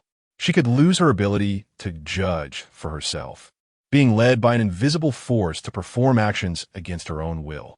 Bai Chen waved his hand, and Meng Yiran slowly approached. What am I to you? Yiran, speak. You are my master, Meng Yiran replied obediently. Her eyes had no focus, completely a puppet. Bai Chen placed his hand on her slender waist and said, No wonder you are the granddaughter of the Dragon King and Snake Lady. You look quite good. You have reached level 30 now, right? It's time to obtain a third soul ring. Meng Yiran nodded dazedly, and Bai Chen laughed. I will do my best to help you grow stronger. All you need to do, then, is to serve me well. Meng Yiran did not move, but continued to nod blankly. Soon, they arrived at the chaotic area of the Stardow Forest. Most of the soul beasts here were over 10,000 years old, with very few thousand-year-old soul beasts. Due to Meng Yiran's weak constitution and the fact that she had not undergone the baptism of Bai Chen's gifts, Bai Chen feared that if he sought a 10,000-year soul ring for her, the consequences would be dire if she couldn't withstand it. He certainly didn't want such a beautiful girl to end up dying in such a pathetic manner. Thinking of this, he glanced at Meng Yiran and said, Don't worry. I will definitely find you a suitable soul ring. Your martial soul is the snake staff, so only snake-type soul beasts are most suitable for you. I don't understand your body's limits, so I can only look for a 1,000-year soul ring. Rest assured, from now on, I will treat you well. Meng Yiran remained dazed, completely silent. At this moment, Bai Chen felt he was being overly talkative and said no more as they continued deeper into the forest. Suddenly, they spotted a golden-scaled snake, its scales shimmering like pure gold in the lake water. The golden python was drinking water by the lake. Without hesitation, Bai Chen acted, and 3 soul rings instantly appeared beneath his feet. The next moment, the aura of the killing god martial soul enveloped him. exuding a chilling, killing intent that instantly alerted the golden python of impending danger. It curled its body and shot away like a flash of light.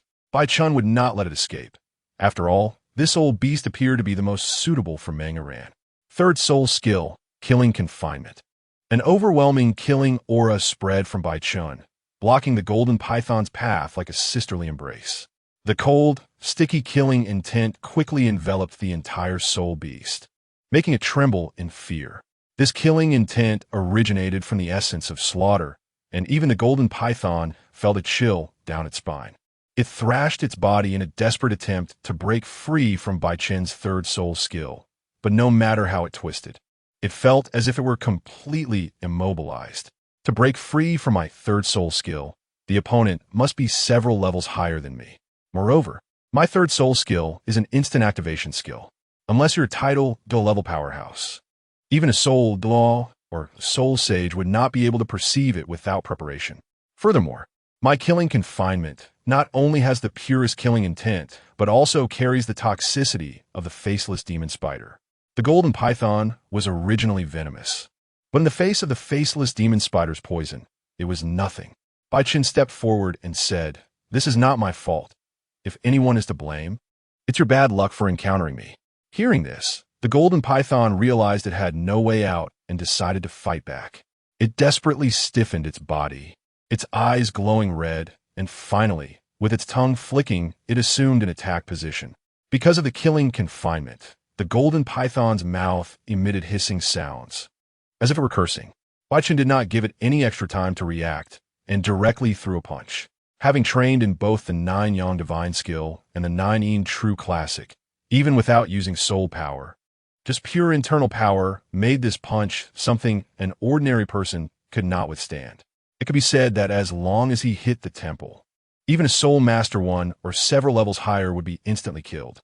With a loud bang, his fist struck heavily against the thrashing snake body, instantly silencing it. As it lay on the verge of death, Bai Chen waved his hand to summon Meng Iran over.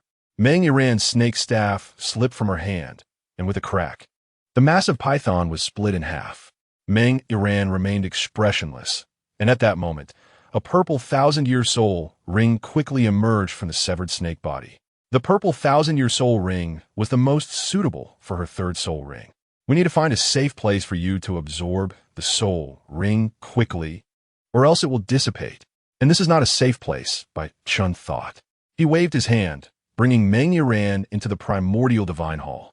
Afterward, he looked at the sky and noticed it was about to dawn. He couldn't think much longer and swiftly moved through the trees using his lightness skill. I must return before they notice. Otherwise, if they suspect me, it will be over. Chapter 56. The Douluo forest in the early morning of the inn. Sunlight filtered through the half-open curtains, casting mottled shadows on the wooden floor. The waiters hurried through the corridors, busily tidying up the rooms in preparation for the new day's guests. At the edge of the Douluo forest, a tranquil and mysterious atmosphere prevailed. Tang San furrowed his brows, his piercing gaze scrutinizing Bai Chen. The Douluo forest was a sacred place in the hearts of soul masters, filled with both the unknown and danger. He looked at Bai Chen with concern. The young man who had always given him a sense of steadiness now appeared somewhat fatigued. Bai Chen had returned before dawn after a night spent in the forest. Tang San had risen early to meditate, and upon seeing Bai Chen, covered in dust and sweating profusely, he couldn't help but frown and ask, "What were you doing last night?" Bai Chen replied calmly, "I went to the Douluo forest to cultivate. The inn was too noisy for me to focus on my training." "You entered the Douluo forest? Alone?" Tang San's voice carried disbelief and reproach. He knew Bai Chen's strength, but he was also aware of the terrors of the Douluo forest, a place that even they, with considerable strength, had to approach with caution. Bai Chen nodded, his eyes resolute and deep, sparkling with a unique light like the stars. "Yes, I went in to cultivate. I know it's dangerous, but I had to go. Only by doing so can I improve myself and better protect us." Tang San was taken aback, and as he looked into Bai Chen's determined eyes, his reproach gradually faded, replaced by a deep respect. He knew that Bai Chen was someone with his own convictions and beliefs, his courage and perseverance far exceeding that of ordinary people. Tang San took a deep breath and gently patted Bai Chen's shoulder. You did the right thing, Bai Chen. Sometimes, to secure a better future, we do need to take some risks. Just remember to take me with you next time. His voice was filled with firmness and trust. I'm sorry. I'm used to acting alone. I've been on my own since I was little. I didn't mean to cause trouble for everyone, Bai Chen replied. As the sun gradually rose, the world inside and outside the inn was enveloped in warm light. After the conversation between Tang San and Bai Chen ended, both of their eyes sparkled with determination. They knew that the journey ahead would be even more difficult, but they were prepared. Soon after, Zhao Wujing appeared at the inn's door, dressed in a black soul master robe, exuding a powerful aura. Behind him were Oscar, Ning Rongrong, and Zhu Zhuqing, their faces filled with anticipation and tension. Children, are you ready? Zhao Wujing's voice was like a bell, resonating throughout the inn. Tang San and Bai Chen exchanged glances and nodded in unison, their eyes brimming with steadfastness and resolve.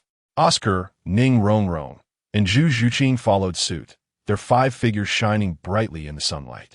Under Zhao Wujing's lead, the 5 of us stepped into the depths of the Stardo forest.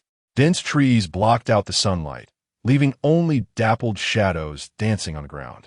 The air was filled with the moist scent of earth and a faint fragrance of plants, occasionally interrupted by the distant growls of wild beasts. Bai Chen walked at the forefront, his steps firm and powerful, as if in this mysterious forest his eyes sparkled with a unique light, seemingly able to penetrate the mist deep within the woods. Following closely behind were Tang San and the others, always ready to respond to any potential danger. Oscar, Ning Rongrong, and Zhu Zhuqing stood on either side of them, their faces reflecting tension and anticipation. Oscar tightly gripped his martial soul, a sausage, while Ning Rongrong and Zhu Zhuqing summoned their martial souls, the 7 treasure, glazed tile pagoda, and the nether cat respectively. Sunlight filtered through the treetops, casting a warm glow on the clearing and adding a touch of warmth to the quiet forest. Tang San sat on a large stone, his gaze deep, as if contemplating something important. Bai Chen stood beside him, his eyes calm and profound, as if this forest were his home. Bai Chen, you seem to be quite familiar with the Stardo forest. Tang San's voice broke the silence, turning his gaze toward Bai Chen with curiosity and inquiry. Bai Chen nodded, his voice steady and calm. I grew up living here. My parents were also soul masters. They often took me into the Stardo forest to cultivate. However, they had an accident and ultimately died here. As the sunlight slanted and the shadows danced, Bai Chen's voice echoed in the tranquil forest. His words were like a gentle breeze, softly brushing against Tang San's heart, stirring ripples within him. Tang San looked at Bai Chen, a hint of apology and sympathy flashing in his eyes. He gently patted Bai Chen's shoulder, wanting to offer him some comfort. However, Bai Chen merely smiled faintly and shook his head. His gaze was resolute and profound, as if he had already seen through the mysteries of life and death. He took a deep breath, his voice revealing an indescribable sense of determination and courage. Life and death are fated. Wealth and nobility are in the heavens. Though my parents are no longer here, their teachings and beliefs remain in my heart. I will continue to move forward and live up to their expectations. By the way, Tang San, what about your parents? Tang San fell silent for a moment, as if recalling a distant past, and then slowly spoke, his voice carrying a hint of helplessness and subtle sadness. My father was a very despondent person, but I rarely saw him when I was young. He was always busy outside and had little time to accompany me. In my memories, he was always drunk and showed little concern for me. I once resented him, not understanding why he was like that. I never even met my mother, but I don't hate him. At least he is my father. Children never have the right to resent their parents because our lives are given to us by them. Every parent is great. That's true. Who has the right to complain about our parents? No matter what, they're still the ones who gave us life, Bai Chen replied, and as they spoke, their moods seemed to lighten. At this moment, they felt more like old friends. Little Wu, hearing the conversation between Bai Chen and Tang San, couldn't help but be taken aback, lost in thought, her eyes fixed on the forest before her, somewhat distracted. She kept murmuring Mom, seemingly thinking of her own mother. Mom, if you were still here, you would be happy to see the person I am today. Chapter 57. Green-tailed chicken crown snake. Since the moment Xiao Wu witnessed her mother being killed by Bibi Dong, she had never wanted to recall that scene again. Zhao Wujia's voice suddenly broke the silence. The heartbeats of several people instantly quickened, as if a cold wind had swept past their backs, sending chills down their spines. Xiao Wu's body tensed, and the image of her mother being murdered by Bibi Dong involuntarily resurfaced in her mind. She tightly closed her eyes, trying to dispel those terrifying memories. Something is coming. Before Zhao Wujia's words had faded, they had already leaped onto a nearby tree like arrows released from a bow. The branches trembled gently beneath their feet, as if they too were shuddering in anticipation of the impending danger. They held their breaths and focused their gaze, trying to locate the thing Zhao Wujia had mentioned in the dense forest. Suddenly, a rustling sound broke the surrounding silence, and everyone's gaze sharpened. A green snake slithered out from the depths of the forest. Its body was long and slender, its scales shimmering with a faint luster. And on its head was a cluster of bright red combs that seemed to burn like a blazing fire, especially eye-catching. The snake moved quickly, like a streak of green lightning, weaving through the trees. Its body twisted and rolled in midair, each movement seemingly carving a green trajectory in the air. Its target was none other than the tree they were perched upon. Tang San's eyes flashed with surprise as he quickly identified the snake. "It's the green-tail, chicken-crown snake," he exclaimed softly. He had read descriptions of this snake in books and knew it was an extremely rare thousand-year soul beast. Although it was non-venomous, its speed and agility were among the best of all soul beasts. Bai Chen's eyes glinted sharply, and the soul rings beneath his feet instantly emerged. The purple thousand-year soul ring and two deep black 10,000-year soul rings shone together like brilliant stars in the night sky. With a loud shout, a chilling aura instantly spread, as if the surrounding air had solidified. Third soul skill, killing restraint. Bai Chen quickly formed hand seals, and an invisible force quietly gathered before suddenly erupting into a chain flickering with ghostly light that swiftly wrapped around the green-tail, chicken-crown snake. The snake, being a naturally keen soul beast, sensed the impending danger and immediately trembled, attempting to evade the sudden attack. The green-tail, chicken-crown snake's body twisted violently in midair, tried to break free from Bai Chen's killing restraint, but that invisible force felt like a solid cage, tightly binding it. Its scales glinted coldly in the sunlight, and its eyes revealed fear and despair. At that moment, Tang San had already leaped down from the tree, his figure approaching swiftly like a specter. The blue-silver grass grew wildly under his control, resembling countless agile tentacles that instantly wrapped around the green-tail, chicken-crown snake's body. Those blue-silver grasses seemed alive, tightly constraining the snake's four wings, preventing it from struggling in the air. The green-tailed chicken-crown snake was firmly fixed in midair by the blue-silver grass and could not move. A flicker of terror crossed its eyes as it seemed to realize its predicament. Bai Chen took the opportunity to approach, quickly gathering his internal energy in preparation to deliver a fatal blow to this thousand-year soul beast. Dai Mubai and Ma Hongjun simultaneously activated their soul skills, Phoenix Fireline and White Tiger Diamond Transformation, and in an instant, their attacks struck the green-tail, chicken-crown snake. Bai Chen's cage combined with Tang San's control locked the green-tail, chicken-crown snake in place, preventing it from flying. At that moment, with a loud bang, the green-tailed chicken-crown snake fell helplessly to the ground. The fall of the green-tailed chicken-crown snake was like a leaf drifting down, softly landing on the lush grass. Its body trembled violently, the luster of its scales dimming, and the comb atop its head lost its former brilliance, resembling a flower battered by frost. The attacks from Dai Mubai and Ma Hongjun did not cease immediately. The residual force of the Phoenix Fireline and White Tiger Diamond Transformation continued to ravage, charring the green-tail, chicken-crown snake's body, filling the air with a burnt odor. Oscar stood aside, his eyes glinting with cunning. He had long been poised, waiting for this moment. Seeing that the green-tailed chicken-crown snake could no longer break free from its bindings, he swiftly drew a dagger from his waist, moving like a phantom to the snake's side. His movements were swift and precise, The dagger traced a graceful arc in the air before plunging deeply into the snake's vital spot. The snake's body quivered violently, then completely stilled, its life force rapidly dissipating. A satisfied smile appeared on Oscar's face as he sat cross-legged, beginning to absorb the thousand-year soul beast's soul ring. A purple light slowly rose from him, merging with the surrounding forest. His aura became profound and mysterious, as if he were one with nature. As Oscar began to absorb the soul ring, Tang San also retracted his blue silvergrass. He looked at Bai Chen, admiration gleaming in his eyes. Bai Chen, if I'm not mistaken, your third soul skill should be a skill that locks onto a target instantly, right? Tang San smiled as he spoke, his voice filled with certainty. Bai Chen nodded, a proud smile appearing on his face. Not only that, but I can also control multiple targets. That's what I mean by group control, he explained, his voice brimming with confidence.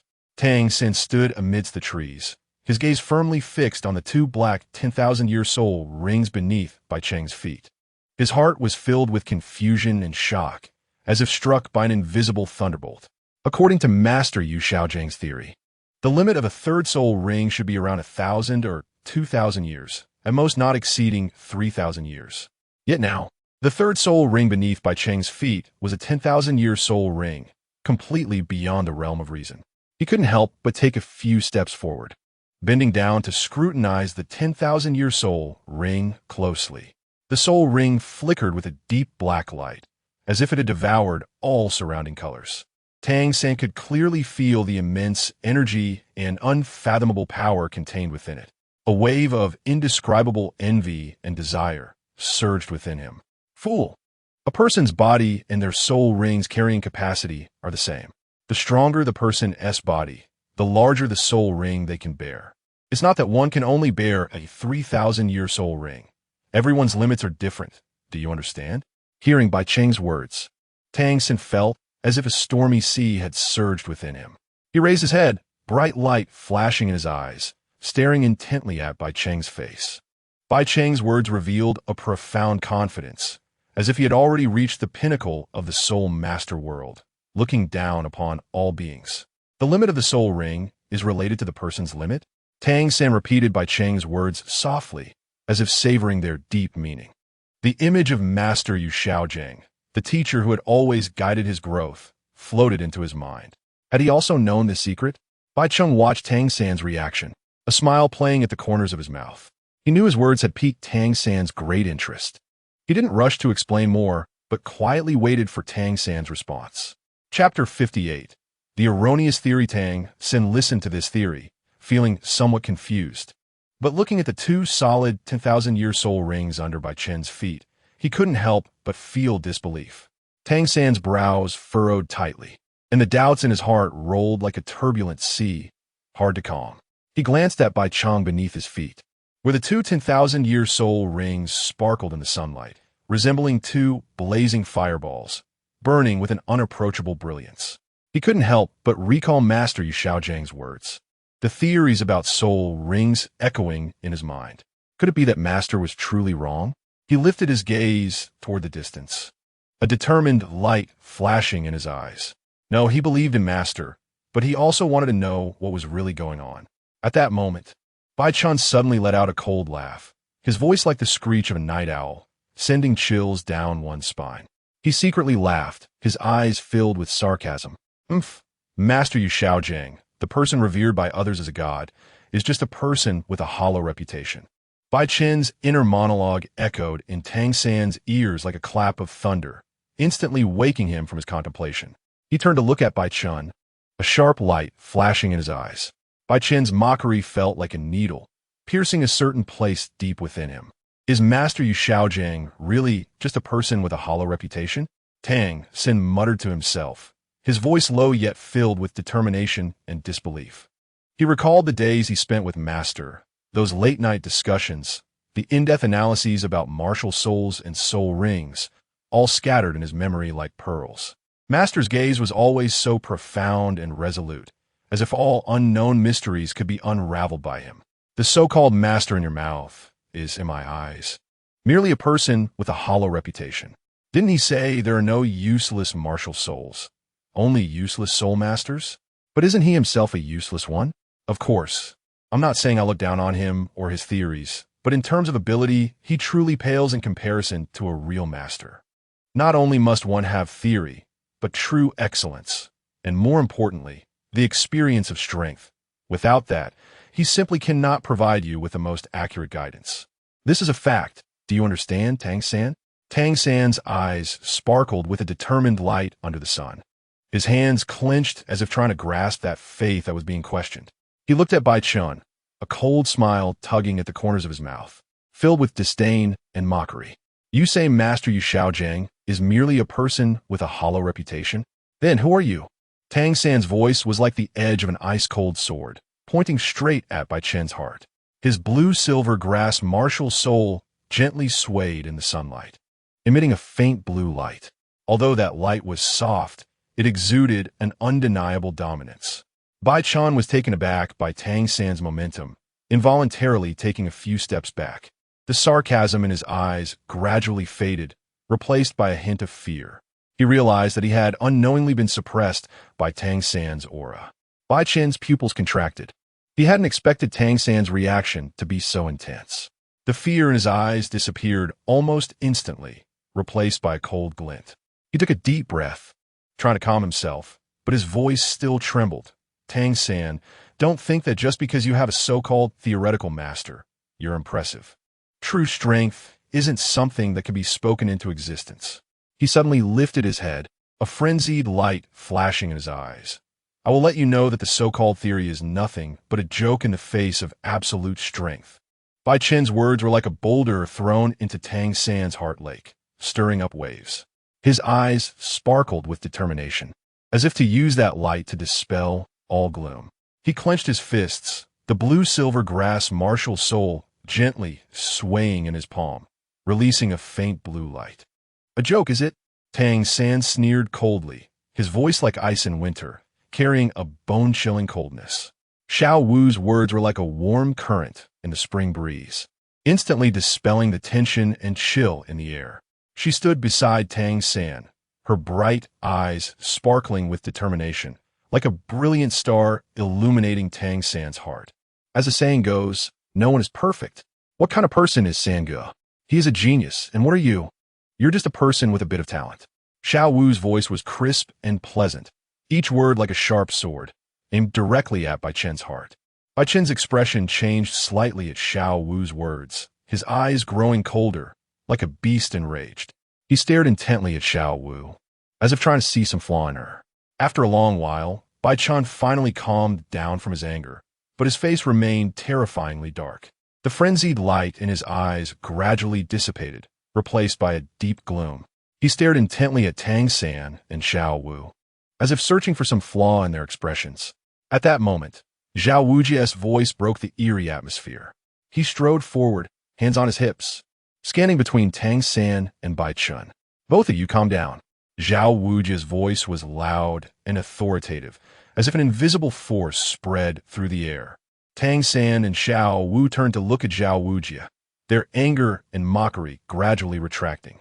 They knew that Zhao Wujia, as their teacher, was there to mediate their conflict. Zhao Wujia looked at Bai Chen, his brows slightly furrowed. He knew this student had always been somewhat self-important, but he hadn't expected him to harbor such intense hostility toward Tang San. After some thought, he decided to teach Bai Chen a lesson. Bai Chen, your strength is indeed impressive, but your mindset needs adjustment. Zhao Wujia's voice was calm, yet carried an undeniable authority. Remember, true power is not only about strong abilities.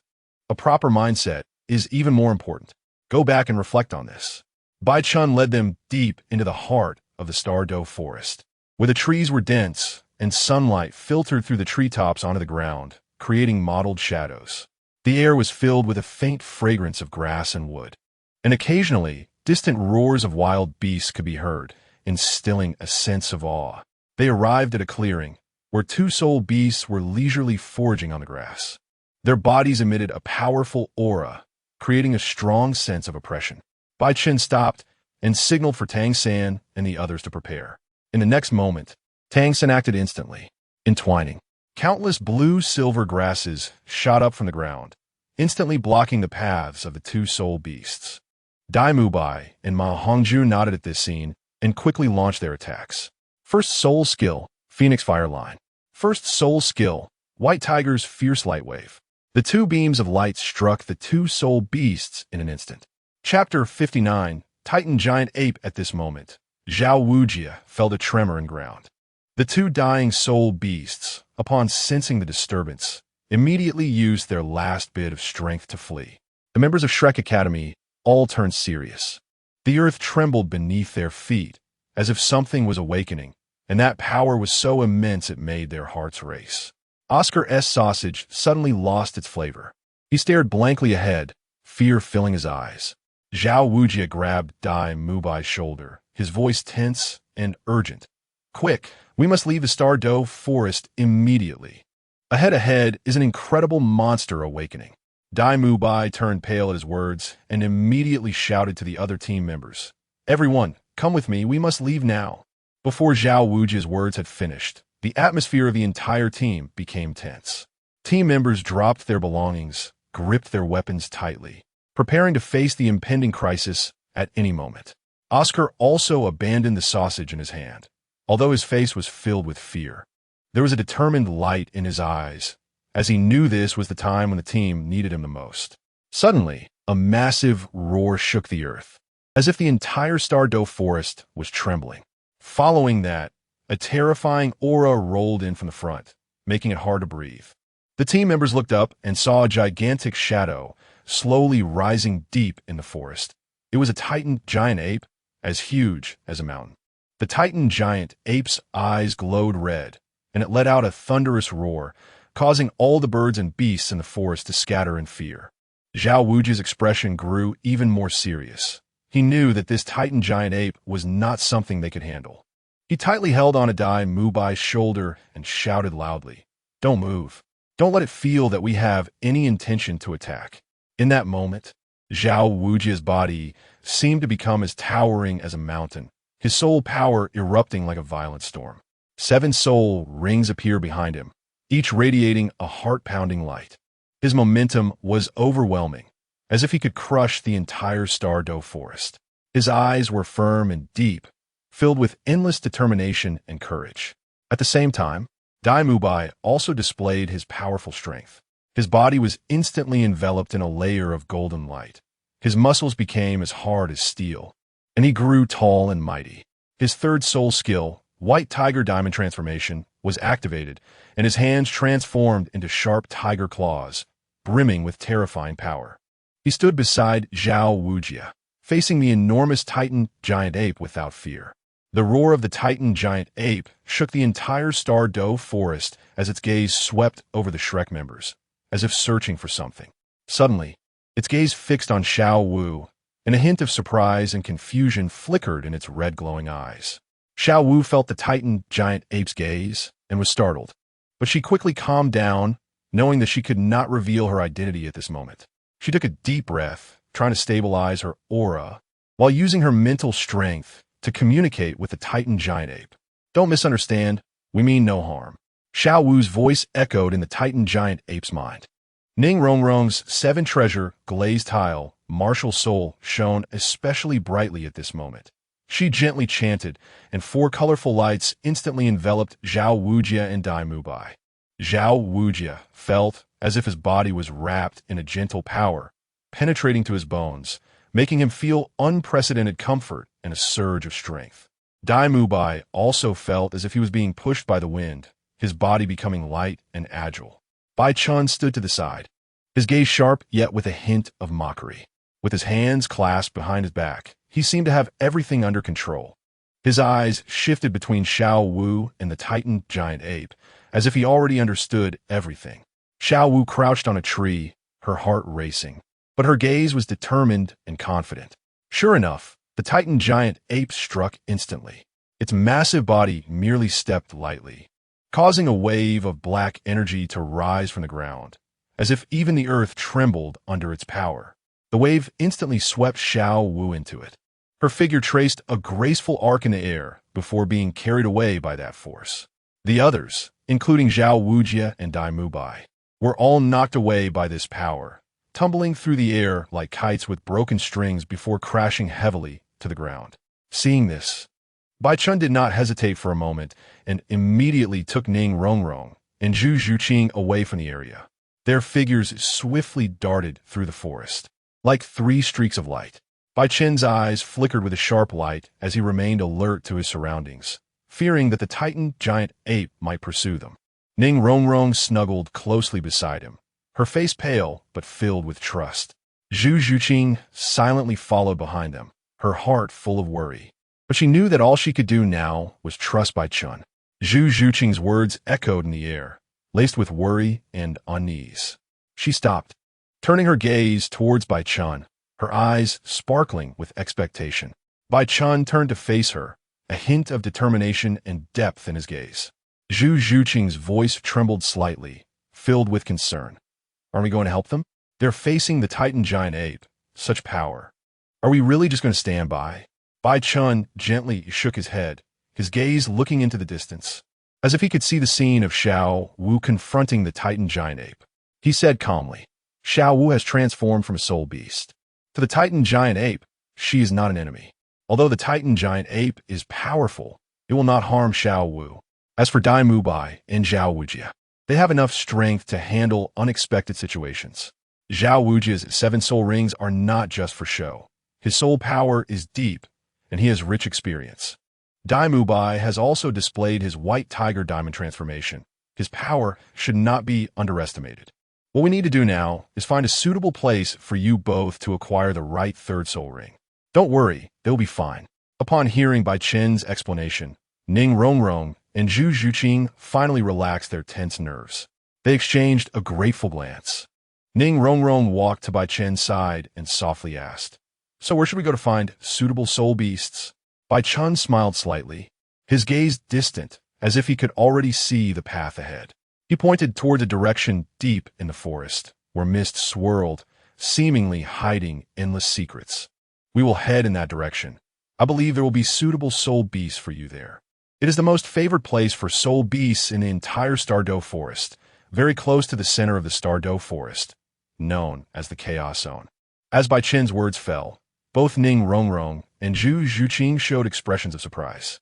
The Chaos Zone was one of the most dangerous places in the Stardow Forest, said to be home to fierce and powerful soul beasts, where they might even encounter soul beasts over 100,000 years old. They had never imagined that Bai Chen would take them to such a place. However, Bai Chen's expression was exceptionally firm, with a confident light flashing in his eyes. He turned to the two of them, smiled slightly, and said, I know you might be a bit worried, but trust me, we will definitely find suitable soul beasts for you. Moreover, only in the Chaos Zone can you truly test your strength and break through limits. Chapter 60. The 10,000-year 3rd soul ring, then we won't be in danger, right? Zhu Zhuqing still looked a bit worried, a hint of unease in her brows. Bai Chen looked at her, a flash of tenderness in his eyes. He reached out, gently holding Zhu Zhuqing's hand, and smiled reassuringly. Zhuqing, trust me, we won't have any problems. Although there are many soul beasts there, the order of the Stardow Forest is not without rules. The 2 great kings of the soul beasts manage their territories very strictly. They will not allow large-scale conflicts and battles within their domains. So as long as we are careful, we will be fine. Bai Chen's words eased Zhu Zhuqing's mood a bit. She looked up at Bai Chen, her eyes sparkling with trust. The two exchanged smiles, and much of their unease and worry dissipated. They continued forward deep into the chaotic area. The surrounding trees grew denser, sunlight filtering through the leaves and casting mottled shadows on the ground. Occasionally, a soul beast would dart out from the woods, but upon seeing Bai Chen and Zhu Zhuqing, they quickly avoided them. Ning Rongrong's voice broke the brief silence, sounding a bit confused and lost. What do we do now? Bai Chen did not respond immediately. Instead, he pulled out 2 peculiar objects from his pocket, their surfaces covered in complex patterns and symbols. He gently rubbed them, his eyes flashing with a sharp light. This is a hand grenade, extremely powerful. Just pull the safety pin, and it will explode. As he spoke, he handed one grenade to Ning Rongrong while tightly holding the other.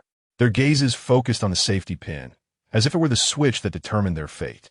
The trees around them swayed in the wind, rustling softly, seemingly adding a touch of unease to the tense atmosphere. Bai Chen carefully parted the grass in front of him, revealing a small animal leisurely foraging.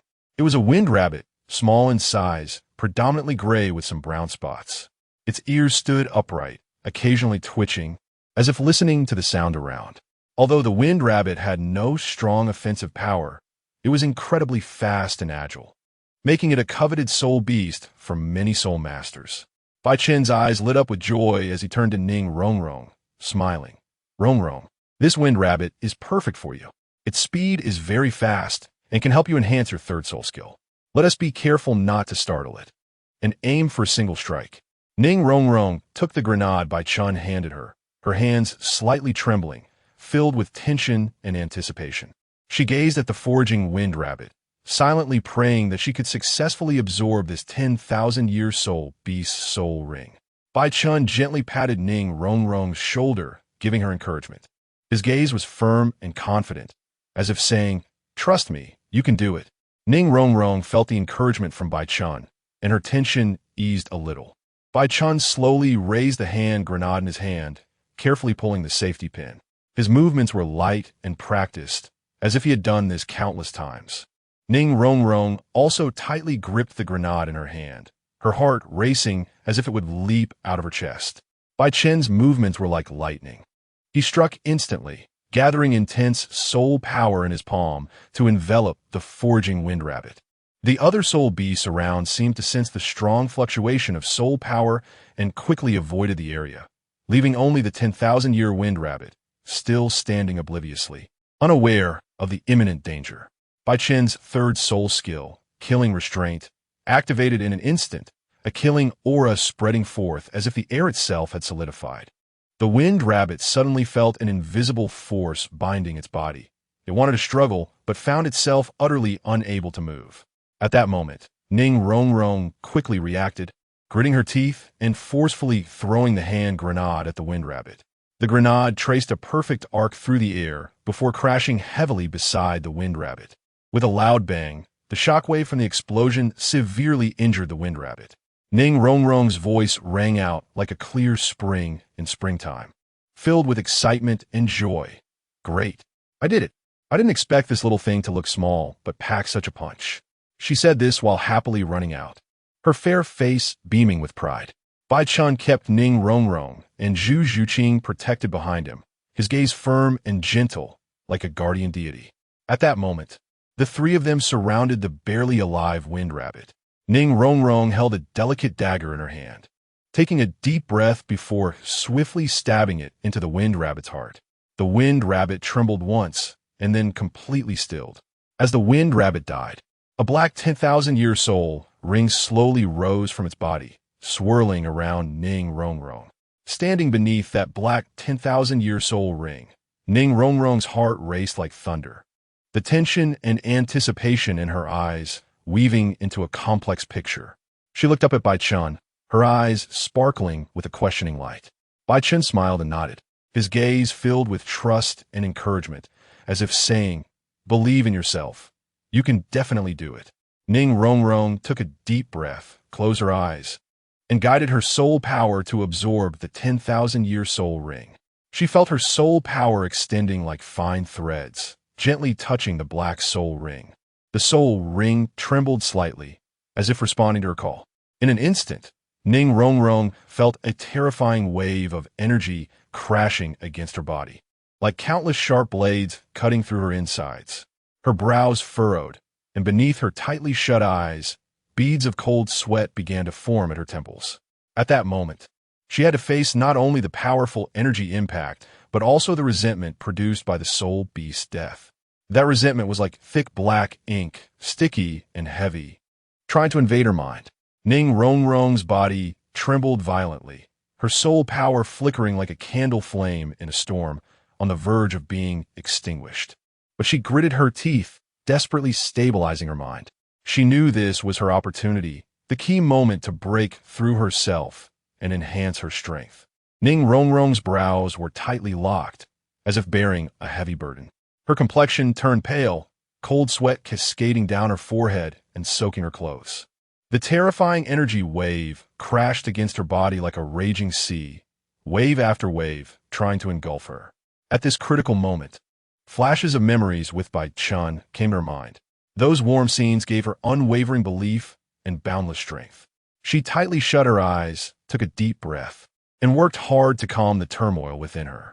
Suddenly, a warm current surged within Ning Rongrong, her soul power fiercely resisting.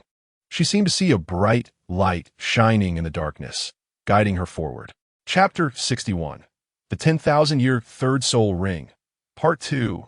Ning Rongrong instantly opened her eyes as the 9-treasure glazed tile pagoda emitted a dazzling 9-colored light, enveloping her completely.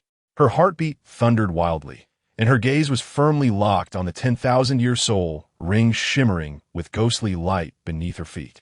The radiance seemed to possess life, leaping and spinning around her body, as if a spirit imprisoned for 1,000 years had finally been released. An indescribable joy surged within her, stronger and more real than ever before. She looked up at Bai Chen, her originally clear eyes now sparkling with an unusual luster, an eagerness for power, a curiosity for the unknown, and an anticipation for the future. In her eyes, Bai Chen saw his own reflection, a deep trust and reliance. Ning Rongrong's body felt as if it were filled with this power, making her feel like an unyielding mountain, steadfast and unwavering. She could sense the powerful force within her, a torrent surging through her body, granting her an unprecedented confidence. Bai Chen and Zhu Zhuqing, seeing that Ning Rongrong had successfully absorbed the soul ring, felt relieved and turned their attention forward. Their chimera ghost tiger was leisurely strolling. This ghost tiger was unlike ordinary ones. A faint dark aura flowed from its body, and its black stripes resembled the starry clouds of the night sky, eerie and mysterious. Zhu Zhuqing took a deep breath, her soul power igniting within her like a flame, instantly blazing to life. She leaped lightly, agile as a leopard, disappearing from her original spot. The next moment, she reappeared behind the chimera ghost tiger, her sharp claws glinting with a cold light, aiming directly for the tiger's vital points. The ghost tiger seemed to sense something, letting out a thunderous roar as it turned to pounce on Zhu Zhuqing. However, Zhu Zhuqing's movements were even faster. Her claws had already plunged deep into the tiger's body, blood instantly staining her claws. The 7 treasures are known for their strength, speed, and soul. Suddenly, 3 different colored lights burst forth from Ning Rongrong's 9-treasure glazed tile pagoda, like a rainbow crossing the sky, dazzling and brilliant. They each landed on Zhu Zhuqing and Bai Chen, draping them in a layer of mysterious halo. Bai Chen moved, and the air around him seemed to freeze. 3 soul rings appeared beneath his feet as he lowered his voice, declaring, "First soul skill, Killing Storm." Instantly, a chilling murderous aura spread out, and an invisible storm began to whirl madly around him, carrying the power to destroy everything as it fiercely struck the chimera ghost tiger. At the same time, Zhu Zhuqing also moved. Her figure flickered rapidly beside the ghost tiger, each appearance accompanied by a cold gleam. Her claws were imbued with a faint black aura, a symbol of her soul power. First soul skill, Nether Strike. Her body shot forth like a bolt of black lightning, striking the ghost tiger. Caught off guard by Zhu Zhuqing and by Chen's joint attack, the chimera ghost tiger roared in anger. This roar was filled with rage and unwillingness, causing the surrounding air to tremble. Its massive body suddenly rose, and its enormous forepaw, carrying earth-shattering power, swung towards the two. A cold glimmer flashed in Bai Chen's eyes. He quickly formed hand seals and declared, "Third soul skill, Killing Binding." As his words fell, an invisible force instantly spread, tightly binding the chimera ghost tiger in place. This power was as solid as substance, immobilizing the tiger's body, leaving no room for struggle. A ruthless glint flashed in Zhu Zhuqing's eyes. Her figure swayed and arrived at the side of the chimera ghost tiger. Taking a deep breath, her soul power surged wildly, and her hands transformed into claws. Then, she suddenly swung her arms, and a deep black claw shadow sliced through the air, striking fiercely at the chimera ghost tiger. Accompanied by a piercing scream, a deep claw mark instantly appeared on the body of the chimera ghost tiger, black blood gushing forth like a spring.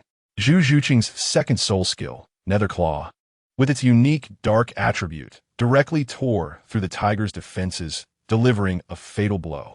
The chimera Ghost Tiger let out its final roar, its massive body crashing to the ground under Zhu Zhuqing's Nether Claw. The ground trembled as if in response, dust flying everywhere, creating a scene of devastation. Above its corpse, a black 10,000-year soul ring slowly rose, shimmering with eerie and mysterious light. Zhu Zhuqing sat cross-legged, her body seemingly entering a wondrous state. The 10,000-year soul ring slowly descended onto her head, like a brilliant star in the night sky, emanating a mysterious and profound glow. The ring spun gently, releasing a surging energy that crashed against Zhu Zhuqing's body like a roaring flood. Her body, under the impact of this energy, seemed to transform into a massive vortex, wildly devouring the surrounding soul power. A faint ghostly light appeared on her skin, a result of her soul power merging and colliding with the energy of the 10,000-year soul ring. Her heartbeat was strong like thunder, each beat seemingly announcing her resilience and indomitable spirit to the world. Ning Rongrong stood frozen in place, her gaze fixed on the slowly rising black 10,000-year soul ring beneath her feet, as if afraid it would disappear. Her heartbeat raced like a drum, and the emotions surging within her were like turbulent waves, hard to calm. She murmured to herself, "I actually have a 10,000-year soul ring for my third soul ring. Is this real?" Bai Chen turned around, looking at Ning Rongrong's incredulous expression, and a faint smile appeared on his lips. He walked over to her side, gently patting her shoulder, and said, "Don't worry, this is real. I told you, as long as you follow me well, there will definitely be benefits for you." Ning Rongrong looked up at Bai Chen, her eyes shining with determination. She nodded deeply, as if wanting to engrave this promise into her very bones. After an unknown amount of time, Zhu Zhuqing successfully absorbed the soul ring of the chimera Ghost Tiger and slowly stood up. The depths of her eyes sparkled with profound light, as if she had undergone a transformative baptism. At this moment, her aura was even more fierce, giving off an impression of being formidable. Ning Rongrong looked at Zhu Zhuqing with admiration and envy. She couldn't help but ask, "Are we going to find Teacher Zhao and the others now? After all, we are in the chaotic area of the Douluo forest. It's very dangerous."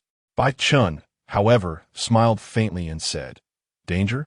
Have you ever heard the saying, 'Fortune favors the bold'? I always feel that there must be some treasure here that I haven't discovered yet." Chapter 62. The Strange Snake Bones Baby. Could there be any treasures here? Bai Chen continued deeper into the forest with Ning Rongrong and Zhu Zhuqing. The trees around them became denser, with sunlight blocked by the thick branches and leaves, leaving only mottled shadows dancing on the ground. The air was filled with the damp smell of soil, and occasionally, a low beast roar echoed from afar, sending chills down their spines. They soon arrived at the entrance of a cave, which was covered in moss, giving it an exceptionally ancient and mysterious appearance. Bai Chen signaled for the two to stay alert, and he stepped into the cave first. The air inside was even more humid, almost to the point of squeezing out water. The ceiling of the cave was low, forcing them to bend over as they walked. Suddenly, a cold wind blew through, and a deep, low growl came from the depths of the cave, as if some terrifying creature was awakening. Ning Rongrong and Zhu Zhuqing tightly gripped their weapons, nervously watching Bai Chen. Bai Chen smiled slightly, signaling them not to be tense, and continued deeper into the cave. In the depths of the cave, the light and shadows were mottled, as if they had entered another world. Bai Chen's footsteps echoed in the vast cave, carrying a strange rhythm. Suddenly, he stopped, and in the darkness ahead, a pair of red eyes flickered with a ghostly glow. It was a gigantic spider, its body several times larger than an ordinary spider, supported by 8 long legs, with prey hanging in its web, exuding a strong stench of decay. Just as Ning Rongrong and Zhu Zhuqing were about to strike, Bai Chen stared intently at the spider, his eyes flashing with sharp light, as if he could see through the dark mist. He took a deep breath, tensing his body, ready to face the upcoming challenge. With a step, Bai Chen's figure instantly vanished from the spot, leaving only a residual shadow swaying in the air. His movements were as fast as lightning, almost impossible to catch with the naked eye. Ning Rongrong and Zhu Zhuqing stared in shock at Bai Chen's figure, filled with awe and admiration. At the same time, dozens of grenades appeared in Bai Chen's hand. He flicked his fingers, and these grenades flew towards the giant spider like obedient children. Boom! A loud explosion resonated in the cave, echoing with the aftermath of the blast. The enormous spider was tossed around by the grenades, its 8 long legs flailing in the air. Bai Chen's figure flashed out from the darkness, his sword shimmering with light as he slashed at the spider's body with waves of sword energy. The spider let out a shrill roar, twisting its body in an attempt to evade Bai Chen's attack. However, Bai Chen's speed was simply too fast. His sword light seemed to transform into a stream of light, and no matter how the spider struggled, it could not escape his assault. Sword energy surged, and the spider's body was continuously shattered under the onslaught, ultimately turning into a bloody mess. The cave was filled with a strong smell of blood, sending chills down their spines. Ning Rongrong and Zhu Zhuqing stood frozen in place, their eyes fixed on the long sword in Bai Chen's hand.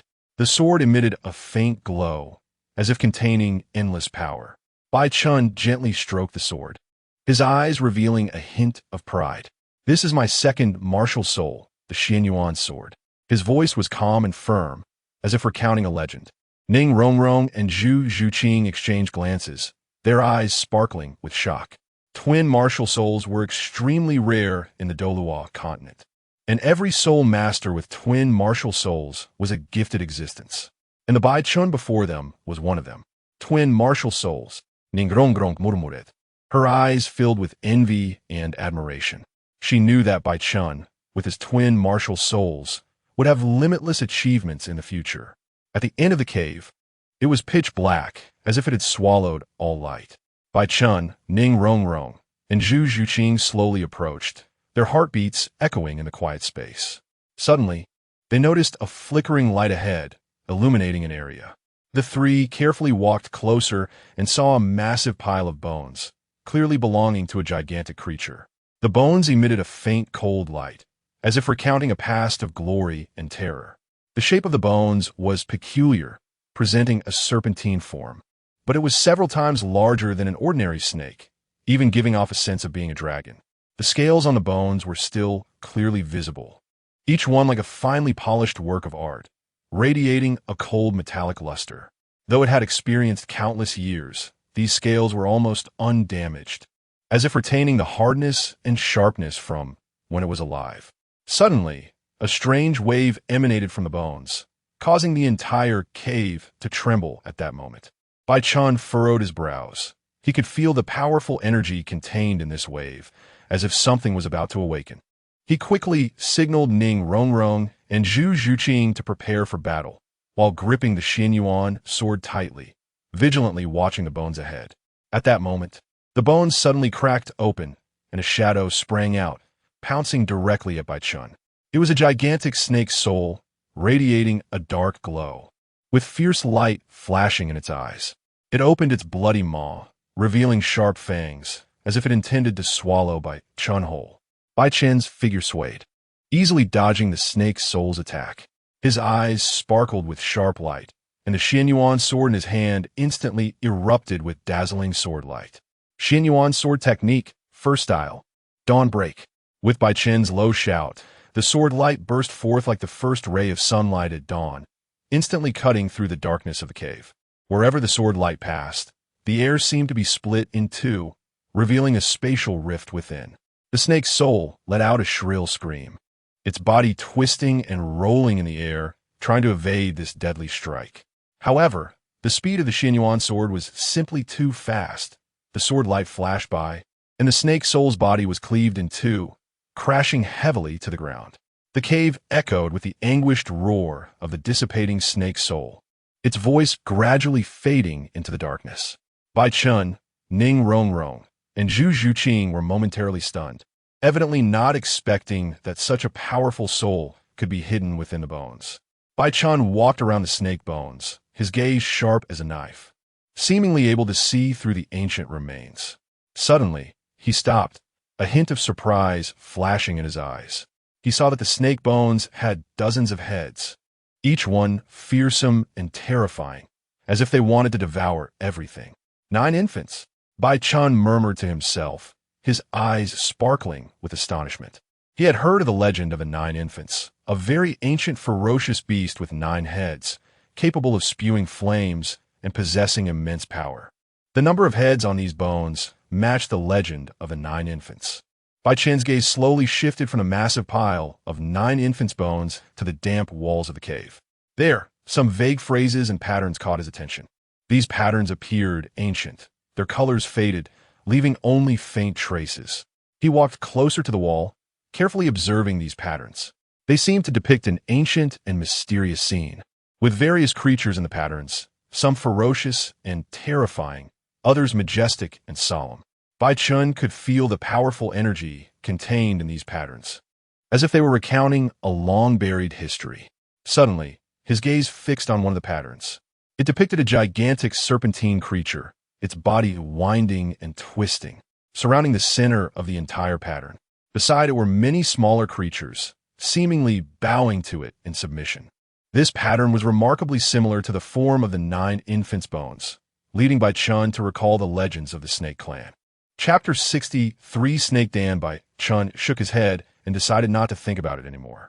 Following Ning Rongrong's, he looked into the depths of the Snake Valley and saw an object emitting a faint glow.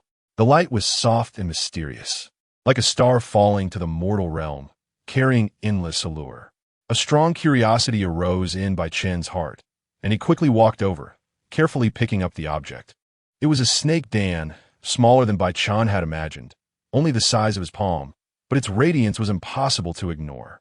The surface of the Snake Dan was adorned with complex patterns, as if it contained some mysterious power. Bai Chen could sense that the energy within this Snake Dan was powerful and ancient, seemingly encompassing the entire bloodline power of the primordial fierce beast, Jiu Ying. They quickly returned along the same path, anxiety surging in their hearts like a tide. Zhao Wujia paced anxiously, his brow furrowed, like a volcano about to erupt. Oscar kept rubbing his hands, his face filled with helplessness and worry. Ma Hongjun scratched his head impatiently. The scene of Xiao Wu being captured by the Titan giant ape lingering in their minds, casting a shadow over everyone's hearts. The sudden disappearance of Ning Rongrong, Zhu Zhuqing, and Bai Chen made the atmosphere even more oppressive and heavy. As a teacher, Zhao Wujia's internal anxiety was almost tearing apart his rationality. He kept recalling every detail from before, trying to find clues about the three's disappearance.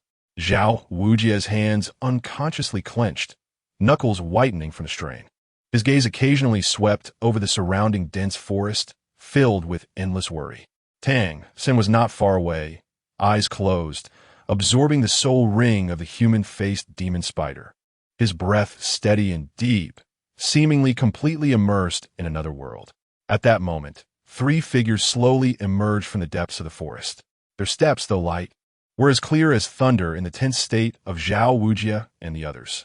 Zhao Wujia immediately tensed, his body entering a state of alert, with Oscar and Ma Hongjun following closely behind. Dai Mubai instinctively released his martial soul, the evil demon White Tiger. Ma Hongjun's eyes burned with flames as he instantly flew into the air, trying to probe the origins of the 3 figures. However, when he clearly saw the faces of the 3, his heart suddenly skipped a beat, and a hint of relief appeared on his lips. "Teacher Zhao, it's Bai Chen and the others." Ma Hongjun's voice carried a hint of surprise. Zhao Wujia hurried over, his brow furrowed. His gaze fixed intensely on Bai Chen and the others. His tone carried a hint of reproach, but more was a deep concern. "Where have you been? Do you know how worried I was?" Bai Chen looked at Zhao Wujia's anxious expression, feeling a bit guilty. He lowered his head and sincerely apologized. "I'm sorry, Teacher Zhao. It's our fault for making you worry." Ning Rongrong and Zhu Zhuqing also expressed their apologies, knowing their actions had caused everyone concern. Just then, Bai Chen's gaze inadvertently glanced at Tang San.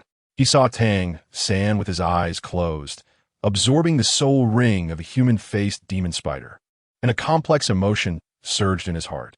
According to the plot of the original novel, Tang San would obtain his trump card, the 8 spider lances. From this human-faced demon spider, could it be that the plot really couldn't be changed? Xiao Wu's figure appeared like a ghost in everyone's sight, lightly landing on ground, drawing all eyes to her. Oscar was the first to rush forward, his eyes filled with surprise and disbelief. Xiao Wu, you didn't die. Are you really okay? Xiao Wu looked at Oscar's anxious and concerned expression and couldn't help but snort lightly, playfully saying, "Are you wishing for my death?" As she spoke, she deliberately made an angry face, leaving Oscar at a loss for words. Xiao Wujia stepped forward, his tone carrying a hint of reproach. But more was concern for Xiao Wu. "All right, as long as you're fine." "Xiao Wu, how did you escape from the Titan giant ape?" Xiao Wu smiled lightly, recalling her previous experience, a hint of lingering fear on her face, when the Titan giant ape grabbed me and was about to eat me.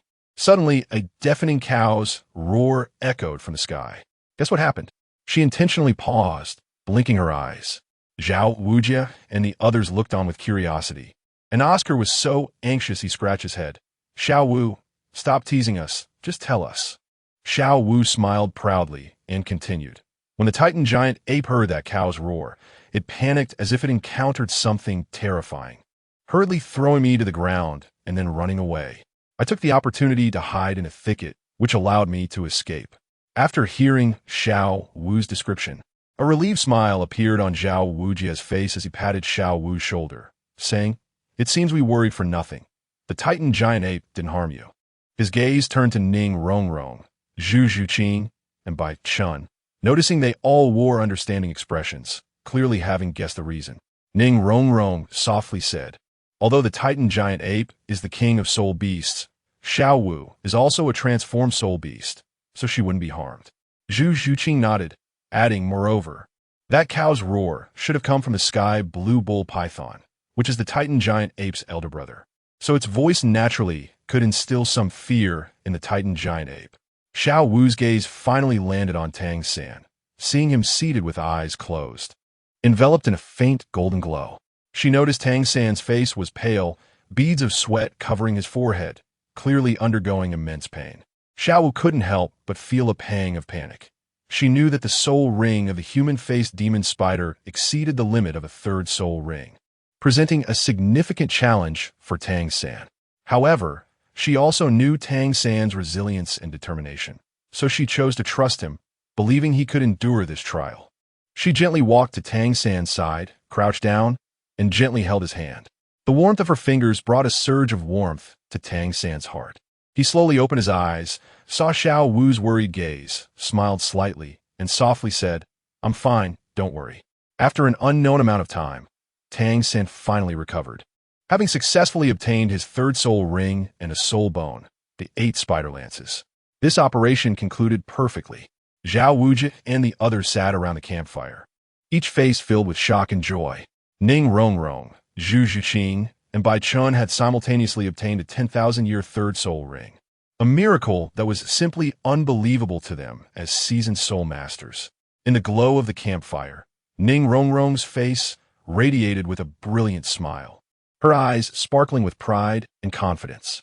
Zhu Zhuqing appeared calm, but the slight upward curve of her lips revealed her inner joy. Bai Chen sat quietly to the side, his eyes flashing with deep light, as if deep in thought. Xiao Wujia broke the silence, his gaze sweeping over the three, his tone filled with deep emotion. "I never expected that our Shrek Academy could cultivate 3 geniuses with 10,000-year third soul rings at the same time. This is truly an unprecedented feat." Chapter 64. Evolution of the martial soul. At this moment, the few people who returned to the small town went to rest. This journey to the Stardow Forest had been incredibly rewarding. A total of 4 individuals broke through to level 30, and even Bai Chen had reached the height of level 38, just 1 step away from level 40. Bai Chen chose a secluded corner, pushed open the door, and a refreshing wooden scent rushed at him. He gently closed the door, walked to the bedside, crossed his legs, and gently spread his hands, with the shimmering, deep-glazed snake Dan resting in his palms. The snake Dan glowed with a faint red light, as if flames were dancing within, exuding an ancient and mysterious aura.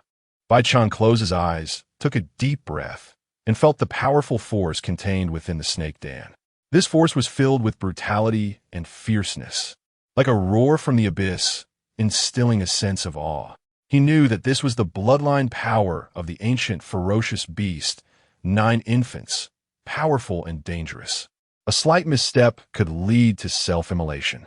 Bai Chen summoned Meng from the ancient divine hall, and Meng, looking dazed, knelt on the ground and said, "Master."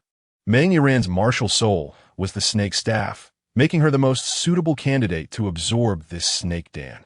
However, at this moment Bai Chen spoke, "Absorb this snake Dan and let your martial soul undergo an evolution." Meng, still looking dazed, replied, "Thank you, Master." In the quiet room, Bai Chen's voice seemed to carry a certain magic, bringing Meng back to her senses. She looked up at Bai Chen, her eyes flickering with complex emotions. Bai Chen extended his hand, and the snake Dan slowly rose, floating before Meng. Meng reached out her hand and carefully took the snake Dan. She felt the scorching heat radiating from it, as if a powerful force was sleeping within, waiting to be awakened. Her heartbeat quickened, filled with both tension and anticipation. She closed her eyes and pressed the snake Dan against her forehead. Instantly, a warm current surged into her body from the snake Dan and her martial soul. The snake staff began to emit a faint glow. The light grew brighter, as if it would illuminate the entire room. Meng felt her body being pulled by a powerful force, her soul seemingly merging with the power within the snake Dan.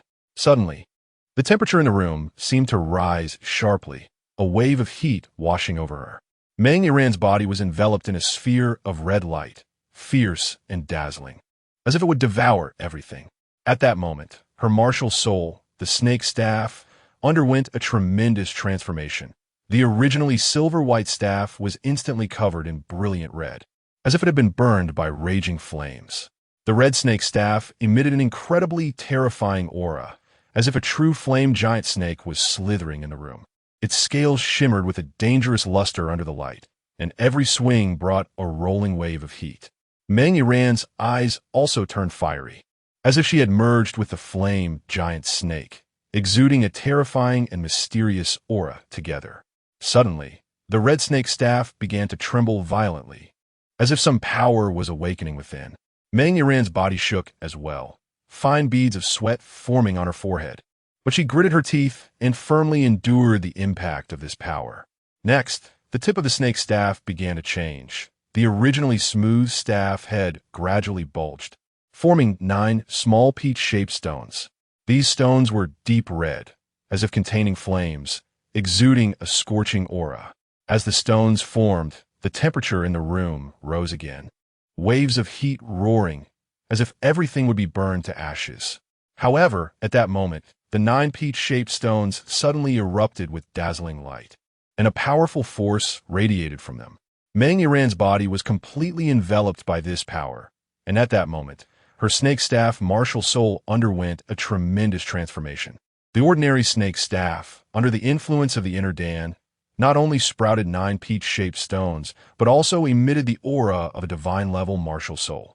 In the next moment, the scorching aura on Meng body suddenly exploded, dazzling like the sun. As the power within her awakened, the terrifying temperature surged to its peak, melting all her clothes and revealing her tight, alluring skin. Her skin shone with a translucent quality under the red light, as if carved from jade by flames. Her body curves were faintly visible in the glow, emanating an indescribable beauty. The determination and heat flickered in her eyes, as if she wanted to burn the entire world to ashes. The air in the room seemed to warp under this scorching aura, waves of heat rolling in, bringing an overwhelming sense of suffocation. Meng seemed to become the center of the room, the red light wrapping around her tightly, making her look like a goddess born from flames, beautiful and majestic. Bai Chen felt the terrifying heat radiating from Meng, looking at her figure shrouded in red light, and could not help but feel astonished. He knew clearly that Meng was undergoing a tremendous transformation, an experience she had never had before. Her body seemed to be consumed by flames, and the pain was something ordinary people could not bear. Suddenly, Meng voice trembled and weakly reached his ears, Master, please help me. I can't take it anymore. This power is just too great. Bai Chen came back to his senses and saw Meng Yiran's pained expression and the abnormal redness on her neck. He knew that she was desperately suppressing that power, trying to integrate it into her body. But the power was too strong, and Meng Yiran could barely withstand it. Under Bai Chen's gaze, Meng Yiran's body trembled more violently. Her once determined eyes now filled with pain and helplessness. She felt as if surrounded by a raging fire, the scorching temperature almost melting her body. And that power, strong and violent, resembled an untamable wild beast, rampaging within her, making her wish for death. Suddenly, she felt a cool breath coming from Bai Chen's direction, like a life-saving spring. She instinctively leaned toward that aura, and Bai Chen's figure gradually became clear in her blurred vision. At the moment when Meng Yiran was about to lose her sanity, her body suddenly leaned forward uncontrollably, pressing tightly against Bai Chen. Her trembling lips accidentally brushed against Bai Chen's, and at that moment, Bai Chen's body went stiff, his heart racing at Meng Yiran's sudden contact. He clearly felt the heat radiating from Meng Yiran's body, the power surging within him like a volcanic eruption, making him feel a wave of fear. However, he quickly steadied his mind, wrapping his arms tightly around Meng Yiran, trying to use his strength to soothe her. His eyes were filled with determination and resolve, as if to say, "Don't be afraid, I'm here." He took a deep breath, and the soul power within him began to surge. Under his guidance, the wild power gradually calmed down, and Meng Yiran's body no longer trembled so violently. Bai Chen lowered his head, looking at Meng Yiran's tightly closed eyes and furrowed brows, a strong sense of protection surging in his heart. He gently kissed her forehead, whispering softly, "Yiran, you have to be strong. We will get through this together." The two embraced tightly, as if their lives had merged into one. Bai Chen's soul power flowed like a gentle stream, wrapping around Meng Yiran's body, attempting to quell the violent power. Meng Yiran's eyes flickered with gratitude and reliance. She felt Bai Chen's determination and resolve, which gradually dispelled the fear in her heart. Bai Chen's hands gently glided over Meng Yiran's back, his fingertips conveying warmth and strength.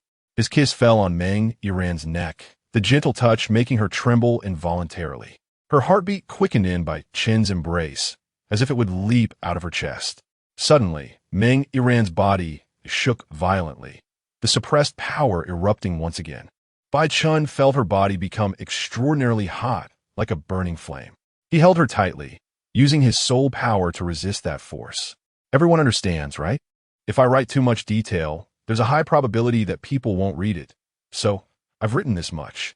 Everyone should know what will happen. So I won't say more to avoid being censored or taken down. Chapter 65. Appraisal ability early the next morning. Bai Chen rubbed his slightly sore waist while looking at Meng Yiran, who was sleeping beside him. He recalled the madness of last night. Meng Yiran slowly opened her eyes and saw Bai Chen sitting up, rubbing his waist with a hint of fatigue on his face. She looked down at herself, then at Bai Chen, and the moment their eyes met, a flush of red immediately appeared on her face. "Master," her voice trembled slightly, filled with a mix of shyness and anticipation. Bai Chen turned around and saw Meng Yiran's expression, which stirred something in his heart. However, he quickly regained his composure, smiled gently, and said, "Put on your clothes first, or you'll catch a cold." Saying this, he got out of bed and took their clothes from the nearby wardrobe. Meng Yiran looked at his broad back, feeling a warm current surge in her heart. She quickly dressed and walked to Bai Chen's side, whispering, "Thank you, master." Meng Yiran walked gracefully towards Bai Chen, her figure resembling a nimble water snake, the black dress tightly hugging her skin, outlining her exquisite curves. Her long hair flowed like a waterfall, shimmering with a glint, complementing her eyes and exuding an irresistible charm. Bai Chen watched her, feeling an inexplicable impulse rise within him. But he quickly shook his head, dispelling those unrealistic thoughts. He reached out, gently caressing Meng Yiran's cheek, and softly said, "Yiran, you are already outstanding. But improving your soul power is equally important. Don't be too eager for success." Meng Yiran nodded slightly, her eyes shining with determination. She took a deep breath, slowly closed her eyes and began to stabilize her soul power. Bai Chen sat on the edge of the bed, his gaze closely following Meng Yiran's every move.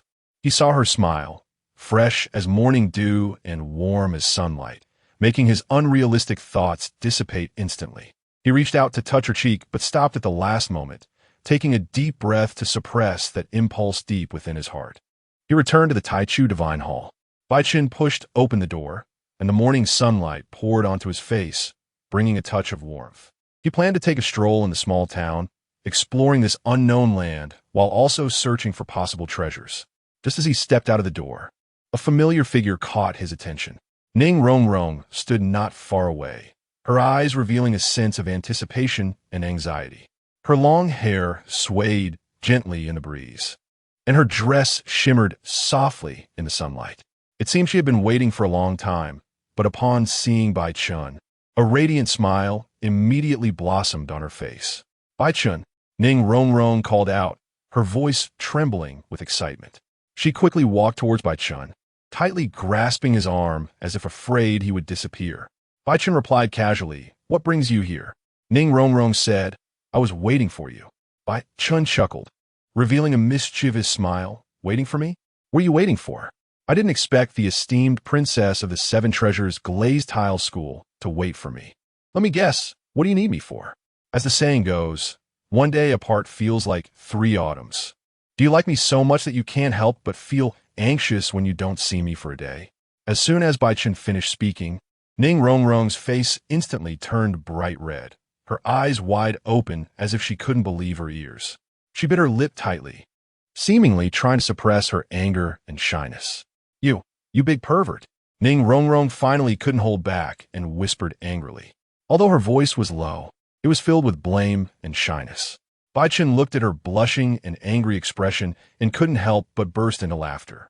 He reached out and gently pinched Ning Rongrong's cheek, teasing, "Little girl, don't be so angry. I was just joking." Ning Rongrong was even more flustered by his pinch. She glared at Bai Chen and retorted, "Who's angry? I'm not angry at all. I just wanted to ask about that thing you gave me called a hand grenade. Do you still have it?" "Of course I have plenty, but its power isn't that great, so I plan to buy some rare metals to enhance its power," Bai Chen replied, making Ning Rongrong's eyes light up with curiosity. "Really? How do you plan to enhance its power?" she asked eagerly. Bai Chen smiled slightly, a hint of cunning flashing in his eyes. He reached to his waist and took out a delicate small cloth bag, opening the mouth of the bag to reveal small balls glimmering with a metallic sheen. He gently tossed one of the small balls up, and Ning Rongrong felt a flash of light before it gracefully arced through the air, landing steadily in Bai Chen's hand. "This is the material I plan to use to enhance the hand grenade's power." Bai Chen showcased the small ball in his hand, confidence gleaming in his eyes. He looked up at Ning Rongrong and said, "Rongrong, your 7 Treasures Glazed Tower martial spirit has a strong appraisal ability. Why don't you join me in searching for these rare metals?" Ning Rongrong's voice carried a hint of pride and confidence as her eyes sparkled. She continued, "You have a good eye. Let me tell you, my appraisal ability is above my father's. I'm the best in the entire 7 Treasures Glazed Tile School." Bai Chen couldn't help but find her pride amusing. He reached out and gently scratched Ning Rongrong's nose, laughing, "My little princess, is what you said true?" Ning Rongrong felt shy at his gesture and glared at Bai Chen, saying, "Of course it's true. I'm really impressive." Seeing her shy yet confident demeanor, Bai Chen felt a warm current surge in his heart. He took Ning Rongrong's hand and softly said, "That's great, my little princess. Let's go find those rare metals together and let your appraisal ability shine." Hand in hand, they stepped into the bustling streets of the small town. The sunlight filtered through the sparse clouds, casting shadows of the two on the bluestone pavement. Ning Rongrong's eyes sparkled with excitement as she hopped like a happy little bird, curiously inspecting every item at the stalls on either side of the street. Bai Chen quietly followed her, a fond smile playing at the corners of his mouth. Watching Ning Rongrong's focused and serious demeanor, he couldn't help but marvel at her strong appraisal ability. Whether it was seemingly ordinary copperware or inconspicuous stones, as long as they passed through her hands, their hidden value would always be discovered. Time quickly passed until sunset, and the two of them had their hands and storage bags filled to the brim. This time, They had nearly collected all the treasures in the small town. Chapter 66, Soul Guidance Device inside the Spirit Hall. The atmosphere was solemn and mysterious. Bibi Dong, who wore the Pope's robe for a lifetime, sat high on the Pope's throne. Her gaze was as deep as an abyss, and the letter in her hand slid gently through her fingers, each word seeming to stir up 1,000 waves in her heart. The letter stated that the legendary Douluo Tang Hao had no leads at all, which made her frown. However, even more shocking news followed. Tang Hao's son, Tang San, had actually appeared in the sight of everyone. Moreover, what was even more exciting was that the legendary 100,000-year-soul beast, the soft-bone rabbit, was actually inseparable from him. A cold smile crept onto Bibi Dong's lips, her eyes flashing with greed and desire. A 100,000-year-soul beast is a coveted treasure for any soul master. She had to see it for herself and bring the soft-bone rabbit back to the Spirit Hall, adding a powerful boost to her own strength. The team from the Spirit Hall quietly arrived at Soto City in the Tiando Empire under the cover of night. The moonlight, like water, spilled onto the ancient stone walls of Shrek Academy, casting mottled shadows. Dressed in a black robe, Bibi Dong silently descended onto the back mountain of the academy, her eyes sharp as an eagle, watching every movement inside the academy through the dense forest. The titled Douluos, Douluo, and Ghost Douluo followed closely behind, their auras sharp and cold like blades in the cold wind. They brought dozens of soul saints and several soul-level powerhouses, silently dispersing around the academy like phantoms in the dark night. Hulaina followed closely behind Bibi Dong, filled with anticipation and tension. She hadn't seen Bai Chen for a long time, the boy who once made her heart flutter. She didn't know what the scene would be like when they met again. Ning Rongrong blinked her star-like bright eyes, curiously leaning down to observe Bai Chen's actions closely. The moonlight filtered through the gaps in the treetops, casting mottled light on his face, adding a hint of mystery to his focused expression. She couldn't help but whisper, "What is this? It looks very strange." Bai Chen's hand paused slightly as he looked up at Ning Rongrong, a hint of surprise flashing in his eyes. He didn't expect that this little princess of the seven-treasure glazed tile school knew nothing about soul guidance devices. He smiled slightly and explained, "A soul guidance device is a mysterious tool powered by soul power.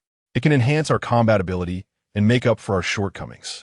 As he spoke, the carving knife in Bai Chen's hand gently traced over the metal block, and a faint golden light lit up, as if sketching a complex magic array in the air. Ning Rongrong was captivated. She had never seen such a magical thing.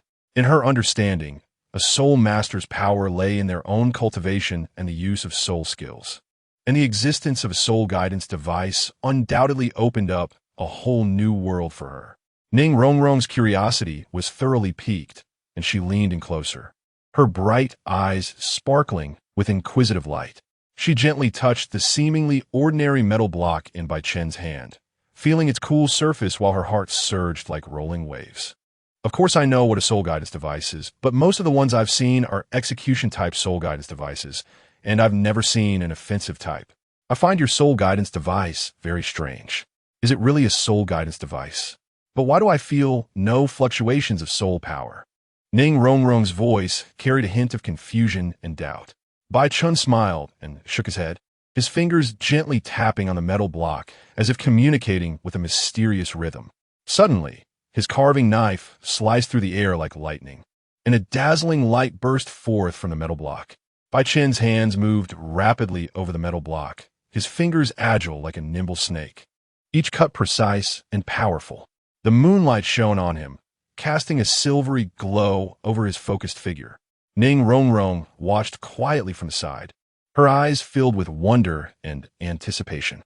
Soon, a brand new soul guidance device was born in Bai Chen's hands. It presented a streamlined appearance, its surface shimmering with a faint glow, as if containing boundless power. Bai Chen gently weighed the soul guidance device in his hand, a confident smile curling at the corners of his mouth. "Rongrong, let me show you what an offensive soul guidance device looks like," Bai Chen said as the two approached a small hillside. He instantly tossed the soul guidance device, and strange patterns blossomed on its surface, emitting a strong wave of soul power.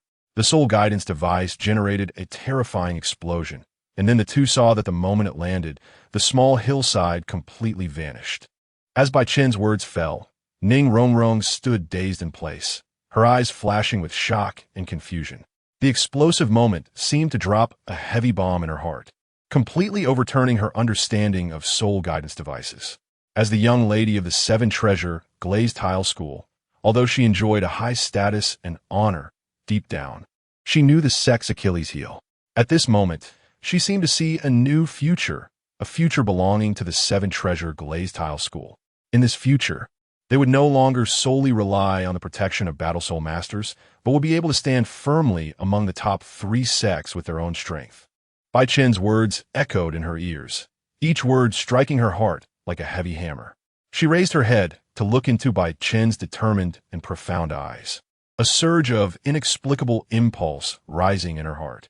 She seemed to see herself fighting side by side with Bai Chen, witnessing the rise of the seven-treasure glazed tile school in a new era. Bai Chen understood that the reason the seven-treasure glazed tile school could become one of the top 3 sects was entirely due to its unparalleled support capabilities. However, this was also their Achilles heel. In battle, they lacked self-defense power and had to rely on powerful Battle Soul Masters to stand firm. That was also why every generation of direct descendants of the seven-treasure glazed tile school would carefully choose a powerful soul master as a partner. Looking at Ning Rongrong's shocked and expectant eyes, Bai Chen had already made a decision in his heart. He wanted to help the seven-treasure glazed tile school, allowing them to no longer rely on the protection of outsiders, but to stand firmly among the top 3 sects with their own strength. Taking a deep breath, he solemnly said to Ning Rongrong, "Rongrong, I think we can cooperate. I can help you manufacture offensive soul guidance devices, greatly enhancing the overall strength of the seven-treasure glazed tile school. That way, you won't have to worry about lacking self-defense power in battle anymore." Chapter 67. Seven-treasure glazed tile school. Ning Rongrong spoke up. "Are you willing to teach me?" "Of course. I recognize that you've become my woman. Naturally, I have to give you a gift. Otherwise, it would make me seem stingy. Besides, if this soul guide can be developed, it would also bring me great benefits. So, are you treating me as your bargaining chip?" As soon as Ning Rongrong's words fell, Bai Chen felt a fragrant breeze brushing past him, followed by her fists falling on his chest like raindrops. Bai Chen only felt a pain in his chest, as if hit by a heavy hammer. "Who is your woman? Don't say nonsense." Ning Rongrong's face showed a mix of shyness and anger. Although her fists landed on Bai Chen's chest, the force was not strong, clearly just playful. Bai Chen grabbed Ning Rongrong's fists and smiled. All right, if you're not my woman, then whose woman are you?" Ning Rongrong's face turned even redder.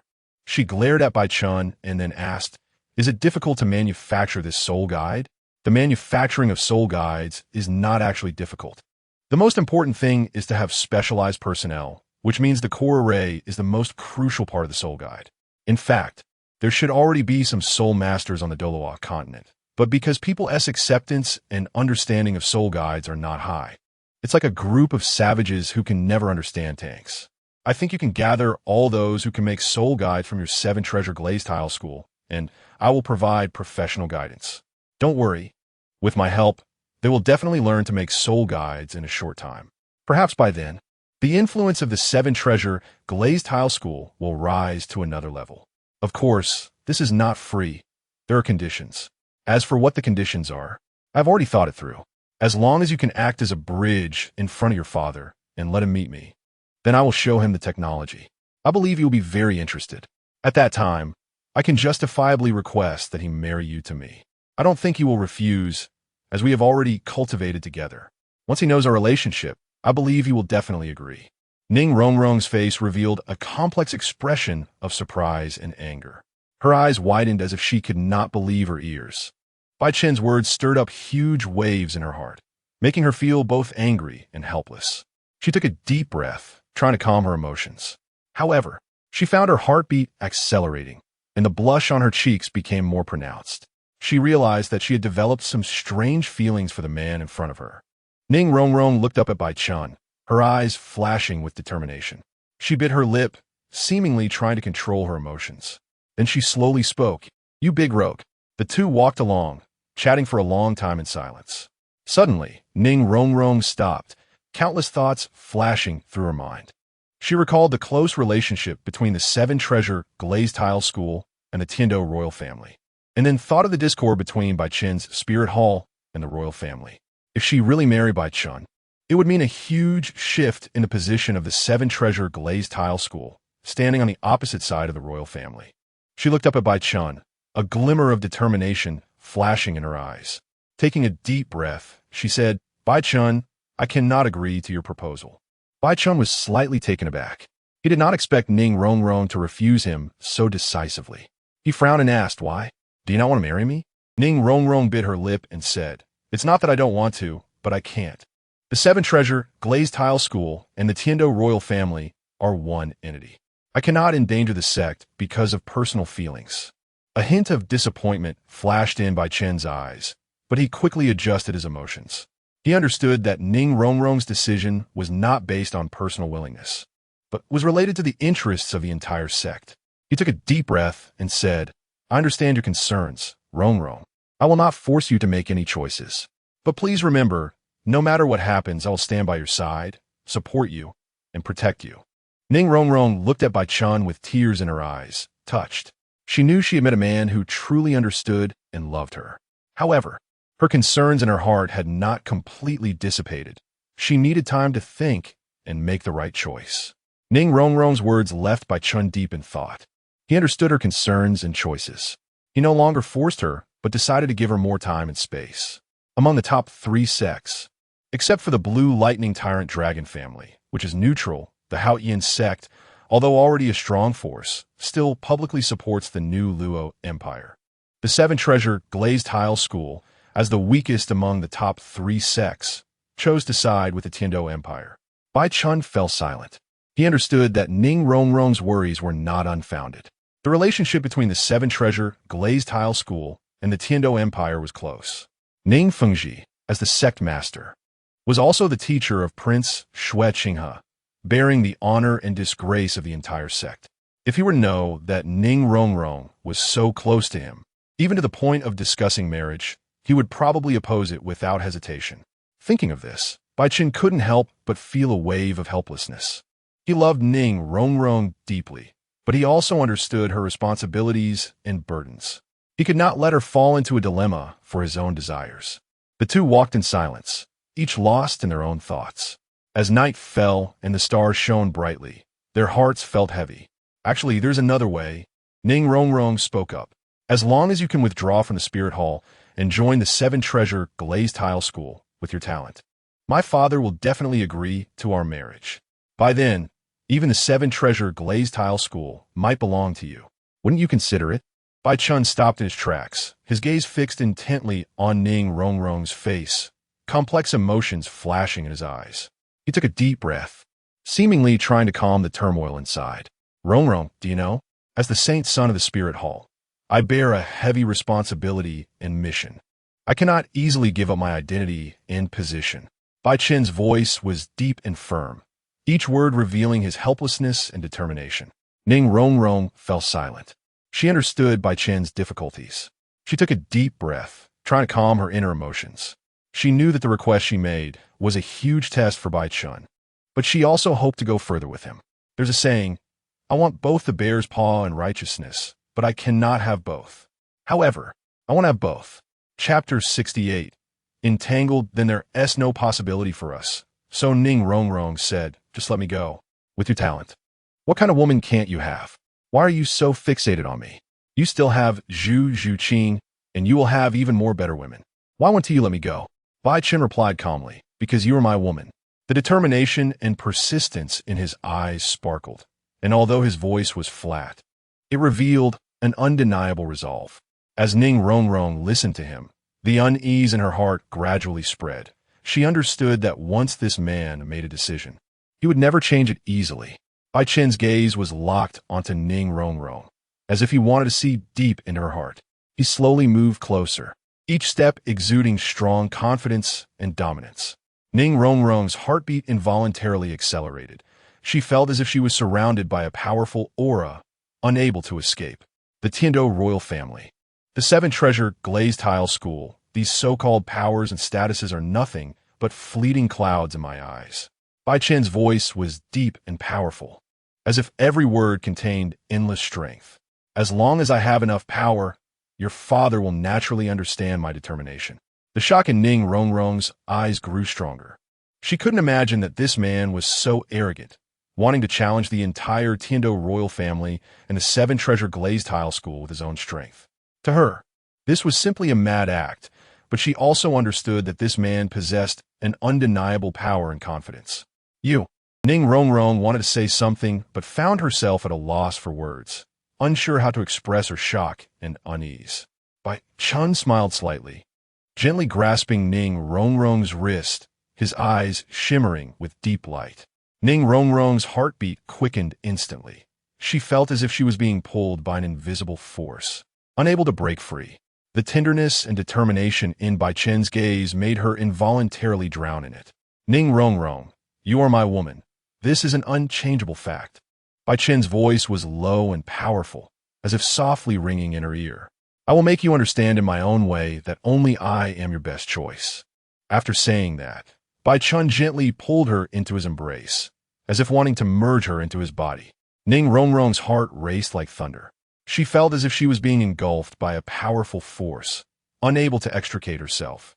Ning Rongrong struggled to break free from Bai Chen's embrace. But her struggles were futile, only pressing her closer against his chest, feeling his strong heartbeat. You madman! Ning Rongrong finally couldn't help but mutter. Bai Chen just smiled slightly, leaning down to whisper in Ning Rongrong's ear, yes, I am a madman, but only for you. Ning Rongrong's heartbeat accelerated again. She felt as if she had been completely conquered by this man, unable to escape. She knew she had no way out and could only let him lead her into an unknown future. Do you say this to every woman? Ning Rongrong took a deep breath, eventually saying this. She looked at Bai Chen calmly and continued, furthermore, I am the future heir of the Seven Treasure Glazed Tile School, and you are a holy son of the Spirit Hall. We match in status, but we fundamentally do not match in stance. I know you won't let me go, but one day I will break free from your control. Then you could try, Bai Chen said domineeringly. But I must remind you, if you truly provoke me, then the consequences are yours to bear. Bai Chen thought of Ning Fengji's way of dealing with things in the original novel. He was an extremely shrewd businessman. The husband he initially chose for Ning Rongrong was actually Tang San, whose identity and the twin martial spirits he exhibited indicated that he would surely become a powerful figure in the future. This is why, in the Continental High-Level Soul Master Competition, he would publicly reveal Tang San's identity. If it weren't for his meddling, the Spirit Hall might only consider him an ordinary disciple of the Haotian sect and would not know he was the son of Haotian Douluo Tang Hao. Bai Chen knew that the first element that the most shrewd businessmen looked for was a cunning and treacherous investor. As long as there was profit, they would give everything. If he could solve the biggest problem of the Seven Treasure Glazed Tile School, the system of feudal enfeoffment would not be rejected.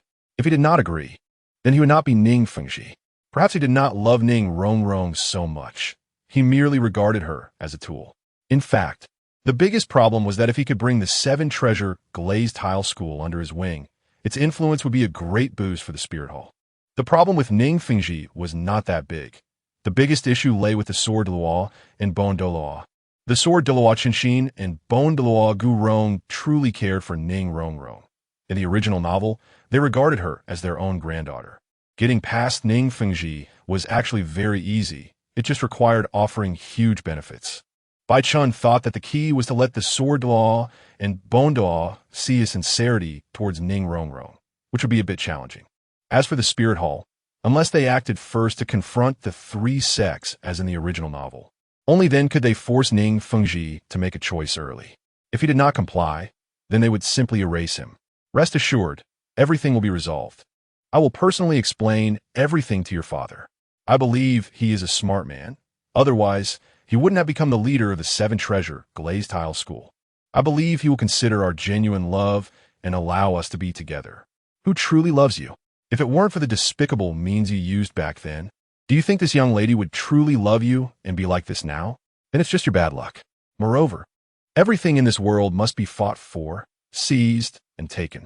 As long as one can get what they want, then no matter how big the price is, it's worth it. Ning Rongrong was speechless upon hearing this, and then she said, "Fine, I can't argue with you. I'm leaving." Looking at Ning Rongrong's back, Bai Chen felt an inexplicable emotion. Was it love or heartache? I actually feel heartache for Ning Rongrong. This is simply a huge joke. A mere function made me invest real feelings. It's simply ridiculous, truly ridiculous. Chapter 69, Identity Exposed. After returning to Shrek, it was already late at night. As everyone approached the dormitory building of Shrek Academy, the quiet night was suddenly shattered by the sound of wind breaking. Dozens of dark figures leapt out from all directions, instantly surrounding them.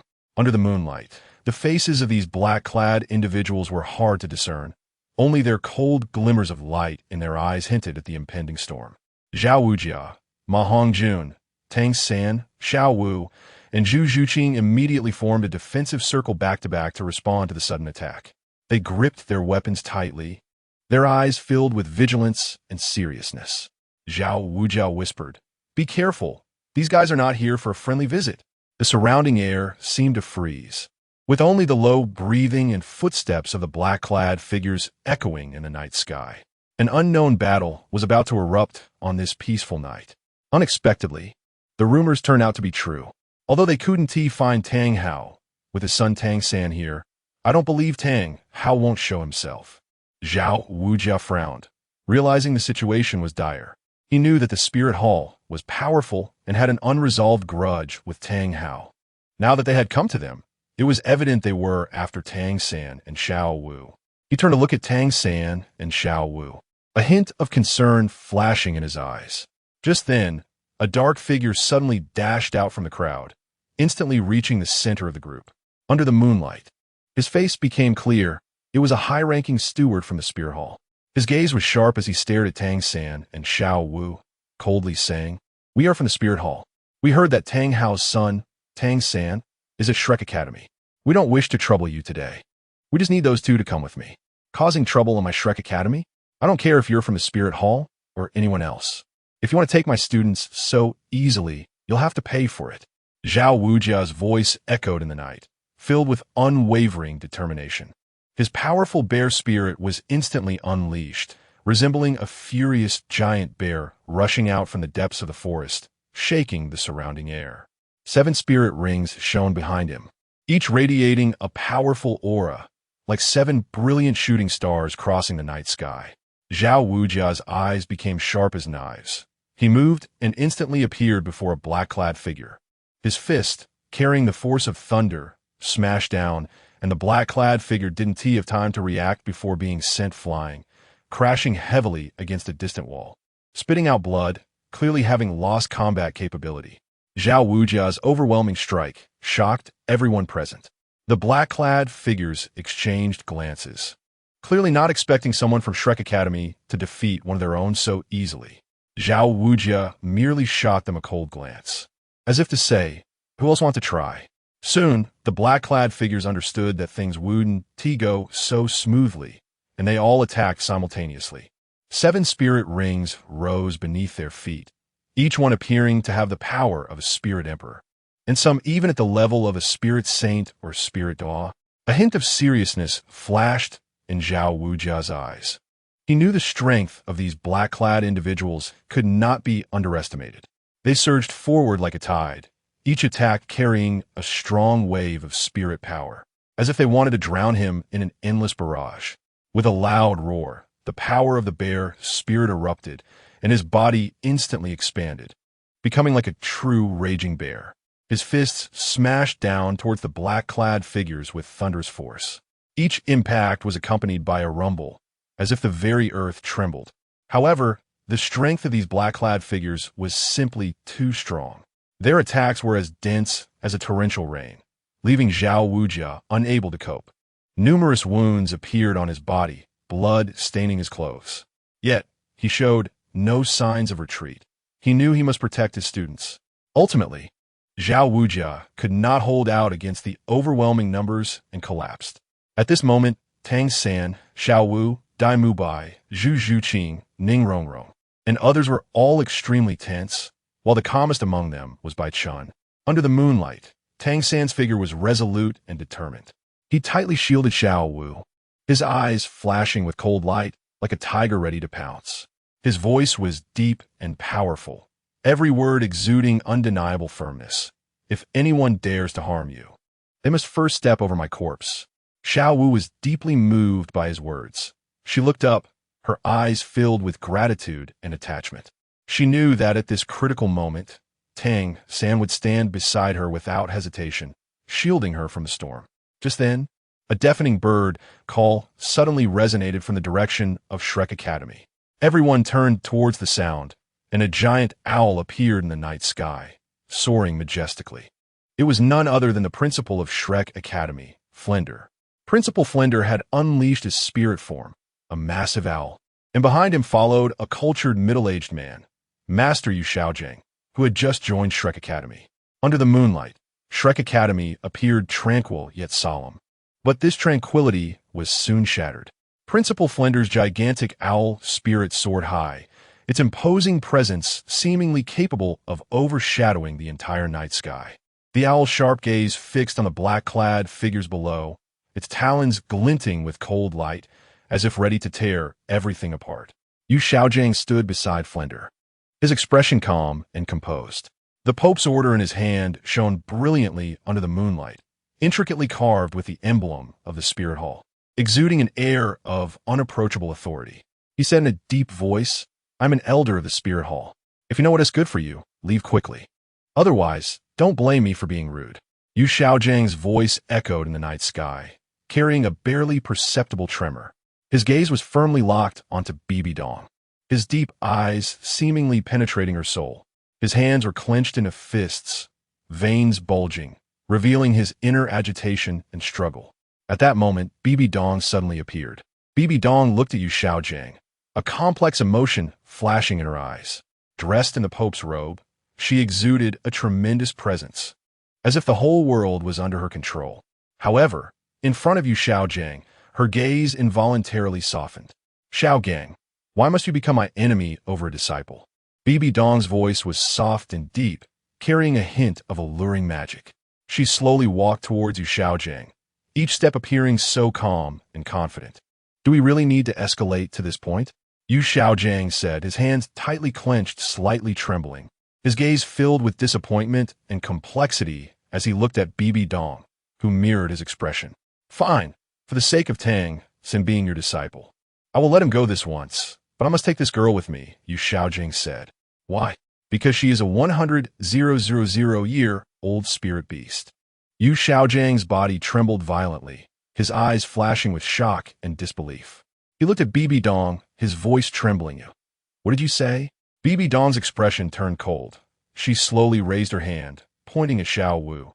"This girl is not human. She is a 100,000-year-old spirit beast that has transformed into a human.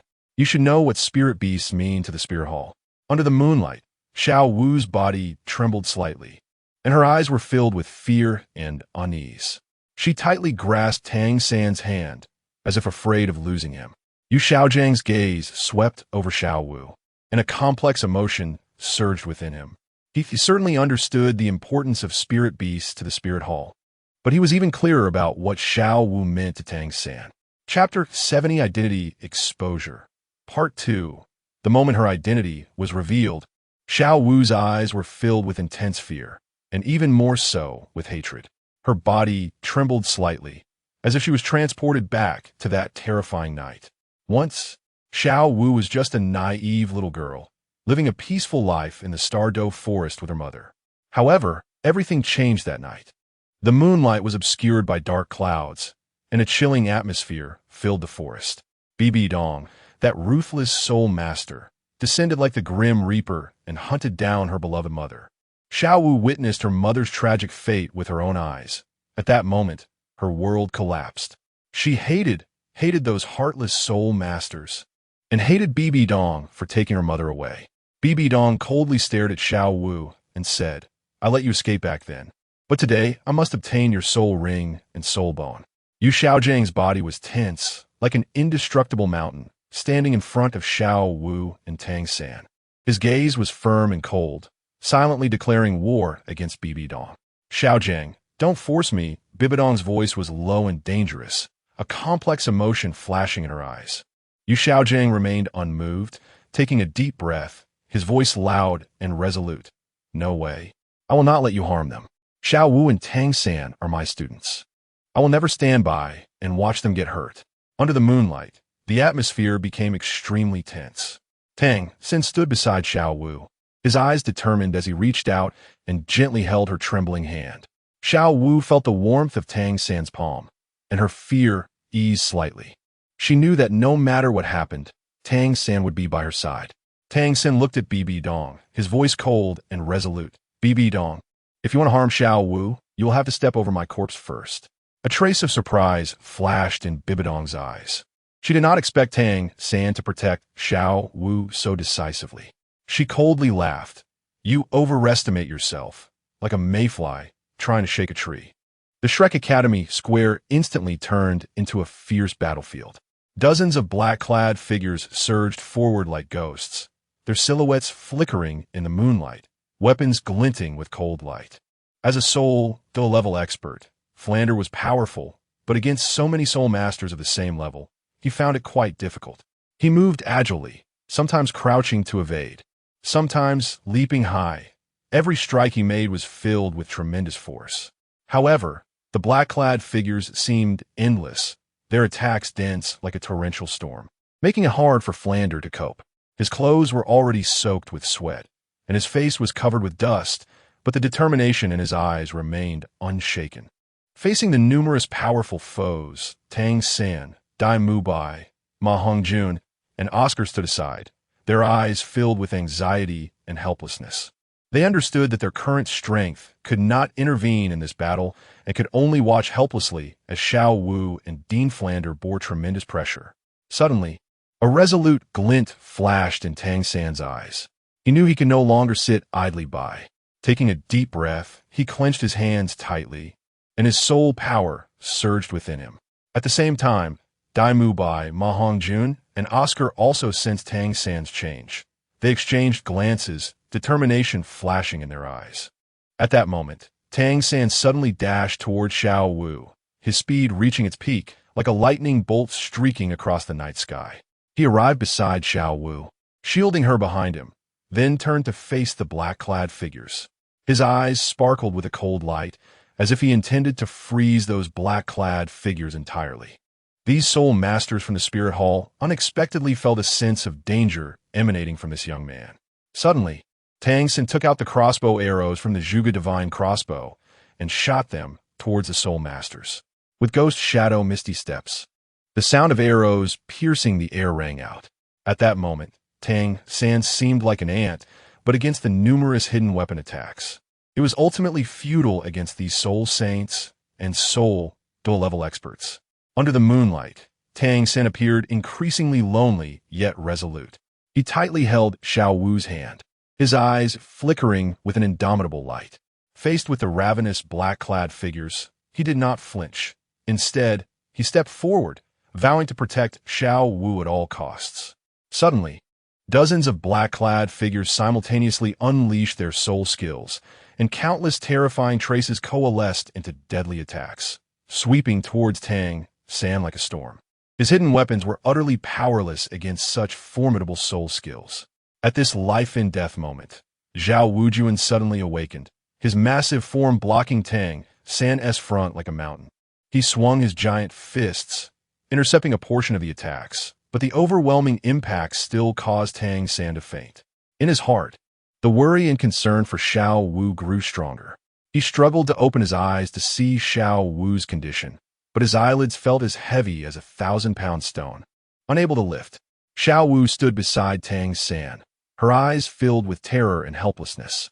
She tightly held Tang San's hand, trying to convey her strength to him, hoping to awaken him.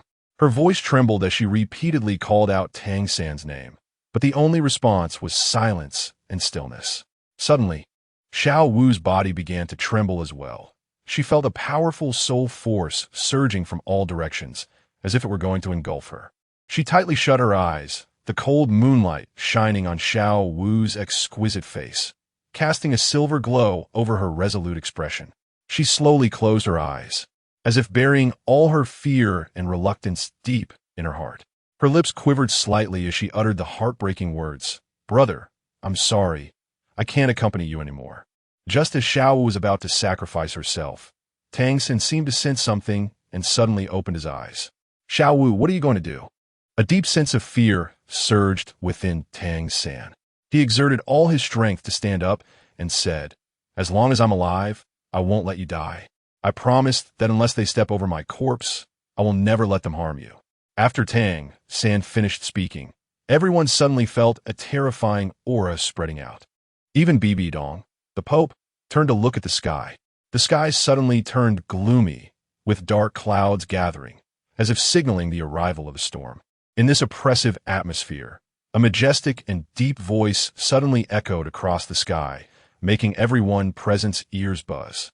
"What a spirit hall, daring to harm my son!" This voice roared like the wrath of a god, filled with endless rage and authority. As the voice fell, the dark clouds in the sky began to churn, lightning flashing within, as if ready to tear the entire world apart. Suddenly, a thick bolt of lightning descended from the sky, striking directly towards the direction of the spirit hall. Where the lightning passed, the air seemed to ignite instantly, producing a piercing, crackling sound. Everyone widened their eyes in terror. They had never seen such a terrifying celestial phenomenon, as if the gods were truly angry and about to deliver punishment. Chapter 71. The second phase begins at that moment. A Haotian hammer descended from the sky, faintly shimmering with lightning. The figure clad in a gray robe appeared incredibly imposing, like a god of war in the world.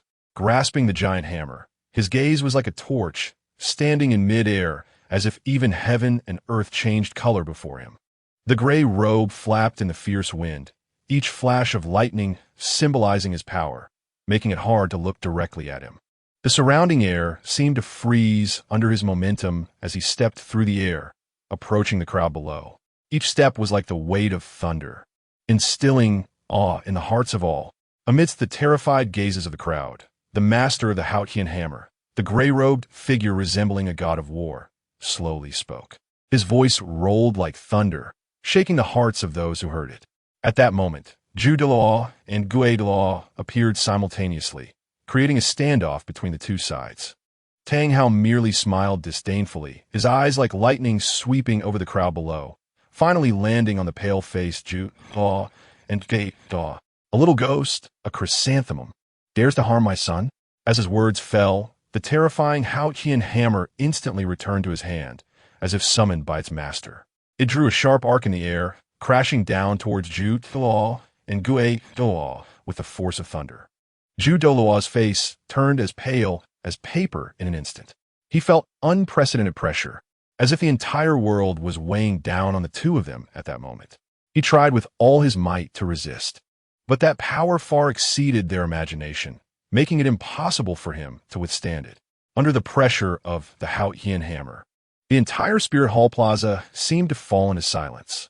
Bibi Dawn, the always calm Pope, could not help but reveal a serious expression.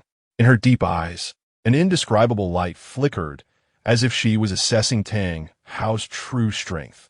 The air around seemed to freeze under Tang Hao's momentum. The weaker Spirit Hall Soul Masters trembled involuntarily under this pressure, as if they would kneel to the ground at any moment. Their eyes were filled with fear and helplessness, feeling an unprecedented sense of oppression from Tang Hao, a title-level powerhouse, as if he were an insurmountable giant in their eyes. A flash of fear passed through the eyes of Douluo and Douluo simultaneously, but as top powerhouses of the Spirit Hall, they would never give up easily. In an instant, their 18 soul rings shone brightly, illuminating the entire Spirit Hall Plaza. The aura around their bodies became violet, as if an invisible force was surging wildly. Then, they began to unleash their martial soul fusion skill, the polar stillness domain. Their bodies gradually fused into one, forming a massive light shadow, as if a deity controlling time and space. A strong force of time and space prohibition instantly erupted in this space. Everyone felt an irresistible force descend in an instant, as if time stood still at that moment and space froze. They could not move, could not breathe, and even their thoughts became sluggish. Tang Hao's Haotian hammer was also frozen in midair, unable to move forward even a fraction. Facing the martial soul fusion skill of Zhu Douluo and Gue Douluo, Tang Hao showed no fear on his face. Instead, it was filled with fighting spirit like a burning flame.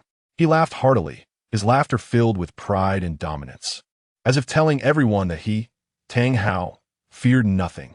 In an instant, 9 soul rings rose slowly, each radiating a strong light as if containing endless power. Following that, the second, third, first, and fourth soul rings exploded in succession, the terrifying energy fluctuations causing everyone present to feel their hearts race. This was the Grand Sumeru Hammer's 4 rings exploding simultaneously, a secret technique to forcibly shatter soul rings to enhance one's strength. Under this power, Tang Hao was enveloped in golden light, as if he had transformed into a golden god of war. In Tang Hao's earth-shattering strike, the place where Shrek Academy was located instantly turned into ruins. Dust filled the air, and debris flew everywhere. The entire scene resembled a disaster. Although Zhu Douluo and Gue Douluo unleashed their martial soul fusion skill, they still could not withstand the power of Tang Hao's Grand Sumeru Hammer's 4 rings exploding. Zhu Douluo and Gue Douluo's figures trembled violently in midair, their soul rings dimming, clearly suffering severe injuries. Fear and unwillingness filled their eyes. They could hardly believe that Tang Hao's strength had reached such a level. At the same time, other powerful members of the Spirit Hall were also spitting blood and flying backward, unable to resist under Tang Hao's oppressive force. The elite forces of the Spirit Hall were almost crushed by Tang Hao alone at that moment. Amidst the ruins where the dust settled, Tang San's footsteps were urgent yet steady, filled with admiration and pride for his father. He rushed forward, supporting Tang Hao steadily, his eyes sparkling with excitement. "Dad, you are amazing." Tang San's voice revealed undeniable admiration, his gaze fixed on Tang Hao's resolute and profound face. Tang Hao smiled slightly, a smile filled with an indescribable pride and confidence. "Is that all?" he said casually, as if the earth-shattering strike just now was merely a trivial matter. However, just as the father and son were immersed in the joy of reunion, a cold and dangerous aura quietly spread. Tang San and Tang Hao turned their heads simultaneously, only to see Bibidon slowly emerging from the dust, her face revealing a sinister and dangerous expression. Bibidon's figure gradually became clear amidst the dust, her eyes flashing with a cold and dangerous light. She took a deep breath, and the atmosphere of the entire Spirit Hall Plaza instantly became oppressive, as if an invisible force was quietly gathering. "Tang Hao, do you think you've won?" Bibidon's voice was icy and authoritative, carrying an endless killing intent. "Today, let me show you what true power is." As her words fell, the aura around Bibidon instantly became violent and evil. At that moment, she completely transformed into a spider demon, her exquisite face becoming fierce and terrifying. Seeing this scene, Tang Hao was equally alarmed, but glancing at his son behind him. He then clashed with Bibidon using the Haotian hammer, resulting in a loud bang, and Tang Hao was severely injured. Just then, the system's voice rang out. "Please complete the task. Help Bibidon kill the child of fate, Tang San, and Tang San's father, Tang Hao." Upon hearing this task, he merely smiled slightly, then took out a sniper rifle from the system space. Suddenly, a sharp sound of wind breaking echoed in the air, followed by a deafening gunshot. Tang San and Tang Hao were both taken aback. They instinctively wanted to dodge, but the strong sense of crisis rendered them immobile. A shadow swiftly darted past from the side, directly aiming at Tang San and Tang Hao. The shadow moved so fast, like lightning slicing through the night sky, that it was impossible to see its true form. Just as the shadow was about to strike the two, Tang Hao suddenly reacted, forcefully pushing Tang San aside while rolling to the side, narrowly avoiding the attack. Tang San stumbled from Tang Hao's push but steadied himself and looked up, only to see Bai Chen standing not far away, holding a black sniper rifle, the muzzle still emitting faint smoke. Seeing that the two were not hit, Bai Chen merely smiled slightly and fired 2 more shots, this time completely hitting the mark. At that moment, All the faculty and students of Shrek Academy were stunned, except for Ning Rongrong and Zhu Zhuqing. Bai Chen, why are you doing this? Tang San asked fiercely, covering his already vanished right arm. Why? Who told me to be a member of the Spirit Hall? What? You are actually a member of the Spirit Hall. Ma Ongjun, Oscar, and Dai Mubai all stared at Bai Chen in shock. Tang Hao, already injured by the great Sumera hammer, was now further wounded. He had old injuries from years ago, and at this moment, he looked somewhat unsteady as he glanced at Tang San and said, Little San, I'm not a good father. Then, Tang Hao took a deep breath. His face was as pale as paper, but his eyes sparkled with a determined and resolute light. He pressed his hand on Tang San's shoulder, and a vast and warm soul power surged out from his body, flooding into Tang San like a tidal wave. Tang San felt a powerful force stirring within him, as if it were going to burst his body apart. Child, this is all I can give you. Tang Hao's voice was low and trembling, each word revealing deep paternal love. His gaze was filled with reluctance and guilt, as if he had 1,000 words to say to Tang San. But in the end, it turned into a sigh.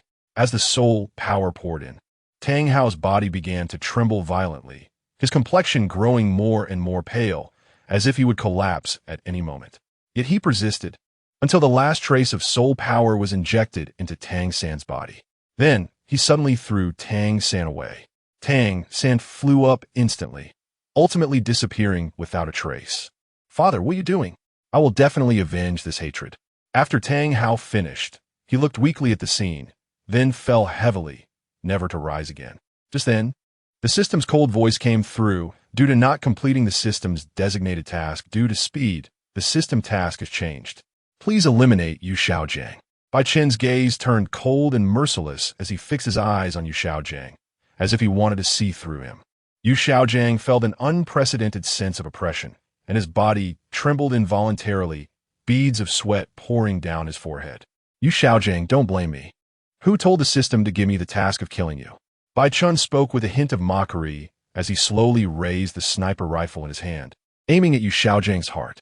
Yu Xiaojiang was filled with despair, knowing he could not escape this fatal blow. He closed his eyes, waiting for fate's judgment. At that moment, Bibi Dong suddenly stepped in front of Bai Chen and said, Bai Chen, you dare? Bibi Dong coldly stared at Bai Chen, her eyes flashing with dangerous light.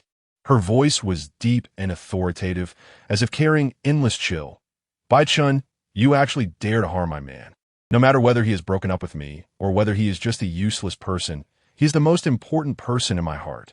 If you dare to touch a hair on him, I will make you pay. Bai Chen's expression changed slightly. He did not expect Bibi Dong to defend Yu Xiaojiang so resolutely.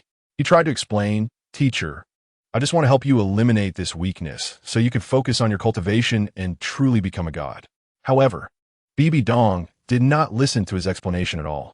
She suddenly swung her staff, and a strong wave of energy instantly rushed toward Bai Chen. Bai Chen's face changed drastically. He hurriedly mobilized his soul power to defend, but the power of that energy far exceeded his imagination. He felt as if he had been struck by a giant hammer and was sent flying. Bai Chen struggled to get up from the ground, his face covered in dirt and sweat, his eyes shining with madness. He fixed his gaze on Bibi Dong, as if wanting to see through her. He raised the sniper rifle again, aiming at Yu Xiaojiang's heart.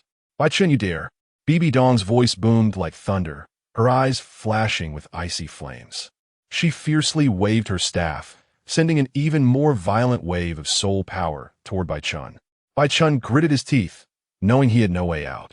He pulled the trigger violently, and a sharp sound of breaking wind rang out as the bullet, like a meteor, pierced through the air, heading straight for Yu Xiaojiang's heart. At that moment, Yu Xiaojiang looked down at the blood pouring from his chest, his face one of disbelief. Bibi Dong was truly filled with murderous intent this time. Instantly, a powerful and terrifying soul power surged out from her body like a violent storm. This soul power was overwhelmingly powerful for Bai Chen, who was merely a soul respect. However, facing Bibi Dong's fury, Bai Chen did not retreat. He stood his ground, his eyes shining with determination, a mocking smile curling at the corners of his mouth. He looked up at Bibi Dong, his voice cold and firm. Teacher, I am helping you. Without him, you will become a true god.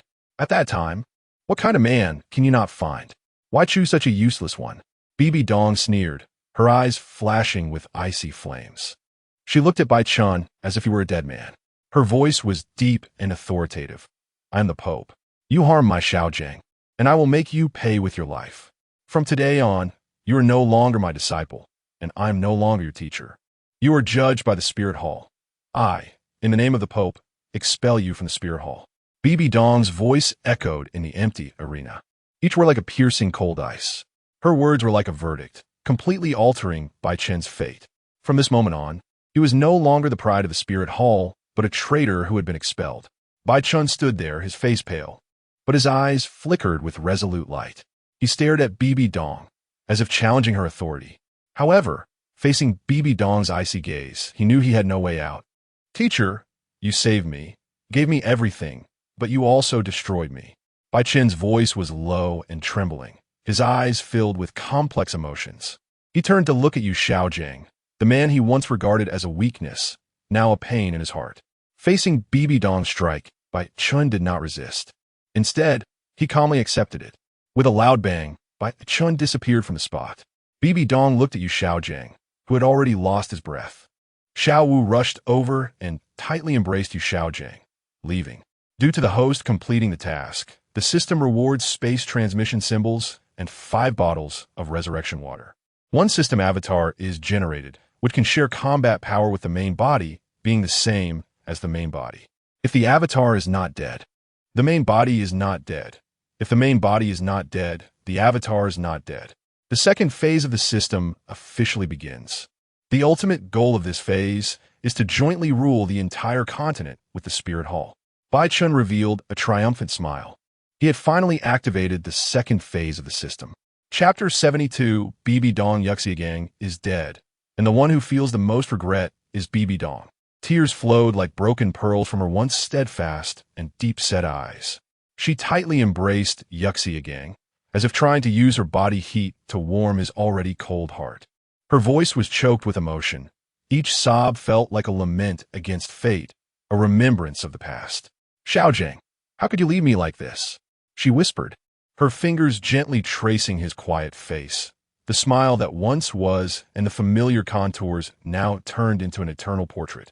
Her heart was filled with endless pain and reluctance, as if the entire world was collapsing at this moment. Moonlight fell upon the two of them, adding a touch of desolation to this sorrowful scene. Bibi Dong's tears shimmered under the moonlight, each drop like a memory of the past, a confusion about the future. She clung tightly to Yuxiagang, as if trying to use her strength to keep him, to change this cruel fate. But no matter how hard she tried, that already cold heart could no longer respond to her calls. The sudden appearance of Bai Chen caused Bibi Dong's dazed world to collapse instantly. Her eyes awakened from numbness, the frozen sadness replaced by shock. She looked at him, the man whose life she had ended with her own hands, now standing alive before her. You, why are you still alive? Her voice trembled, filled with unspeakable astonishment. Her fingers dug tightly into her wrist, as if seeking a touch of reality. Bai Chen's survival had a subversive impact on her worldview. Bai Chen quietly looked at her, his deep-set eyes flashing with complex light. He did not answer immediately but took a deep breath, as if gathering some kind of strength. Bai Chen looked at the current Bibi Dong and said, I can bring Yuxiagang back to life, but it requires a transaction between you and me. I wonder if you are willing. Bibi Dong looked at Yuxiagang in her arms at this moment. He was beyond saving, and she said, with you? How can you be worthy of making a deal with me? Bai Chen said with great certainty, because your emotional weakness is Yuxiagang. So you will definitely make a deal with me. As soon as Bai Chen's words fell, Bibi Dong's body trembled violently. She looked up at Bai Chen, her once resolute eyes now flashing with complex light. Her fingers dug tightly into her wrist, as if searching for a touch of reality. Can you really bring him back to life? Bibi Dong's voice trembled, her gaze falling on Yuxiagang in her arms, whose once vibrant face was now as pale as paper. A strong hope surged in her heart, as if she could see a glimmer of light in this dark abyss. Bai Chen nodded, his gaze meeting Bibi Dong's, confidence shining in his eyes. Can't you see it already?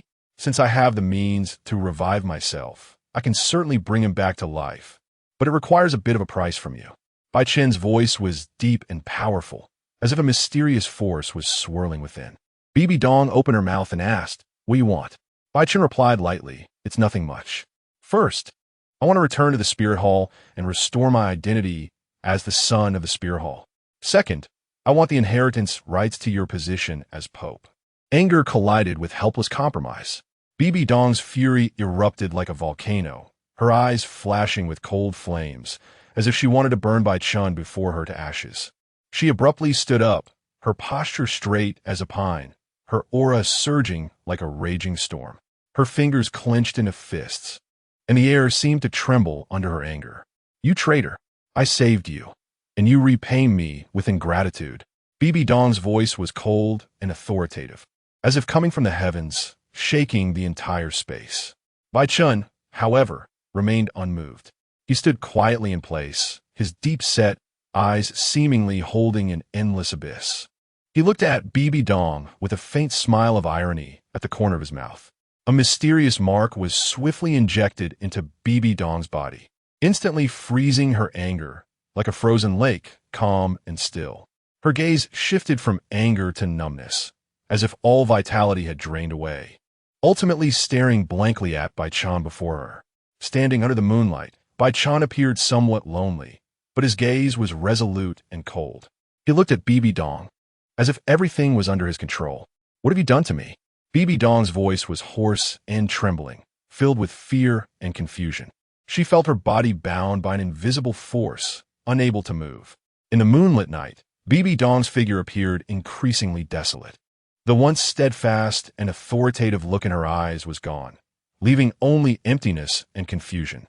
Bai Chen's words fell like an invisible sword, piercing her heart. "Puppet mark?" Bibi Dong's voice trembled slightly, her body seemingly bound by an invisible force, unable to move. She felt her consciousness gradually fading, as if sinking into endless darkness. Bai Chen's figure appeared increasingly towering in the moonlight, his gaze deep and cold. He slowly walked in front of Bibi Dong, bent down and met her gaze. "From now on, you will be my servant." Bai Chen's voice was low and powerful, as if a mysterious force was surging within. His fingers gently traced Bibi Dong's face, as if admiring his own masterpiece. The moonlight fell like a waterfall on Bibi Dong's pale face, reflecting the deep despair in her eyes. Bai Chen stood before her like a judge, cold and unfeeling. A surge of indescribable anger and humiliation rose within Bibi Dong, but she could not resist, only allowing Bai Chen to manipulate her. Bai Chen smiled gently and said, "I said I would listen to you. Although you kill me once, saving him means we are even." He then reluctantly took out a bottle of resurrection potion and directly poured it into Yuxiagang's mouth. Under the moonlight, Yuxiagang's figure gradually became clear. He slowly opened his eyes, which once brimmed with vitality, now held a hint of confusion and fear. He saw Bai Chen standing before him, still holding the potion bottle he had just poured into him. "Where is this place?" Yuxiagang's voice was hoarse and trembling, his gaze sweeping around before finally landing on Bibi Dong. A flash of astonishment crossed his eyes, as if he could not believe what he was seeing. At this moment, Bibi Dong was still bound by the puppet mark, unable to move, and could only watch Yuxiagang with wide eyes. A wave of indescribable sorrow and anger surged in her heart, but she could not express it. Chapter 73 Truth. Bibi Dong saw Yu Xiaojiang and felt completely alive. She rushed over, tears welling up in her eyes. At this moment, it seemed as if a piece missing from her heart had been completely filled. Yu Xiaojiang's eyes, after his resurrection, were filled with fear of the unknown. He looked at Bai Chen, his voice trembling. Why do you want to kill me?" Bai Chen's gaze was deep, as if it could swallow all darkness. He spoke slowly, each word cutting into Yu Xiaojiang's heart like a cold knife. "Because you deserve to die, Yu Xiaojiang. If it weren't for you, my teacher wouldn't be troubled by love, nor would he have stagnated because of it. That's because I have talent. What are you? You're just a dog kicked out of the Spirit Hall? You mean nothing there. I am an elder of the Spirit Hall, and in front of me, no matter how high your talent is, you must lie down." Yu Xiaojiang's words echoed in the air, filled with arrogance and disdain. His eyes sparkled with pride and mockery, as if in his world, Bai Chen was merely an insignificant existence. Bai Chen's smile gradually froze, his eyes becoming deep and cold. Bibi Dong felt Yu Xiaojiang's body stiffen in her arms. She looked up at Bai Chen, her eyes full of worry. She knew Bai Chen's personality, his pride and persistence. This conflict could lead to unpredictable consequences. However, Yu Xiaojiang seemed oblivious to the tense atmosphere. He continued to laugh wildly, his voice filled with provocation. Of Bai Chen, who do you think you are? In the spirit hall, I, Yu Xiaojiang, am the true power holder. You are just a stray dog kicked out of the spirit hall. You are nothing but a waste. Relying on your teacher's little reputation to act tough here. If it weren't for your teacher being present, you would have been a corpse long ago. Bai Chen, you rebellious disciple. If you dare to harm my Xiaojiang, I will never let you go. You better recognize your own identity. Bibi Dong, who was so biased towards herself and Xiaojiang, immediately regained her composure, her eyes seeming to say, "Look, even your teacher favors me so much. What do you count as?" Unexpectedly, Bai Chen did not get angry. He simply said, "I heard Yu Xiaojiang has a title called Master. I wonder if it's true." "Of course it's true, what do you think?" Yu Xiaojiang, almost without hesitation, replied, his face full of pride. His title as Master is widely recognized, although his soul power level is lacking. He has rich theoretical knowledge, and even proposed the 10 core theories of martial spirits. The so-called theories you speak of are nothing but fabrications, equivalent to organizing what soul masters know and then claiming it as your theory. For example, your so-called limit of soul ring endurance is, in my eyes, just trash among trash. Only you could come up with such garbage. What did you say? If you have the ability, say again. You can't insult me like this. I am an elder of the Spirit Hall. Good, an elder of the Spirit Hall. Most of your so-called theories come from the Spirit Hall. Oh, by the way, didn't you say there are no useless martial spirits, only useless soul masters? But now you are the best example proving your theory wrong. Your own martial spirit mutated, and yet you tell Tang San, who possesses twin martial spirits, that there are no useless martial spirits, only useless soul masters. Don't you find that ridiculous? In a world of soul masters, talent determines everything. Without talent, to become strong is only possible with special opportunities or guidance from renowned masters. Holding onto a load of garbage theories and acting smug is truly wasteful. You can't say that. If you know Tang San has twin martial spirits, then you should know his first martial spirit is blue silvergrass, which is a useless martial spirit. I cultivated him, which proves my theory is very correct. Theory correct? Don't you feel ashamed saying that? Do you really think ordinary blue silvergrass can coexist with the Haotian hammer? Do you think Tang San is truly just ordinary blue silvergrass? If it were based solely on that, your years of research into ordinary blue silvergrass wouldn't reveal such terrifying talent. How did Tang San become your disciple? Isn't it because of his talent? Besides, do you really think Tang San is just ordinary blue silvergrass? Yu Xiaojiang was at a loss for words. He had thought about it. If it were truly ordinary blue silvergrass, it wouldn't have such great potential. But his martial spirit just happened to be blue silvergrass. His theoretical research couldn't reveal that, and now he could only stubbornly say, "So what if I can't see it?" With my theory, plus Tang San, one day I will let everyone know that Tang San has a teacher like me. One day I will make everyone know my name, Yu Xiaojiang. Seeing her man speak so domineeringly, Bibi Dong couldn't help but feel a bit pleased. Just then, Bai Chen said, "It's truly laughable. Yu Xiaojiang, Yu Xiaojiang. Let me ask you, do you know why your teacher broke up with you back then?" Hearing this, Bibi Dong couldn't sit still. She wanted to stop him, but found she couldn't move her body and could only watch as Bai Chen continued. The previous pope, Qin Xuanji, forced your teacher to conceive his child, which is Qian Rinxue, in order to stop you and your teacher from being together. If you had continued your relationship, all that awaited you would be death. How useless are you, watching your woman being forced to give birth to another man's child? Didn't you say there are no useless martial spirits, only useless soul masters? Aren't you just a useless soul master? You can't even protect your own woman. What kind of man are you? Upon hearing this, Yu Xiaojing looked at Bibi Dong, the corners of his eyes reddening, his voice trembling, almost unsteady as he asked, "Is this true? Was it really like that back then? Was it that beast who harmed you?" Bibi Dong could only nod silently. At this moment, Yu Xiaojiang realized the immense pressure Bibi Dong had borne alone to be with him. Bai Chen continued, "If it weren't for your teacher, she should have had a better future. If it weren't for you, perhaps your teacher wouldn't have suffered so much. From today on, your teacher has nothing to do with you. I tell you, if you cling to your teacher again, I will definitely kill you. Moreover, your teacher, as the Pope of the Spirit Hall, could have any excellent man she wants, yet she chooses to like a man like you. That's enough," Bibi Dong said. "You know too much. Some things have long since faded away. You know too much." After saying that, she left directly. Chapter 74. The Temptation of the Rakshasa God. After returning to the Spirit Hall, Bibi Dong stood in the center of the Grand Hall, her hands tightly clenched, her eyes flickering with complex emotions. She recalled her past with Yu Xiaojiang. Those warm moments now felt so painful. She couldn't understand why Bai Chen chose to tell him the truth, allowing him to endure such suffering. Bai Chen stood nearby, his expression indifferent, as if everything was within his expectations. He said lightly, "Teacher, do you still not understand? He is just a waste, and you are from two completely different worlds. He cannot comprehend your pain and struggles, nor can he fight alongside you. Telling him the truth only makes him realize his insignificance and helplessness." Bibi Dong was stunned.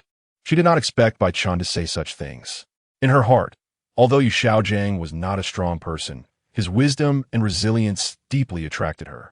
Their relationship had long transcended the constraints of strength. Yet, Bai Chen's words pierced her heart like a sharp sword. She looked up at him, her eyes filled with shock and disappointment. Do you really think so?" she asked, her voice trembling. Bai Chen did not answer. His eyes were filled with determination and indifference. He knew his words had taken effect. Bibi Dong began to doubt her feelings for Yu Xiaojiang and question her own choices. Bai Chen's sudden actions left Bibi Dong in shock. She tried to break free from his grasp, but found her body seemingly bound by an invisible force, unable to move. The shock and confusion in her eyes gradually transformed into anger and fear. Looking at Bai Chen's familiar, yet now strange face, she felt an unprecedented sense of helplessness. Bai Chen took a deep breath, his voice low and firm, as if carrying some sort of magic that was irresistible. "Teacher, I beg you for the Spirit Hall. For your own future, forget about this man before you." It was as if an invisible force emanated from Bai Chen, enveloping the entire Grand Hall of the Spirit Hall. Bibi Dong's eyes gradually lost focus. Her body began to tremble as if fighting against some power. But that force seemed too strong. She could not break free. Suddenly, a dazzling light illuminated her body, a complex mark appearing in the center of her forehead. The mark flickered with a deep glow, as if containing endless power. As the mark flickered, Bibi Dong's aura began to grow cold and majestic, and her eyes gradually regained their brilliance. She slowly raised her head, her gaze becoming firm and profound. She looked at Bai Chen and said softly, "I understand, Master." Bai Chen sighed lightly, looking at Bibi Dong with complex emotions. His heart was actually filled with struggle and contradiction. Turning Bibi Dong into a puppet was not what he wanted to see. However, to complete the system task, he had to make such a choice. He coldly stated, his voice low and authoritative, "From today onwards, I am your master." As his words fell, a powerful aura radiated from him, as if an invisible force tightly bound Bibi Dong. Her body trembled slightly. A flicker of unwillingness and struggle flashed in her eyes. But in the end, she lowered her head and respectfully said, "Yes, Master." In the depths of the Spirit Hall, Bibi Dong's figure gradually disappeared into the darkness. Her gaze was hollow, as if she had lost her soul. However, her body emitted an even stronger aura, as if a mysterious power surged within her. Bai Chen stood in the center of the Grand Hall, gazing in the direction Bibi Dong had left. He knew he had successfully turned Bibi Dong into his puppet, but her inner struggles and resistance had not completely vanished. This might become an unstable factor in his future control of the Spirit Hall. Just then, a mysterious figure suddenly appeared in the Grand Hall, his gaze deep, as if he could see through everything. He looked at Bai Chen, a cold smile playing at the corners of his mouth. The voice of the Rakshasa god echoed in the spacious hall, carrying a mysterious and authoritative aura. His figure gradually emerged from the darkness, clad in a black robe, his expression grim, his eyes flashing with profound light. He walked slowly towards Bai Chen, each step seemingly filled with endless power, causing the entire hall to tremble. Bai Chen stood his ground, not retreating. He stared at the Rakshasa god, his eyes gleaming with determination. He knew this was a powerful being, but he was not afraid. He believed in his strength and wisdom, confident that he could face any challenge. The Rakshasa god stopped in front of Bai Chen, appraising him, his eyes shining with appreciation. He nodded and said, "Indeed, you are an extraordinary being. Your soul is powerful and evil, superior to any inheritor I have ever seen. I believe you're even more outstanding than Bibi Dong. As long as you wish, I can directly bestow upon you the position of divinity once you reach level 99, and you can inherit my divine position directly." Bai Chen looked at the Rakshasa god and replied, "I will not inherit your divine position. At least, I cannot take my teacher's divine position. However, I believe that with my own abilities, I can also gain other divine positions. In time, I will prove my worth through my own efforts." Bai Chen's words echoed in the spacious hall, filled with determination and confidence. His gaze fixed on the Rakshasa god, his eyes shimmering with a defiant light. The Rakshasa god slightly furrowed his brow, not expecting Bai Chen to refuse his proposal. But he was not angry. Instead, he admired Bai Chen's determination and confidence. "You have courage, Bai Chen." The Rakshasa god's voice was low and authoritative, "but you should know that the divine realm is not so easy to enter. Even if you possess great strength and wisdom, you need the right opportunity and chance." Bai Chen smiled. He did not care about the Rakshasa god's words. He believed in his abilities and luck, confident that he would find the opportunity to enter the divine realm. He raised his head, his gaze firmly fixed on the Rakshasa god. "Thank you for your reminder, but I believe in my choice. I will prove my worth in my own way and demonstrate that I deserve to enter the divine realm." The Rakshasa god's terrifying gaze fell on Bai Chen as he said, "All right, since this is your choice, I will not push you. However, if you change your mind, you can always come and find me. After all, there are not many people as evil yet pure as you." Okay, the Rakshasa god vanished, and Bai Chen finally let out a heavy sigh, saying, "Damn, that was truly terrifying. My heart almost jumped out." Chapter 75, Bibi Dong 2. Looking at Bibi Dong, who had already become a servant, Bai Chen felt a mix of emotions. "From today on, you will only listen to one person," he said. As his voice fell, Bibi Dong's gaze began to grow hazy, as if she had fallen into a deep dream. Her body trembled slightly, as if enduring great pain. Bai Chen reached out and gently held her wrist, a soft power emanating from his hand and flowing into Bibi Dong's body. A ripple of emotion began to surface in Bibi Dong's eyes, her memories being stripped away, those of Shao Gang and the spirit hall slowly disappearing from her mind. Her gaze gradually became vacant, as if she had lost all her soul. Bai Chen frowned slightly. He could feel Bibi Dong's suffering, but he also knew it was necessary. He had to make her forget everything from the past to make her his servant again, to give her a chance to become a god. Bai Chen gently embraced Bibi Dong, feeling her warmth, and a sense of tenderness surged in his heart.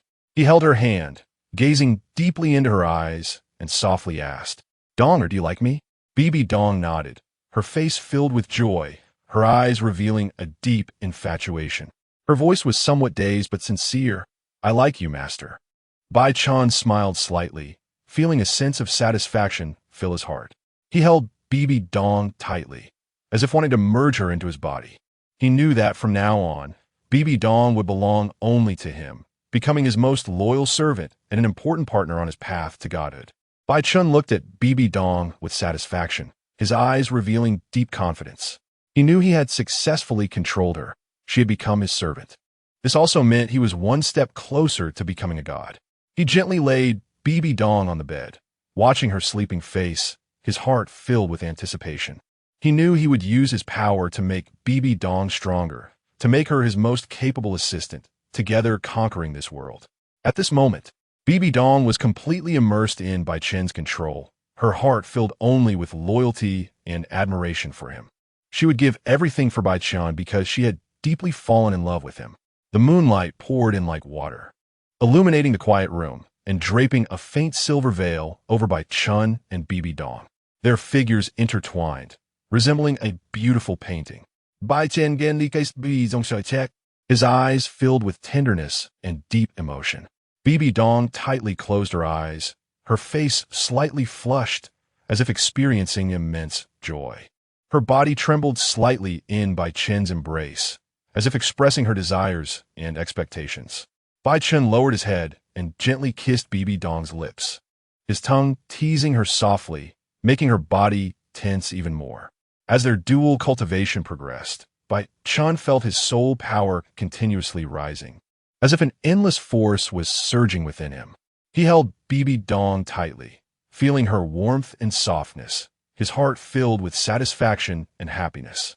Bibi Dong also felt unprecedented joy in his embrace, as if her body was ignited by a flame, making her unable to extricate herself.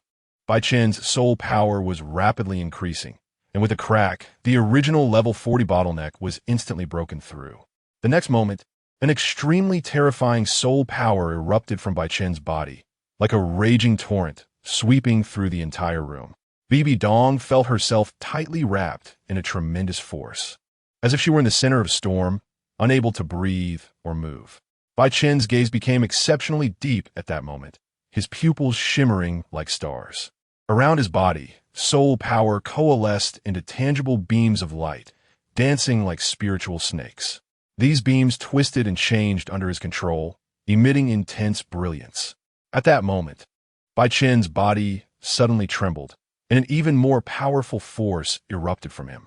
His gaze became exceptionally resolute, as if an indomitable will was burning in his heart. He held Bibi Dong tightly, and the beams of soul power around him instantly became brighter, as if ready to tear apart all obstacles. Suddenly, a dazzling light shot out from Bai Chen's body, piercing through the roof and soaring into the sky. The entire room seemed to illuminate as bright as day, and Bibi Dong was dazzled by the intense light, unable to open her eyes. In the glow, Bibi Dong could only see Bai Chen's determined and powerful profile. She felt her body tremble slightly in Bai Chen's embrace, as if influenced by the intense fluctuations of soul power.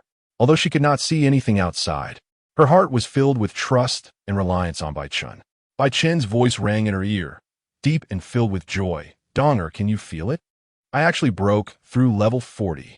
It's only been a few days, and I've broken through so quickly. It's only been 7 days since I went to the Stardow Forest to obtain the 3rd spirit ring. In 7 days, I've broken through to level 40. Such a cultivation speed is probably beyond what anyone else can achieve." Bibi Dong sensed the powerful aura emanating from Bai Chen, pressing tightly against his chest, listening to his strong heartbeat, feeling an immense sense of safety and happiness. When Bai Chen's voice echoed in her ear, she slightly opened her eyes and saw his expression filled with joy and pride. "Truly remarkable, my disciple," Bibi Dong said softly, gently placing a kiss on Bai Chen's forehead. This kiss seemed to carry magic, making Bibi Dong blush again. "All right, let's stabilize the soul power first." Bai Chen nodded slightly, feeling Bibi Dong's tenderness, his joy intensifying. He gently placed Bibi Dong on the bed, looking at her shy yet expectant face, his heart filled with love. He knew he would use all his strength to protect this beautiful relationship, making Bibi Dong the most important person in his life. He sat cross-legged, closed his eyes, and began to stabilize his soul power. His heart was filled with calmness and determination, as if an invisible force was supporting him. Around his body, soul power began to flow slowly, like spiritual snakes swimming around him. Under his control, this soul power gradually integrated into his body, making his strength even more formidable. Chapter 76. Hulaiina's confession. Unbeknownst to how long it had been, Bai Chen finally steadied himself and looked at Bibi Dong, softly saying, "Thank you, Master, for helping me increase my cultivation." Bibi Dong's eyes slightly narrowed, and a complex emotion flashed across her cold face. She returned to her usual aloofness, as if the warmth from earlier was merely an illusion. Dressed in her magnificent Pope's robe, she sat high on her throne, looking down at Bai Chen with a voice laced with undeniable authority. "All right, since you've recovered, hurry up and leave. Don't let others misunderstand." Bai Chen, however, smiled slyly, lifting the corners of his mouth. He raised his head, meeting Bibi Dong's eyes directly, teasingly saying, "Misunderstand? What misunderstanding? What relationship do you and I have? We are just a proper master and disciple." Bibi Dong's expression changed slightly. She clearly did not expect Bai Chen to tease her so directly. In her memory, Bai Chen had always been a well-behaved and obedient disciple, never exhibiting such bold behavior. She couldn't help but feel a mix of annoyance, surprise, and curiosity. Just how many secrets was this disciple hiding from her? Taking a deep breath, she tried to calm her emotions. Then, she spoke lightly. "Since you think so, then so be it. But remember, do not do anything that would disappoint me." After saying this, she waved her hand, signaling Bai Chen to leave. Bai Chen smiled slightly and turned to leave the grand hall, knowing that this contest between master and disciple was only just beginning. As soon as he stepped out of the grand doors of the Pope's hall, Bai Chen was drawn by the sound of hurried footsteps. Looking up, he saw Laina's anxious face. Her eyes were filled with concern and confusion, as if something significant was happening. Bai Chen, who Laina called out, skipping the pleasantries, and directly grabbed the sleeve of Bai Chen's clothing, pulling him quickly into a secluded corner. Her movements were urgent, as if afraid of being discovered. Once in the corner, Laina immediately turned around, her hands tightly clasped in front of her chest, gazing into Bai Chen's eyes. Her expression was unusually serious, a stark contrast to her usual lively demeanor. "What happened between you and the teacher?" Laina's tone carried an undeniable tension. "I just heard from Ghost Grandpa that the teacher seems very angry. I've never seen her like that." Seeing Laina's anxious expression, a warmth surged in Bai Chen's heart. He gently patted the back of her hand to soothe her emotions. "Don't worry, there's nothing serious between me and the teacher," he smiled. "It's just a little joke between master and disciple." Laina clearly did not believe him, frowning slightly. "A little joke? Ghost Grandpa didn't say that." Bai Chen shrugged. "Really? If you don't believe me, you can ask the teacher. But what about you? What do you need me for?" Laina's cheeks instantly flushed with a bright red hue. She lowered her eyes, her voice revealing a hint of undeniable shyness. "Bai Chen, I was just worried about you. I wanted to see if you were all right. Now that I see you're fine, I can relax." Looking at Laina's bashful appearance, Bai Chen couldn't help but feel a ripple in his heart. He gently flicked her nose, a teasing smile on his face.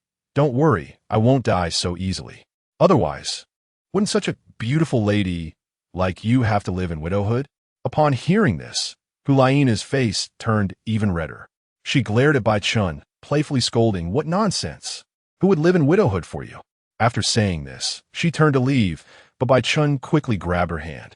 Bai Chen gazed at Laina's slightly flushed cheeks and determined eyes, a playful smile curling at his lips. He gently tightened his grip on her hand, his gaze revealing a hint of seriousness and tenderness. "Then why did you come to find me?" Bai Chen asked softly. "Aren't you worried about me?" At his words, a flicker of panic crossed Laina's eyes, but she quickly masked it. She shot Bai Chen a glare, pretending to be angry as she said, "Who said I was worried about you? I just wanted to see if you were dead or not. Don't forget, you're the man who stole my first kiss, and I won't let you off so easily." As she spoke, she tried to pull her hand away, but Bai Chen held on firmly, not letting her go. Laina's heart raced, and her cheeks felt even hotter. She looked up at Bai Chen, her eyes filled with complex emotions. Laina struggled to pull her hand back, but Bai Chen's grip was surprisingly steadfast, like an immovable mountain. The blush on her cheeks deepened, as if she might bleed from embarrassment. She glared at Bai Chen, her voice trembling. What do you want? Let go of me." Bai Chen smiled slightly, a teasing glint in his eyes. "What? I just got back, and you dislike me this much? Don't forget, you and I are engaged." That engagement was spoken by the teacher herself. "As long as I return, we can get married. You haven't forgotten, have you? From this perspective, we are a couple." Laina's cheeks instantly turned an even deeper red. She widened her eyes, as if she couldn't believe her ears. She struggled hard, trying to break free from Bai Chen's grip, but he seemed unfazed, still holding on her hand tightly. "It seems you really dislike me. Fine, we might really not be suited for each other. After all, a forcibly twisted melon isn't sweet. Seeing you like this, should I go to the teacher now and ask to annul the engagement?" Upon hearing Bai Chen mention annulling the engagement, a wave of intense panic surged in Laina's heart. She widened her eyes, looking at Bai Chen in disbelief, as if his words were a thunderclap that echoed in her heart. Her heartbeat quickened, and the blush on her cheeks burned like fire. She suddenly lifted her head, staring into Bai Chen's eyes, her own filled with a determined light. Her breath quickened, her voice trembling. What? What did you say? Annul the engagement? On what basis can you do that? Bai Chen looked at Hulaiina's agitated demeanor, a glint of amusement in his eyes. He leaned in slightly, closing the distance between them. His voice was low and magnetic, as if it had a charm that was hard to resist. What can I do? Of course, I have my reasons. Since you dislike me so much, why should we force ourselves to be together? It would be better to annul the engagement early. It would be good for both of us. Hulaiina was genuinely panicking. Her heart raced like a drum, as if it would leap out of her chest. She stared intently into Bai Chen's eyes, determination shining in her gaze, as if trying to convey her feelings to him. Her voice trembled, yet was resolute. Wait, Bai Chen, I really like you, and I don't want to annul the engagement. After saying this, she suddenly lifted her head, staring into Bai Chen's eyes. Her cheeks were flushed, as if engulfed in flames, yet her gaze was unusually firm. Her hands were tightly clasped together, as if seeking a bit of strength to support herself.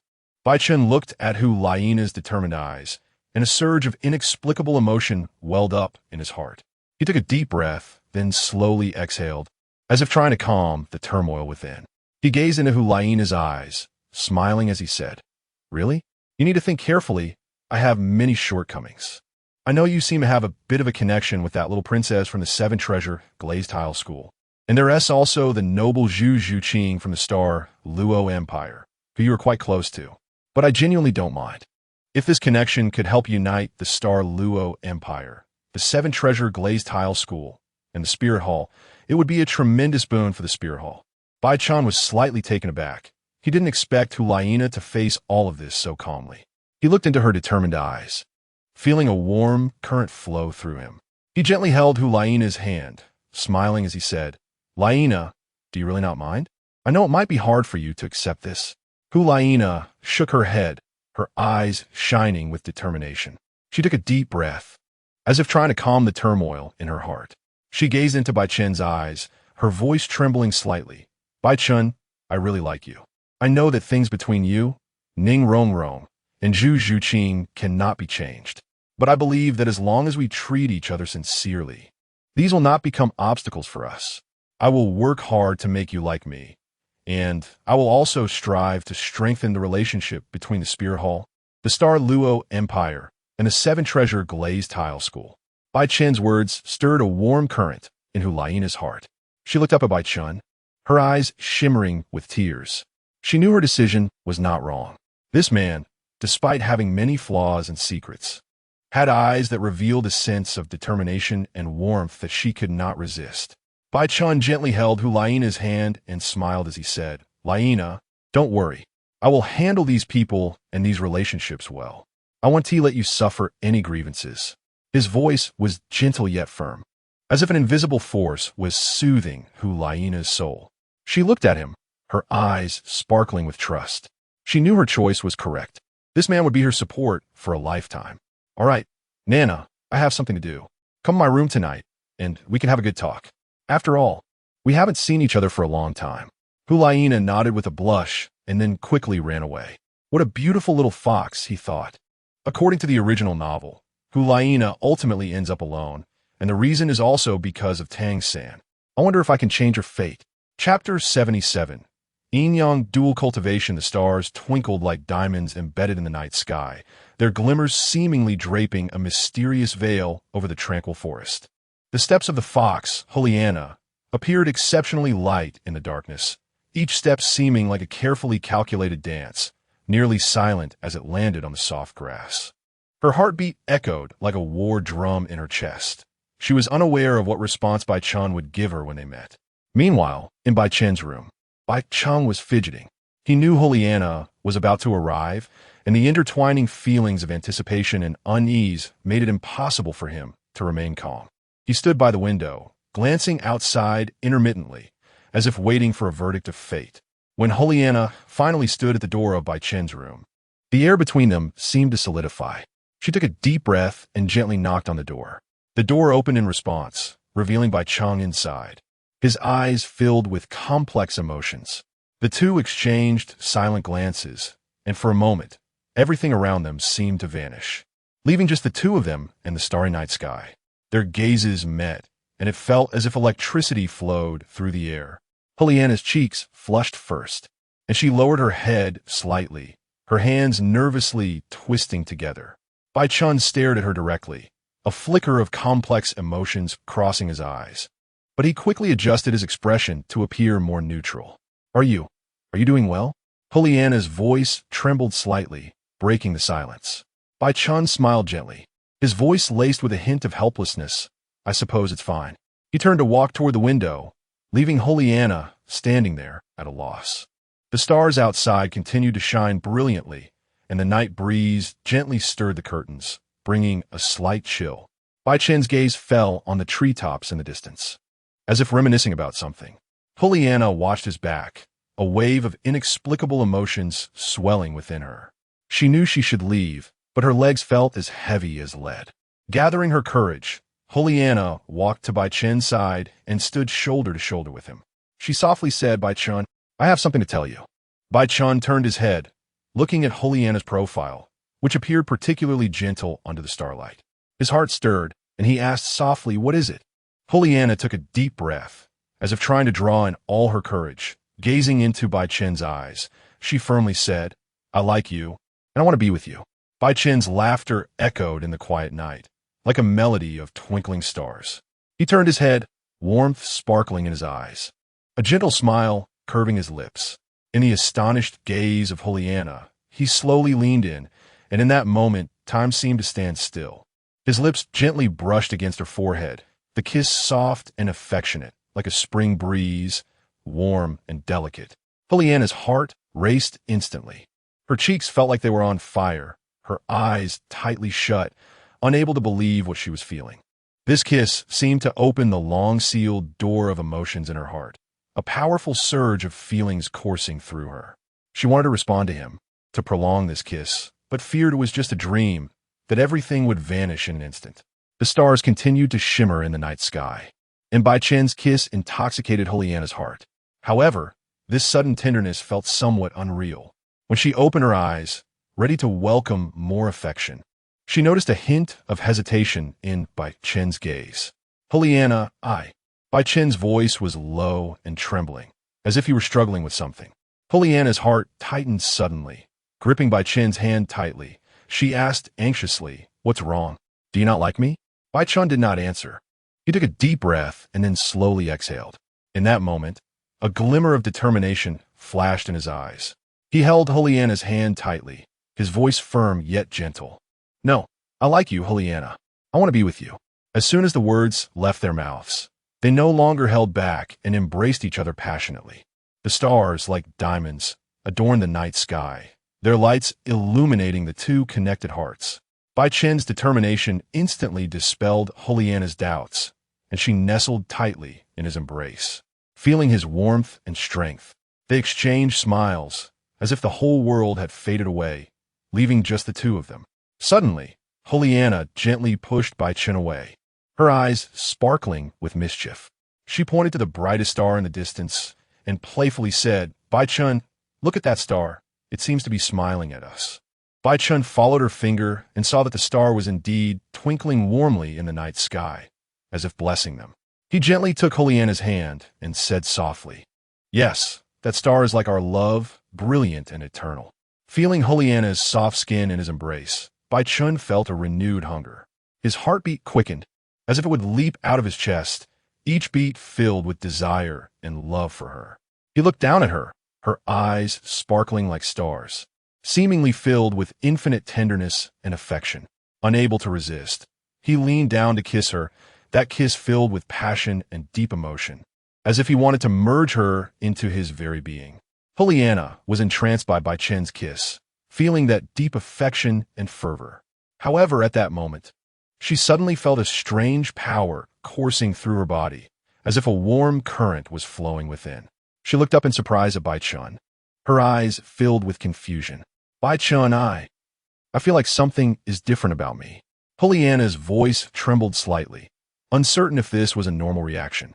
Bai Chen looked at Pollyanna's face, a hint of surprise flashing in his eyes. He sensed that Pollyanna's body indeed emitted a strange aura, as if some mysterious power was surging. He gently held Pollyanna's hand and said tenderly, "Do you feel your soul power increasing? Don't worry, this is a normal reaction." Bai Chen explained, "It's a type of cultivation technique I've been practicing. This technique allows us to enhance our strength through yin-yang dual cultivation, absorbing yin to replenish yang and vice versa, enabling us to continuously increase our power." Pollyanna was both surprised and curious by Bai Chen's words. She looked at him, her eyes sparkling with inquisitiveness. Yin-yang dual cultivation, absorbing yin to replenish yang, and absorbing yang to replenish yin? That sounds quite mysterious. Bai Chen smiled slightly, confidence gleaming in his eyes. He gently held Pollyanna's hand and guided her to sit on the edge of the bed. He sat beside her, gazing deeply into her eyes. His voice low and magnetic. "Yes, it is an ancient and mysterious technique. Through our union, we can continuously enhance our strength and improve our cultivation." As he spoke, Bai Chen gently embraced Pollyanna, pressing her body against his chest. He felt her softness and warmth, a strong protective instinct surging within him. He lowered his head to kiss her lips, that kiss deep and lingering, as if he wanted to merge her into his very being. Chapter 78. Taking Xiao Wu away early the next morning, Bai Chen was in the midst of his training when he suddenly heard the system's voice. "Please complete the task. Take the female lead Xiao Wu away." Upon hearing this task from the system, Bai Chen instantly became alert. He had long had thoughts about Xiao Wu and immediately used the time-space transposition talisman to appear in Shrek Academy, standing amidst the ruins. The once vibrant Shrek Academy was no longer as it used to be. The familiar buildings and the training grounds that used to be filled with laughter were now reduced to crumbling walls and debris. The afterglow of the setting sun cast a golden hue over the desolate land, yet it couldn't hide the decay and desolation. Taking a deep breath, Bai Chen inhaled the dust and the scent of ruins, remnants of war, and the cruel passage of time. His gaze searched through the ruins, knowing that his task lay in this once lively place. Suddenly, his eyes fixed on a location. There was a relatively intact small house, with smoke curling from the chimney, indicating that someone lived there. Bai Chen stepped forward, walking towards the small house. Each step echoed dully on the thick debris, as if recounting the past of this place. As Bai Chen traversed the ruins, the scene gradually became clearer. In the distance, he saw a corner of Shrek Academy, where a solitary grave stood amidst the ruins. The inscription on the tombstone was already blurred, but Bai Chen still recognized the words, "Tomb of Hao Yin Douluo Tang Hao." A surge of inexplicable emotions welled up in his heart, a mix of mourning and respect. Tang Hao, the once renowned powerhouse of the continent, had now turned into a handful of earth. Bai Chen sighed softly and continued walking. After navigating around a section of ruins, he saw Flinder, Ma Hongjun, Tang San, Zhu Zhuqing, Dai Mubai, Oscar, and Ning Rongrong. They were gathered around a relatively intact stone table, each wearing expressions of heaviness and sorrow. Upon seeing Bai Chen, their gazes focused on him. "How are you still alive? It's impossible. I clearly saw you die." Everyone was astonished, stunned by Bai Chen's sudden resurrection. Tang San's gaze pierced Bai Chen's heart like two sharp swords. His eyes burned with flames of nostalgia for his father and a fixation on hatred.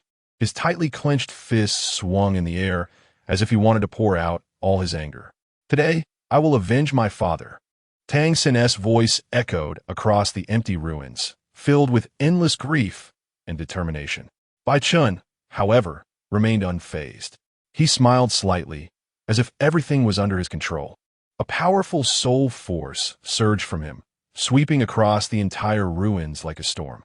"Today, I am here to take Ning Rongrong, Zhu Zhuqing, and Xiao Wu away." Bai Chen's voice was calm and firm, resonating like a command in the air. "As long as the three of you come with me, you will be safe." As soon as Tang San finished speaking, his figure instantly vanished from his original spot, leaving behind only an afterimage. Immediately, a sharp sound of breaking wind filled the air, and dozens of hidden weapons shot through the sky like meteors heading straight for Bai Chen. Each weapon exuded a fierce aura, as if they were meant to tear apart anything in their path. At the same time, Dai Mubai and Ma Hongjun also moved. They stared intently at Bai Chen, their bodies surging with powerful soul force. Dai Mubai transformed into a white tiger, roaring, while Ma Hongjun turned into a flame, charging towards Bai Chen. The fire mixed with intense soul power fluctuations. However, just as they were about to launch their attacks, a melodious voice suddenly rang out. The voice seemed to come from the heavens, carrying immense authority and pressure.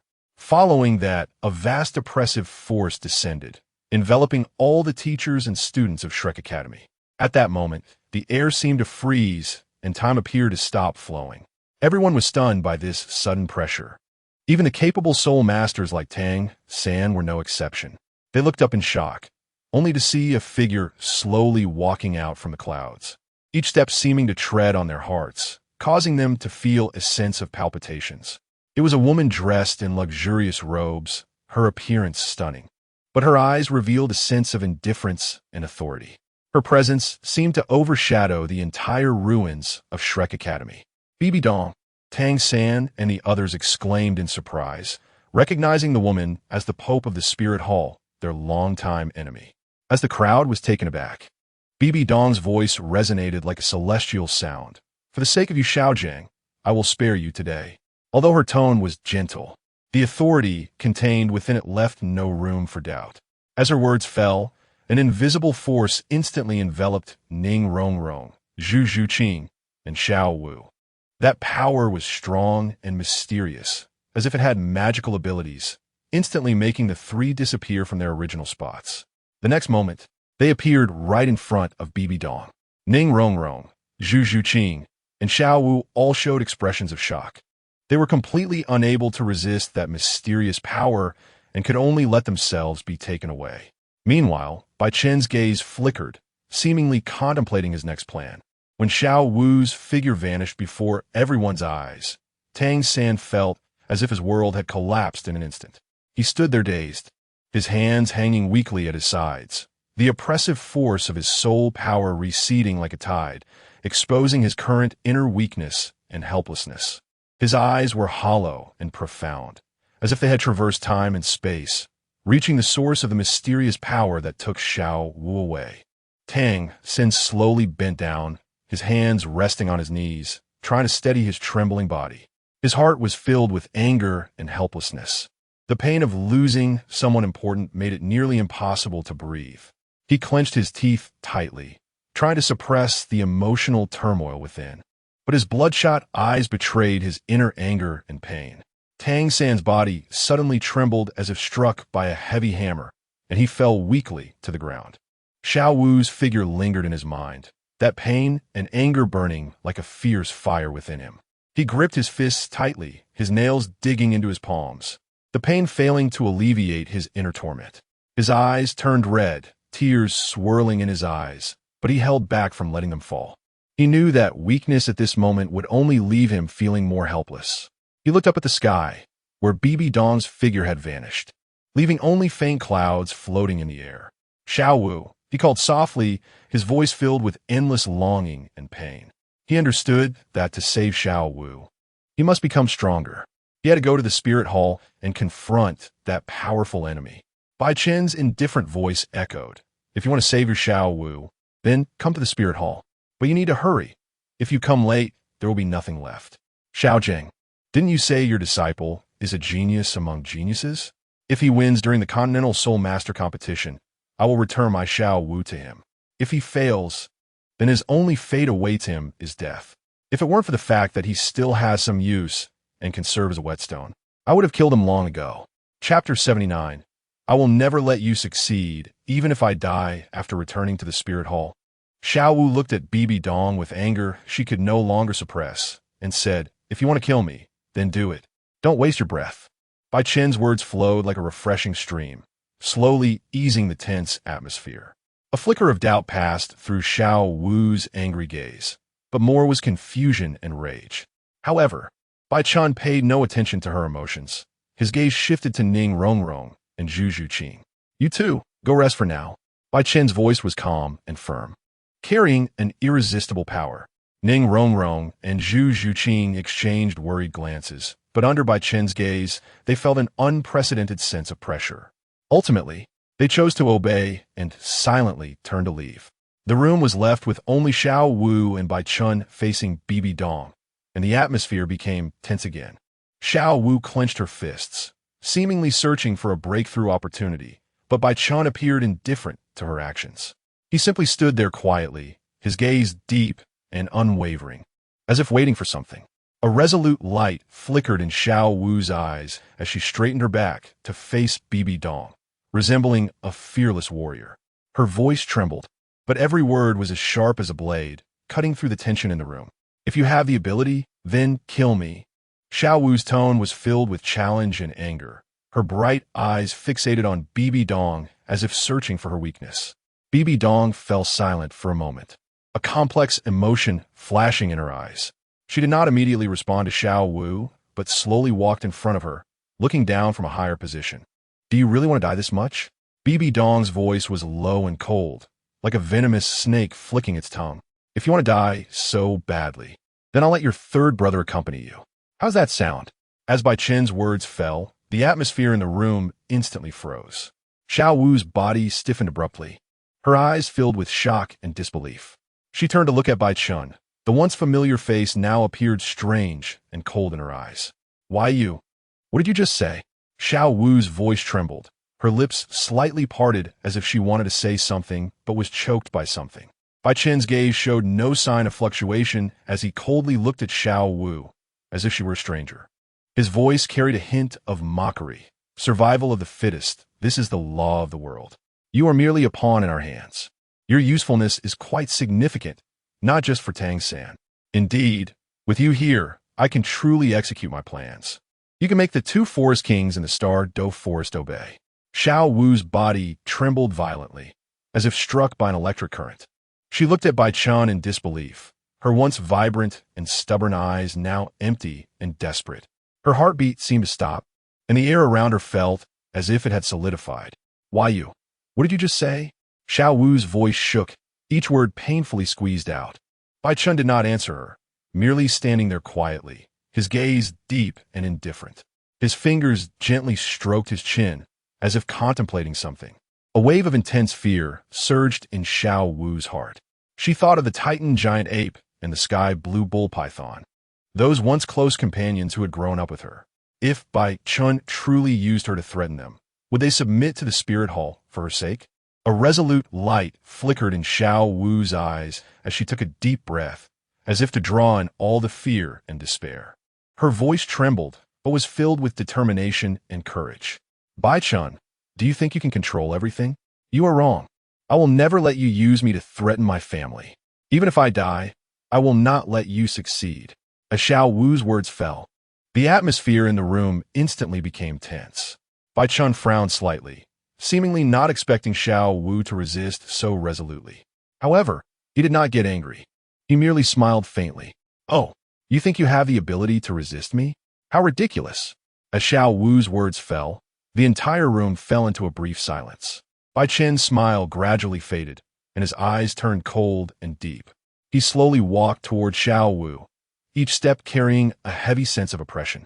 A surge of unprecedented courage filled Xiao Wu's heart as she understood that facing a powerful opponent like Bai Chen, she had no retreat. Her body tensed, like a tightly pulled bowstring, suddenly bursting forth with incredible strength. She charged forward, her legs bending, her waist exerting force, unleashing her first soul skill, waist skill. The air seemed to resonate with a sharp sound of cutting wind as Xiao Wu's figure streaked through the silent room like a flash of lightning. Her speed was astonishing, almost reaching Bai Chen in an instant. However, just as she was about to touch Bai Chen, an unexpected change occurred. Bai Chen's first soul ring suddenly lit up under his feet, and an invisible force was instantly released. It was a violent and cold power like a gale from hell, carrying the will to destroy everything. Xiao Wu felt a powerful pulling force suddenly acting on her, and her body lost control in an instant, soaring through the air like a leaf caught in a storm. Xiao Wu's body drew a graceful arc in the air before crashing hard against the wall. She felt a sharp pain in her back, as if her bones were shattered. However, she did not utter a sound, only gritting her teeth and silently enduring the pain. Bai Chen appeared in front of her, looking down at her with cold indifference. His voice was low and icy. "Is this your resistance? How laughable." Xiao Wu raised her head, her eyes filled with determination and courage. Though her voice trembled, it was filled with resolve. "I will not submit to you. Even if I die, I will not let you succeed." Chapter 80. Xiao Wu's body suddenly stiffened, a hint of panic flashing in her brilliant eyes. Bai Chen's movements were too swift. Her reaction barely kept up. Her neck was tightly restrained by Bai Chen, and a blush instantly appeared on her fair skin. What do you want to do?" Xiao Wu's voice trembled slightly, her heart racing as if it would leap out of her chest. Bai Chen smiled faintly, his eyes revealing an indescribable complexity of emotions. "Want to offer a sacrifice? It sounds pretty nice," he said softly, his tone filled with teasing and mockery. A flicker of anger crossed Xiao Wu's face as she struggled to break free from Bai Chen's grip, but it was futile. She could only widen her eyes and glare at him, as if trying to see through him. A glint of cunning flashed in Xiao Wu's eyes, and she suddenly stopped struggling, her tone laced with mockery. "Do you really think you can control me?" Bai Chen was slightly taken aback, sensing that Xiao Wu's breath had suddenly become calm and profound. In that moment of confusion, Xiao Wu's body erupted with a powerful force, instantly breaking free from his grasp. She lightly leaped and landed on the ground some distance away, turning to face Bai Chen, confidence flashing in her eyes. Bai Chen's eyes showed a hint of surprise. He hadn't expected Xiao Wu to escape his control. He quickly adjusted his stance, preparing for the upcoming battle. However, Xiao Wu did not immediately launch an attack. Instead, she stood in place, smiling at him. "What's wrong? Not planning to continue?" Xiao Wu provocatively asked. Bai Chen smiled slightly and shook his head. "No, your performance was splendid. But I haven't had enough fun yet," he replied, his eyes gleaming with fighting spirit. A glimmer of curiosity appeared in Xiao Wu's eyes. "Oh, then how do you plan to have your fun?" she asked, her tone full of challenge. Without responding, Bai Chen suddenly disappeared from his spot. Just as Xiao Wu turned to brace for Bai Chen's next attack, a shadow suddenly swept past her. She felt a cold wind rush towards her, and then her body seemed to lose balance, as if pulled by an invisible force. Xiao Wu was terrified to find that she couldn't move, as several of her acupoints seemed to be precisely targeted by invisible pinpoints, and all her strength felt like it had been drained in an instant. She struggled desperately, but her body was completely beyond her control, and she could only watch as Bai Chen approached step by step. Bai Chen stood in front of Xiao Wu, looking down at her with the gleam of a victor in his eyes. He reached out, steadying her body that was about to fall, a smug smile curling at the corners of his mouth. "I told you, you can't escape my grasp." His voice was deep and powerful, as if declaring his absolute control over her. A flicker of fear crossed Xiao Wu's eyes, but more was a resolute determination. She gritted her teeth, her voice trembling slightly. "What do you want? Do whatever you want." Bai Chen looked at her, a complex emotion flashing in his eyes. He spoke softly, confidence seeping through his words. "I told you, don't worry, I won't hurt you." Then, unexpectedly, Bai Chen gently pulled Xiao Wu into his embrace. His movements were soft and cautious, as if afraid of hurting her. Xiao Wu's body stiffened for a moment, and she stared at Bai Chen with wide eyes, filled with surprise and confusion. Bai Chen looked down at Xiao Wu, admiration shining in his eyes. He gently caressed her cheek, teasingly saying, "You're truly beautiful. Tang San's son is indeed blessed." Bai Chen slowly walked to a delicate chair and elegantly sat down. He wrapped his arms tightly around Xiao Wu's waist, as if afraid she would run away. Xiao Wu's body trembled slightly in his embrace, her heartbeat resonating clearly in Bai Chen's ears like a captivating symphony.